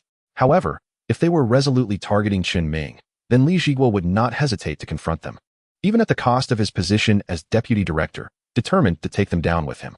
Lu Weiman, observing the hushed conversation, understood their clandestine exchange and decided to forego any pretense, directly inquiring, Li Jigua, where is Chen Ming now? Have you found any leads on the dismemberment case from your precinct? I am aware that 2 vehicles were seen racing through Longtan City tonight. One belongs to your Jiangbei precinct, and the other has been repeatedly spotted near the Mingjing Capitol building. What is going on? Li Jigua turned to Lu Weiman, slowly producing the USB drive from his pocket. He was uncertain of Lu Weiman's involvement in these events, but he held trust in Lu Xiong, who had worked diligently under him for over 2 years without error. With that thought, he confidently inserted the USB drive into Lin Zhengbei's computer. He was acutely aware that Chen Ming had mentioned the presence of critical evidence on it. Evidence that had prompted Yi Jun to instruct his underlings to resort to murder to silence witnesses, had they not arrived in time. The situation could have escalated into something truly horrific, especially given that the assailants had the audacity to fire upon police officers, underscoring the gravity of the matter. If Chen Ming were present, he would undoubtedly erupt in anger upon hearing Li Jigua's internal musings, exclaiming, "You've done well. Haven to you? A child has perished. And now you lament." Chapter 66. The complete restructuring of Longtan's political landscape. Li Jigua surveyed the room and, upon opening one of the folders, discreetly rose from his seat to vacate it. In terms of authority, Lu Weimin rightfully claimed the position and settled into the chair. As the video commenced, the screen was shrouded in darkness, devoid of image or sound. It dawned on Lin Zhengbei that the speakers were not connected. Hastily, he reached to plug them in, but the moment he did, an unexpectedly risque sound erupted, causing him to instinctively disconnect the speakers. His face flushed with embarrassment as he sensed the collective gaze of the room upon him. Regaining his composure, he recalled that the device had been brought by Li Jigua and questioned, "Li Jigua, what exactly is this? Have you mistakenly brought the wrong USB?" Li Jigua, equally flustered, scratched his head in explanation. "Indeed, this is what Chen Ming provided to me." Xia Qinglin, eager to diffuse the tension, interjected, "Perhaps Chen Ming simply made an error. It's normal for young people to be preoccupied with romantic interests at this age, just need to be mindful of their health."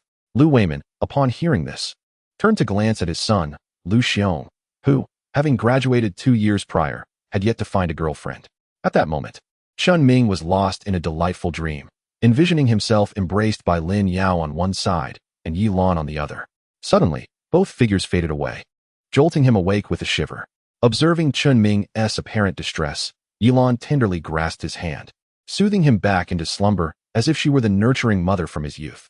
Meanwhile, at the Zhangbei precinct, Lu Xiong felt the weight of his father's scrutinizing gaze and felt a twinge of embarrassment.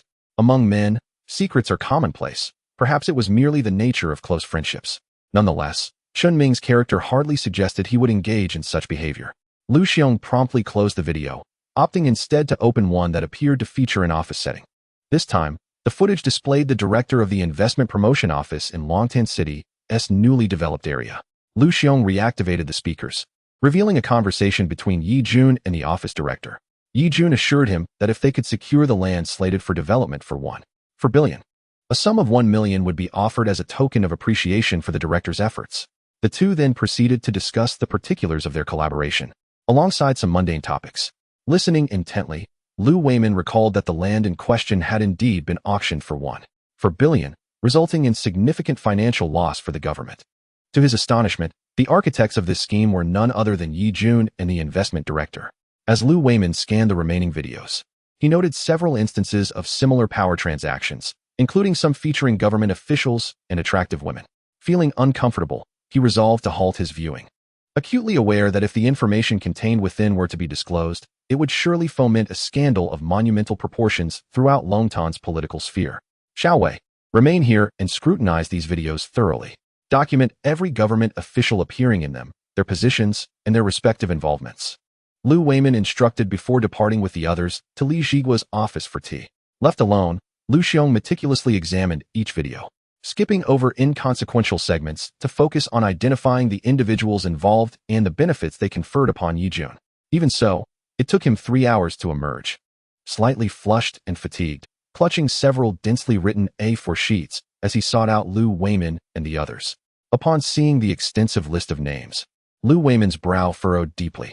The majority of those listed held significant positions, and some were beyond his reach. The relationships within this intricate web are exceedingly convoluted. To eradicate these nefarious elements entirely, meticulous planning is indeed required. Observing his father's furrowed brow after perusing the documents, Lu Xiong extracted another sheet of paper from his pocket, inscribed with vital information. Upon reading the names listed, Lu Weimin could no longer maintain his composure. The situation had escalated far beyond his capacity to manage. Perhaps the only viable solution lay in escalating the matter to the central authorities for a proper resolution. Is Li Jigua and Yi Jun currently apprehended? Lu Weimin inquired. Hearing his name mentioned, Li Jigua hastily rose to respond. I dispatched personnel to apprehend Yi Jun before my return, but we have yet to receive any updates. He is likely in hiding. Lu Weimin fell into deep contemplation upon hearing this. Yi Jun was indeed a pivotal figure. Should he manage to evade capture, it would lead to significant complications. If necessary, A lockdown of the city could be implemented to ensure Yi Jun does not escape Longtan City. As for all individuals mentioned in this matter, I want them closely monitored in secret. I will report to the central authorities tomorrow. We shall discuss the specifics then, Lu Weimin stated with utmost seriousness. The others, including Li Jigua, felt a surge of renewed vigor upon hearing this. It appeared that the political landscape of Longtan City was on the brink of a major upheaval. The following morning, Chen Ming awoke to a dull ache in his back. Given his constitution, this minor injury was hardly significant, and he intended to rise and stretch.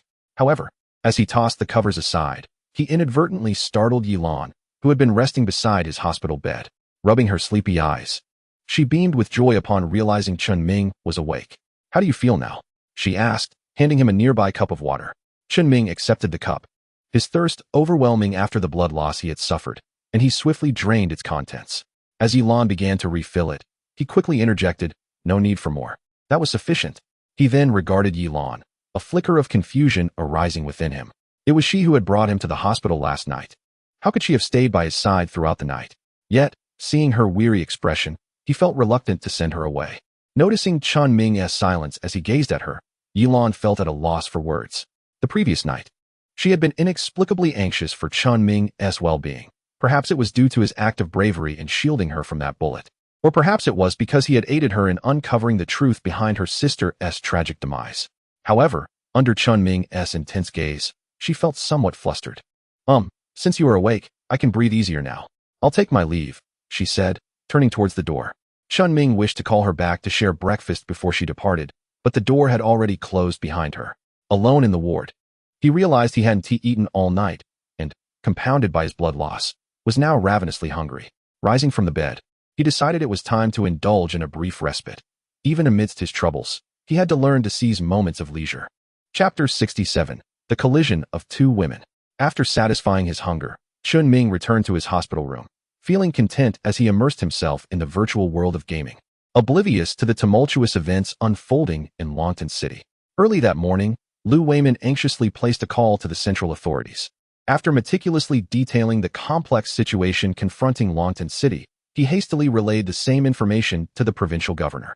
The governor, taken aback by the magnitude of corruption revealed within a single city, had heard whispers about the Li family's recent troubles, knowing they stemmed from Lu Weimin's efforts. Were it not for Lu Weimin's formidable backing at the central level, the mere act of reporting such matters could have warranted severe repercussions. The higher one ascends in rank, the more one must adhere to the rules. However, with the situation already spiraling out of control and the central authorities determining to send personnel for an in-depth investigation, the governor could no longer feign ignorance.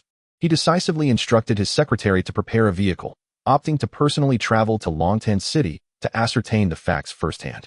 Meanwhile, Lu Weimin was not faring particularly well himself.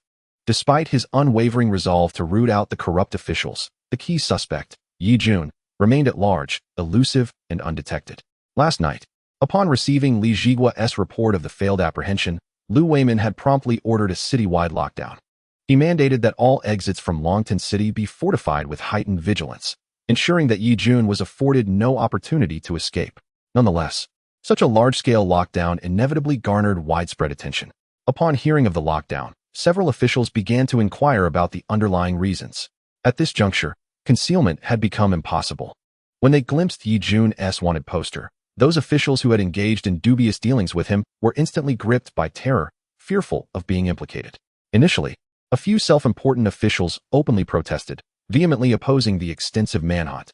However, when the police ruthlessly slapped handcuffs on them, they were left utterly dumbfounded. With such a precedent set, more officials began to acutely sense the encroaching threat, desperately seeking refuge. Yet, those who were once their so-called protectors were now unable to safeguard themselves, each one wary of attracting unwanted attention and avoiding them at all costs. These officials spent the entire day in a frenzy, helplessly witnessing numerous colleagues being taken away by the police, as the atmosphere within Longtan City's political sphere descended into a state of palpable anxiety. By evening, as some began to confront reality and accept their fates, the situation gradually calmed. Meanwhile, at the Jiangbei branch of Longtan City, several vehicles bearing the license plate prefix Jing slowly pulled into the precinct. Chen Ming, however, remained blissfully unaware of the significant developments occurring at the Jiangbei branch. He was presently grappling with a precarious situation as if ensnared in a battlefield. Around 5 in the afternoon, after a full day of gaming, Chen Ming felt his body stiffening and intended to head downstairs for a bite to eat. Just as he began to stretch, Yilan gently pushed open the door to his room and stepped inside. "Chen Ming, you're still recovering. Why are you out of bed? I brought you some food." "You should lie down," Yilan said with genuine concern. Chen Ming felt a bit sheepish as he scratched his head, wanting to assure her that his injuries were not severe and that he was fine. Before he could speak, Yilan quickly opened the food containers, arranging the meticulously prepared dishes on the small table beside his bed.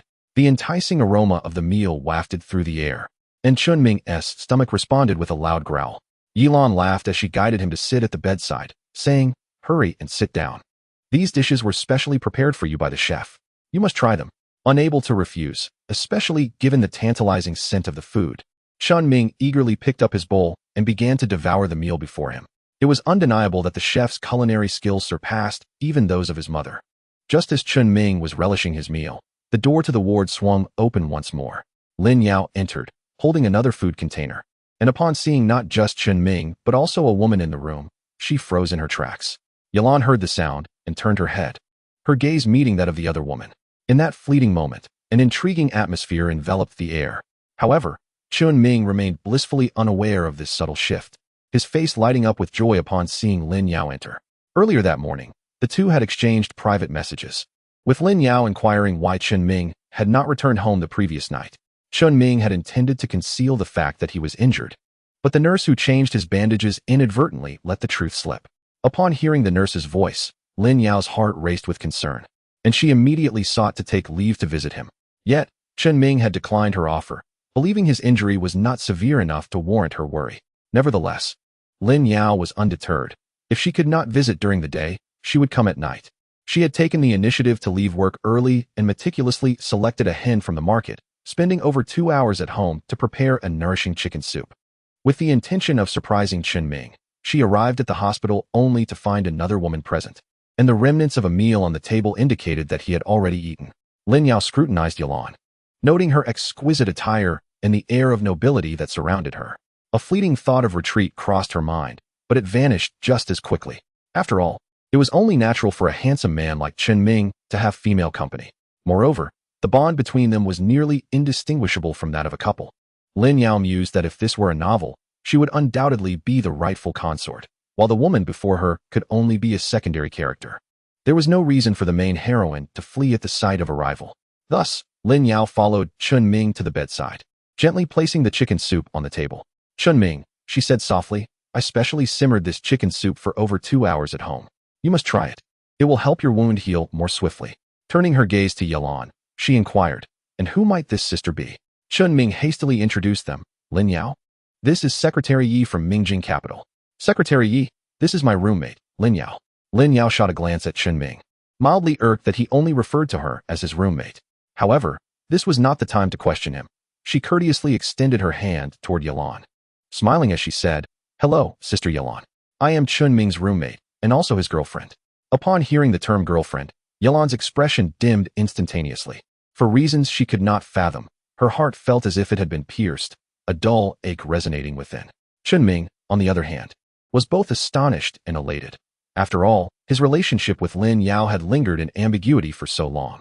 As a lifelong bachelor, he had been at a loss for how to express his feelings, and now Lin Yao had taken the initiative to clarify their bond. "Really, Lin Yao? You want to be my girlfriend?" he exclaimed with excitement. Lin Yao, amused by Chen Ming's exuberance, rolled her eyes at him playfully. "Fool, just close your mouth. I've already said I'm your girlfriend. What more do you need to ask?" Yilan, upon realizing that Lin Yao and Chen Ming had just confirmed their relationship, felt a flicker of hope arise within her. Yet, observing Chen Ming's evident delight in Lin Yao's presence, she could not help but feel a wave of despondency. This was her first experience of such palpable affection for another, and the thought of it potentially fading without resolution was unbearable. She hesitated, contemplating leaving, but then gathered herself, deciding instead to congratulate them. Nevertheless, she couldn't help but think that a man like Chen Ming, being immensely popular with women, might attract even more admirers, leaving Lin Yao to wonder if she could handle the competition. Lin Yao, perceptive to the underlying provocation in Yilan's tone, cast a sidelong glance at the dazed Chen Ming standing nearby. She silently scoffed, thinking that he was merely handsome and a bit gentle, yet completely clueless. After all, he had never even been in a relationship. What was it about him that drew so many women to him? There's no need for your concern. I trust Chen Ming, Lin Yao declared, lifting her chin defiantly, leaving Yilon momentarily speechless. Yilon had never navigated the realm of romance before, and in the face of such palpable tension, she found herself at a loss for how to respond. She felt somewhat dazed, questioning how her earlier taunts had slipped from her lips. Turning her attention back to the meticulously prepared chicken soup, Lin Yao realized that if she did not serve it while hot, it would betray her intentions. With gentle determination, she pushed Chen Ming back onto the bed, then scooped up a spoonful of soup, carefully cooling it before offering it to him. Chen Ming had never experienced such intimate care. An exuberant smile lit up his face as he eagerly drank the soup Lin Yao had provided. Witnessing this tender moment, Yilon felt as if she had been struck by a sharp arrow, her heart aching. Instinctively glancing at the black-boned chicken and turtle soup she had brought, she impulsively grabbed a spoon, hastily cooling it before feeding it to Chen Ming. You must try this farewell, my concubine soup. It contains not only black-boned chicken and turtle, but also precious ingredients like ginseng and astragalus to nourish your blood. You were injured because of me and lost so much blood. This soup will surely aid in your recovery. Lin Yao, taken aback and slightly irritated, had thought her earlier words would deter Yilon from pursuing Chen Ming further. To her astonishment, Yilon remained stubbornly persistent.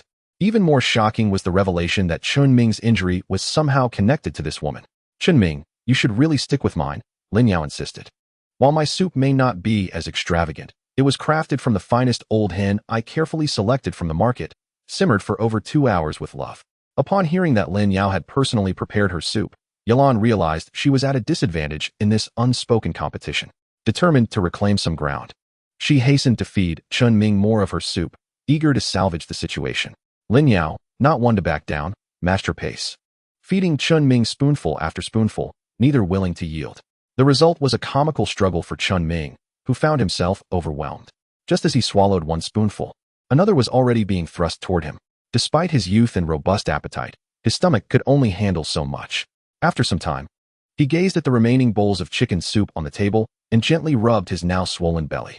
I can't take any more.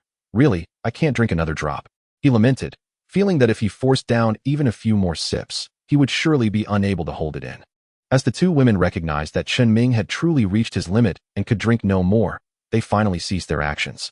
However, Lin Yao's gaze towards Yilon was increasingly charged with an unmistakable tension, as if an explosive confrontation were imminent. At this moment, Chen Ming sensed the palpable atmosphere of unease between the two women and let out a heavy sigh, feeling helpless. Indeed, he had had his fill. Perhaps he would leave the remainder for tomorrow. Chen Ming endeavored to diffuse the somewhat awkward situation. Upon hearing his words, Lin Yao hastily interjected, Chen Ming, what would you like to eat tomorrow? I shall prepare it for you. Yilon, unwilling to be outdone, immediately chimed in, Chen Ming, I have a 20-year-old wild ginseng. I've heard it works wonders for replenishing energy and blood. Tomorrow, I will make it into a nourishing soup for you. Lin Yao responded, my mother's pig liver dish is truly exceptional. I've been told that pig liver is particularly effective for boosting energy and blood. I will ask my mother for her secret recipe and prepare it for you tomorrow. Yilon countered. The Buddha jumps over the wall made by my family's chef is also quite remarkable, and I have a piece of premium fish maw. I will have him create a delectable dish for you. Lin Yao added, my father recently brewed some deer antler blood wine. Yilon interjected. The Yi family possesses a century-old Ganoderma. As Chen Ming observed the two women engaging in their fervent competition, he felt his head spinning. He found it increasingly difficult to withstand the fiery enthusiasm of these two seemingly adversarial women, ultimately persuading both to return home. On her way back, Lin Yao felt a growing sense of grievance, a wave of bitterness swelling within her heart. Unable to restrain herself, she picked up her phone and sent Chen Ming a message, inquiring whether he truly held feelings for her. Chen Ming, upon seeing her message, replied almost instantly. He repeatedly explained to Lin Yao that his relationship with Yilon was merely that of ordinary friends and that they had only met a couple of times. Her behavior might simply stem from gratitude for having been saved by him. Chapter 69, finally discharged. Seeing Chen Ming's earnest words, Lin Yao felt slightly reassured, as it seemed there was indeed no special bond between him and Yilon. Yet, deep down, she understood that the gaze Yilon cast upon Chen Ming was far more complex than mere gratitude. It mirrored her own feelings for him. Although she was aware that Chen Ming had affections for her, the thought of another woman harboring similar sentiments towards him left her feeling unsettled. Upon returning home, She went directly to the market to purchase pig liver and then called her mother to inquire about the secret recipe for the dish. After all, there was a saying that to capture a man's heart, one must first capture his stomach. She believed her greatest advantage lay in preparing a heartfelt meal for Chen Ming. Meanwhile, Yilan drove back to the small apartment she had just rented. With Yi Jun still on the run, she was acutely aware of the dangers surrounding her, thus opting to stay away from home for the time being, planning to reconsider her options once Yi Jun was apprehended.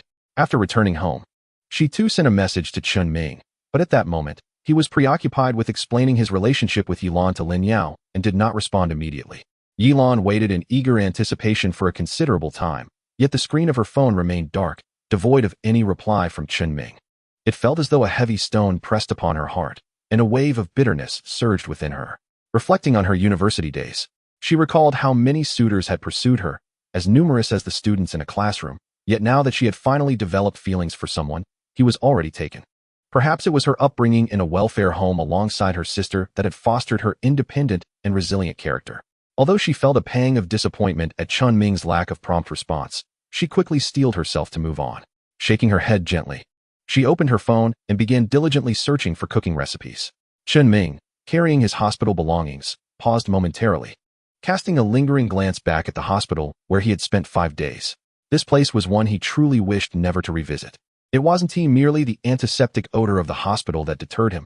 The primary reason lay with the two women.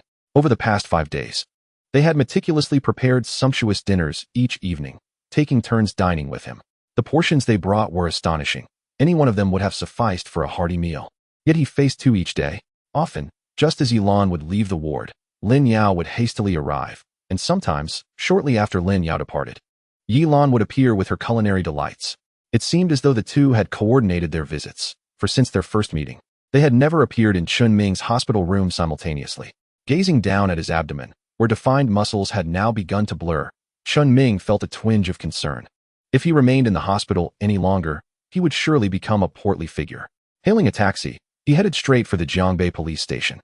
Upon entering the precinct, he was greeted by a bustling scene of activity.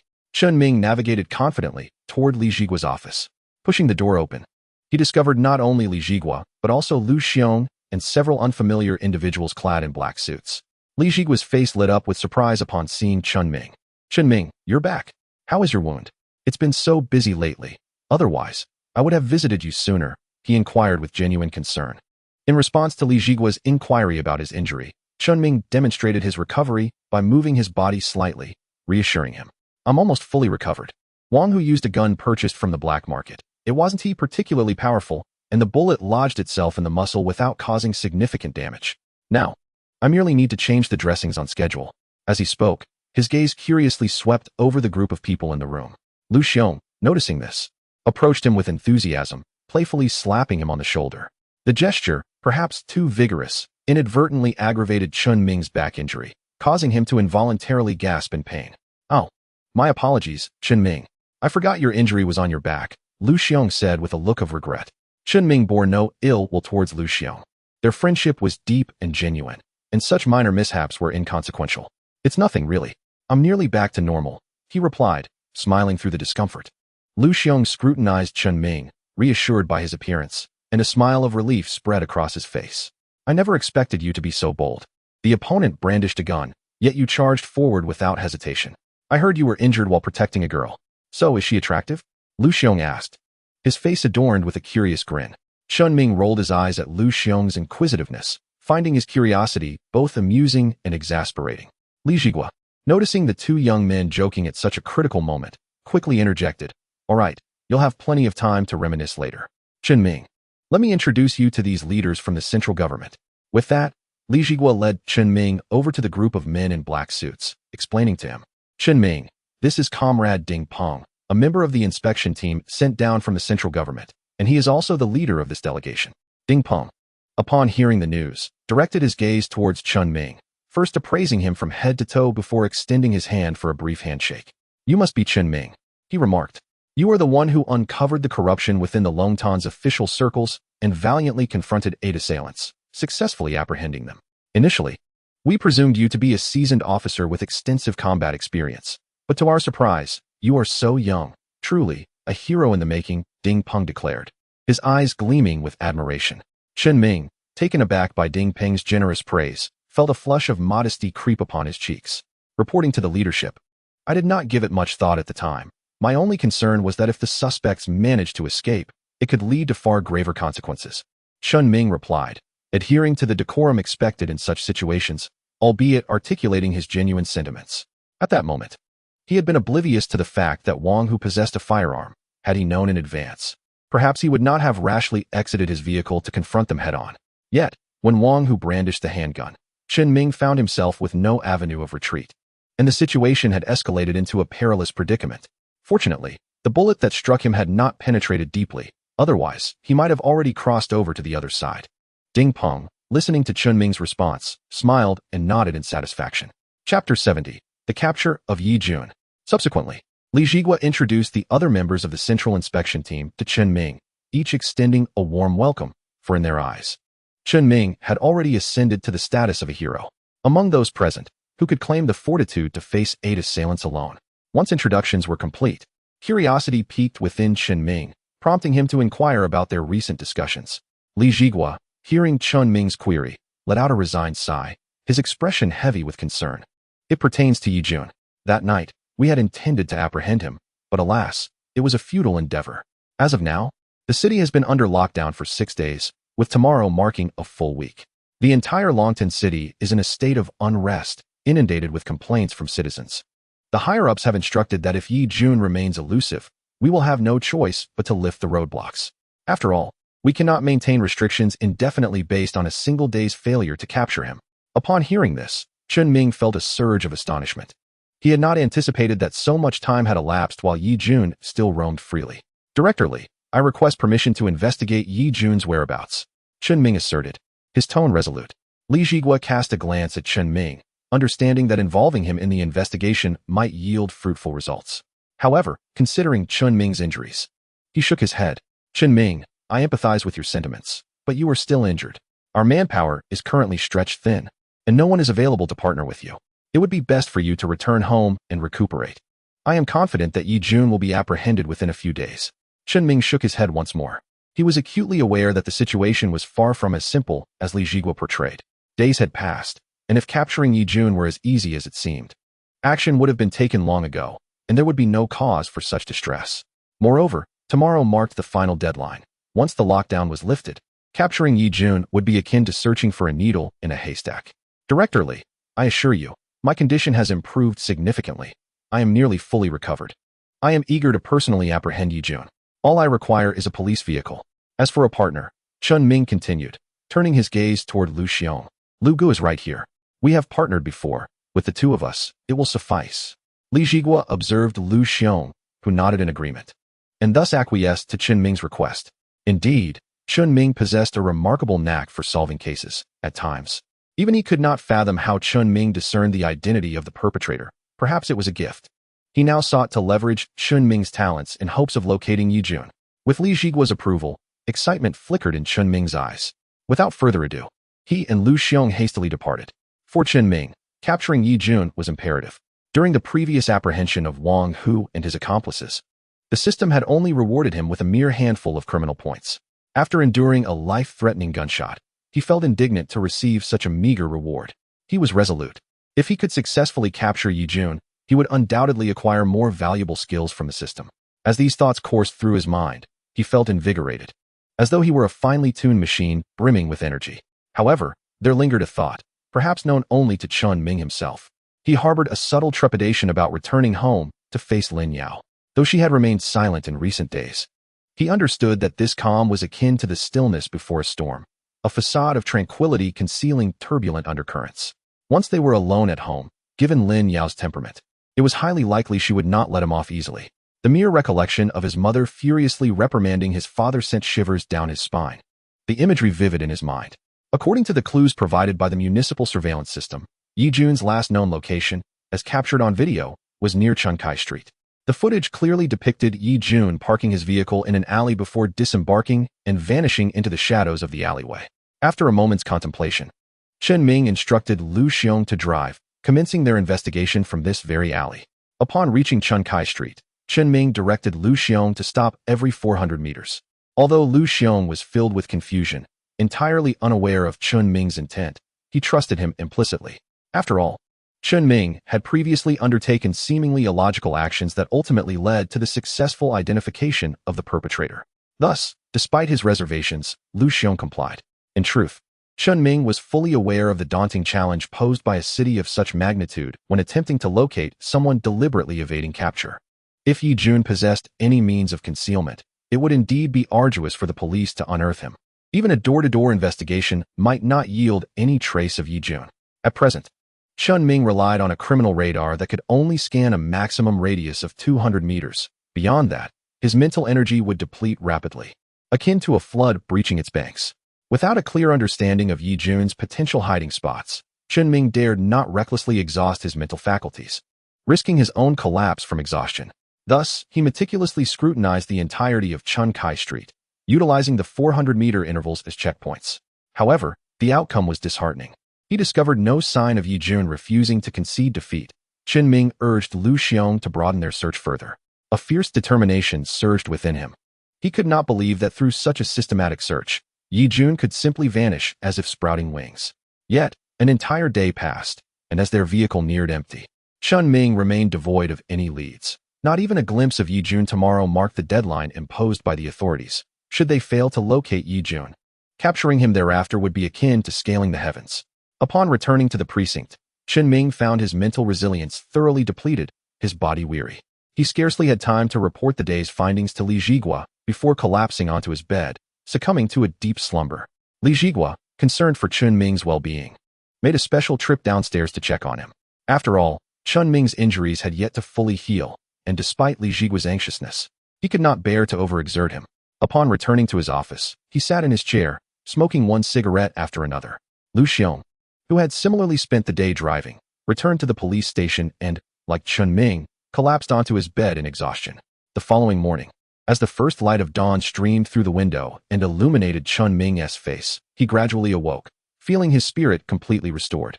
Observing the brightening sky, he was acutely aware of the urgency of the situation. For tonight at midnight, all the checkpoints out of the city would be lifted. Time was of the essence, and Chen Ming hastily roused Lu Xiong. The two quickly splashed water on their faces and, without uttering a word, stealthily departed the police station. Resuming their quest to track down Yi Jun. Chapter 71. Oh no, Yi Jun is about to escape. However, the day's search unfolded just like the previous one, yielding no clues. Yi Jun appeared to have vanished without a trace. No matter how far Chen Ming expanded the range of the criminal radar, he failed to locate him. After 2 days of searching, they had nearly scoured half of Longtan City, leaving only a small area yet to be examined. If they found nothing in this final region, Chen Ming would truly be at a loss. Of course, during these 2 days of searching, although they had not found Yi Jun, the criminal radar was not entirely unproductive. Chen Ming had identified numerous criminals, with over 50 exhibiting severe criminal conduct, not including those engaged in petty thefts that required catching in the act. Among the identified offenders, more than 20 were drug users, alongside individuals involved in various illicit services, and even a pyramid scheme was uncovered. Setting aside the matter of Yi Jun, if Chen Ming could apprehend all these criminals, the entire Zhongbei precinct would exceed its crime quota for the year. The two took a brief moment to eat at the roadside to replenish their energy. Back in the car, Chen Ming slightly regained his composure and instructed Lu Xiong to continue driving. Observing Chen Ming's weary demeanor, Lu Xiong harbored a curiosity about how Chen Ming determined that Yi Jun was not in the places they had searched. However, aimlessly wandering the city like a headless chicken was not a viable strategy. Yet, every time Lu Xiong inquired, Chen Ming's unwavering confidence suggested he was not being disingenuous. With only one last area left to search, Lu Xiong decided to indulge Chen Ming and once again rev the engine, continuing their urban exploration. Meanwhile, Chen Ming closed his eyes, striving to restore his energy while awaiting Lu Xiong's indication of their next destination to promptly activate the criminal radar. Just as Chen Ming felt his strength waning, the criminal radar finally detected an anomaly. A chime resonated in Chen Ming's mind, signaling, detected one of the killers in the sewer dismemberment case within 199 meters. The alert abruptly cut off before it could complete its announcement, jolting Chen Ming awake. Excitement glimmering in his eyes as he exclaimed, "Damn it, we finally found him." Lu Xiong, engrossed in driving, nearly lost control of the steering wheel in shock at Chen Ming's sudden outburst. However, he quickly regained his composure, glancing at Chen Ming with urgency, asking, "Who?" Did you find Yijun? At that moment, Chen Ming had no time to respond to Lu Xiong, as the target was now clearly indicated within the radar's detection range. He swiftly expanded the radar's scope, and when it reached 250 meters, he finally captured Yijun's whereabouts. Yijun was seen moving swiftly, and Chen Ming's expression tightened. The direction displayed on the radar led directly to the city's exit checkpoint. Yijun was acutely aware that today marked the last day of the police blockade. After midnight, the checkpoints would be reopened. He had long since devised a plan to exploit this opportunity to flee. If he could successfully escape Longtan City, his life would be spared. He would then discreetly relocate his company and continue to live a carefree life. However, his plans were destined to unravel. Chen Ming had expanded the radar's reach to 300 meters, the limit beyond which he could not push without risking complete mental exhaustion. Weakly, he raised his hand and pointed in the direction of Yijun's escape route, urgently instructing Lu Xiong, "Lu Gu, hurry, Yijun is about to run." Without a moment's hesitation, Lu Xiong pressed the accelerator, and in an instant, the car surged forward like an arrow released from a bow, leaving a long trail of tire marks on the street. Simultaneously, Chen Ming quickly pulled out his phone to contact Li Jigua. Once the call connected, he urgently relayed, "Director Li, I've located Yijun. He is heading towards the exit checkpoint. You must reinforce all potential escape routes immediately." Li Jigua was taken aback by Chen Ming's revelation of Yijun's location. After all, over 1,000 police officers had been mobilized throughout Longtan City in pursuit. And despite their extensive efforts, there had been no leads. It was astonishing that Chen Ming had managed to find him in just 2 days. Yet, there was no time for doubt. Today was the final day of the lockdown, and Li Jigua chose to place his trust in Chen Ming. He not only decided to personally oversee Yijun's apprehension, but also conveyed the news to Ding Peng, who had traveled from the central authority, piqued by curiosity to witness how Chen Ming had managed to locate Yijun. Meanwhile, Yijun was inside a speeding vehicle, being hurriedly taken outside the city. During this time, he had endured unspeakable hardships. Upon learning of Wang Hu and the others' failed operation, Yijun hastily returned home. His first instinct was to check on Yilan in her room, only to discover that the response to Aunt Wang had been a pre-recorded message from Yilan. Anger surged within him, and he smashed the recorder to pieces on the floor. Afterward, Yijun rushed to his study, swiftly copying all the incriminating evidence against officials stored on his computer. He meticulously set up an automatic email function that would send the evidence to various media outlets if he did not log in to his email account within a day. Having completed these tasks, Yijun hurriedly called Su Daqi in a desperate bid for protection. Initially, Su Daqi was furious upon learning that Yijun possessed incriminating footage of him and flatly refused to shelter him. However, shortly thereafter, Su Daqi's attitude took a complete turn.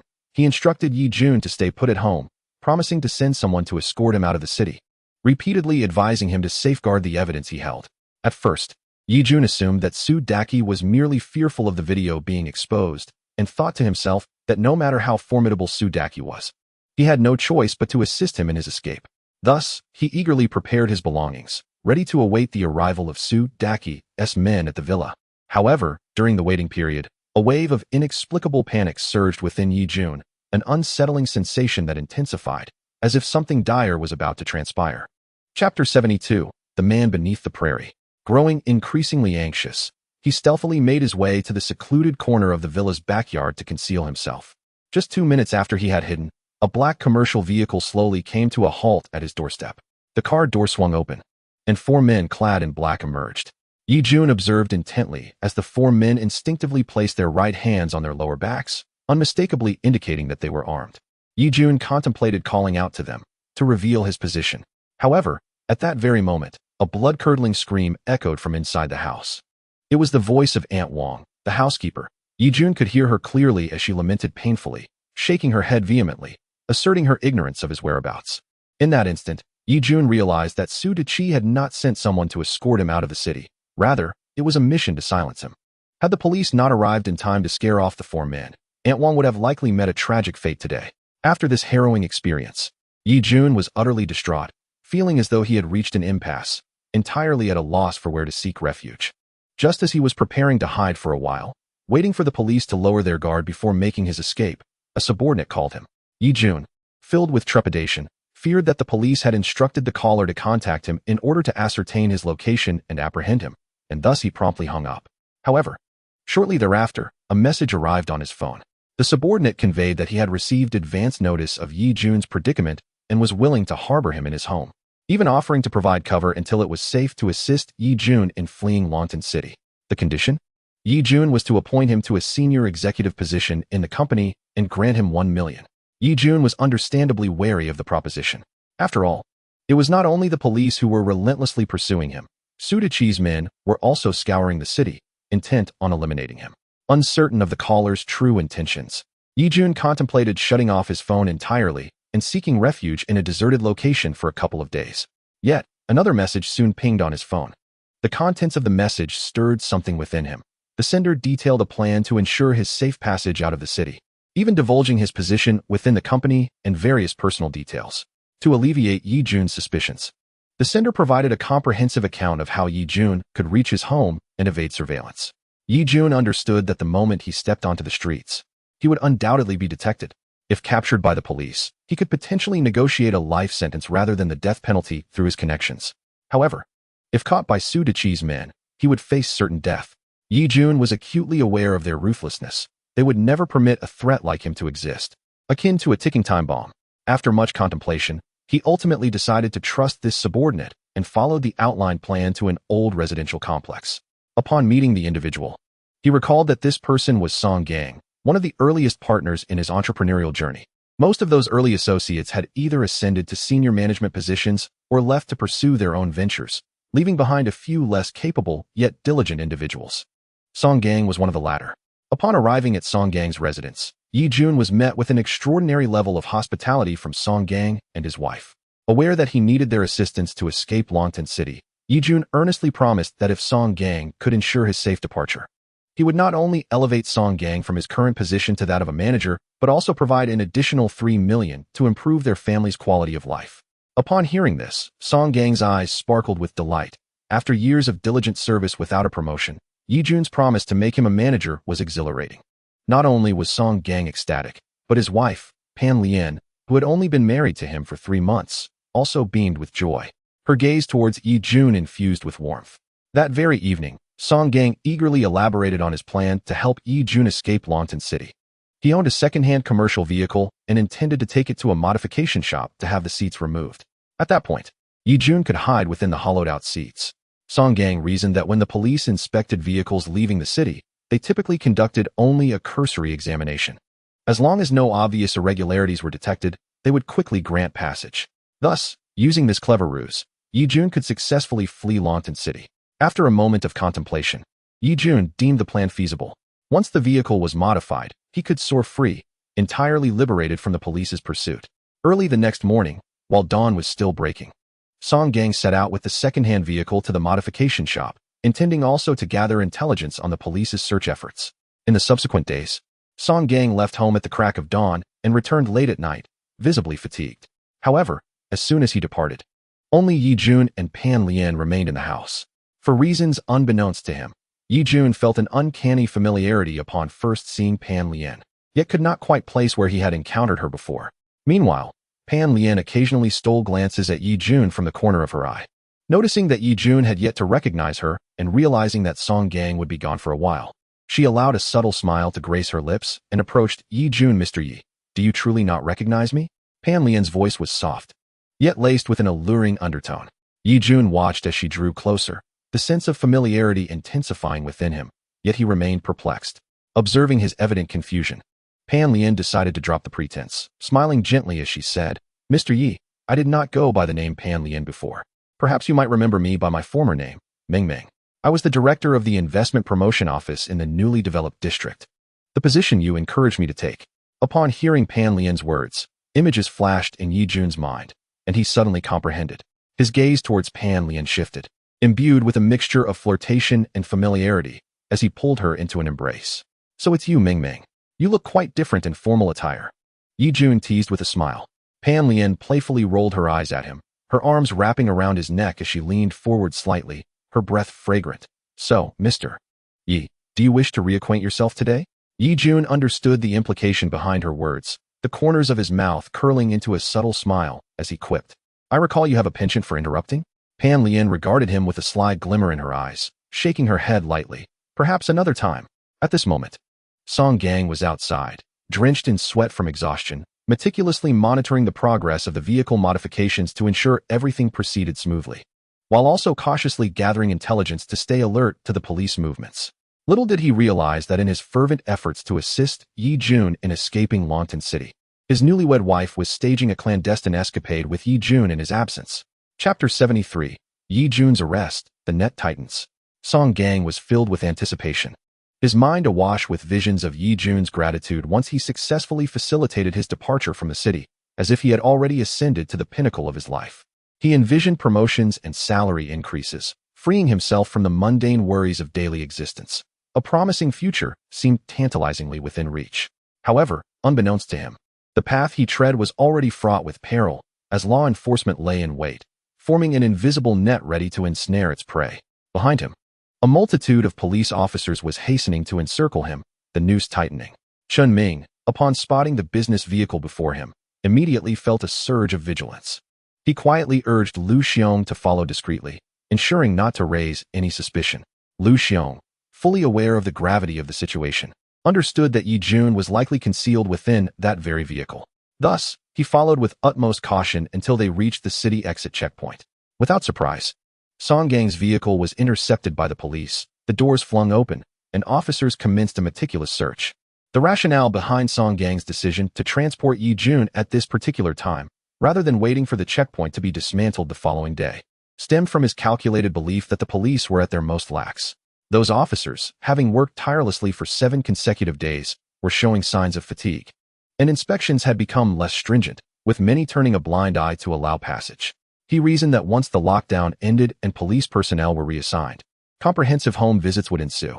Should they discover Yi Jun hidden within his residence, his fate would be irrevocably sealed. As he observed the officers meticulously searching the interior of the vehicle, a smirk of derision crept upon his lips, and he secretly reveled in his cleverness. Even the most astute police would never suspect that he had concealed Yi Jun within the modified seats. Yet, he could not have foreseen that just as the police completed their search and he was elatedly preparing to drive Yi Jun away, 2 officers suddenly emerged from behind, swiftly subduing him to the ground and effectively muffling any cries for help. Then, 2 individuals emerged from the vehicle trailing behind them. At the command of the checkpoint officers to allow passage, these 2 drove away from the checkpoint, heading toward the outskirts of the city. Song Gang watched in disbelief, his heart plummeting as he realized the dire consequences of his actions. Not only had his dreams of promotion and financial gain been shattered, but the promised reward of 3 million from Yi Jun had evaporated. Moreover, his newlywed wife, a vision of beauty, would likely fall into another's embrace. At that moment, Chen Ming and Lu Xiong were en route to rendezvous with Li Jigua. Inside the vehicle, Yi Jun, hidden within the modified seats, was oblivious to the unfolding events outside. He felt a sense of triumph as the vehicle smoothly passed the police checkpoint, believing he was on the verge of a successful escape from Longtan City, reveling in his perceived freedom. However, abruptly, the vehicle came to a halt. Before long, someone opened the rear door, and a knife sliced through the seat. Yi Jun eagerly poked his head out, finally able to breathe in the fresh air, the sensation of liberation exhilarating. Yet, as he inhaled deeply and cast his gaze outside, he was met with a scene starkly different from his expectations. Outside, flashing red and blue lights illuminated a contingent of police officers standing resolutely at the ready. Before him stood Chen Ming, the officer with whom he had previously crossed paths. "Yi Jun, you are under arrest." Chen Ming's voice resonated firmly, echoing like a tolling bell in the night sky. After being taken back to the police station, the authorities commenced an overnight interrogation of Yi Jun. With the evidence laid bare before him, he recognized the futility of denial. In a bid to secure leniency, he willingly confessed to his crimes. According to Yi Jun's testimony, throughout his years in business, he had resorted to unscrupulous means to procure profits, engaging in monetary transactions and the seduction of officials, having bribed over 70 individuals of varying ranks, effectively leveraging every connection at his disposal. During this time, he had even recorded videos as evidence, initially intending to safeguard himself should his dealings come to light.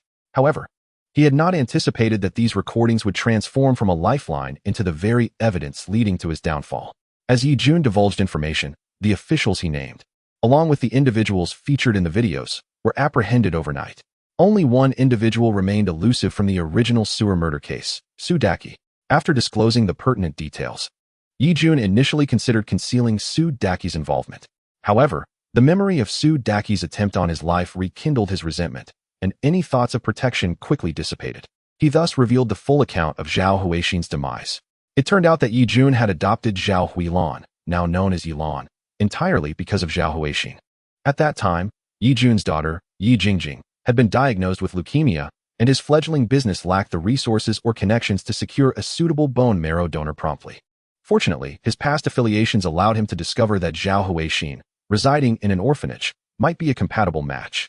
This information had come through an unscrupulous doctor with whom Yi Jun had dealings. Subsequently, Yi Jun approached Zhao Huixin, promising her a substantial sum of money for her education and even the prospect of studying abroad. However, Zhao Huixin declined all such offers, insisting instead that Yi Jun adopt her sister, Zhao Huilan, and fulfill all promises made to her through her sibling. Driven by his desperate desire to save his daughter, Yi Jun readily acquiesced, successfully adopting Zhao Huilan and renaming her Yilan. After a series of tests, once Yi Jingjing's condition stabilized, Yi Jun arranged for Zhao Huixin to undergo the bone marrow transplant. Post-surgery, Zhao Huixin believed the ordeal to be over and actively collaborated with her doctors to recover her health. However, fate intervened.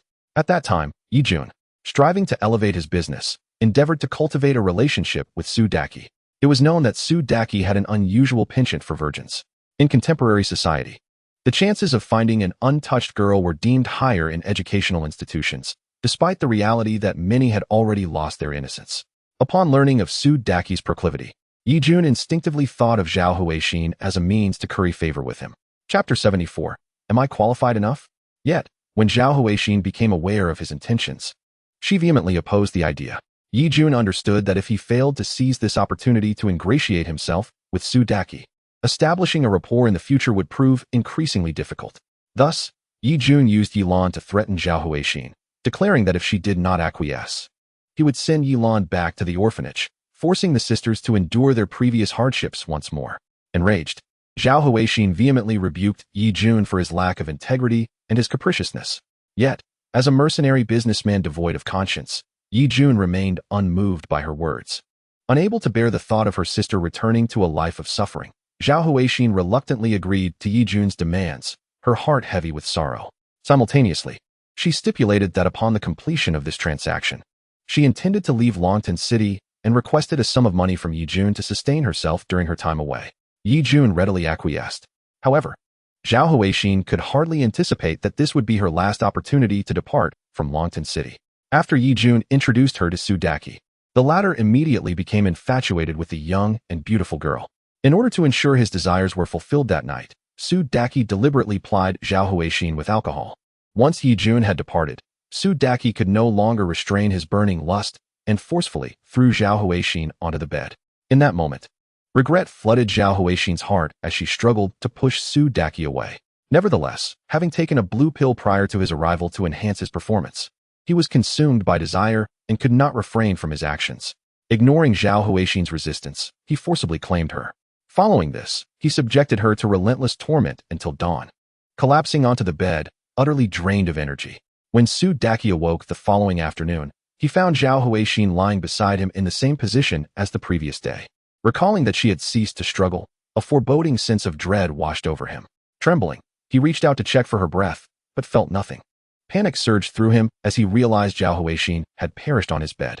At that moment, a knock echoed through the room. Yi Jun had arrived. Having detected something amiss through hidden surveillance cameras, Yi Jun rushed over. Upon opening the door and seeing Yi Jun, Su Daki's anxiety intensified. Gazing at Zhao Huixin's lifeless body on the bed, a singular thought consumed Su Daki's mind: to eliminate anyone who knew of this incident. To his surprise, Yi Jun volunteered to assist Su Daki, assuring him that he would handle the disposal of Zhao Huixin's body in exchange for resources from the Su family. After Su Daki left, Yi Jun summoned Yin San and Wang Hu, his trusted associates from his days in the underworld. Yi Jun's decision to take on the grim task of disposing of Zhao Huixin's body stemmed from his own fear. After all, Zhao Huixin had recently undergone a bone marrow transplant, and if the police were to discover her body, he would undoubtedly be implicated. Subsequently, Yi Jun instructed Yin San and Wang Hu to covertly transport Zhao Huixin's body to the office below, where they procured a large freezer to preserve it, planning to deal with it at a later time. Unbeknownst to them, Zhao Huixin was not truly dead, but rather in a state of apparent death, her breathing imperceptibly faint, her heartbeat nearly undetectable. Had she been promptly taken to the hospital, perhaps this vibrant life would not have been frozen within that cold freezer. By assisting Sudaki, Yi-jun gained his trust, landing numerous lucrative deals, further bolstered by introductions to several officials, propelling his company to rapid growth. It was not until 2 months later, during electrical repairs, that the freezer unexpectedly lost power, prompting a recollection of Zhao Huixin's body. To conceal the cause of her death and her prior bone marrow transplant, Yi-jun instructed San to dismember her and dispose of the remains. Coincidentally, a dismemberment case had emerged in Longtan City, and San sought to mislead the police into believing the two cases were connected. However, events unfolded too swiftly. The perpetrator of the dismemberment case was apprehended almost immediately. Left with no choice, Zhao Huixin's remains were disposed of nearby. After detailing the plan, Chen Ming and Lu Xiong wasted no time and set off to apprehend Sudaki at his villa. When the police stormed the villa, Sudaki was still asleep and, upon awakening, defiantly proclaimed that the Longtan City police could not capture him, even if the provincial public security department sent someone personally.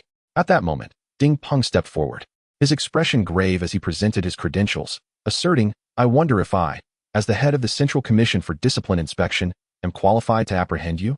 Sudaki's gaze fixated on Ding Peng's badge, and in that instant, a flicker of terror crossed his eyes, swiftly followed by an abyss of despair. He realized that it was all over. Before the authority of Ding Peng, a central government leader, even Sudaki's usual arrogance in Longtan City could not provoke him to resist.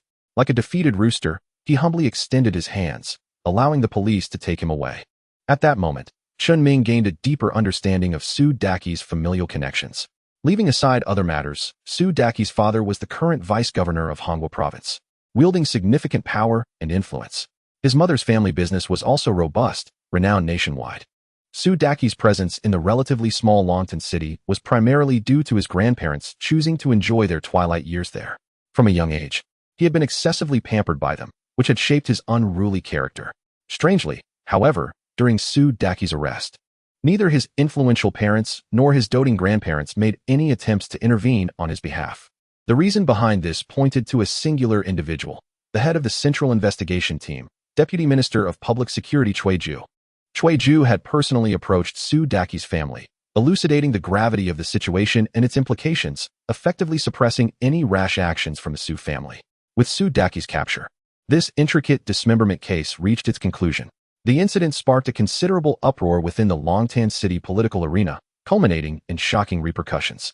A total of 53 officials were arrested and imprisoned for their illicit activities. Facing the consequences of their actions, 16 were dismissed from their posts, losing their public office, while 7 were subjected to suspension without pay. With everything settled, those officials who escaped the aforementioned penalties were at least reprimanded, effectively stalling their careers and leaving them stagnant for life. Meanwhile, Chen Ming's apprehension of Yi-jun and Sudaki earned him rewards from the system. Ding. Congratulations to the host for successfully capturing all perpetrators involved in Zhao Huixin's murder. A random reward has been granted. Chapter 75, System Reward, Yilan departs. Ding. Congratulations to the host for acquiring Super Recovery Physique and Eagle Eye. Chen Ming eagerly delved into the detailed descriptions of his newly acquired skills. Super Recovery Physique. This remarkable ability enables one to restore their body to an optimal state with astonishing speed, after which a considerable intake of food is required to replenish energy. Eagle Eye enhances vision, allowing one to see further and grants night vision capabilities. As Chen Ming was intently focused on the skill descriptions, he suddenly felt an itch on his back, where he had previously sustained an injury, akin to countless tiny ants gently crawling upon him. Cautiously, he removed the bandage that had been wrapped around the wound. The moment the bandage was lifted, the once gruesome injury had vanished without a trace. In its place was skin as smooth and fair as that of a newborn, so flawless that not a single blemish could be detected. Wow, this super recovery physique is truly extraordinary. Chen Ming couldn't help but exclaim, utterly astounded by the revelation. Yet, just as he marveled at the system's formidable capabilities, a loud growl emanated from his stomach, an overwhelming wave of hunger crashing over him as if he were about to be engulfed. In an instant, Chen Ming recalled the mention of the need for substantial food intake in the skill introduction. Without a moment's hesitation, he dashed out of the police station. The hour was already late, and most restaurants had shut their doors, leaving the streets eerily desolate. Spotting a barbecue stall, he hurried inside. Upon entering, he wasted no time waiting for a server to attend to him, declaring, Bring me whatever is ready. The young server, taken aback by his urgency, stood frozen for a few seconds before hastily retreating to the kitchen to consult the owner. Upon hearing the order, the barbecue stall owner peered out to observe Chen Ming, who had already begun shoveling the side dishes on the table into his mouth before the barbecue even arrived. The owner, inspired by the sight, thought to himself that since he had some stock that hadn't sold in days, why not serve it all? He instructed his staff to grill 2 generous platters of lamb skewers for Chen Ming. Expecting Chen Ming to be overwhelmed by the quantity, he was astonished when, upon seeing the mountain of skewers, Chen Ming's eyes lit up, and he immediately began devouring them.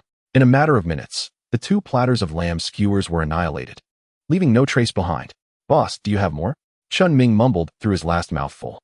The owner was left astounded by the sheer volume of Chen Ming's appetite. He rummaged through the refrigerator and unearthed a batch of skewers that had been frozen for an indeterminate time. Though these skewers had begun to emit a foul odor, the owner fortified them with a variety of additives and culinary techniques, transforming the once repugnant skewers into an alluring feast, their aroma wafting through the air. It was only after Chen Ming had consumed every edible morsel in the establishment that he patted his belly in satisfaction and sauntered out. However, he resolved to report the stall the following morning, having detected the spoiled meat upon his first bite. Had it not been for his super recovery physique, he might have found himself incapacitated in the restroom due to food poisoning. The following day, all matters arising from the incident in Longtan City were adeptly resolved, and the investigative team dispatched from the central government prepared to return. Upon learning of Chen Ming's exploits, Deputy Minister Cui Zhu developed a keen interest in the young man and personally came to meet him. Upon encountering Chen Ming, Cui Zhu was struck by the youth's extraordinary abilities. Not only was he courageous, but he also possessed remarkable strategic acumen, handling matters with exceptional poise. Cui Zhu even remarked that he hoped to witness Chen Ming shine on a grander stage in the future. Chen Ming, taken aback by this praise, felt a flush of embarrassment creep across his cheeks as he scratched his head, uncertain of how to respond. Only after the vehicle carrying Cui Zhu and Ding Peng gradually departed from Chen Ming's line of sight did the officials of Longtan City release a collective sigh of relief, as if a heavy burden had been lifted. Meanwhile, Chen Ming found himself lost in thought, the words uttered by Ding Peng earlier echoing in his mind, pondering their true implications. "Chen Ming, if you wish to ascend, you must seize the opportunity. Cui can't keep the Su family suppressed forever." Chen Ming was acutely aware that the Su family referred to was that of Su Daqi. Su Daqi, having inadvertently caused the death of Zhao Huixin, alongside numerous other illegal activities, had ultimately been sentenced to 20 years in prison.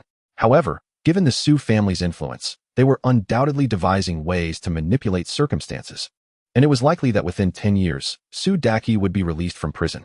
After bidding farewell to the central investigation team, Chen Ming made his way to Longtan Airport alone. At that moment, the flight carrying Yilan was about to take off. This city was steeped in pain and disappointment for Yilan, leaving her with nothing worth holding on to, prompting her decision to seek a new beginning elsewhere.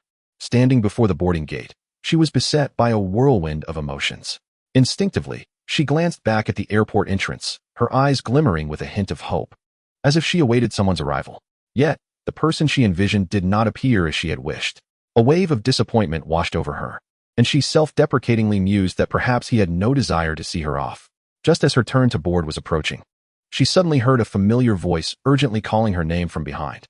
"Yilan, wait. Yilan." Her heart leaped at the sound, and she turned to see Chen Ming rushing towards her, breathless and hurried. Chen Ming had encountered a series of misfortunes on his journey. First, he had been caught in traffic, his vehicle immobile on the road. Once the flow of traffic resumed, their taxi was involved in a minor accident with an older woman who attempted to extort them.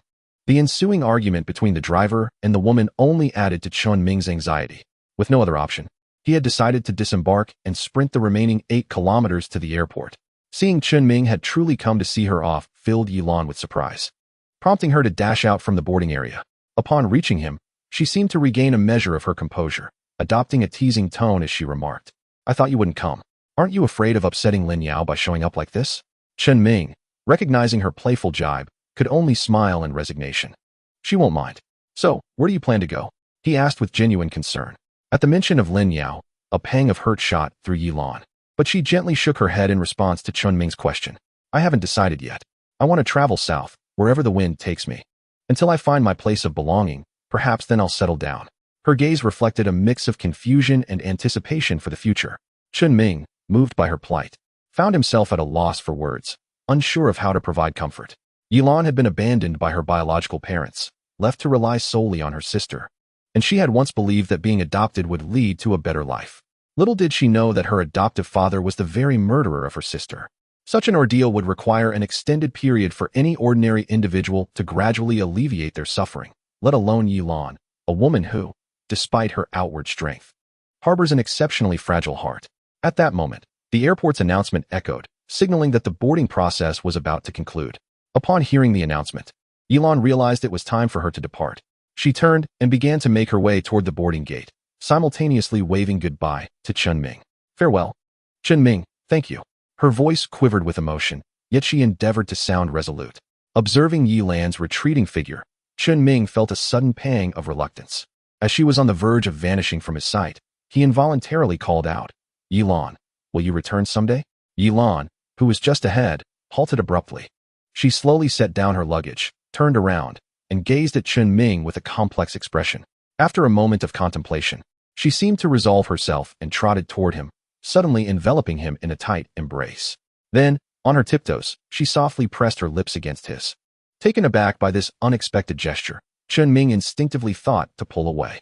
However, just as he began to react, Yilan had already released him.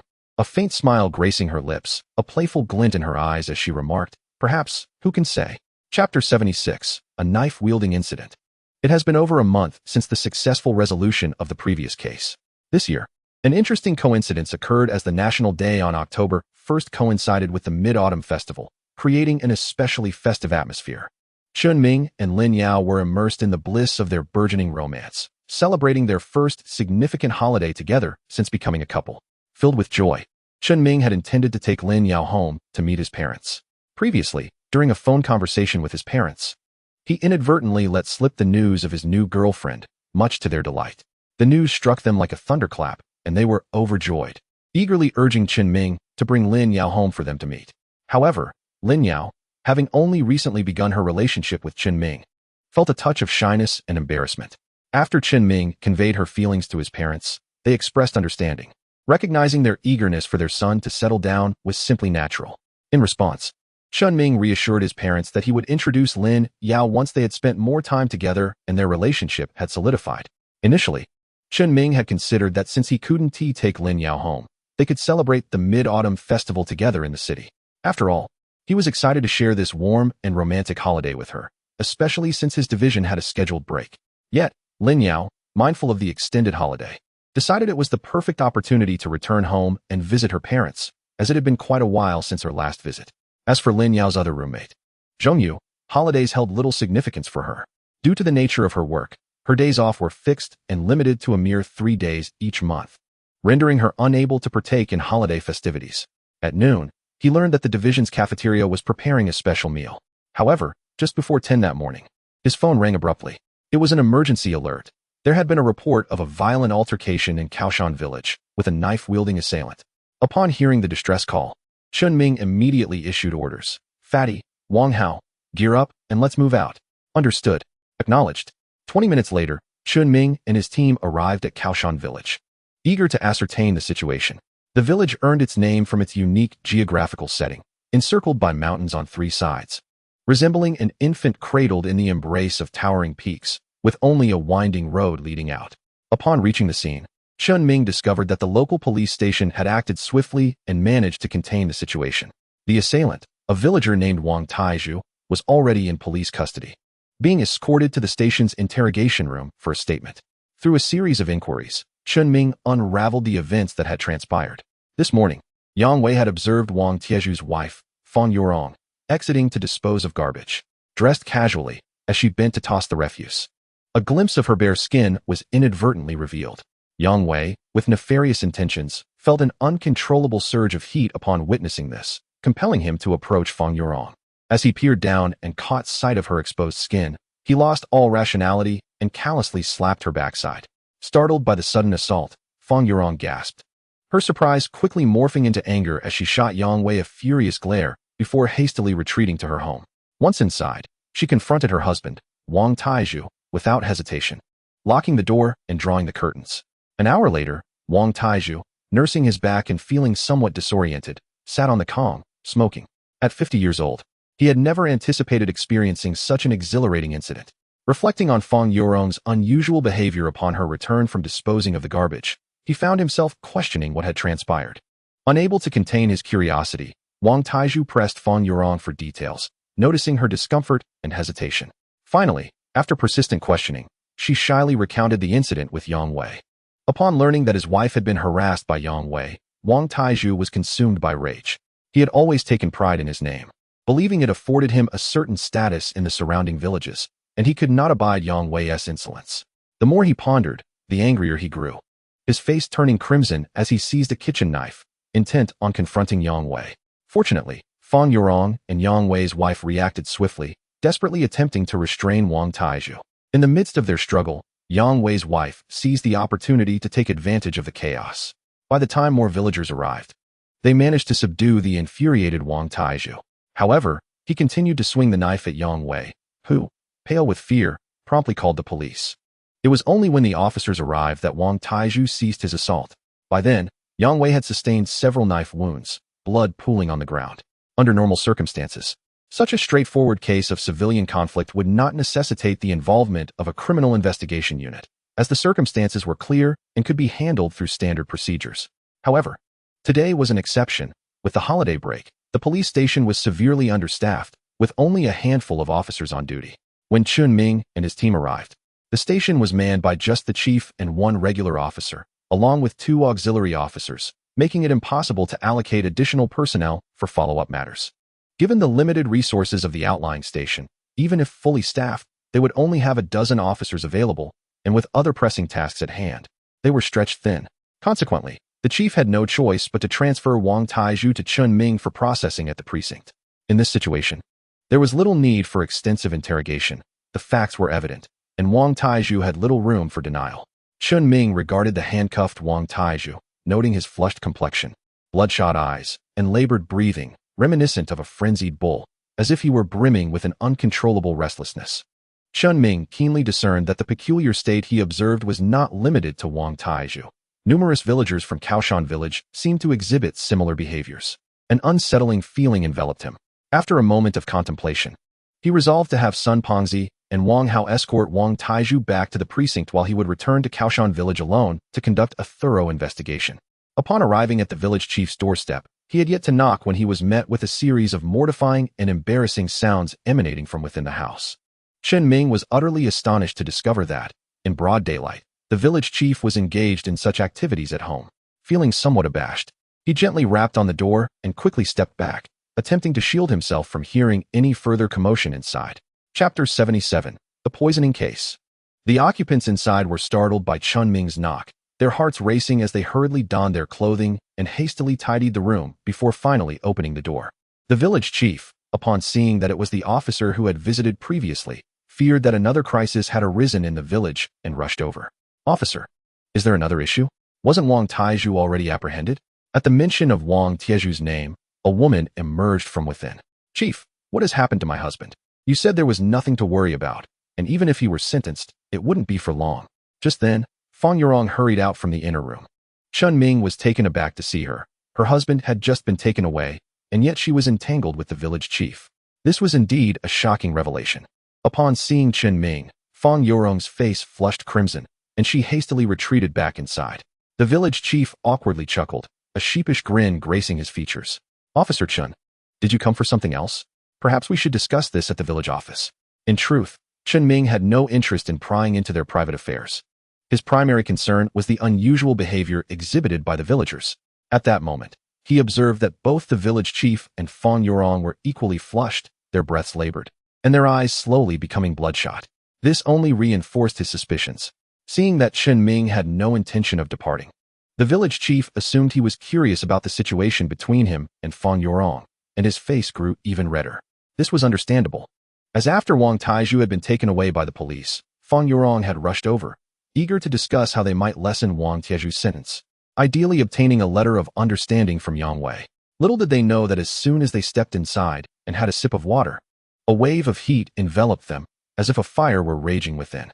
The moment their eyes met, it was as if a spark ignited, and they lost control. Becoming intimate on the bed, had Chen Ming not arrived unexpectedly, they likely would have continued for another hour. Chen Ming hurriedly interrupted the village chief's errant speculations, gesturing for him to remain silent. Chief, I have no ulterior motives. I merely wish to know what you all have done today, particularly what you have consumed. The village chief, bewildered by Chen Ming's inquiry, was at a loss but recounted everything that had transpired from the morning until now, including the strange sensation of heat he felt coursing through his body. However, he could not articulate why this was happening. Chen Ming then called forth the flustered Fang Yurong, who was mortified by the situation. After all, her husband had just been apprehended, and now she was involved with the village chief. She was not the type to behave frivolously. Inexplicably, she felt as if she were under a spell, consumed by thoughts of intimacy. Chen Ming scrutinized the pair before shifting his focus to Fang Yurong. Fang Yurong, please think carefully about what transpired this morning, particularly if anything was different from the usual. Fang Yurong furrowed her brow, striving to recall the events of the morning. After a moment, she replied, it was just the same as usual, eating and chatting. With the autumn harvest approaching, nothing particularly noteworthy happened. Understanding that mere questioning might not yield the information he sought, Chen Ming directly instructed Fang Yurong. Please bring me the leftovers from your meal this morning. I need to take them back to the precinct. Fang Yurong, perplexed and unsure of Chen Ming's intentions, complied and packaged the remnants of her meal, handing them to him.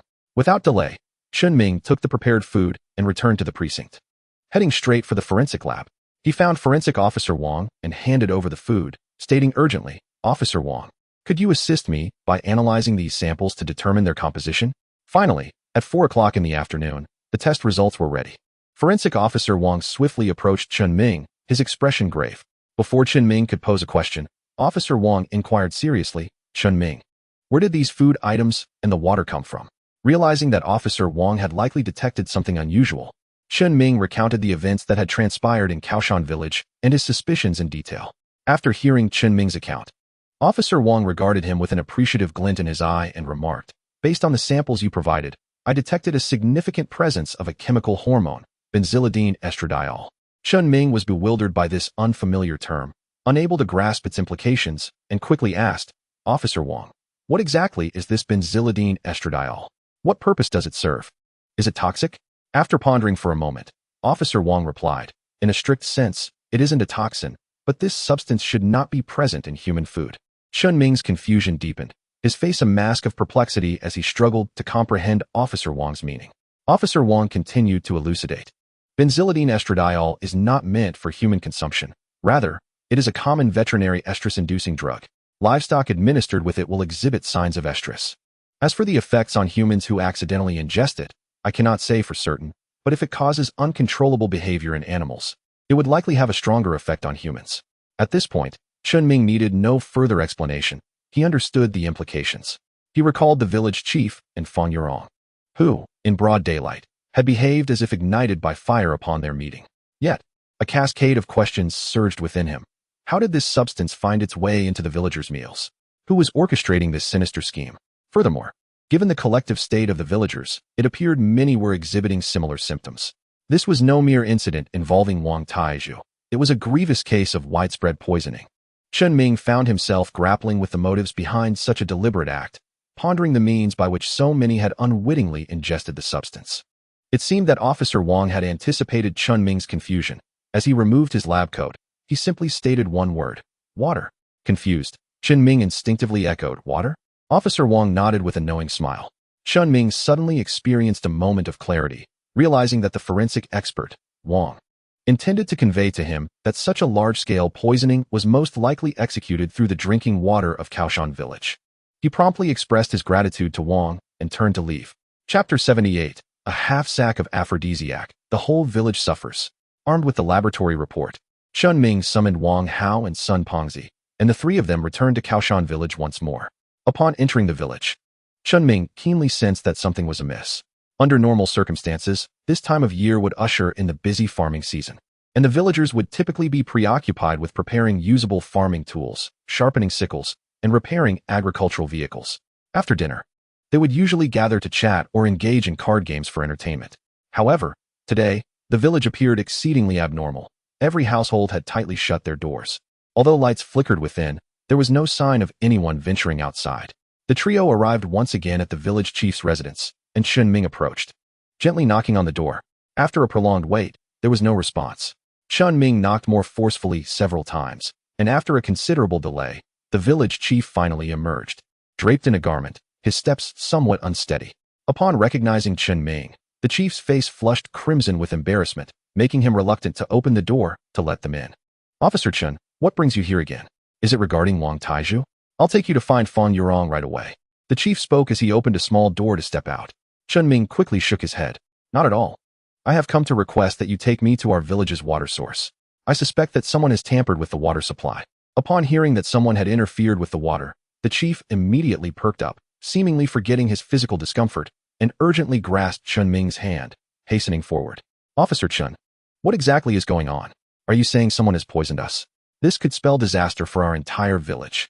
Who would commit such a heinous act?" The chief's eyes widened in indignation, filled with fury and confusion. Chen Ming, observing the chief's agitated state, quickly intervened. "It's true that you are in danger, but it is unlikely that it would result in fatalities. At most, it would cause considerable distress. Let's proceed to the site, where I can make a more informed judgment." Upon hearing Chen Ming's words, the chief quickened his pace, but in his haste, he inadvertently kicked a stone and nearly stumbled. After approximately 10 minutes, the four of them finally reached the water station of Kaoshan village. They discovered that the lock on the well house had been forcefully broken, lying shattered on the ground. The chief, upon witnessing this, erupted into a string of profanities.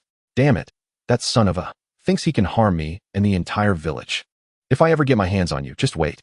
The chief unleashed a torrent of expletives, cursing the perpetrator's ancestors in a futile attempt to relieve his frustration. Chen Ming opened the door to the well house, revealing a musty interior cloaked in dust, with a noticeable trail on the ground indicating that someone had recently cleaned the area. Chen Ming collected a sample of water and used a test strip he always carried. As he observed the color change on the strip, a sense of dread washed over him. This confirmed his earlier suspicions. "Pengzi Wang Hao, the issue lies with the water supply. Contact the Water Resources Bureau immediately. We need them to come and conduct an inspection without delay. Additionally, search the vicinity thoroughly for any clues, such as footprints." Upon hearing Chen Ming's directives, Wang Hao promptly pulled out his phone to make contact, while Sun Pengzi hurried outside. Bending down to meticulously search for traces, Chen Ming turned to the village chief and disclosed the findings from the water sample. "Chief, the problem indeed resides in the water supply. However, the poison used in this case is not a conventional toxin. Rather, it is a chemical substance rich in benzylidine phthalate. This substance is typically employed in large livestock to induce estrus prior to market." The village chief's face turned fiery with rage upon hearing this, as he grappled with the realization that someone dared to commit such an unscrupulous act. After an entire day of heightened anxiety, he felt utterly drained. At over 50 years old, he was no longer a young man. His body could hardly withstand such turmoil. Noticing that the chief was lost in thought, Chen Ming interrupted before he could spiral into further contemplation. "Chief, it is now confirmed that the water in Kaoshan village is contaminated. The immediate priority is to ensure that the villagers cease using this drinking water. While it may not be acutely toxic, excessive consumption can undoubtedly pose health risks." The chief, understanding the gravity of the situation, acknowledged the seriousness of the matter. However, he couldn't help but think to himself, "Who says this isn't poisonous? Look at me. My legs are shaking as if I've been sifting flour." If things continued this way, he might just work himself to death, compounded by his wife, who was nearing menopause and seemed to have forgotten what it was like to be with a man. An unbearable situation indeed. The chief, increasingly convinced that time was of the essence, dragged Chen Ming to the village committee office, swiftly activating the loudspeaker to address the entire village. "Attention, everyone. The water has been tampered with. Please do not use it any longer." At that moment, Sun Pengzi and Wang Hao returned to the committee office. Sun Pengzi was holding a bag typically used for fertilizers, which contained a considerable amount of white powder, presumably the substance used by the criminal to administer the poison. Chen Ming took the bag and opened it, revealing that it was nearly half full of the white powder. If the perpetrator indeed used this to distribute the aphrodisiac, the dosage was astonishing. In rural settings, just a few grams would suffice to induce estrus in livestock. Such a large quantity, even if mixed into the water tank, would be more than enough to send the cattle and sheep into a frenzy. This individual clearly intended to wreak havoc upon the entire village. After approximately half an hour, villagers began to arrive at the committee office, though the majority were women, all of whom appeared flushed, their once fiery dispositions now softened. Among the few male villagers present, they leaned on each other for support, all nursing sore waists. with sunken eyes that suggested their vitality had been drained from them, rendering them feeble and weak. Chen Ming was taken aback. Within just one afternoon, the villagers of Kaoshan had all succumbed to the effects, transforming from their earlier lively selves into this ailing state. He had already contacted Li Jigua, requesting that several doctors and nurses from city hospitals be dispatched to examine the villagers. Given the urgency of the situation, it was essential to identify any health issues swiftly to facilitate prompt treatment. When the doctors arrived, the village chief was the first to approach, plopping down into a chair, ready for examination.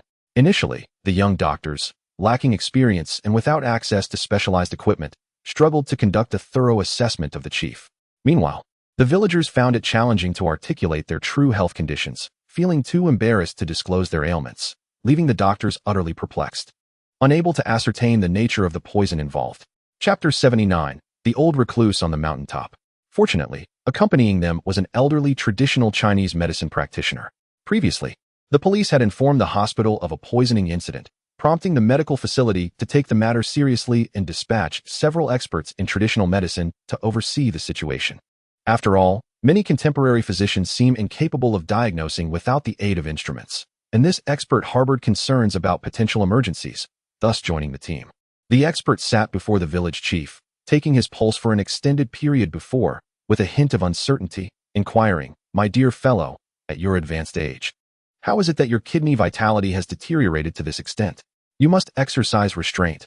At our age, if we indulge without care, we may find ourselves unable to enjoy our remaining years."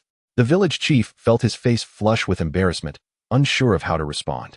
Just as Chen Ming and his team had arranged for all the supporting doctors. Observing the village chief's discomfort, Chen Ming candidly revealed the situation. Upon hearing this, the traditional medicine expert's expression shifted to one of awkwardness. After further examination, it was determined that the villagers were not suffering from any significant ailments. Rather, they experienced a deficiency of both qi and blood and would require ample rest and recuperation in the coming days. The remaining villagers queued before the expert, and after evaluation, the female villagers were found to be in relatively good health, needing only to increase their water intake to facilitate the expulsion of the medications from their systems. As for the male villagers, they would require a period of convalescence, with recommendations to consume more liver and beef or other nourishing foods to replenish their vitality. Heeding the doctor's advice, although visibly fatigued, the villagers mustered their spirits, each setting off in their vehicles to procure restorative ingredients from the city. Regardless of the items, as long as they were rumored to enhance health, they were determined to purchase them. Even as the clock approached 8 in the evening and darkness enveloped the land, their resolve remained unshaken. The village currently faced a dire shortage of potable water, according to workers from the Water Conservancy Department. The storage tanks at the water station were tainted with aphrodisiac substances and required complete disassembly and thorough cleaning before being reinstalled. While it was feasible to replace the tanks with new ones to expedite access to drinking water for the villagers, the costs were prohibitively high. After all, these substances were not outright poisons, and cleaning them for reuse was a viable alternative. The Water Conservancy Department expressed its helplessness regarding the villagers' water needs, advising them to either fetch water from neighboring villages or purchase bottled water for their use. As Chen Ming watched all the villagers prepare to depart, he hurriedly intercepted the village chief, who was also on his way to the city. "Village chief, please hold on. We still have some pressing matters.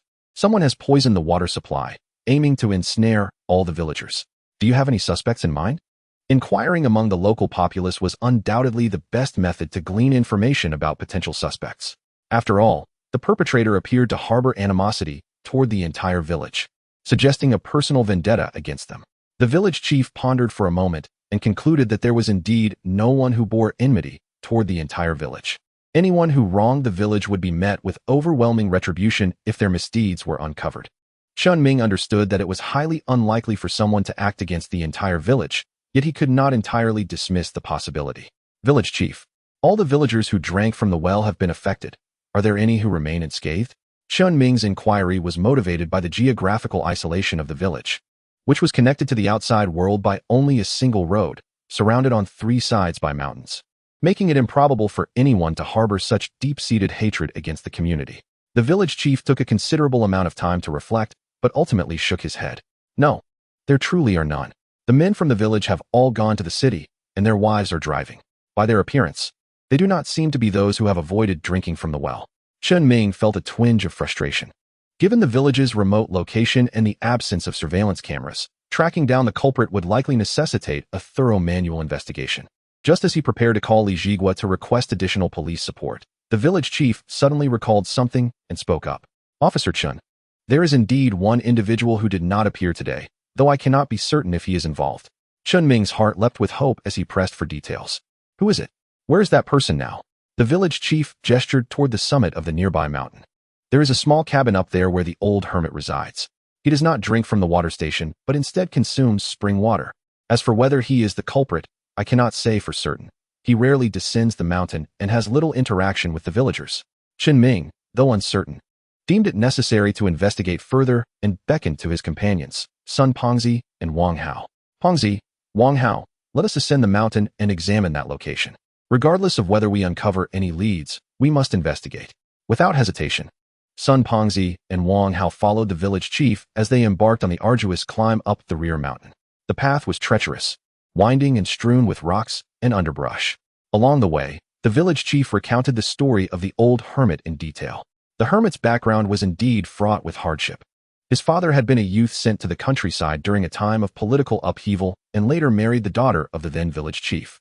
Initially, their life together was filled with happiness.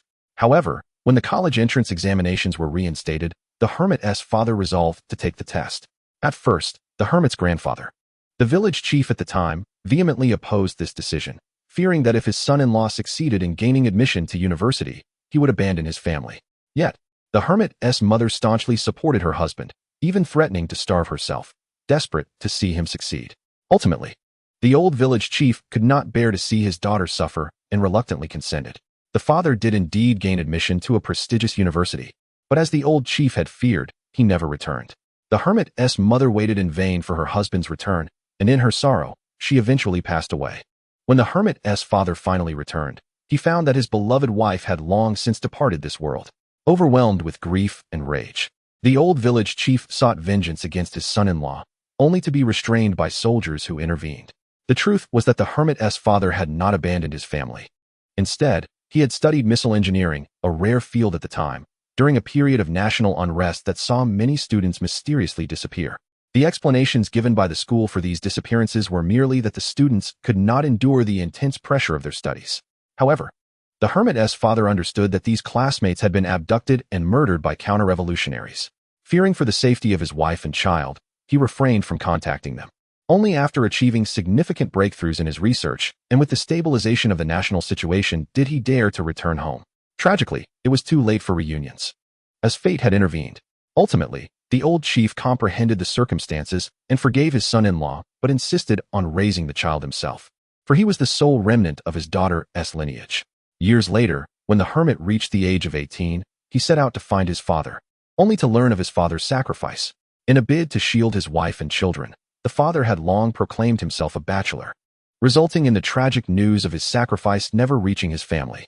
Following this, the old hermit returned to the village, diligently pursued his studies, and ultimately gained admission to university, with aspirations of becoming a man akin to his father.